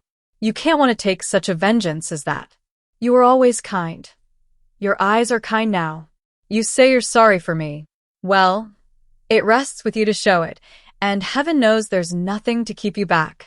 You understand, of course, there wouldn't be a hint of publicity. Not a sound or a syllable to connect you with the thing. It would never come to that, you know. All I need is to be able to say definitely, I know this, and this, and this, and the fight would drop and the way be cleared, and the whole abominable business swept out of sight in a second." He spoke pantingly, like a tired runner, with breaks of exhaustion between his words, and through the breaks she caught, as through the shifting rents of a fog, great golden vistas of peace and safety. For there was no mistaking the definite intention behind his vague appeal. She could have filled up the blanks without the help of Mrs. Fisher's insinuations. Here was a man who turned to her in the extremity of his loneliness and his humiliation. If she came to him at such a moment, he would be hers with all the force of his deluded faith. And the power to make him so lay in her hand. Lay there in a completeness he could not even remotely conjecture. Revenge and rehabilitation might be hers at a stroke. There was something dazzling in the completeness of the opportunity. She stood silent, gazing away from him down the autumnal stretch of the deserted lane. And suddenly fear possessed her. Fear of herself and of the terrible force of the temptation. All her past weaknesses were like so many eager accomplices drawing her toward the path their feet had already smoothed. She turned quickly and held out her hand to Dorset. "Goodbye. I'm sorry. There's nothing in the world that I can do." "Nothing? Don't say that," he cried. "Say what's true, that you abandoned me like the others. You, the only creature who could have saved me." "Goodbye, goodbye," she repeated hurriedly, and as she moved away she heard him cry out on a last note of entreaty, "At least you'll let me see you once more?" Lily, on regaining the Gormer grounds, struck rapidly across the lawn toward the unfinished house, where she fancied that her hostess might be speculating, not too resignedly, on the cause of her delay, for, like many unpunctual persons, Mrs. Gormer disliked to be kept waiting. As Miss Bart reached the avenue, however, she saw a smart phaeton with a high-stepping pair disappear behind the shrubbery in the direction of the gate, and on the doorstep stood Mrs. Gormer, with a glow of retrospective pleasure on her open countenance. At sight of Lily, the glow deepened to an embarrassed red, and she said with a slight laugh, "Did you see my visitor?" "Oh, I thought you came back by the avenue." "It was Mrs. George Dorset?" She said she dropped in to make a neighborly call. Lily met the announcement with her usual composure, though her experience of Bertha's idiosyncrasies would not have led her to include the neighborly instinct among them, and Mrs. Gormer, relieved to see that she gave no sign of surprise, went on with a deprecating laugh. "Of course, what really brought her was curiosity. She made me take her all over the house. But no one could have been nicer. No airs, you know, and so good-natured. I can quite see why people think her so fascinating." This surprising event, coinciding too completely with her meeting with Dorset to be regarded as contingent upon it, had yet immediately struck Lily with a vague sense of foreboding. It was not in Bertha's habits to be neighborly, much less to make advances to anyone outside the immediate circle of her affinities. She had always consistently ignored the world of outer aspirants, or had recognized its individual members only when prompted by motives of self-interest, and the very capriciousness of her condescensions had, as Lily was aware, given them special value in the eyes of the persons she distinguished. Lily saw this now in Mrs. Gormer's unconcealable complacency and in the happy irrelevance with which, for the next day or two, she quoted Bertha's opinions and speculated on the origin of her gown. All the secret ambitions which Mrs. Gormer's native indolence and the attitude of her companions kept in habitual abeyance were now germinating afresh in the glow of Bertha's advances, and whatever the cause of the latter, Lily saw that, if they were followed up, they were likely to have a disturbing effect upon her own future. She had arranged to break the length of her stay with her new friends by 1 or 2 visits to other acquaintances as recent, and on her return from this somewhat depressing excursion she was immediately conscious that Mrs. Dorset's influence was still in the air. There had been another exchange of visits, a tea at a country club, an encounter at a hunt ball. There was even a rumor of an approaching dinner, which Mattie Gormer, with an unnatural effort at discretion, tried to smuggle out of the conversation whenever Miss Bart took part in it. The latter had already planned to return to town after a farewell Sunday with her friends, and, with Gertie Farish's aid, had discovered a small private hotel where she might establish herself for the winter. The hotel being on the edge of a fashionable neighborhood, the price of the few square feet she was to occupy was considerably in excess of her means, but she found a justification for her dislike of poorer quarters in the argument that, at this particular juncture, it was of the utmost importance to keep up a show of prosperity. In reality, it was impossible for her, while she had the means to pay her way for a week ahead, to lapse into a form of existence like Gertie Farish's. She had never been so near the brink of insolvency, but she could at least manage to meet her weekly hotel bill, and having settled the heaviest of her previous debts out of the money she had received from Trenor, she had a still fair margin of credit to go upon. The situation, however, was not agreeable enough to lull her to complete unconsciousness of its insecurity.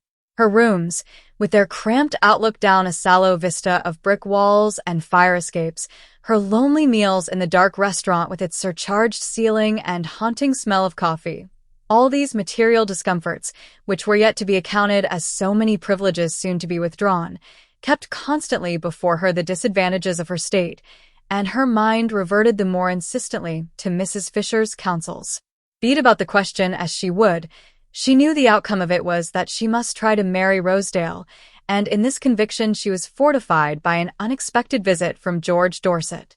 She found him, on the first Sunday after her return to town, pacing her narrow sitting room to the imminent peril of the few knickknacks with which she had tried to disguise its plush exuberances, but the sight of her seemed to quiet him, and he said meekly that he hadn't come to bother her, that he asked only to be allowed to sit for half an hour and talk of anything she liked. In reality, as she knew, he had but one subject, himself and his wretchedness, and it was the need of her sympathy that had drawn him back. But he began with a pretense of questioning her about herself, and as she replied, she saw that, for the first time, a faint realization of her plight penetrated the dense surface of his self-absorption. Was it possible that her old beast of an aunt had actually cut her off? That she was living alone like this because there was no one else for her to go to, and that she really hadn't more than enough to keep alive until the wretched little legacy was paid? The fibers of sympathy were nearly atrophied in him, but he was suffering so intensely that he had a faint glimpse of what other sufferings might mean, and, as she perceived, an almost simultaneous perception of the way in which her particular misfortunes might serve him. When at length she dismissed him, on the pretext that she must dress for dinner, he lingered entreatingly on the threshold to blurt out, "It's been such a comfort. Do say you'll let me see you again?"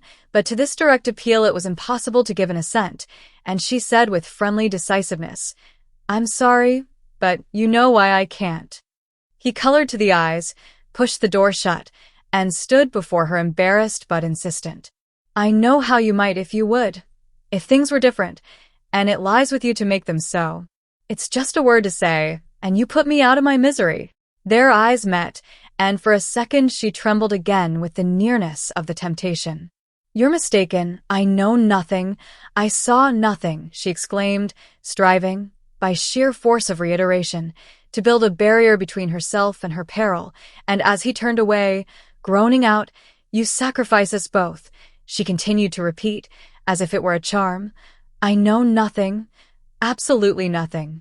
Lily had seen little of Rosedale since her illuminating talk with Mrs. Fisher, but on the 2 or 3 occasions when they had met she was conscious of having distinctly advanced in his favor. There could be no doubt that he admired her as much as ever, and she believed it rested with herself to raise his admiration to the point where it should bear down the lingering counsels of expediency.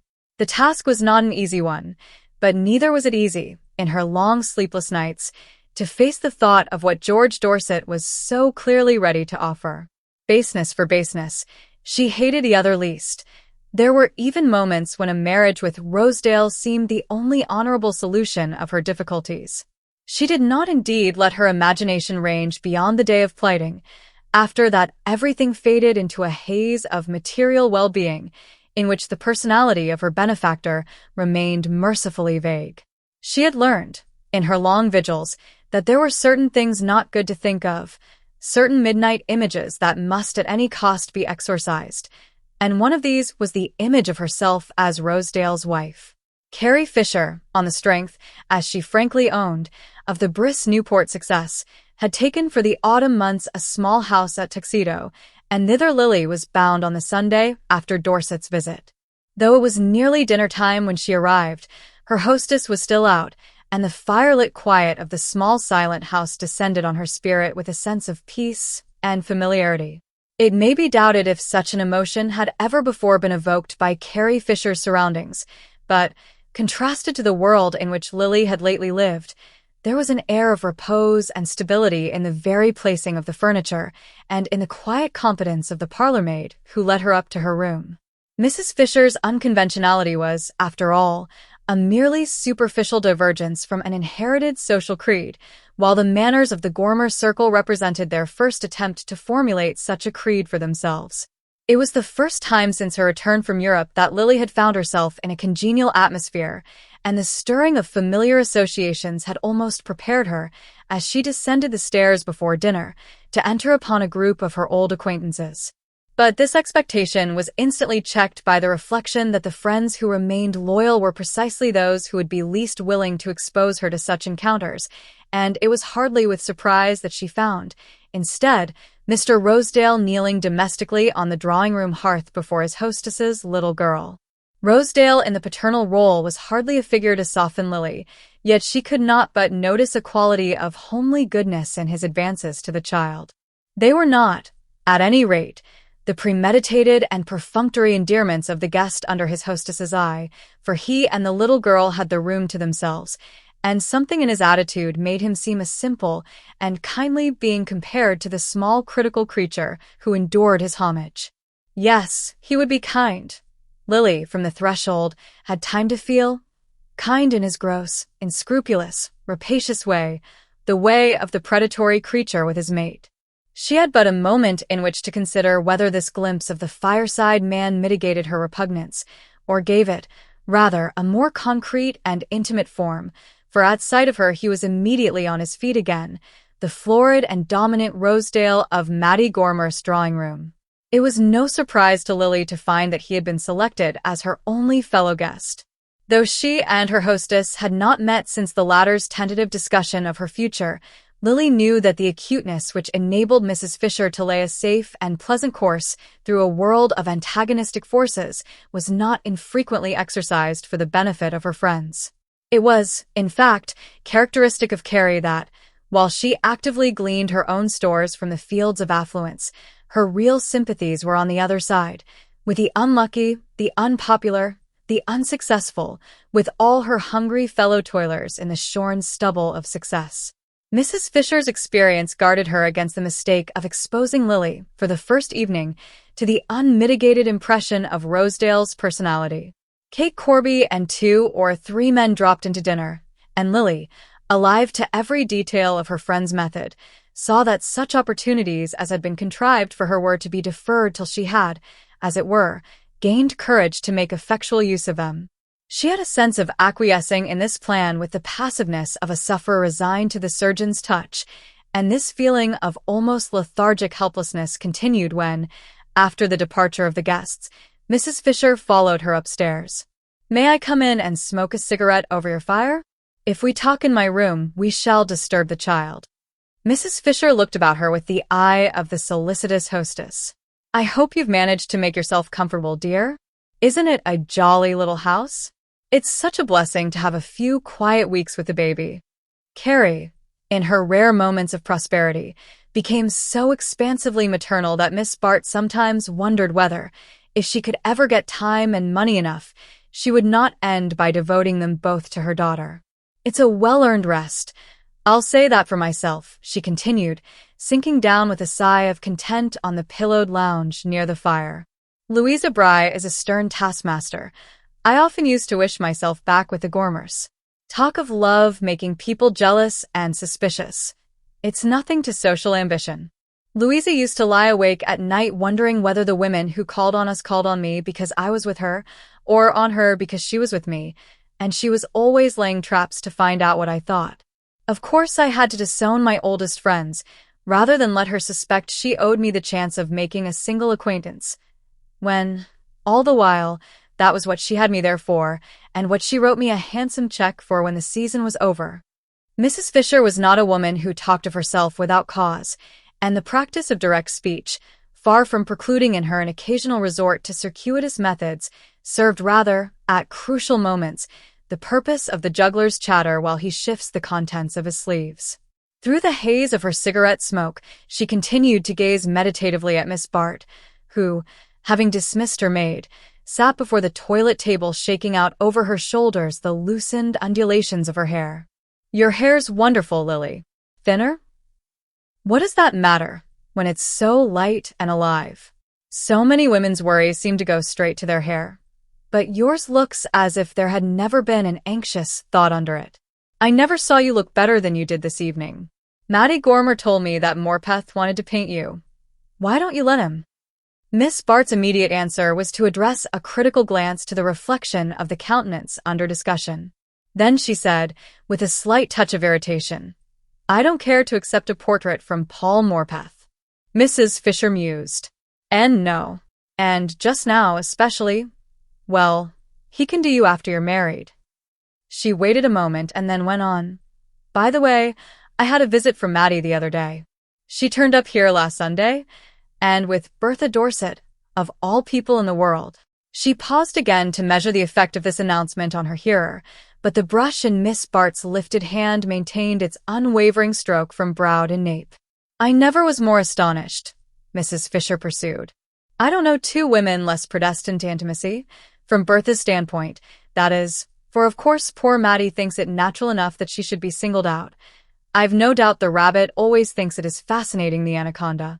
Well, you know I've always told you that Mattie secretly longed to bore herself with the really fashionable, and now that the chance has come, I see that she's capable of sacrificing all her old friends to it." Lily laid aside her brush and turned a penetrating glance upon her friend. "Including me?" she suggested. "Ah, my dear," murmured Mrs. Fisher, rising to push back a log from the hearth. "That's what Bertha means, isn't it?" Miss Bart went on steadily. "For of course, she always means something, and before I left Long Island I saw that she was beginning to lay her toils for Mattie." Mrs. Fisher sighed evasively. "She has her fast now, at any rate. To think of that loud independence of Mattie's being only a subtler form of snobbishness. Bertha can already make her believe anything she pleases, and I'm afraid she's begun, my poor child, by insinuating horrors about you." Lily flushed under the shadow of her drooping hair. "The world is too vile," she murmured, averting herself from Mrs. Fisher's anxious scrutiny. "It's not a pretty place, and the only way to keep a footing in it is to fight it on its own terms.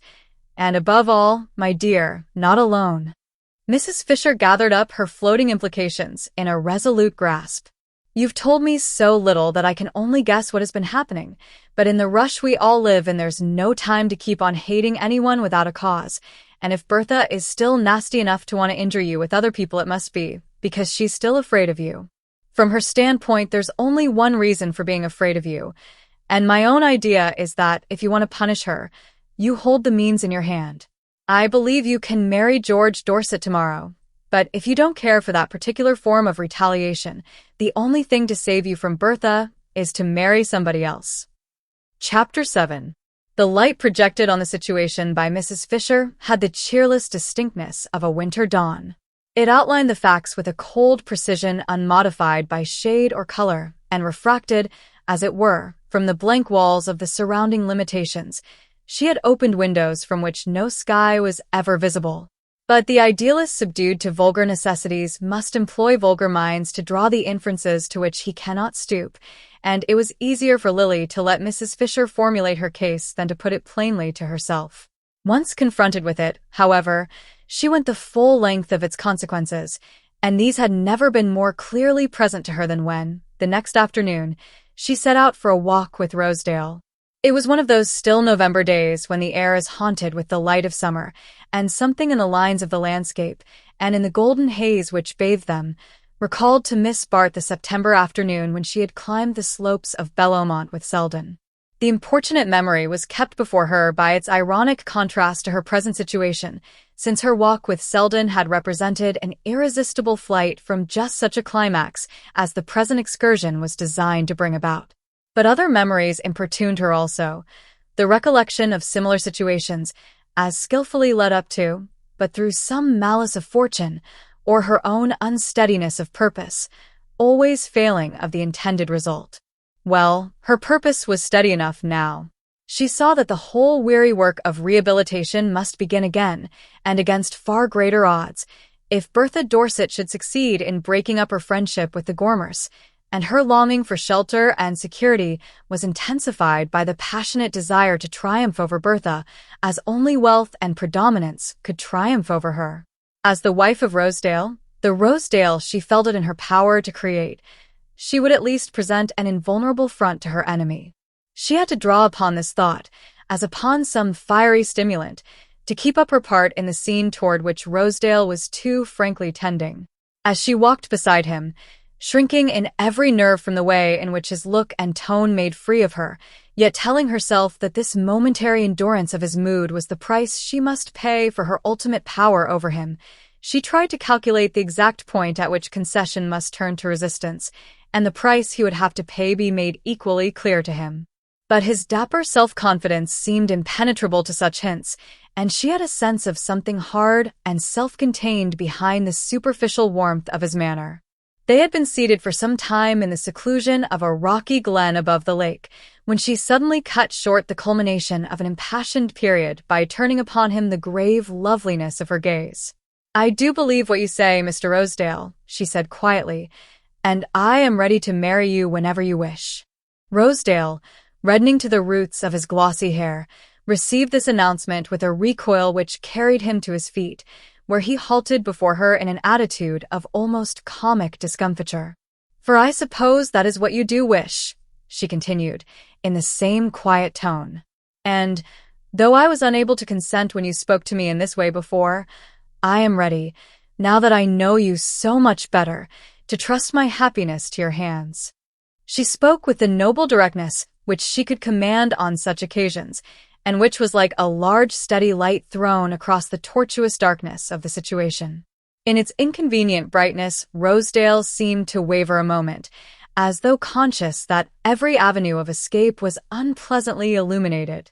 Then he gave a short laugh and drew out a gold cigarette case, in which, with plump jeweled fingers, he groped for a gold-tipped cigarette.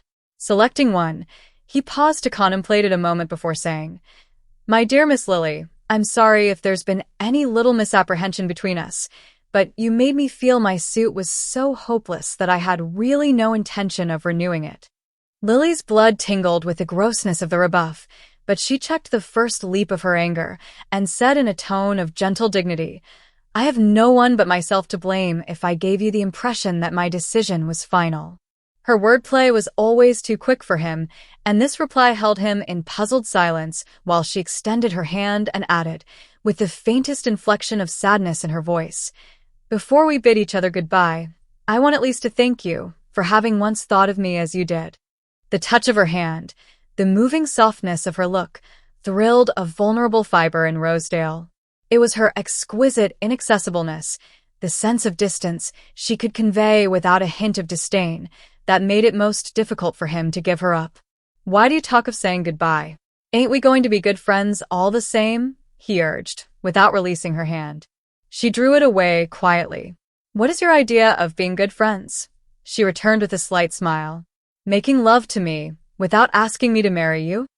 Rosedale laughed with a recovered sense of ease. "Well, that's about the size of it, I suppose. I can't help making love to you. I don't see how any man could, but I don't mean to ask you to marry me as long as I can keep out of it." She continued to smile.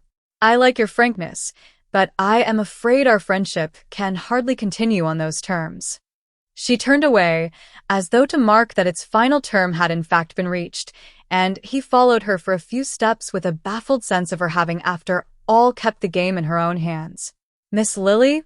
he began impulsively, but she walked on without seeming to hear him.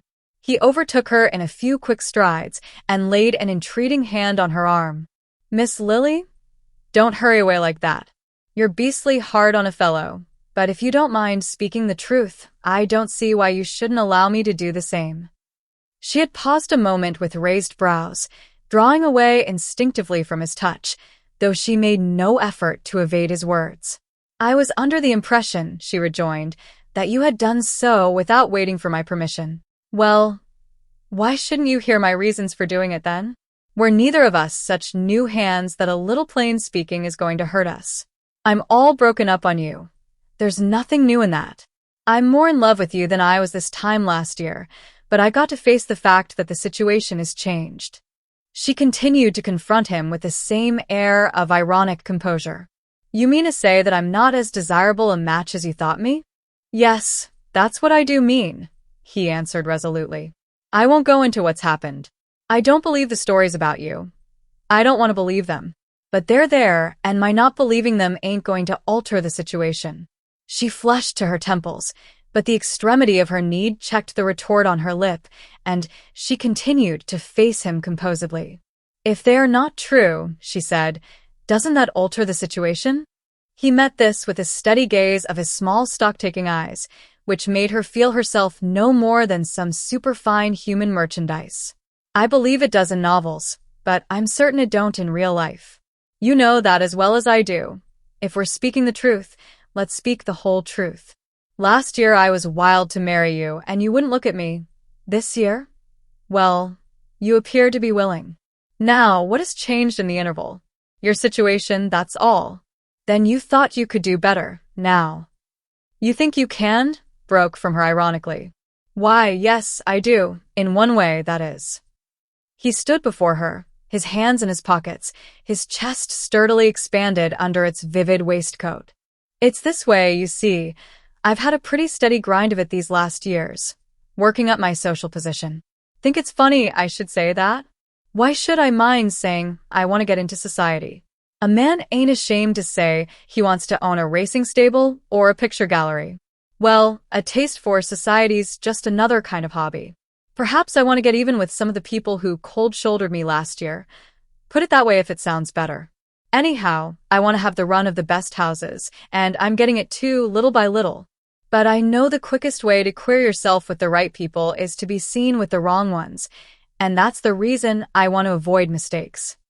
Miss Bart continued to stand before him in a silence that might have expressed either mockery or a half-reluctant respect for his candor, and after a moment's pause he went on.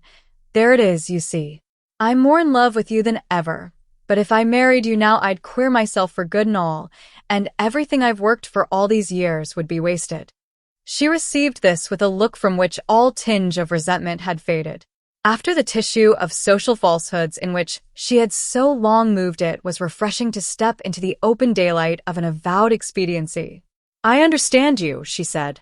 A year ago I should have been of use to you, and now I should be an encumbrance, and I like you for telling me so quite honestly.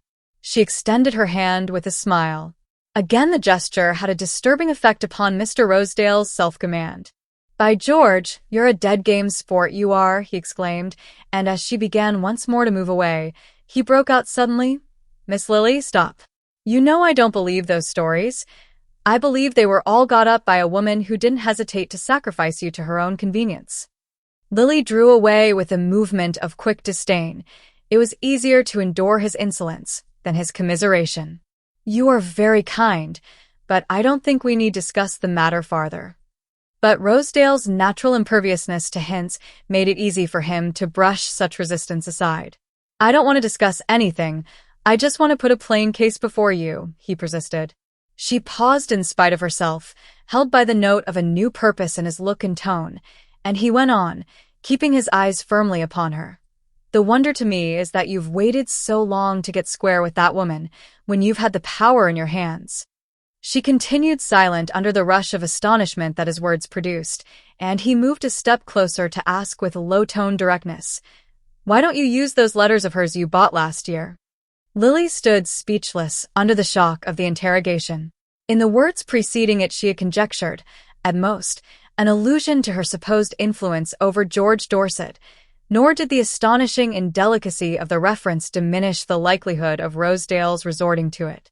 But now she saw how far short of the mark she had fallen, and the surprise of learning that he had discovered the secret of the letters left her, for the moment, unconscious of the special use to which he was in the act of putting his knowledge.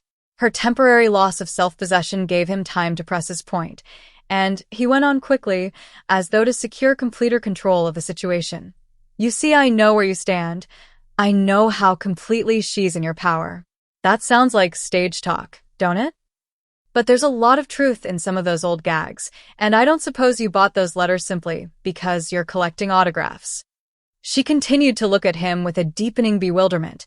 Her only clear impression resolved itself into a scared sense of his power. You're wondering how I found out about him? He went on, answering her look with a note of conscious pride. Perhaps you've forgotten that I'm the owner of the Benedict? But never mind about that now. Getting on to things is a mighty useful accomplishment in business, and I've simply extended it to my private affairs. For this is partly my affair, you see. At least, it depends on you to make it so. Let's look the situation straight in the eye. Mrs. Dorset, for reasons we needn't go into, did you a beastly bad turn last spring. Everybody knows what Mrs. Dorset is, and her best friends wouldn't believe her on oath where their own interests were concerned. But as long as they're out of the row, it's much easier to follow her lead than to set themselves against it, and you've simply been sacrificed to their laziness and selfishness. Isn't that a pretty fair statement of the case? Well, some people say you've got the neatest kind of an answer in your hands, that George Dorset would marry you tomorrow if you tell him all you know, and give him the chance to show the lady the door. I dare say he would, but you don't seem to care for that particular form of getting even, and taking a purely business view of the question, I think you're right. In a deal like that, nobody comes out with perfectly clean hands, and the only way for you to start fresh is to get Bertha Dorset to back you up, instead of trying to fight her. He paused long enough to draw breath, but not to give her time for the expression of her gathering resistance, and as he pressed on, expounding and elucidating his idea with the directness of the man who has no doubts of his cause, she found the indignation gradually freezing on her lip, found herself held fast in the grasp of his argument by the mere cold strength of its presentation. There was no time now to wonder how he had heard of her obtaining the letters. All her world was dark outside the monstrous glare of his scheme for using them. And it was not, after the first moment, the horror of the idea that held her spellbound, subdued to his will. It was rather its subtle affinity to her own inmost cravings. He would marry her tomorrow if she could regain Bertha Dorset's friendship, and to induce the open resumption of that friendship and the tacit retractation of all that had caused its withdrawal, she had only to put to the lady the latent menace contained in the packet so miraculously delivered into her hands. Lily saw in a flash the advantage of this course over that which poor Dorset had pressed upon her. The other plan depended for its success on the infliction of an open injury, while this reduced the transaction to a private understanding, of which no third person need have the remotest hint. Put by Rosedale in terms of businesslike give and take, this understanding took on the harmless air of a mutual accommodation, like a transfer of property or a revision of boundary lines. It certainly simplified life to view it as a perpetual adjustment, a play of party politics, in which every concession had its recognized equivalent. Lily's tired mind was fascinated by this escape from fluctuating ethical estimates into a region of concrete weights and measures. Rosedale, as she listened, seemed to read in her silence not only a gradual acquiescence in his plan, but a dangerously far-reaching perception of the chances it offered, for as she continued to stand before him without speaking, he broke out, with a quick return upon himself. You see how simple it is, don't you? Well, don't be carried away by the idea that it's too simple. It isn't exactly as if you'd started in with a clean bill of health. Now we're talking, let's call things by their right names and clear the whole business up. You know well enough that Bertha Dorset couldn't have touched you if there hadn't been. Well, questions asked before? Little points of interrogation. Bound to happen to a good-looking girl with stingy relatives, I suppose. Anyhow, they did happen, and she found the ground prepared for her. Do you see where I'm coming out? You don't want these little questions cropping up again. It's one thing to get Bertha Dorset into line, but what you want is to keep her there. You can frighten her fast enough, but how are you going to keep her frightened? By showing her that you're as powerful as she is. All the letters in the world won't do that for you as you are now, but with a big backing behind you, you'll keep her just where you want her to be. That's my share in the business. That's what I'm offering you. You can't put the thing through without me. Don't run away with any idea that you can. In 6 months you'd be back again among your old worries or worse ones, and here I am, ready to lift you out of M tomorrow, if you say so. Do you say so, Miss Lily? He added, moving suddenly nearer.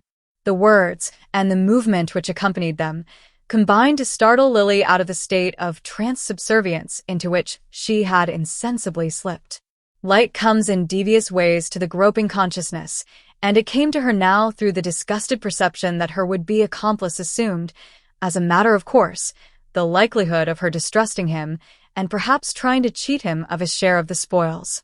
This glimpse of his inner mind seemed to present the whole transaction in a new aspect, and she saw that the essential baseness of the act lay in its freedom from risk. She drew back with a quick gesture of rejection, saying, in a voice that was a surprise to her own ears, "You are mistaken, quite mistaken, both in the facts and in what you infer from them." Rosedale stared a moment, puzzled by her sudden dash in a direction so different from that toward which she had appeared to be letting him guide her. "Now what on earth does that mean?" "I thought we understood each other," he exclaimed, and to her murmur of, we do now, he retorted with a sudden burst of violence. "I suppose it's because the letters are to him, then? Well, I'll be damned if I see what thanks you've got from him." Chapter 8. The autumn days declined to winter. Once more the leisure world was in transition between country and town, and Fifth Avenue, still deserted at the weekend, showed from Monday to Friday a broadening stream of carriages between house fronts gradually restored to consciousness. The horse show, some 2 weeks earlier, had produced a passing semblance of reanimation, filling the theaters and restaurants with a human display of the same costly and high-stepping kind as circled daily about its ring. In Miss Bart's world, the horse show and the public it attracted had ostensibly come to be classed among the spectacles disdained of the elect, but as the feudal lord might sally forth to join in the dance on his village green, so society, unofficially and incidentally, still condescended to look in upon the scene. Mrs. Gormer, among the rest, was not above seizing such an occasion for the display of herself and her horses, and Lily was given 1 or 2 opportunities of appearing at her friend's side in the most conspicuous box the house afforded. But this lingering semblance of intimacy made her only the more conscious of a change in the relation between Mattie and herself, of a dawning discrimination, a gradually formed social standard, emerging from Mrs. Gormer's chaotic view of life.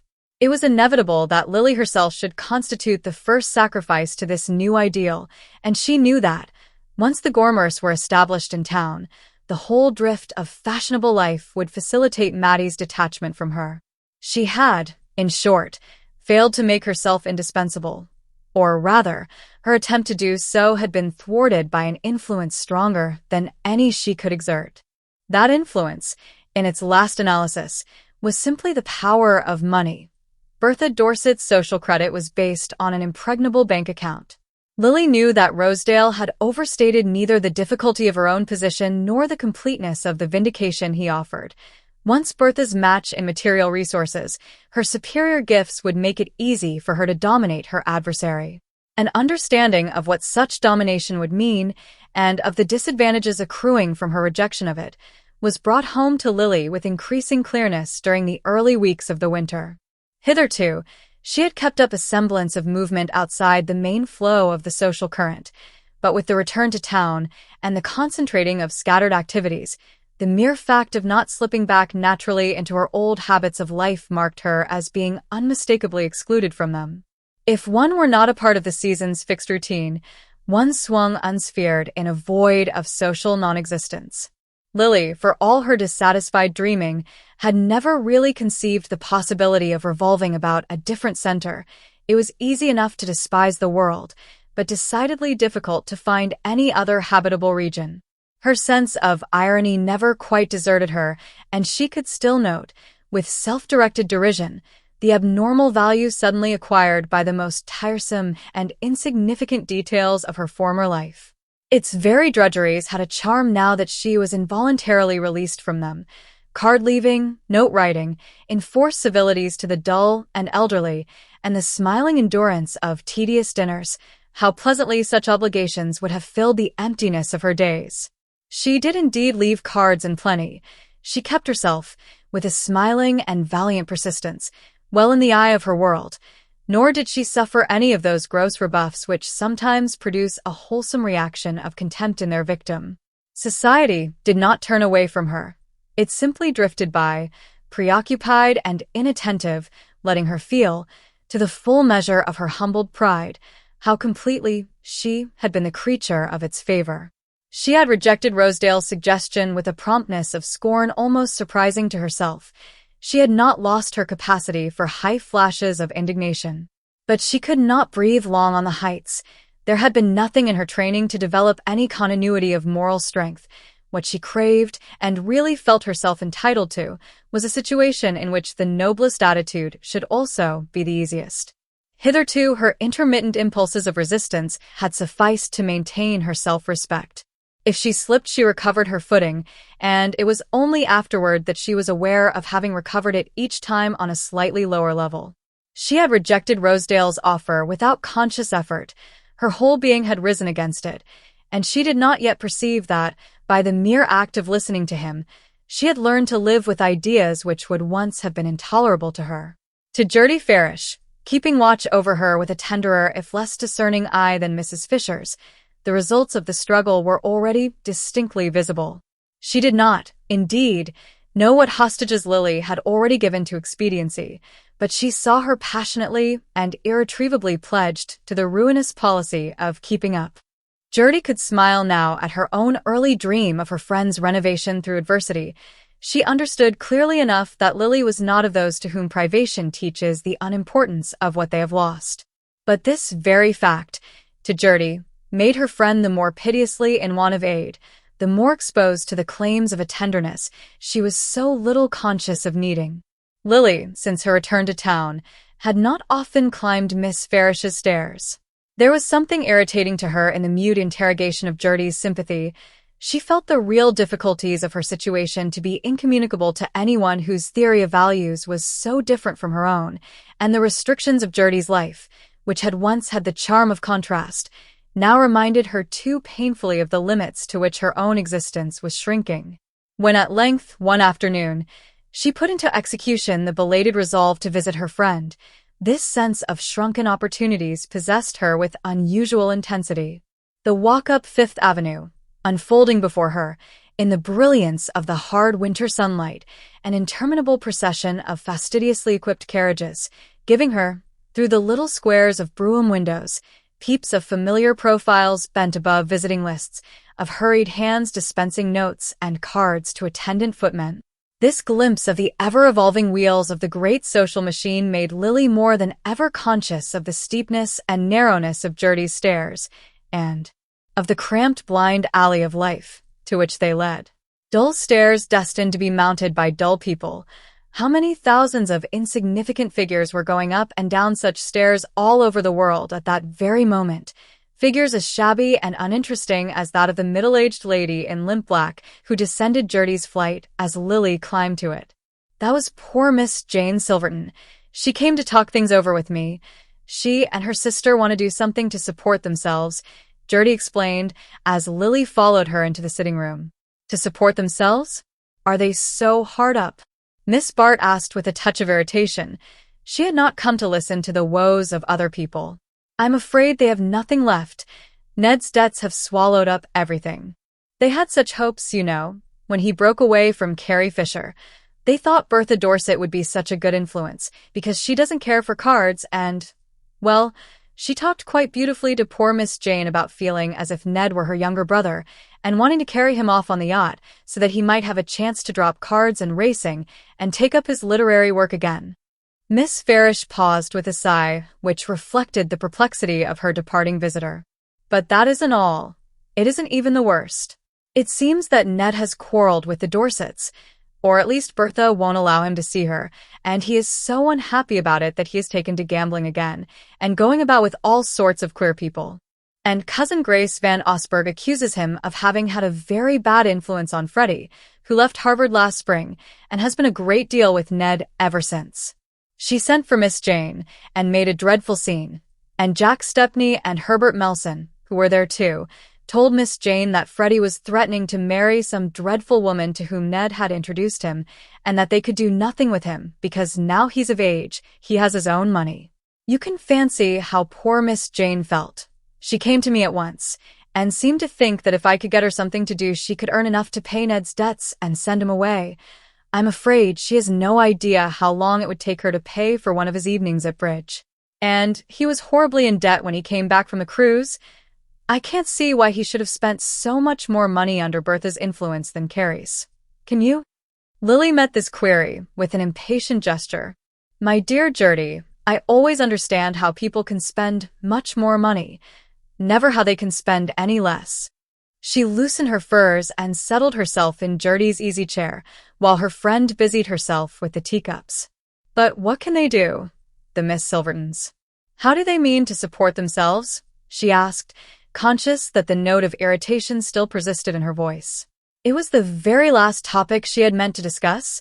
It really did not interest her in the least, but she was seized by a sudden perverse curiosity to know how the two colorless, shrinking victims of young Silverton's sentimental experiments meant to cope with the grim necessity which lurked so close to her own threshold.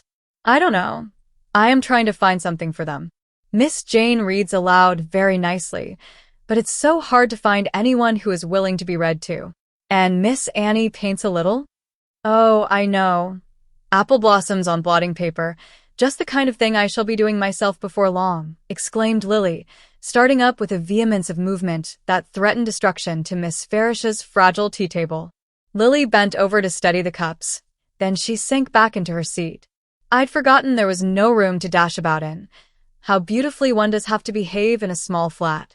Oh, Gertie, I wasn't meant to be good, she sighed out incoherently. Gertie lifted an apprehensive look to her pale face, in which the eyes shone with a peculiar sleepless luster. You look horribly tired, Lily. Take your tea, and let me give you this cushion to lean against. Miss Bart accepted the cup of tea, but put back the cushion with an impatient hand. Don't give me that. I don't want to lean back. I shall go to sleep if I do. Well, why not, dear? I'll be as quiet as a mouse, Gertie urged affectionately.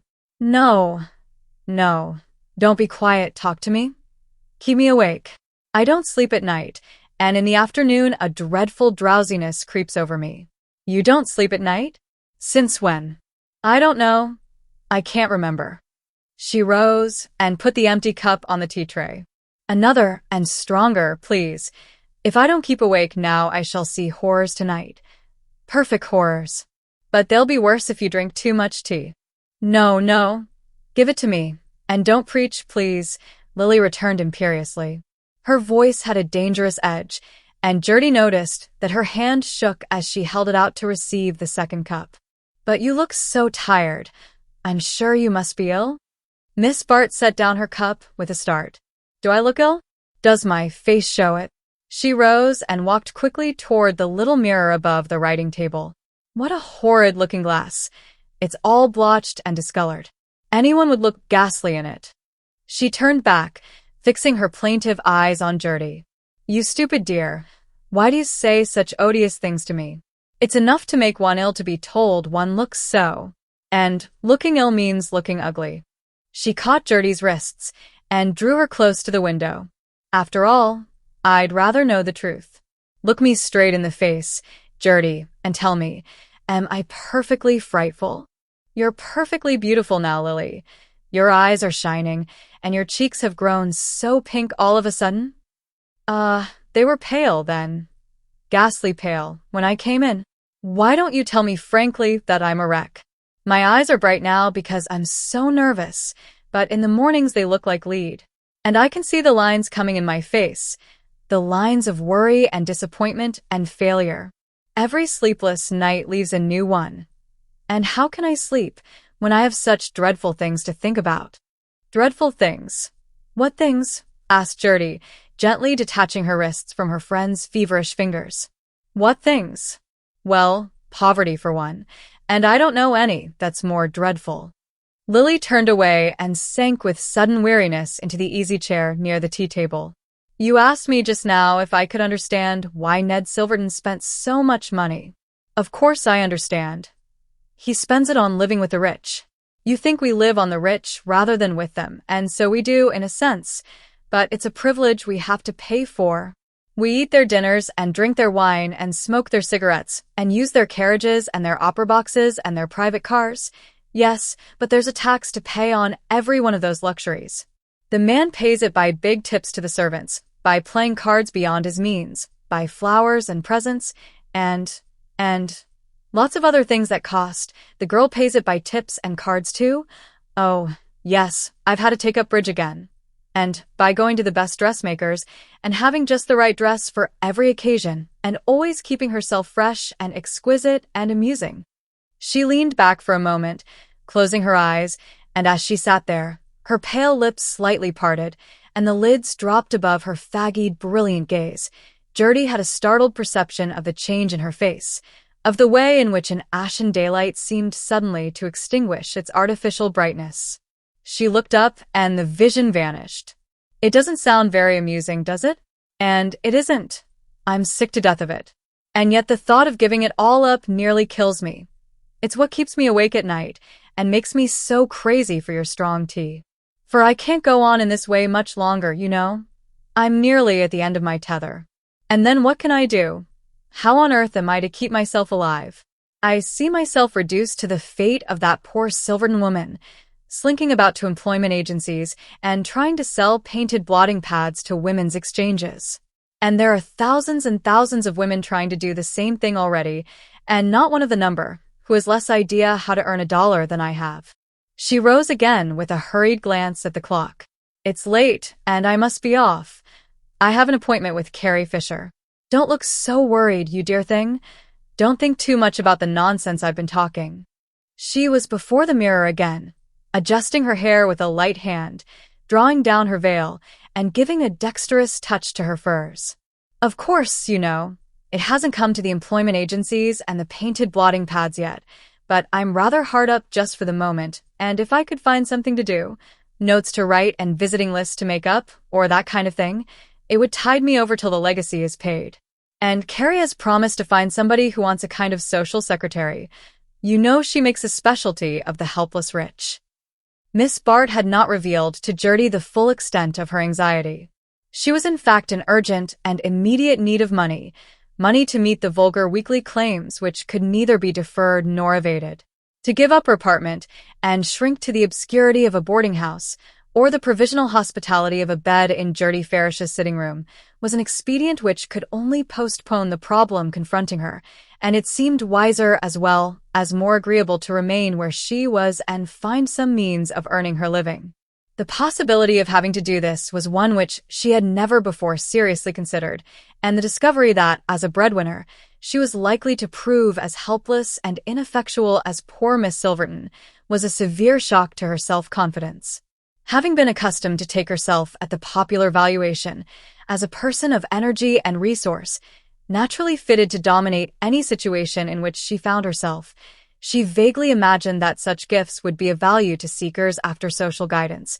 But there was unfortunately no specific head under which the art of saying and doing the right thing could be offered in the market. And even Mrs. Fisher's resourcefulness failed before the difficulty of discovering a workable vein in the vague wealth of Lily's graces. Mrs. Fisher was full of indirect expedients for enabling her friends to earn a living and could conscientiously assert that she had put several opportunities of this kind before Lily, but more legitimate methods of breadwinning were as much out of her line as they were beyond the capacity of the sufferers she was generally called upon to assist. Lily's failure to profit by the chances already afforded her might, moreover, have justified the abandonment of farther effort on her behalf, but Mrs. Fisher's inexhaustible good nature made her an adept at creating artificial demands in response to an actual supply. In the pursuance of this end, she at once started on a voyage of discovery in Miss Bart's behalf, and as the result of her explorations she now summoned the latter with the announcement that she had found something. Left to herself, Gertie mused distressfully upon her friend's plight and her own inability to relieve it. It was clear to her that Lily, for the present, had no wish for the kind of help she could give. Miss Farish could see no hope for her friend but in a life completely reorganized and detached from its old associations, whereas all Lily's energies were centered in the determined effort to hold fast to those associations, to keep herself visibly identified with them as long as the illusion could be maintained. Pitiable as such an attitude seemed to Gertie, she could not judge it as harshly as Selden, for instance, might have done. She had not forgotten the night of emotion when she and Lily had lain in each other's arms, and she had seemed to feel her very heart's blood passing into her friend. The sacrifice she had made had seemed unavailing enough. No trace remained in Lily of the subduing influences of that hour, but Gertie's tenderness, disciplined by long years of contact with obscure and inarticulate suffering, could wait on its object with a silent forbearance which took no account of time. She could not, however, deny herself the solace of taking anxious counsel with Lawrence Selden, with whom, since his return from Europe, she had renewed her old relation of cousinly confidence. Selden himself had never been aware of any change in their relation. He found Gertie as he had left her, simple, undemanding, and devoted, but with a quickened intelligence of the heart which he recognized without seeking to explain it. To Gertie herself it would once have seemed impossible that she should ever again talk freely with him of Lily Bart, but what had passed in the secrecy of her own breast seemed to resolve itself, when the mist of the struggle cleared, into a breaking down of the bounds of self, a deflecting of the wasted personal emotion into the general current of human understanding. It was not till some 2 weeks after her visit from Lily that Gertie had the opportunity of communicating her fears to Selden. The latter, having presented himself on a Sunday afternoon, had lingered on through the dowdy animation of his cousin's tea hour, conscious of something in her voice and eye which solicited a word apart, and as soon as the last visitor was gone, Gertie opened her case by asking how lately he had seen Miss Bart. Selden's perceptible pause gave her time for a slight stir of surprise. "I haven't seen her at all. I've perpetually missed seeing her since she came back." This unexpected admission made Gertie pause too, and she was still hesitating on the brink of her subject when he relieved her by adding, "I've wanted to see her, but she seems to have been absorbed by the Gorma set since her return from Europe." "That's all the more reason. She's been very unhappy." "Unhappy at being with the Gormers?" "Oh, I don't defend her intimacy with the Gormers, but that too is at an end now, I think. You know, people have been very unkind since Bertha Dorset quarreled with her." "Ah," Selden exclaimed, rising abruptly to walk to the window, where he remained with his eyes on the darkening street while his cousin continued to explain. "Judy Trenor and her own family have deserted her too, and all because Bertha Dorset has said such horrible things. And she is very poor. You know, Mrs. Peniston cut her off with a small legacy after giving her to understand that she was to have everything." "Yes, I know," Selden assented curtly, turning back into the room, but only to stir about with restless steps in the circumscribed space between door and window. "Yes, she's been abominably treated, but it's unfortunately the precise thing that a man who wants to show his sympathy can't say to her." His words caused Gertie a slight chill of disappointment. "There would be other ways of showing your sympathy," she suggested. Selden, with a slight laugh, sat down beside her on the little sofa which projected from the hearth. "What are you thinking of, you incorrigible missionary?" he asked.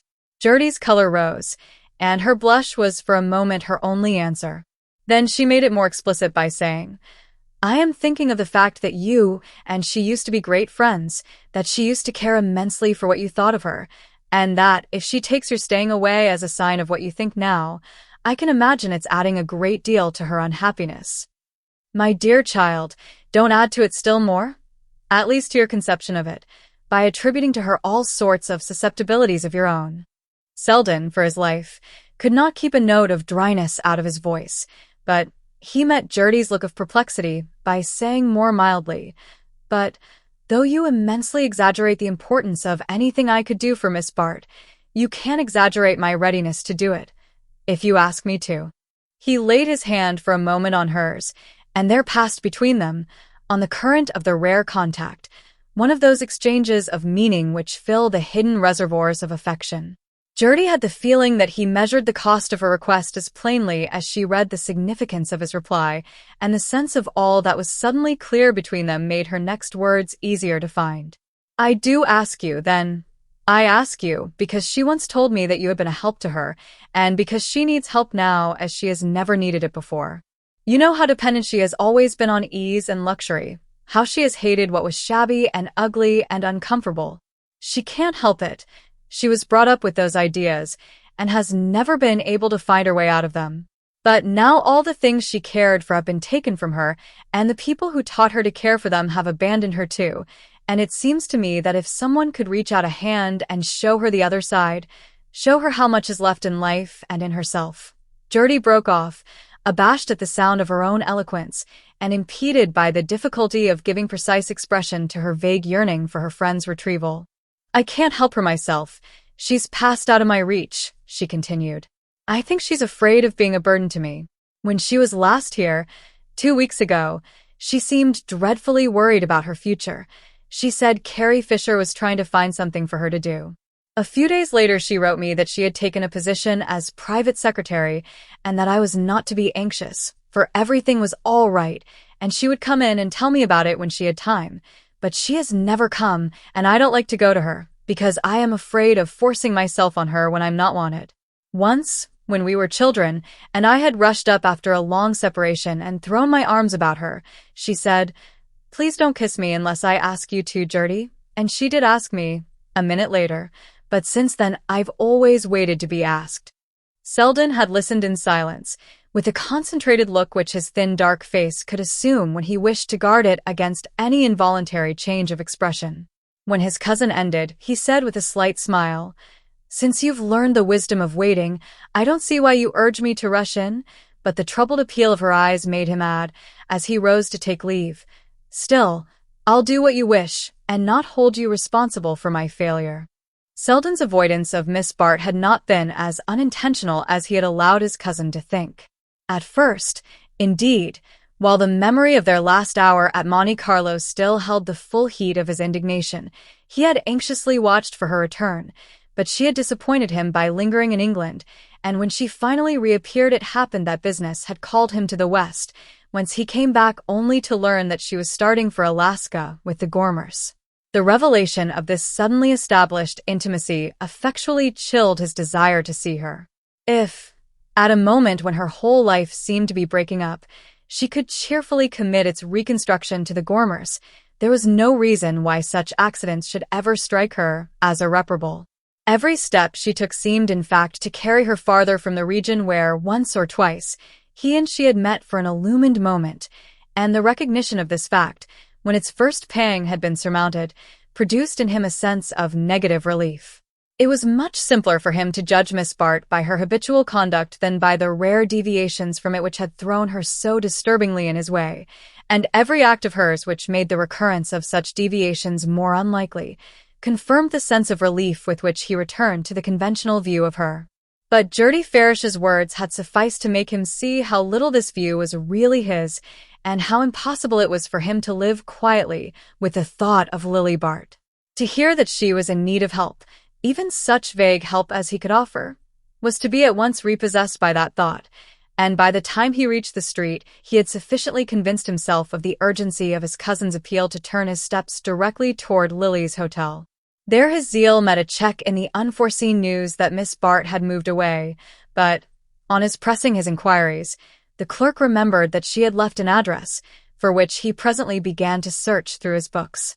It was certainly strange that she should have taken this step without letting Gertie Farish know of her decision, and Selden waited with a vague sense of uneasiness while the address was sought for. The process lasted long enough for uneasiness to turn to apprehension, but when at length a slip of paper was handed him, and he read on it, "Care of Mrs. Norma Hatch, Emporium Hotel," his apprehension passed into an incredulous stare, and this into the gesture of disgust with which he tore the paper in two, and turned to walk quickly homeward.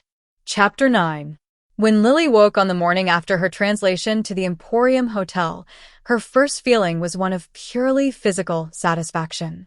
The force of contrast gave an added keenness to the luxury of lying once more in a soft-pillowed bed and looking across a spacious sunlit room at a breakfast table set invitingly near the fire.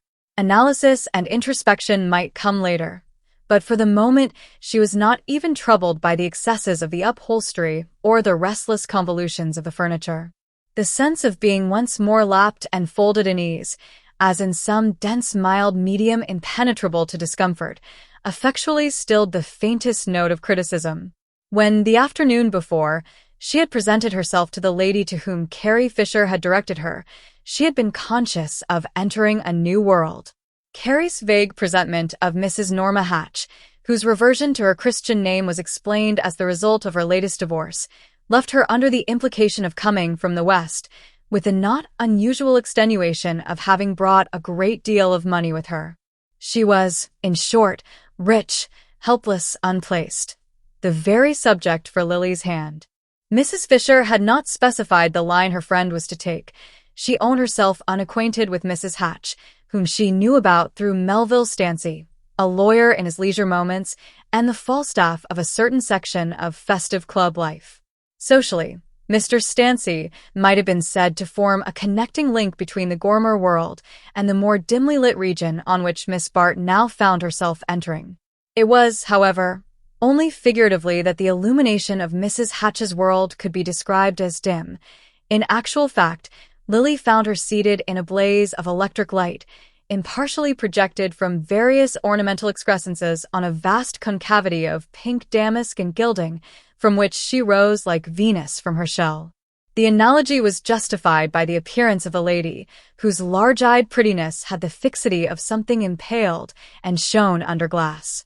This did not preclude the immediate discovery that she was some years younger than her visitor, and that under her showiness, her ease, the aggression of her dress and voice, there persisted that ineradicable innocence which, in ladies of her nationality, so curiously coexists with startling extremes of experience. The environment in which Lily found herself was as strange to her as its inhabitants. She was unacquainted with the world of the fashionable New York hotel, a world overheated, overupholstered, and overfitted with mechanical appliances for the gratification of fantastic requirements, while the comforts of a civilized life were as unattainable as in a desert. Through this atmosphere of torrid splendor moved one beings as richly upholstered as the furniture, beings without definite pursuits or permanent relations, who drifted on a languid tide of curiosity from restaurant to concert hall, from palm garden to music room, from art exhibit to dressmaker's opening. High-stepping horses or elaborately equipped motors waited to carry these ladies into vague metropolitan distances, whence they returned, still more wan from the weight of their sables, to be sucked back into the stifling inertia of the hotel routine. Somewhere behind them, in the background of their lives, there was doubtless a real past, peopled by real human activities. They themselves were probably the product of strong ambitions, persistent energies, diversified contacts with the wholesome roughness of life, yet they had no more real existence than the poet's shades in limbo. Lily had not been long in this pallid world without discovering that Mrs. Hatch was its most substantial figure. That lady, though still floating in the void, showed faint symptoms of developing an outline, and in this endeavor she was actively seconded by Mr. Melville Stancy.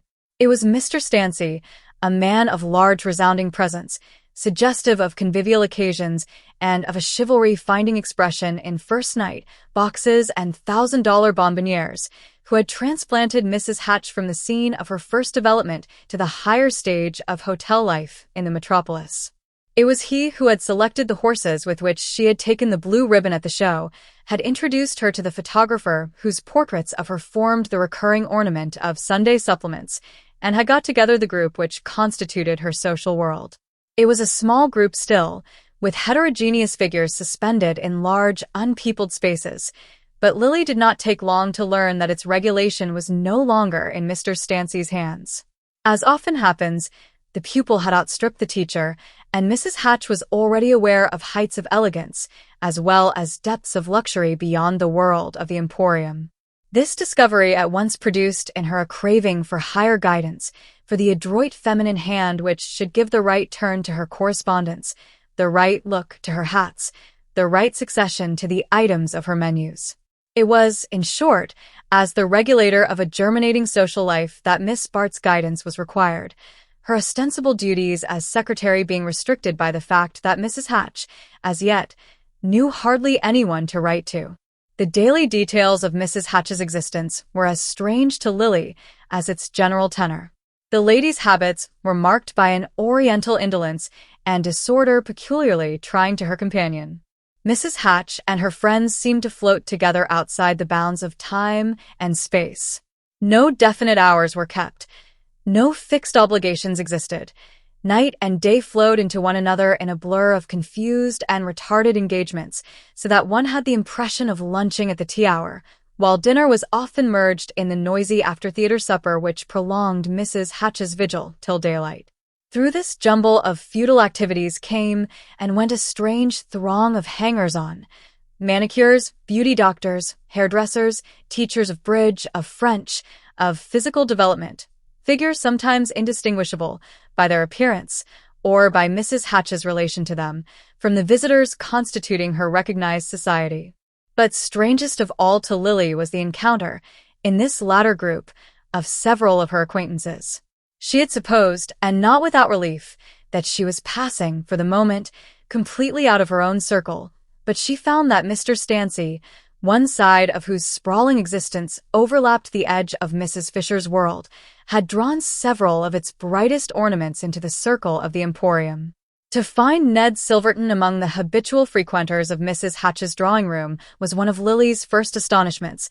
but she soon discovered that he was not Mr. Stancy's most important recruit. It was on little Freddie Van Osburgh, the small, slim heir of the Van Osburgh millions, that the attention of Mrs. Hatch's group was centered. Freddie, barely out of college, had risen above the horizon since Lily's eclipse, and she now saw with surprise what an effulgence he shed on the outer twilight of Mrs. Hatch's existence. This, then, was one of the things that young men went in for when released from the official social routine. This was the kind of previous engagement that so frequently caused them to disappoint the hopes of anxious hostesses. Lily had an odd sense of being behind the social tapestry, on the side where the threads were knotted and the loose ends hung. For a moment she found a certain amusement in the show and in her own share of it. The situation had an ease and unconventionality distinctly refreshing after her experience of the irony of conventions. But these flashes of amusement were but brief reactions from the long disgust of her days. Compared with the vast gilded void of Mrs. Hatch's existence, the life of Lily's former friends seemed packed with ordered activities. To see him so far off, and as if through a mist of splintered crystals? Before she could account for the phenomenon, she found herself shaking hands with him. They had parted with scorn on her side and anger upon his, but all trace of these emotions seemed to vanish as their hands met, and she was only aware of a confused wish that she might continue to hold fast to him. "Why, what's the matter, Miss Lily? You're not well," he exclaimed, and she forced her lips into a pallid smile of reassurance. "I'm a little tired." "It's nothing." "Stay with me a moment, please," she faltered. That she should be asking this service of Rosedale. He glanced at the dirty and unpropitious corner on which they stood, with the shriek of the elevated and the tumult of trams and wagons contending hideously in their ears. "We can't stay here, but let me take you somewhere for a cup of tea. The Longworth is only a few yards off, and there'll be no one there at this hour." A cup of tea in quiet, somewhere out of the noise and ugliness, seemed for the moment the one solace she could bear. A few steps brought them to the ladies' door of the hotel he had named, and a moment later he was seated opposite to her, and the waiter had placed the tea tray between them. "Not a drop of brandy or whiskey first. You look regularly done up, Miss Lily." "Well, take your tea strong, then, and, waiter, get a cushion for the lady's back." Lily smiled faintly at the injunction to take her tea strong. It was the temptation she was always struggling to resist. Her craving for the keen stimulant was forever conflicting with that other craving for sleep, the midnight craving which only the little phial in her hand could still. But today, at any rate, the tea could hardly be too strong. She counted on it to pour warmth and resolution into her empty veins. As she leaned back before him, her lids drooping in utter lassitude, though the first warm draught already tinged her face with returning life, Rosedale was seized afresh by the poignant surprise of her beauty. The dark penciling of fatigue under her eyes, the morbid blue-veined pallor of the temples, brought out the brightness of her hair and lips, as though all her ebbing vitality were centered there. Against the dull chocolate-colored background of the restaurant, the purity of her head stood out as it had never done in the most brightly lit ballroom. He looked at her with a startled, uncomfortable feeling, as though her beauty were a forgotten enemy that had lain in ambush and now sprang out on him unawares. To clear the air, he tried to take an easy tone with her. "Why, Miss Lily, I haven't seen you for an age. I didn't know what had become of you." As he spoke, he was checked by an embarrassing sense of the complications to which this might lead. Though he had not seen her, he had heard of her. He knew of her connection with Mrs. Hatch and of the talk resulting from it.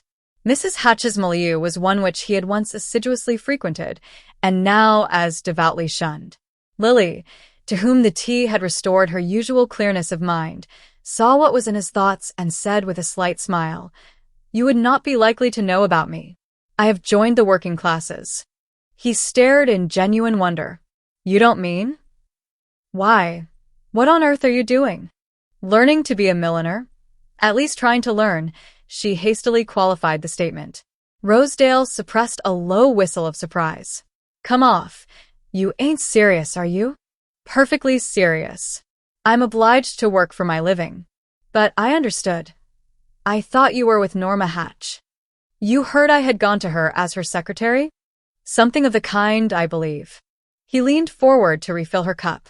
Lily guessed the possibilities of embarrassment which the topic held for him, and raising her eyes to his, she said suddenly, "I left her 2 months ago." Rosedale continued to fumble awkwardly with the teapot, and she felt sure that he had heard what had been said of her. But what was there that Rosedale did not hear? "Wasn't it a soft berth?" he inquired, with an attempt at lightness. "Too soft. One might have sunk in too deep." Lily rested one arm on the edge of the table and sat looking at him more intently than she had ever looked before. An uncontrollable impulse was urging her to put her case to this man, from whose curiosity she had always so fiercely defended herself. "You know Mrs. Hatch, I think? Well, perhaps you can understand that she might make things too easy for one." Rosedale looked faintly puzzled, and she remembered that elusiveness was lost on him. "It was no place for you, anyhow," he agreed, so suffused and immersed in the light of her full gaze that he found himself being drawn into strange depths of intimacy. He who had had to subsist on mere fugitive glances, looks winged in flight and swiftly lost under covert, now found her eyes settling on him with a brooding intensity that fairly dazzled him. "I left," Lily continued, "lest people should say I was helping Mrs. Hatch to marry Freddie Van Osburgh, who is not in the least too good for her. And as they still continue to say it, I see that I might as well have stayed where I was." "Oh, Freddie." Rosedale brushed aside the topic with an air of its unimportance, which gave a sense of the immense perspective he had acquired. "Freddie don't count, but I knew you weren't mixed up in that. It ain't your style." Lily colored slightly. She could not conceal from herself that the words gave her pleasure. She would have liked to sit there, drinking more tea, and continuing to talk of herself to Rosedale. But the old habit of observing the conventions reminded her that it was time to bring their colloquy to an end, and she made a faint motion to push back her chair. Rosedale stopped her with a protesting gesture. "Wait a minute. Don't go yet. Sit quiet and rest a little longer. You look thoroughly played out. And you haven't told me—" He broke off, conscious of going farther than he had meant.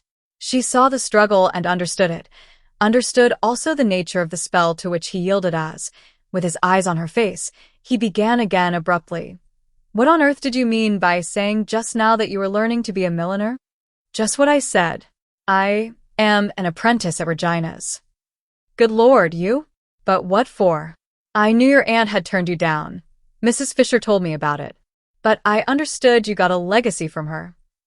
"I got $10,000, but the legacy is not to be paid till next summer." "Well, but look here, you could borrow on it any time you wanted." She shook her head gravely. "No, for I owe it already." "Owe it?" "The whole 10,000. Every penny."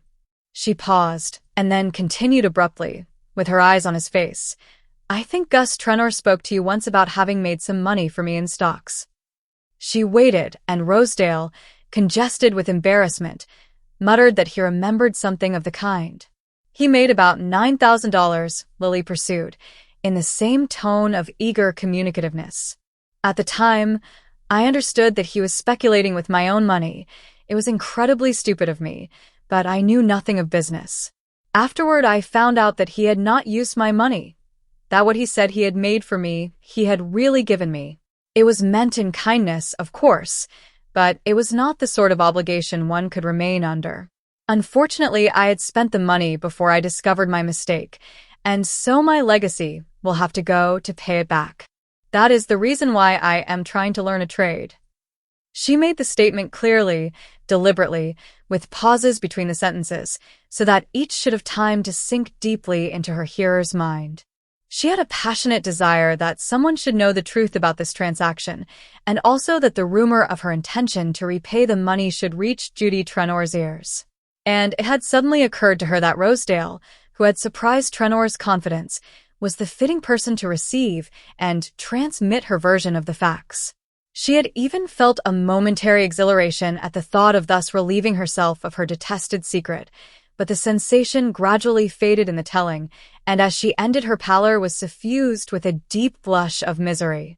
Rosedale continued to stare at her in wonder, but the wonder took the turn she had least expected. "But see here, if that's the case, it cleans you out altogether?" He put it to her as if she had not grasped the consequences of her act, as if her incorrigible ignorance of business were about to precipitate her into a fresh act of folly. Altogether, yes, she calmly agreed. He sat silent, his thick hands clasped on the table, his little puzzled eyes exploring the recesses of the deserted restaurant. "See here, that's fine," he exclaimed abruptly. Lily rose from her seat with a deprecating laugh. "Oh, no, it's merely a bore," she asserted, gathering together the ends of her feather scarf. Rosedale remained seated, too intent on his thoughts to notice her movement. "Miss Lily, if you want any backing, I like pluck," broke from him disconnectedly. "Thank you." She held out her hand. "Your tea has given me a tremendous backing. I feel equal to anything now." Her gesture seemed to show a definite intention of dismissal, but her companion had tossed a bill to the waiter and was slipping his short arms into his expensive overcoat. "Wait a minute. You've got to let me walk home with you," he said. Lily uttered no protest, and when he had paused to make sure of his change, they emerged from the hotel and crossed 6th Avenue again. As she led the way westward past a long line of areas which, through the distortion of their paintless rails, revealed with increasing candor the disjecta membra of bygone dinners, Lily felt that Rosedale was taking contemptuous note of the neighborhood, and before the doorstep at which she finally paused, he looked up with an air of incredulous disgust. "This isn't the place? Someone told me you were living with Miss Farish." "No, I am boarding here. I have lived too long on my friends." He continued to scan the blistered brown stone front, the windows draped with discolored lace, and the Pompeian decoration of the muddy vestibule. Then he looked back at her face and said with a visible effort, "You'll let me come and see you someday?" She smiled, recognizing the heroism of the offer to the point of being frankly touched by it. "Thank you. I shall be very glad," she made answer, in the first sincere words she had ever spoken to him. That evening in her own room, Miss Bart, who had fled early from the heavy fumes of the basement dinner table, sat musing upon the impulse which had led her to unbosom herself to Rosedale.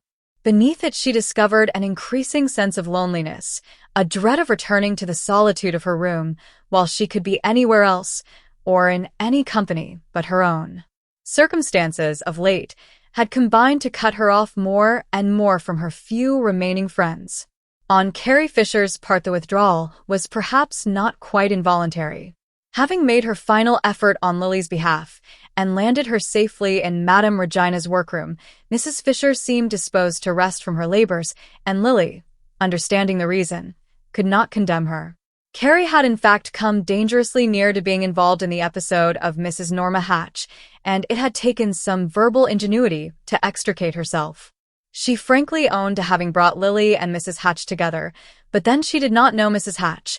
She had expressly warned Lily that she did not know Mrs. Hatch, and besides, she was not Lily's keeper, and really the girl was old enough to take care of herself. Carrie did not put her own case so brutally, but she allowed it to be thus put for her by her latest bosom friend, Mrs. Jack Stepney. Mrs. Stepney, trembling over the narrowness of her only brother's escape, but eager to vindicate Mrs. Fisher, at whose house she could count on the jolly parties, which had become a necessity to her since marriage had emancipated her from the Van Osburgh point of view. Lily understood the situation and could make allowances for it. Carrie had been a good friend to her in difficult days, and perhaps only a friendship like Gertie's could be proof against such an increasing strain. Gertie's friendship did indeed hold fast, yet Lily was beginning to avoid her also. For she could not go to Gertie's without risk of meeting Selden, and to meet him now would be pure pain. It was pain enough even to think of him, whether she considered him in the distinctness of her waking thoughts, or felt the obsession of his presence through the blur of her tormented nights. That was one of the reasons why she had turned again to Mrs. Hatch's prescription. In the uneasy snatches of her natural dreams, he came to her sometimes in the old guise of fellowship and tenderness, and she would rise from the sweet delusion mocked and emptied of her courage. But in the sleep which the phial procured, she sank far below such half-waking visitations, sank into depths of dreamless annihilation from which she woke each morning with an obliterated past. Gradually, to be sure, the stress of the old thoughts would return, but at least they did not importune her waking hour. The drug gave her a momentary illusion of complete renewal, from which she drew strength to take up her daily work. The strength was more and more needed as the perplexities of her future increased. She knew that to Gertie and Mrs. Fisher, she was only passing through a temporary period of probation, since they believed that the apprenticeship she was serving at Madame Regina's would enable her, when Mrs. Peniston's legacy was paid, to realize the vision of the green and white shop with the fuller competence acquired by her preliminary training. But to Lily herself, aware that the legacy could not be put to such a use, the preliminary training seemed a wasted effort. She understood clearly enough that, even if she could ever learn to compete with hands formed from childhood for their special work, the small pay she received would not be a sufficient addition to her income to compensate her for such drudgery. And the realization of this fact brought her recurringly face to face with the temptation to use the legacy in establishing her business. Once installed, and in command of her own workwomen, she believed she had sufficient tact and ability to attract a fashionable clientele, and if the business succeeded, she could gradually lay aside money enough to discharge her debt to Trenor. But the task might take years to accomplish, even if she continued to stint herself to the utmost, and meanwhile her pride would be crushed under the weight of an intolerable obligation. These were her superficial considerations, but under them lurked the secret dread that the obligation might not always remain intolerable. She knew she could not count on her continuity of purpose, and what really frightened her was the thought that she might gradually accommodate herself to remaining indefinitely in Trenor's debt, as she had accommodated herself to the part allotted her on the Sabrina, and as she had so nearly drifted into acquiescing with Stancy's scheme for the advancement of Mrs. Hatch. Her danger lay, as she knew, in her old incurable dread of discomfort and poverty, in the fear of that mounting tide of dinginess against which her mother had so passionately warned her. And now a new vista of peril opened before her. She understood that Rosedale was ready to lend her money, and the longing to take advantage of his offer began to haunt her insidiously. It was of course impossible to accept a loan from Rosedale, but proximate possibilities hovered temptingly before her. She was quite sure that he would come and see her again, and almost sure that, if he did, she could bring him to the point of offering to marry her on the terms she had previously rejected. Would she still reject them if they were offered? More and more, with every fresh mischance befalling her, did the pursuing furies seem to take the shape of Bertha Dorset, and close at hand, safely locked among her papers, lay the means of ending their pursuit. The temptation, which her scorn of Rosedale had once enabled her to reject, now insistently returned upon her, and how much strength was left her to oppose it? What little there was must at any rate be husband to the utmost. She could not trust herself again to the perils of a sleepless night. Through the long hours of silence, the dark spirit of fatigue and loneliness crouched upon her breast, leaving her so drained of bodily strength that her morning thoughts swam in a haze of weakness. The only hope of renewal lay in the little bottle at her bedside, and how much longer that hope would last, she dared not conjecture. Chapter 11. Lily, lingering for a moment on the corner, looked out on the afternoon spectacle of Fifth Avenue. It was a day in late April, and the sweetness of spring was in the air. It mitigated the ugliness of the long crowded thoroughfare, blurred the gaunt roof lines, threw a mauve veil over the discouraging perspective of the side streets, and gave a touch of poetry to the delicate haze of green that marked the entrance to the park. As Lily stood there, she recognized several familiar faces in the passing carriages.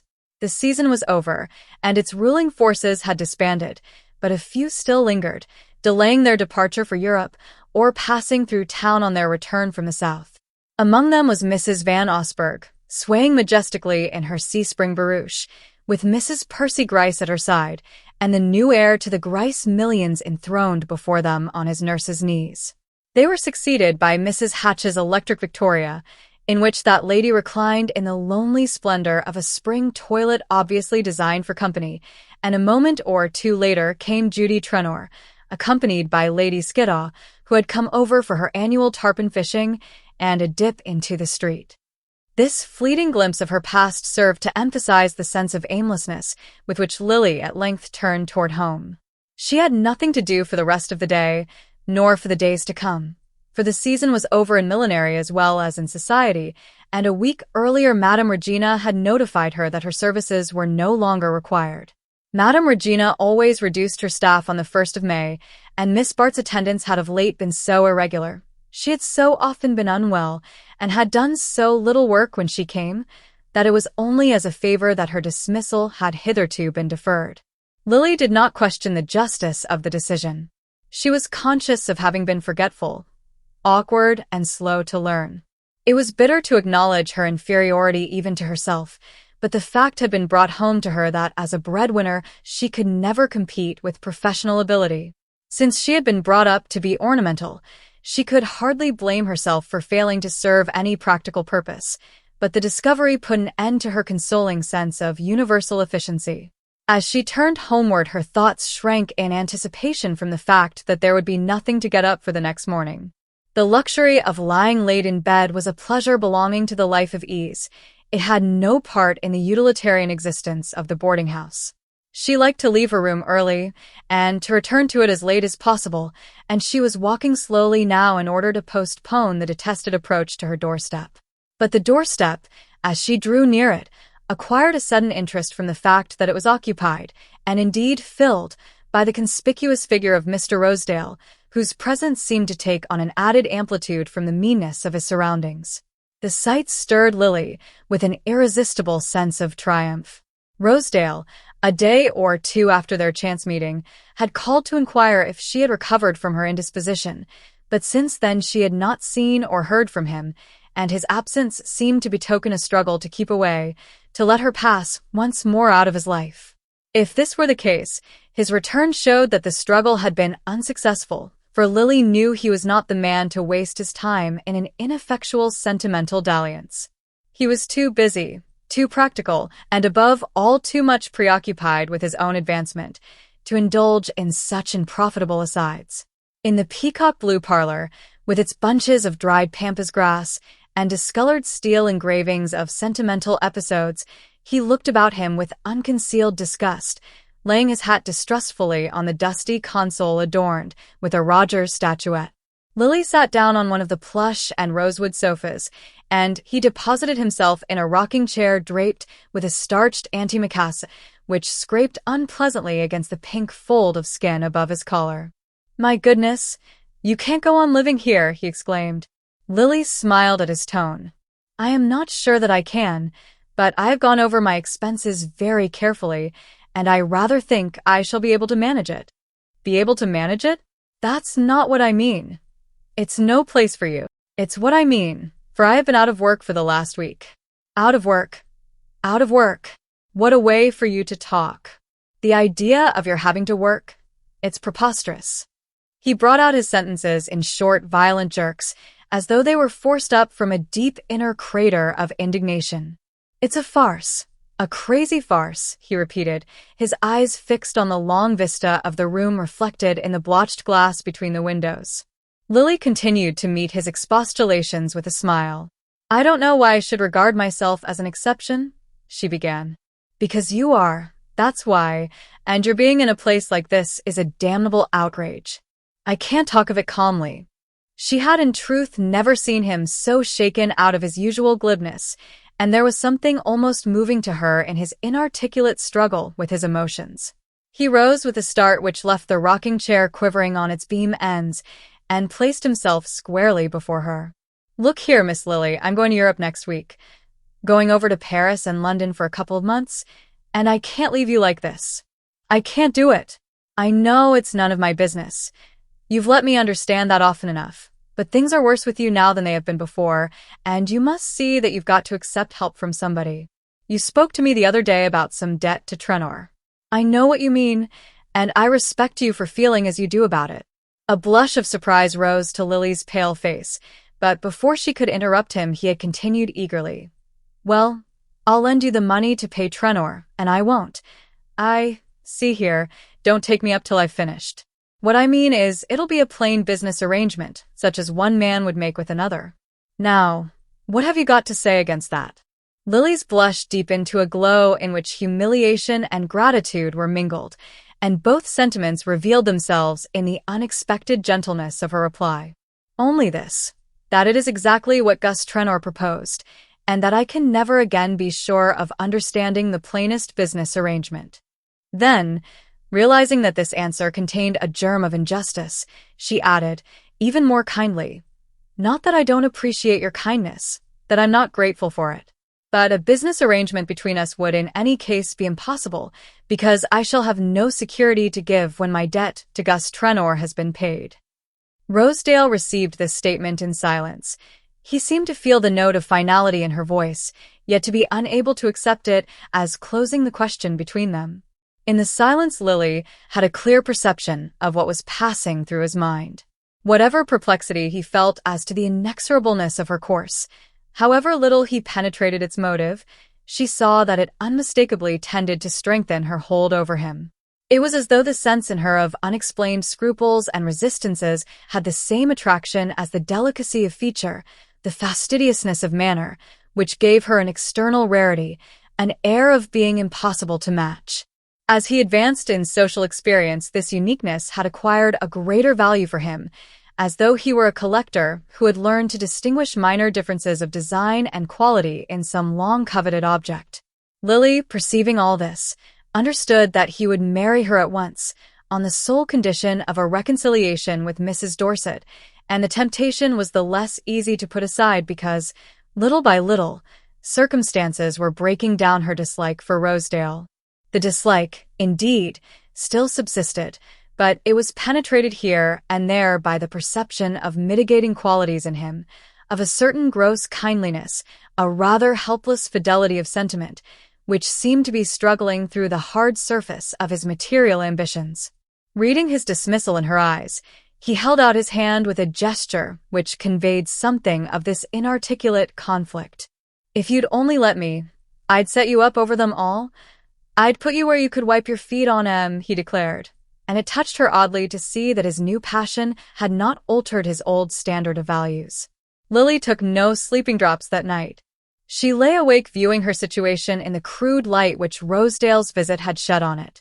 In fending off the offer he was so plainly ready to renew, had she not sacrificed to one of those abstract notions of honor that might be called the conventionalities of the moral life?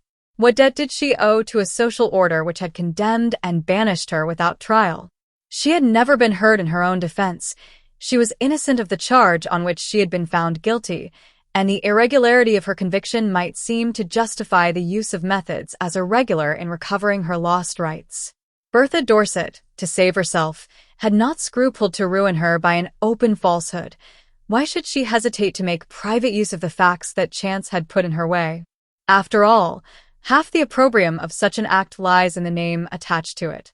Call it blackmail and it becomes unthinkable, but explain that it injures no one, and that the rights regained by it were unjustly forfeited, and he must be a formalist indeed who can find no plea in its defense.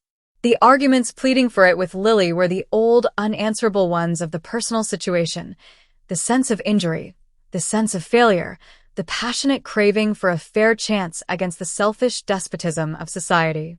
She had learned by experience that she had neither the aptitude nor the moral constancy to remake her life on new lines, to become a worker among workers, and let the world of luxury and pleasure sweep by her unregarded. She could not hold herself much to blame for this ineffectiveness, and she was perhaps less to blame than she believed.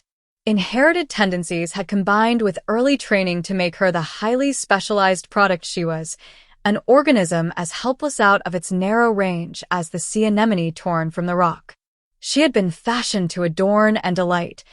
To what other end does nature round the rose-leaf and paint the hummingbird's breast? And was it her fault that the purely decorative mission is less easily and harmoniously fulfilled among social beings than in the world of nature?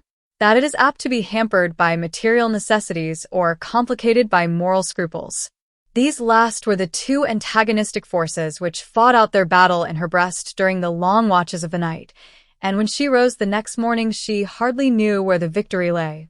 She was exhausted by the reaction of a night without sleep, coming after many nights of rest artificially obtained, and in the distorting light of fatigue the future stretched out before her gray, interminable and desolate. She lay late in bed, refusing the coffee and fried eggs which the friendly Irish servant thrust through her door, and hating the intimate domestic noises of the house and the cries and rumblings of the street. Her week of idleness had brought home to her with exaggerated force these small aggravations of the boarding-house world, and she yearned for that other luxurious world, whose machinery is so carefully concealed that one scene flows into another without perceptible agency. At length she rose and dressed. Since she had left Madame Regina's, she had spent her days in the streets, partly to escape from the uncongenial promiscuities of the boarding-house, and partly in the hope that physical fatigue would help her to sleep. But once out of the house, she could not decide where to go, for she had avoided Gertie since her dismissal from the milliner's, and she was not sure of a welcome anywhere else. The morning was in harsh contrast to the previous day. A cold gray sky threatened rain, and a high wind drove the dust in wild spirals up and down the streets. Lily walked up Fifth Avenue toward the park, hoping to find a sheltered nook where she might sit. But the wind chilled her, and after an hour's wandering under the tossing boughs, she yielded to her increasing weariness and took refuge in a little restaurant in 59th Street. She was not hungry and had meant to go without luncheon, but she was too tired to return home, and the long perspective of white tables showed alluringly through the windows. The room was full of women and girls, all too much engaged in the rapid absorption of tea and pie to remark her entrance. A hum of shrill voices reverberated against the low ceiling, leaving Lily shut out in a little circle of silence. She felt a sudden pang of profound loneliness. She had lost the sense of time, and it seemed to her as though she had not spoken to anyone for days. Her eyes sought the faces about her, craving a responsive glance, some sign of an intuition of her trouble. But the sallow, preoccupied women, with their bags and notebooks and rolls of music, were all engrossed in their own affairs, and even those who sat by themselves were busy running over proof sheets or devouring magazines between their hurried gulps of tea. Lily alone was stranded in a great waste of disoccupation. She drank several cups of the tea which was served with her portion of stewed oysters, and her brain felt clearer and livelier when she emerged once more into the street. She realized now that, as she sat in the restaurant, she had unconsciously arrived at a final decision. The discovery gave her an immediate illusion of activity. It was exhilarating to think that she had actually a reason for hurrying home. To prolong her enjoyment of the sensation, she decided to walk, but the distance was so great that she found herself glancing nervously at the clocks on the way. One of the surprises of her unoccupied state was the discovery that time, when it is left to itself and no definite demands are made on it, cannot be trusted to move at any recognized pace. Usually it loiters, but just when one has come to count upon its slowness, it may suddenly break into a wild, irrational gallop. She found, however, on reaching home, that the hour was still early enough for her to sit down and rest a few minutes before putting her plan into execution. The delay did not perceptibly weaken her resolve. She was frightened and yet stimulated by the reserved force of resolution which she felt within herself. She saw it was going to be easier, a great deal easier, than she had imagined. At 5 o'clock she rose, unlocked her trunk, and took out a sealed packet which she slipped into the bosom of her dress. Even the contact with the packet did not shake her nerves as she had half expected it would. She seemed encased in a strong armor of indifference, as though the vigorous exertion of her will had finally benumbed her finer sensibilities. She dressed herself once more for the street, locked her door, and went out. When she emerged on the pavement, the day was still high, but a threat of rain darkened the sky, and cold gusts shook the signs projecting from the basement shops along the street. She reached Fifth Avenue and began to walk slowly northward. She was sufficiently familiar with Mrs. Dorset's habits to know that she could always be found at home after 5. She might not, indeed, be accessible to visitors, especially to a visitor so unwelcome, and against whom it was quite possible that she had guarded herself by special orders. But Lily had written a note which she meant to send up with her name, and which she thought would secure her admission. She had allowed herself time to walk to Mrs. Dorset's, thinking that the quick movement through the cold evening air would help to steady her nerves, but she really felt no need of being tranquilized. Her survey of the situation remained calm and unwavering. As she reached 50th Street, the clouds broke abruptly, and a rush of cold rain slanted into her face. She had no umbrella, and the moisture quickly penetrated her thin spring dress. She was still half a mile from her destination, and she decided to walk across to Madison Avenue and take the electric car. As she turned into the side street, a vague memory stirred in her. The row of budding trees, the new brick and limestone house fronts, the Georgian flat house with flower boxes on its balconies, were merged together into the setting of a familiar scene. It was down this street that she had walked with Selden, that September day 2 years ago. A few yards ahead was the doorway they had entered together. The recollection loosened a throng of benumbed sensations, longings, regrets, imaginings, the throbbing brood of the only spring her heart had ever known. It was strange to find herself passing his house on such an errand. She seemed suddenly to see her action as he would see it, and the fact of his own connection with it, the fact that, to attain her end, she must trade on his name and profit by a secret of his past, chilled her blood with shame. What a long way she had traveled since the day of their first talk together. Even then her feet had been set in the path she was now following. Even then she had resisted the hand he had held out. All her resentment of his fancied coldness was swept away in this overwhelming rush of recollection. Twice he had been ready to help her by loving her, as he had said, and if, the third time, he had seemed to fail her, whom but herself could she accuse? Well, that part of her life was over. She did not know why her thoughts still clung to it. But the sudden longing to see him remained. It grew to hunger as she paused on the pavement opposite his door. The street was dark and empty, swept by the rain. She had a vision of his quiet room, of the bookshelves and the fire on the hearth. She looked up and saw a light in his window. Then she crossed the street and entered the house. Chapter 12. The library looked as she had pictured it. The green-shaded lamps made tranquil circles of light in the gathering dusk, a little fire flickered on the hearth, and Selden's easy chair, which stood near it, had been pushed aside when he rose to admit her. He had checked his first movement of surprise and stood silent, waiting for her to speak, while she paused a moment on the threshold, assailed by a rush of memories. The scene was unchanged. She recognized the row of shelves from which he had taken down his La Bruyere and the worn arm of the chair he had leaned against while she examined the precious volume. But then the wide September light had filled the room, making it seem a part of the outer world. Now the shaded lamps and the warm hearth, detaching it from the gathering darkness of the street, gave it a sweeter touch of intimacy. Becoming gradually aware of the surprise under Selden's silence, Lily turned to him and said simply, "I came to tell you that I was sorry for the way we parted, for what I said to you that day at Mrs. Hatch's." The words rose to her lips spontaneously. Even on her way up the stairs, she had not thought of preparing a pretext for her visit, but she now felt an intense longing to dispel the cloud of misunderstanding that hung between them. Selden returned her look with a smile. "I was sorry, too, that we should have parted in that way, but I am not sure I didn't bring it on myself. Luckily, I had foreseen the risk I was taking." "So that you really didn't care?" broke from her with a flash of her old irony. "So that I was prepared for the consequences," he corrected good-humoredly. "But we'll talk of all this later. Do come and sit by the fire. I can recommend that armchair if you'll let me put a cushion behind you." While he spoke, she had moved slowly to the middle of the room and paused near his writing table, where the lamp, striking upward, cast exaggerated shadows on the pallor of her delicately hollowed face. "You look tired. Do sit down," he repeated gently. She did not seem to hear the request.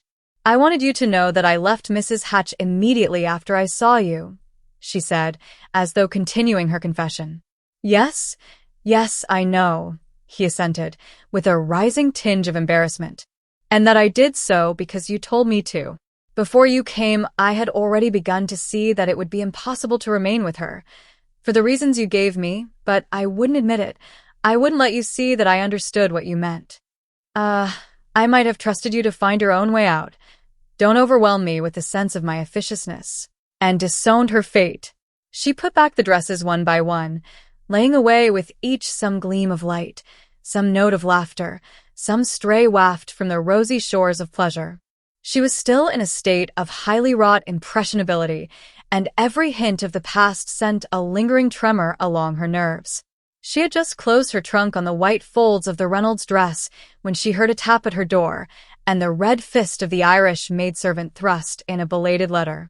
Carrying it to the light, Lily read with surprise the address stamped on the upper corner of the envelope.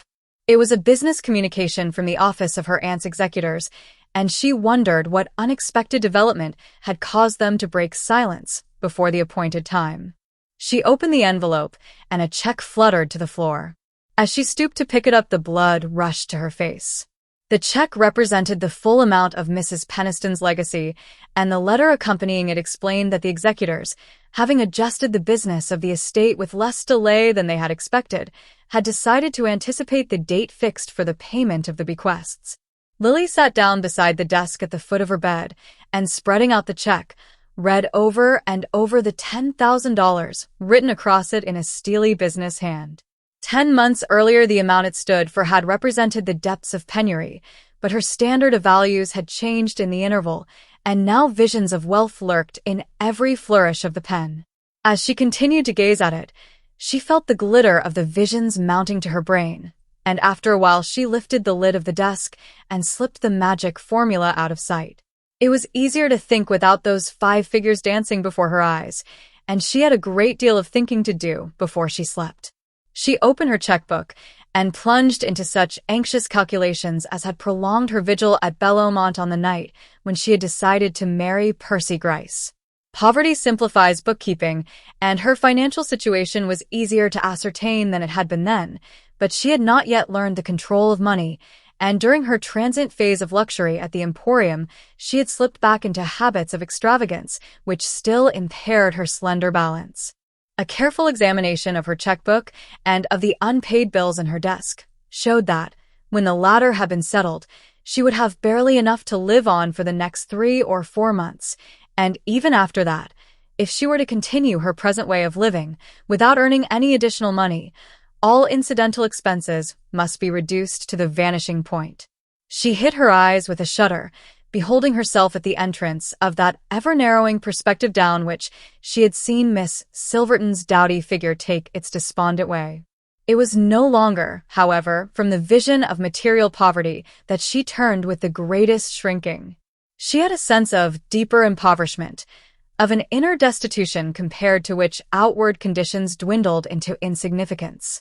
It was indeed miserable to be poor, to look forward to a shabby, anxious middle age, leading by dreary degrees of economy and self-denial to gradual absorption in the dingy communal existence of the boarding house. But there was something more miserable still. It was the clutch of solitude at her heart, the sense of being swept like a stray, uprooted growth down the heedless current of the years.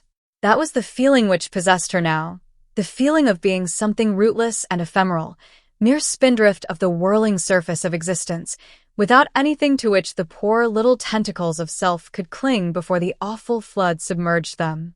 And as she looked back, she saw that there had never been a time when she had had any real relation to life. Her parents, too, had been rootless, blown hither and thither on every wind of fashion, without any personal existence to shelter them from its shifting gusts. She herself had grown up without any one spot of earth being dearer to her than another. There was no center of early pieties, of grave, endearing traditions, to which her heart could revert and from which it could draw strength for itself and tenderness for others. In whatever form a slowly accumulated past lives in the blood, whether in the concrete image of the old house stored with visual memories, or in the conception of the house not built with hands, but made up of inherited passions and loyalties, it has the same power of broadening and deepening the individual existence, of attaching it by mysterious links of kinship to all the mighty sum of human striving. Such a vision of the solidarity of life had never before come to Lily. She had had a premonition of it in the blind motions of her mating instinct, but they had been checked by the disintegrating influences of the life about her. All the men and women she knew were like atoms whirling away from each other in some wild centrifugal dance. Her first glimpse of the continuity of life had come to her that evening in Nettie Struthers' kitchen. The poor little working girl who had found strength to gather up the fragments of her life and build herself a shelter with them, seemed to Lily to have reached the central truth of existence. It was a meager enough life, on the grim edge of poverty, with scant margin for possibilities of sickness or mischance, but it had the frail, audacious permanence of a bird's nest built on the edge of a cliff, a mere wisp of leaves and straw, yet so put together that the lives entrusted to it may hang safely over the abyss. Yes, but it had taken two to build the nest, the man's faith as well as the woman's courage. Lily remembered Nettie's words, "I knew he knew about me." Her husband's faith in her had made her renewal possible. It is so easy for a woman to become what the man she loves believes her to be. Well, Selden had twice been ready to stake his faith on Lily Bart, but the third trial had been too severe for his endurance. The very quality of his love had made it the more impossible to recall to life. If it had been a simple instinct of the blood, the power of her beauty might have revived it. But the fact that it struck deeper, that it was inextricably wound up with inherited habits of thought and feeling, made it as impossible to restore to growth as a deep-rooted plant torn from its bed. Selden had given her of his best, but he was as incapable as herself of an uncritical return to former states of feeling. There remained to her, as she had told him, the uplifting memory of his faith in her, but she had not reached the age when a woman can live on her memories.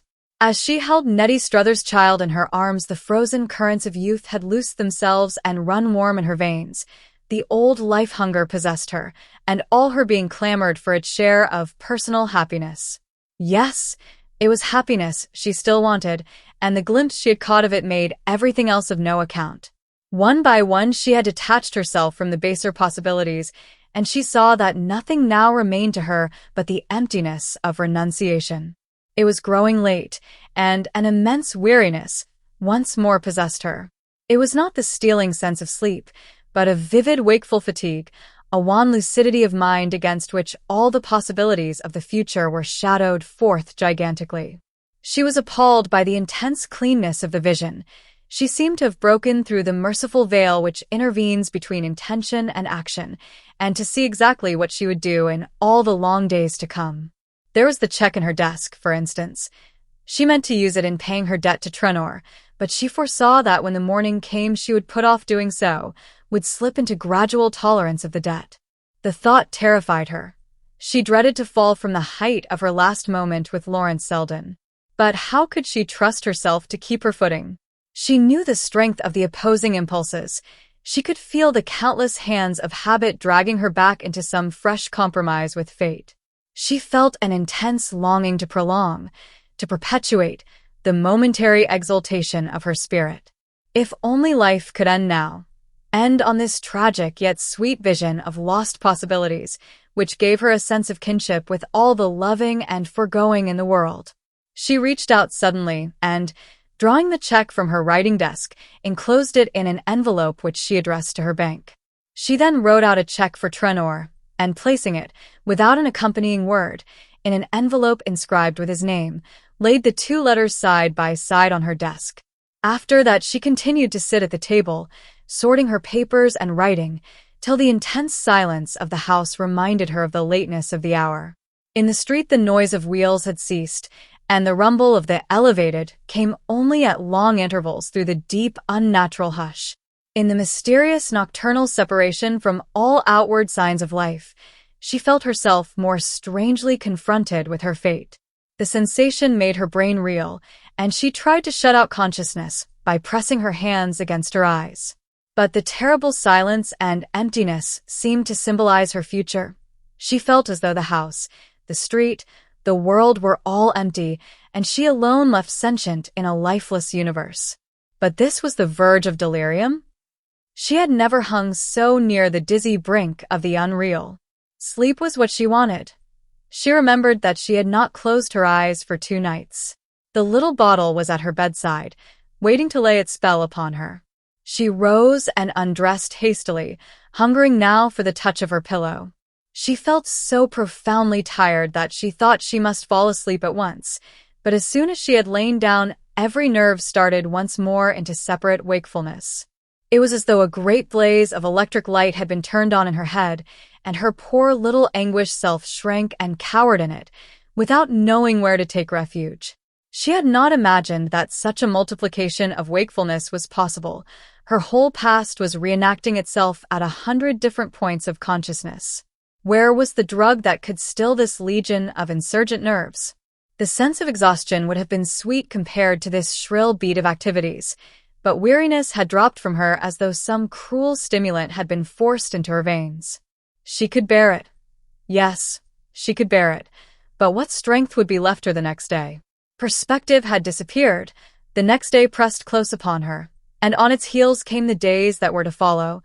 They swarmed about her like a shrieking mob. She must shut them out for a few hours. She must take a brief bath of oblivion. She put out her hand and measured the soothing drops into a glass, but as she did so, she knew they would be powerless against the supernatural lucidity of her brain. She had long since raised the dose to its highest limit, but tonight she felt she must increase it. She knew she took a slight risk in doing so. She remembered the chemist's warning. If sleep came at all, it might be a sleep without waking. But after all, that was but one chance in 100. The action of the drug was incalculable, and the addition of a few drops to the regular dose would probably do no more than procure for her the rest she so desperately needed. She did not, in truth, consider the question very closely. The physical craving for sleep was her only sustained sensation. Her mind shrank from the glare of thought as instinctively as eyes contract in a blaze of light. Darkness was what she must have at any cost. She raised herself in bed and swallowed the contents of the glass. Then she blew out her candle and lay down. She lay very still, waiting with a sensuous pleasure for the first effects of the soporific. She knew in advance what form they would take. The gradual cessation of the inner throb, the soft approach of passiveness, as though an invisible hand made magic passes over her in the darkness. The very slowness and hesitancy of the effect increased its fascination. It was delicious to lean over and look down into the dim abysses of unconsciousness. Tonight the drug seemed to work more slowly than usual. Each passionate pulse had to be stilled in turn, and it was long before she felt them dropping into abeyance, like sentinels falling asleep at their posts. But gradually the sense of complete subjugation came over her, and she wondered languidly what had made her feel so uneasy and excited. She saw now that there was nothing to be excited about. She had returned to her normal view of life.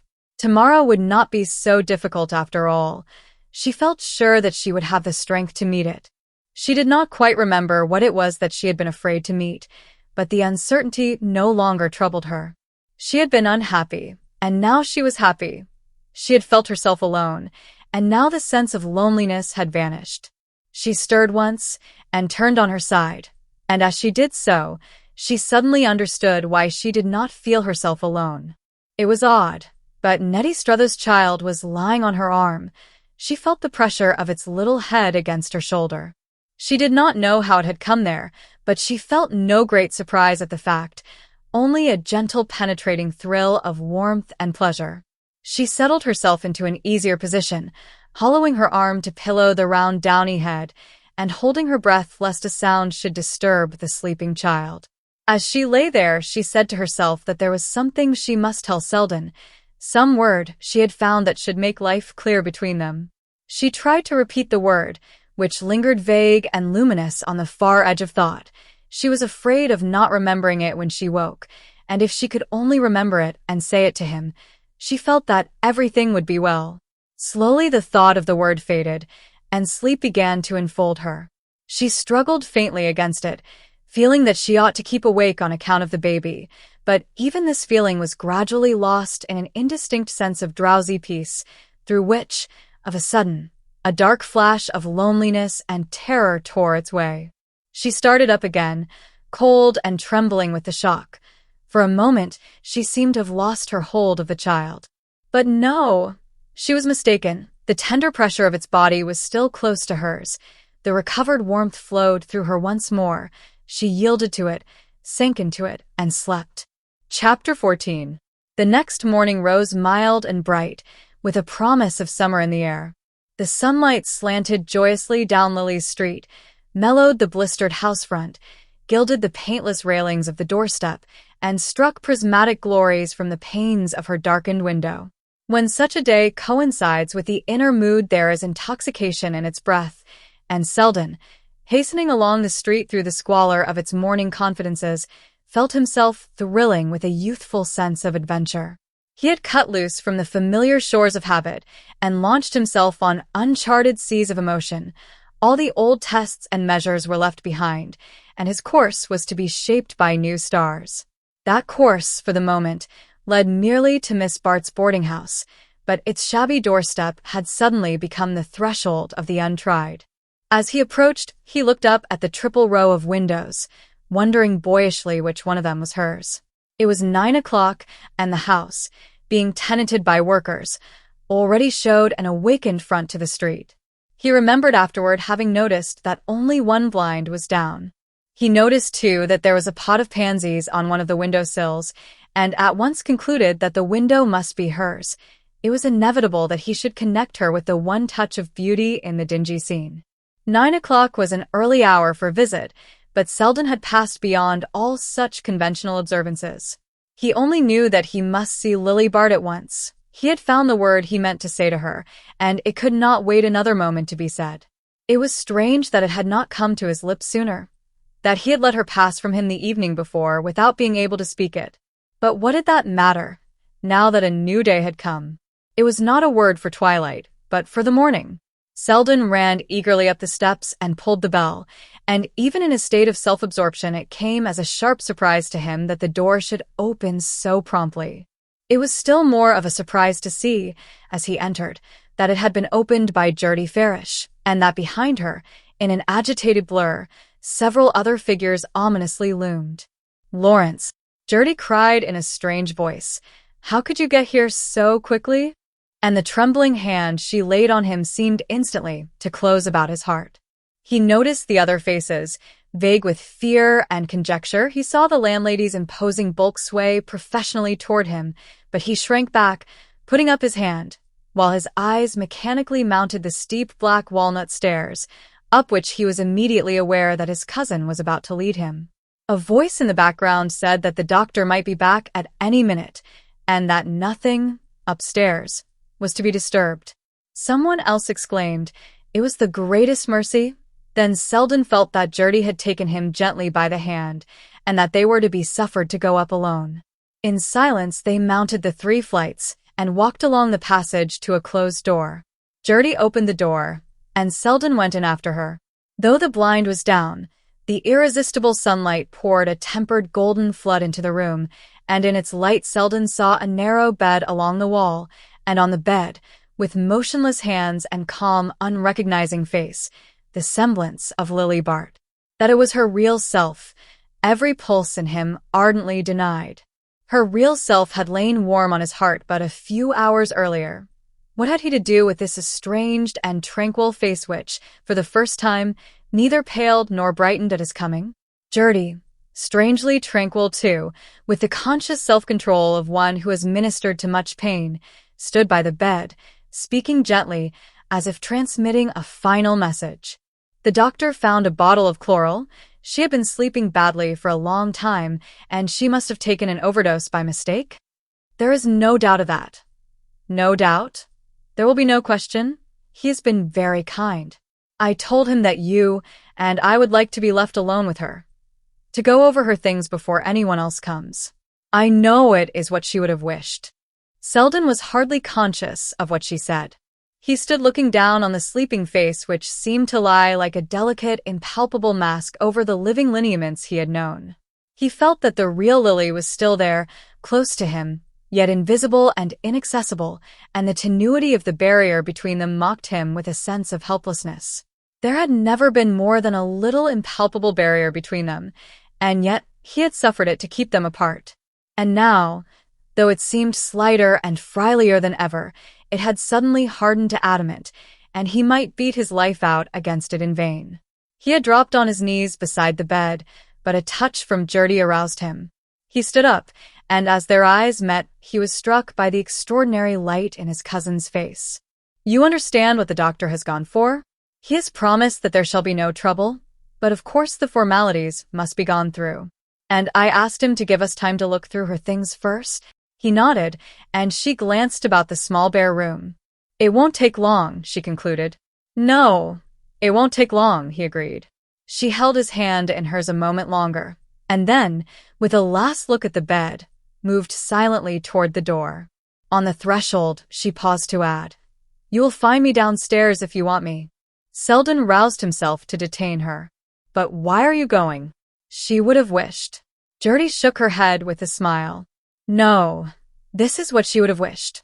And as she spoke, a light broke through Selden's stony misery, and he saw deep into the hidden things of love. The door closed on Gertie, and he stood alone with the motionless sleeper on the bed.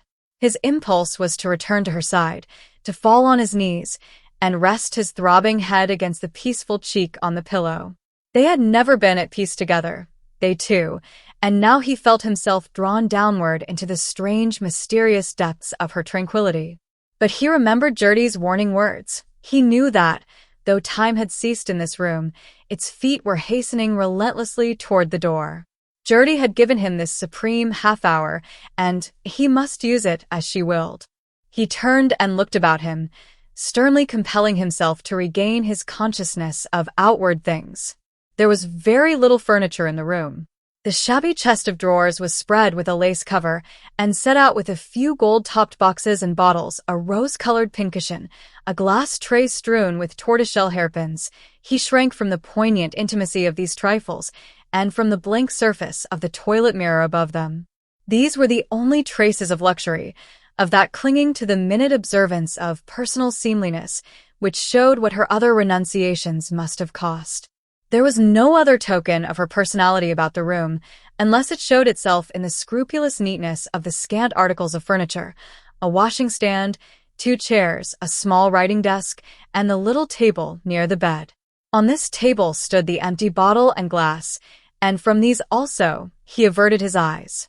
The desk was closed, but on its slanting lid lay 2 letters which he took up.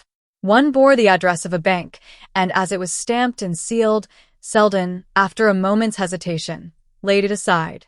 On the other letter, he read Gus Trenor's name, and the flap of the envelope was still ungummed.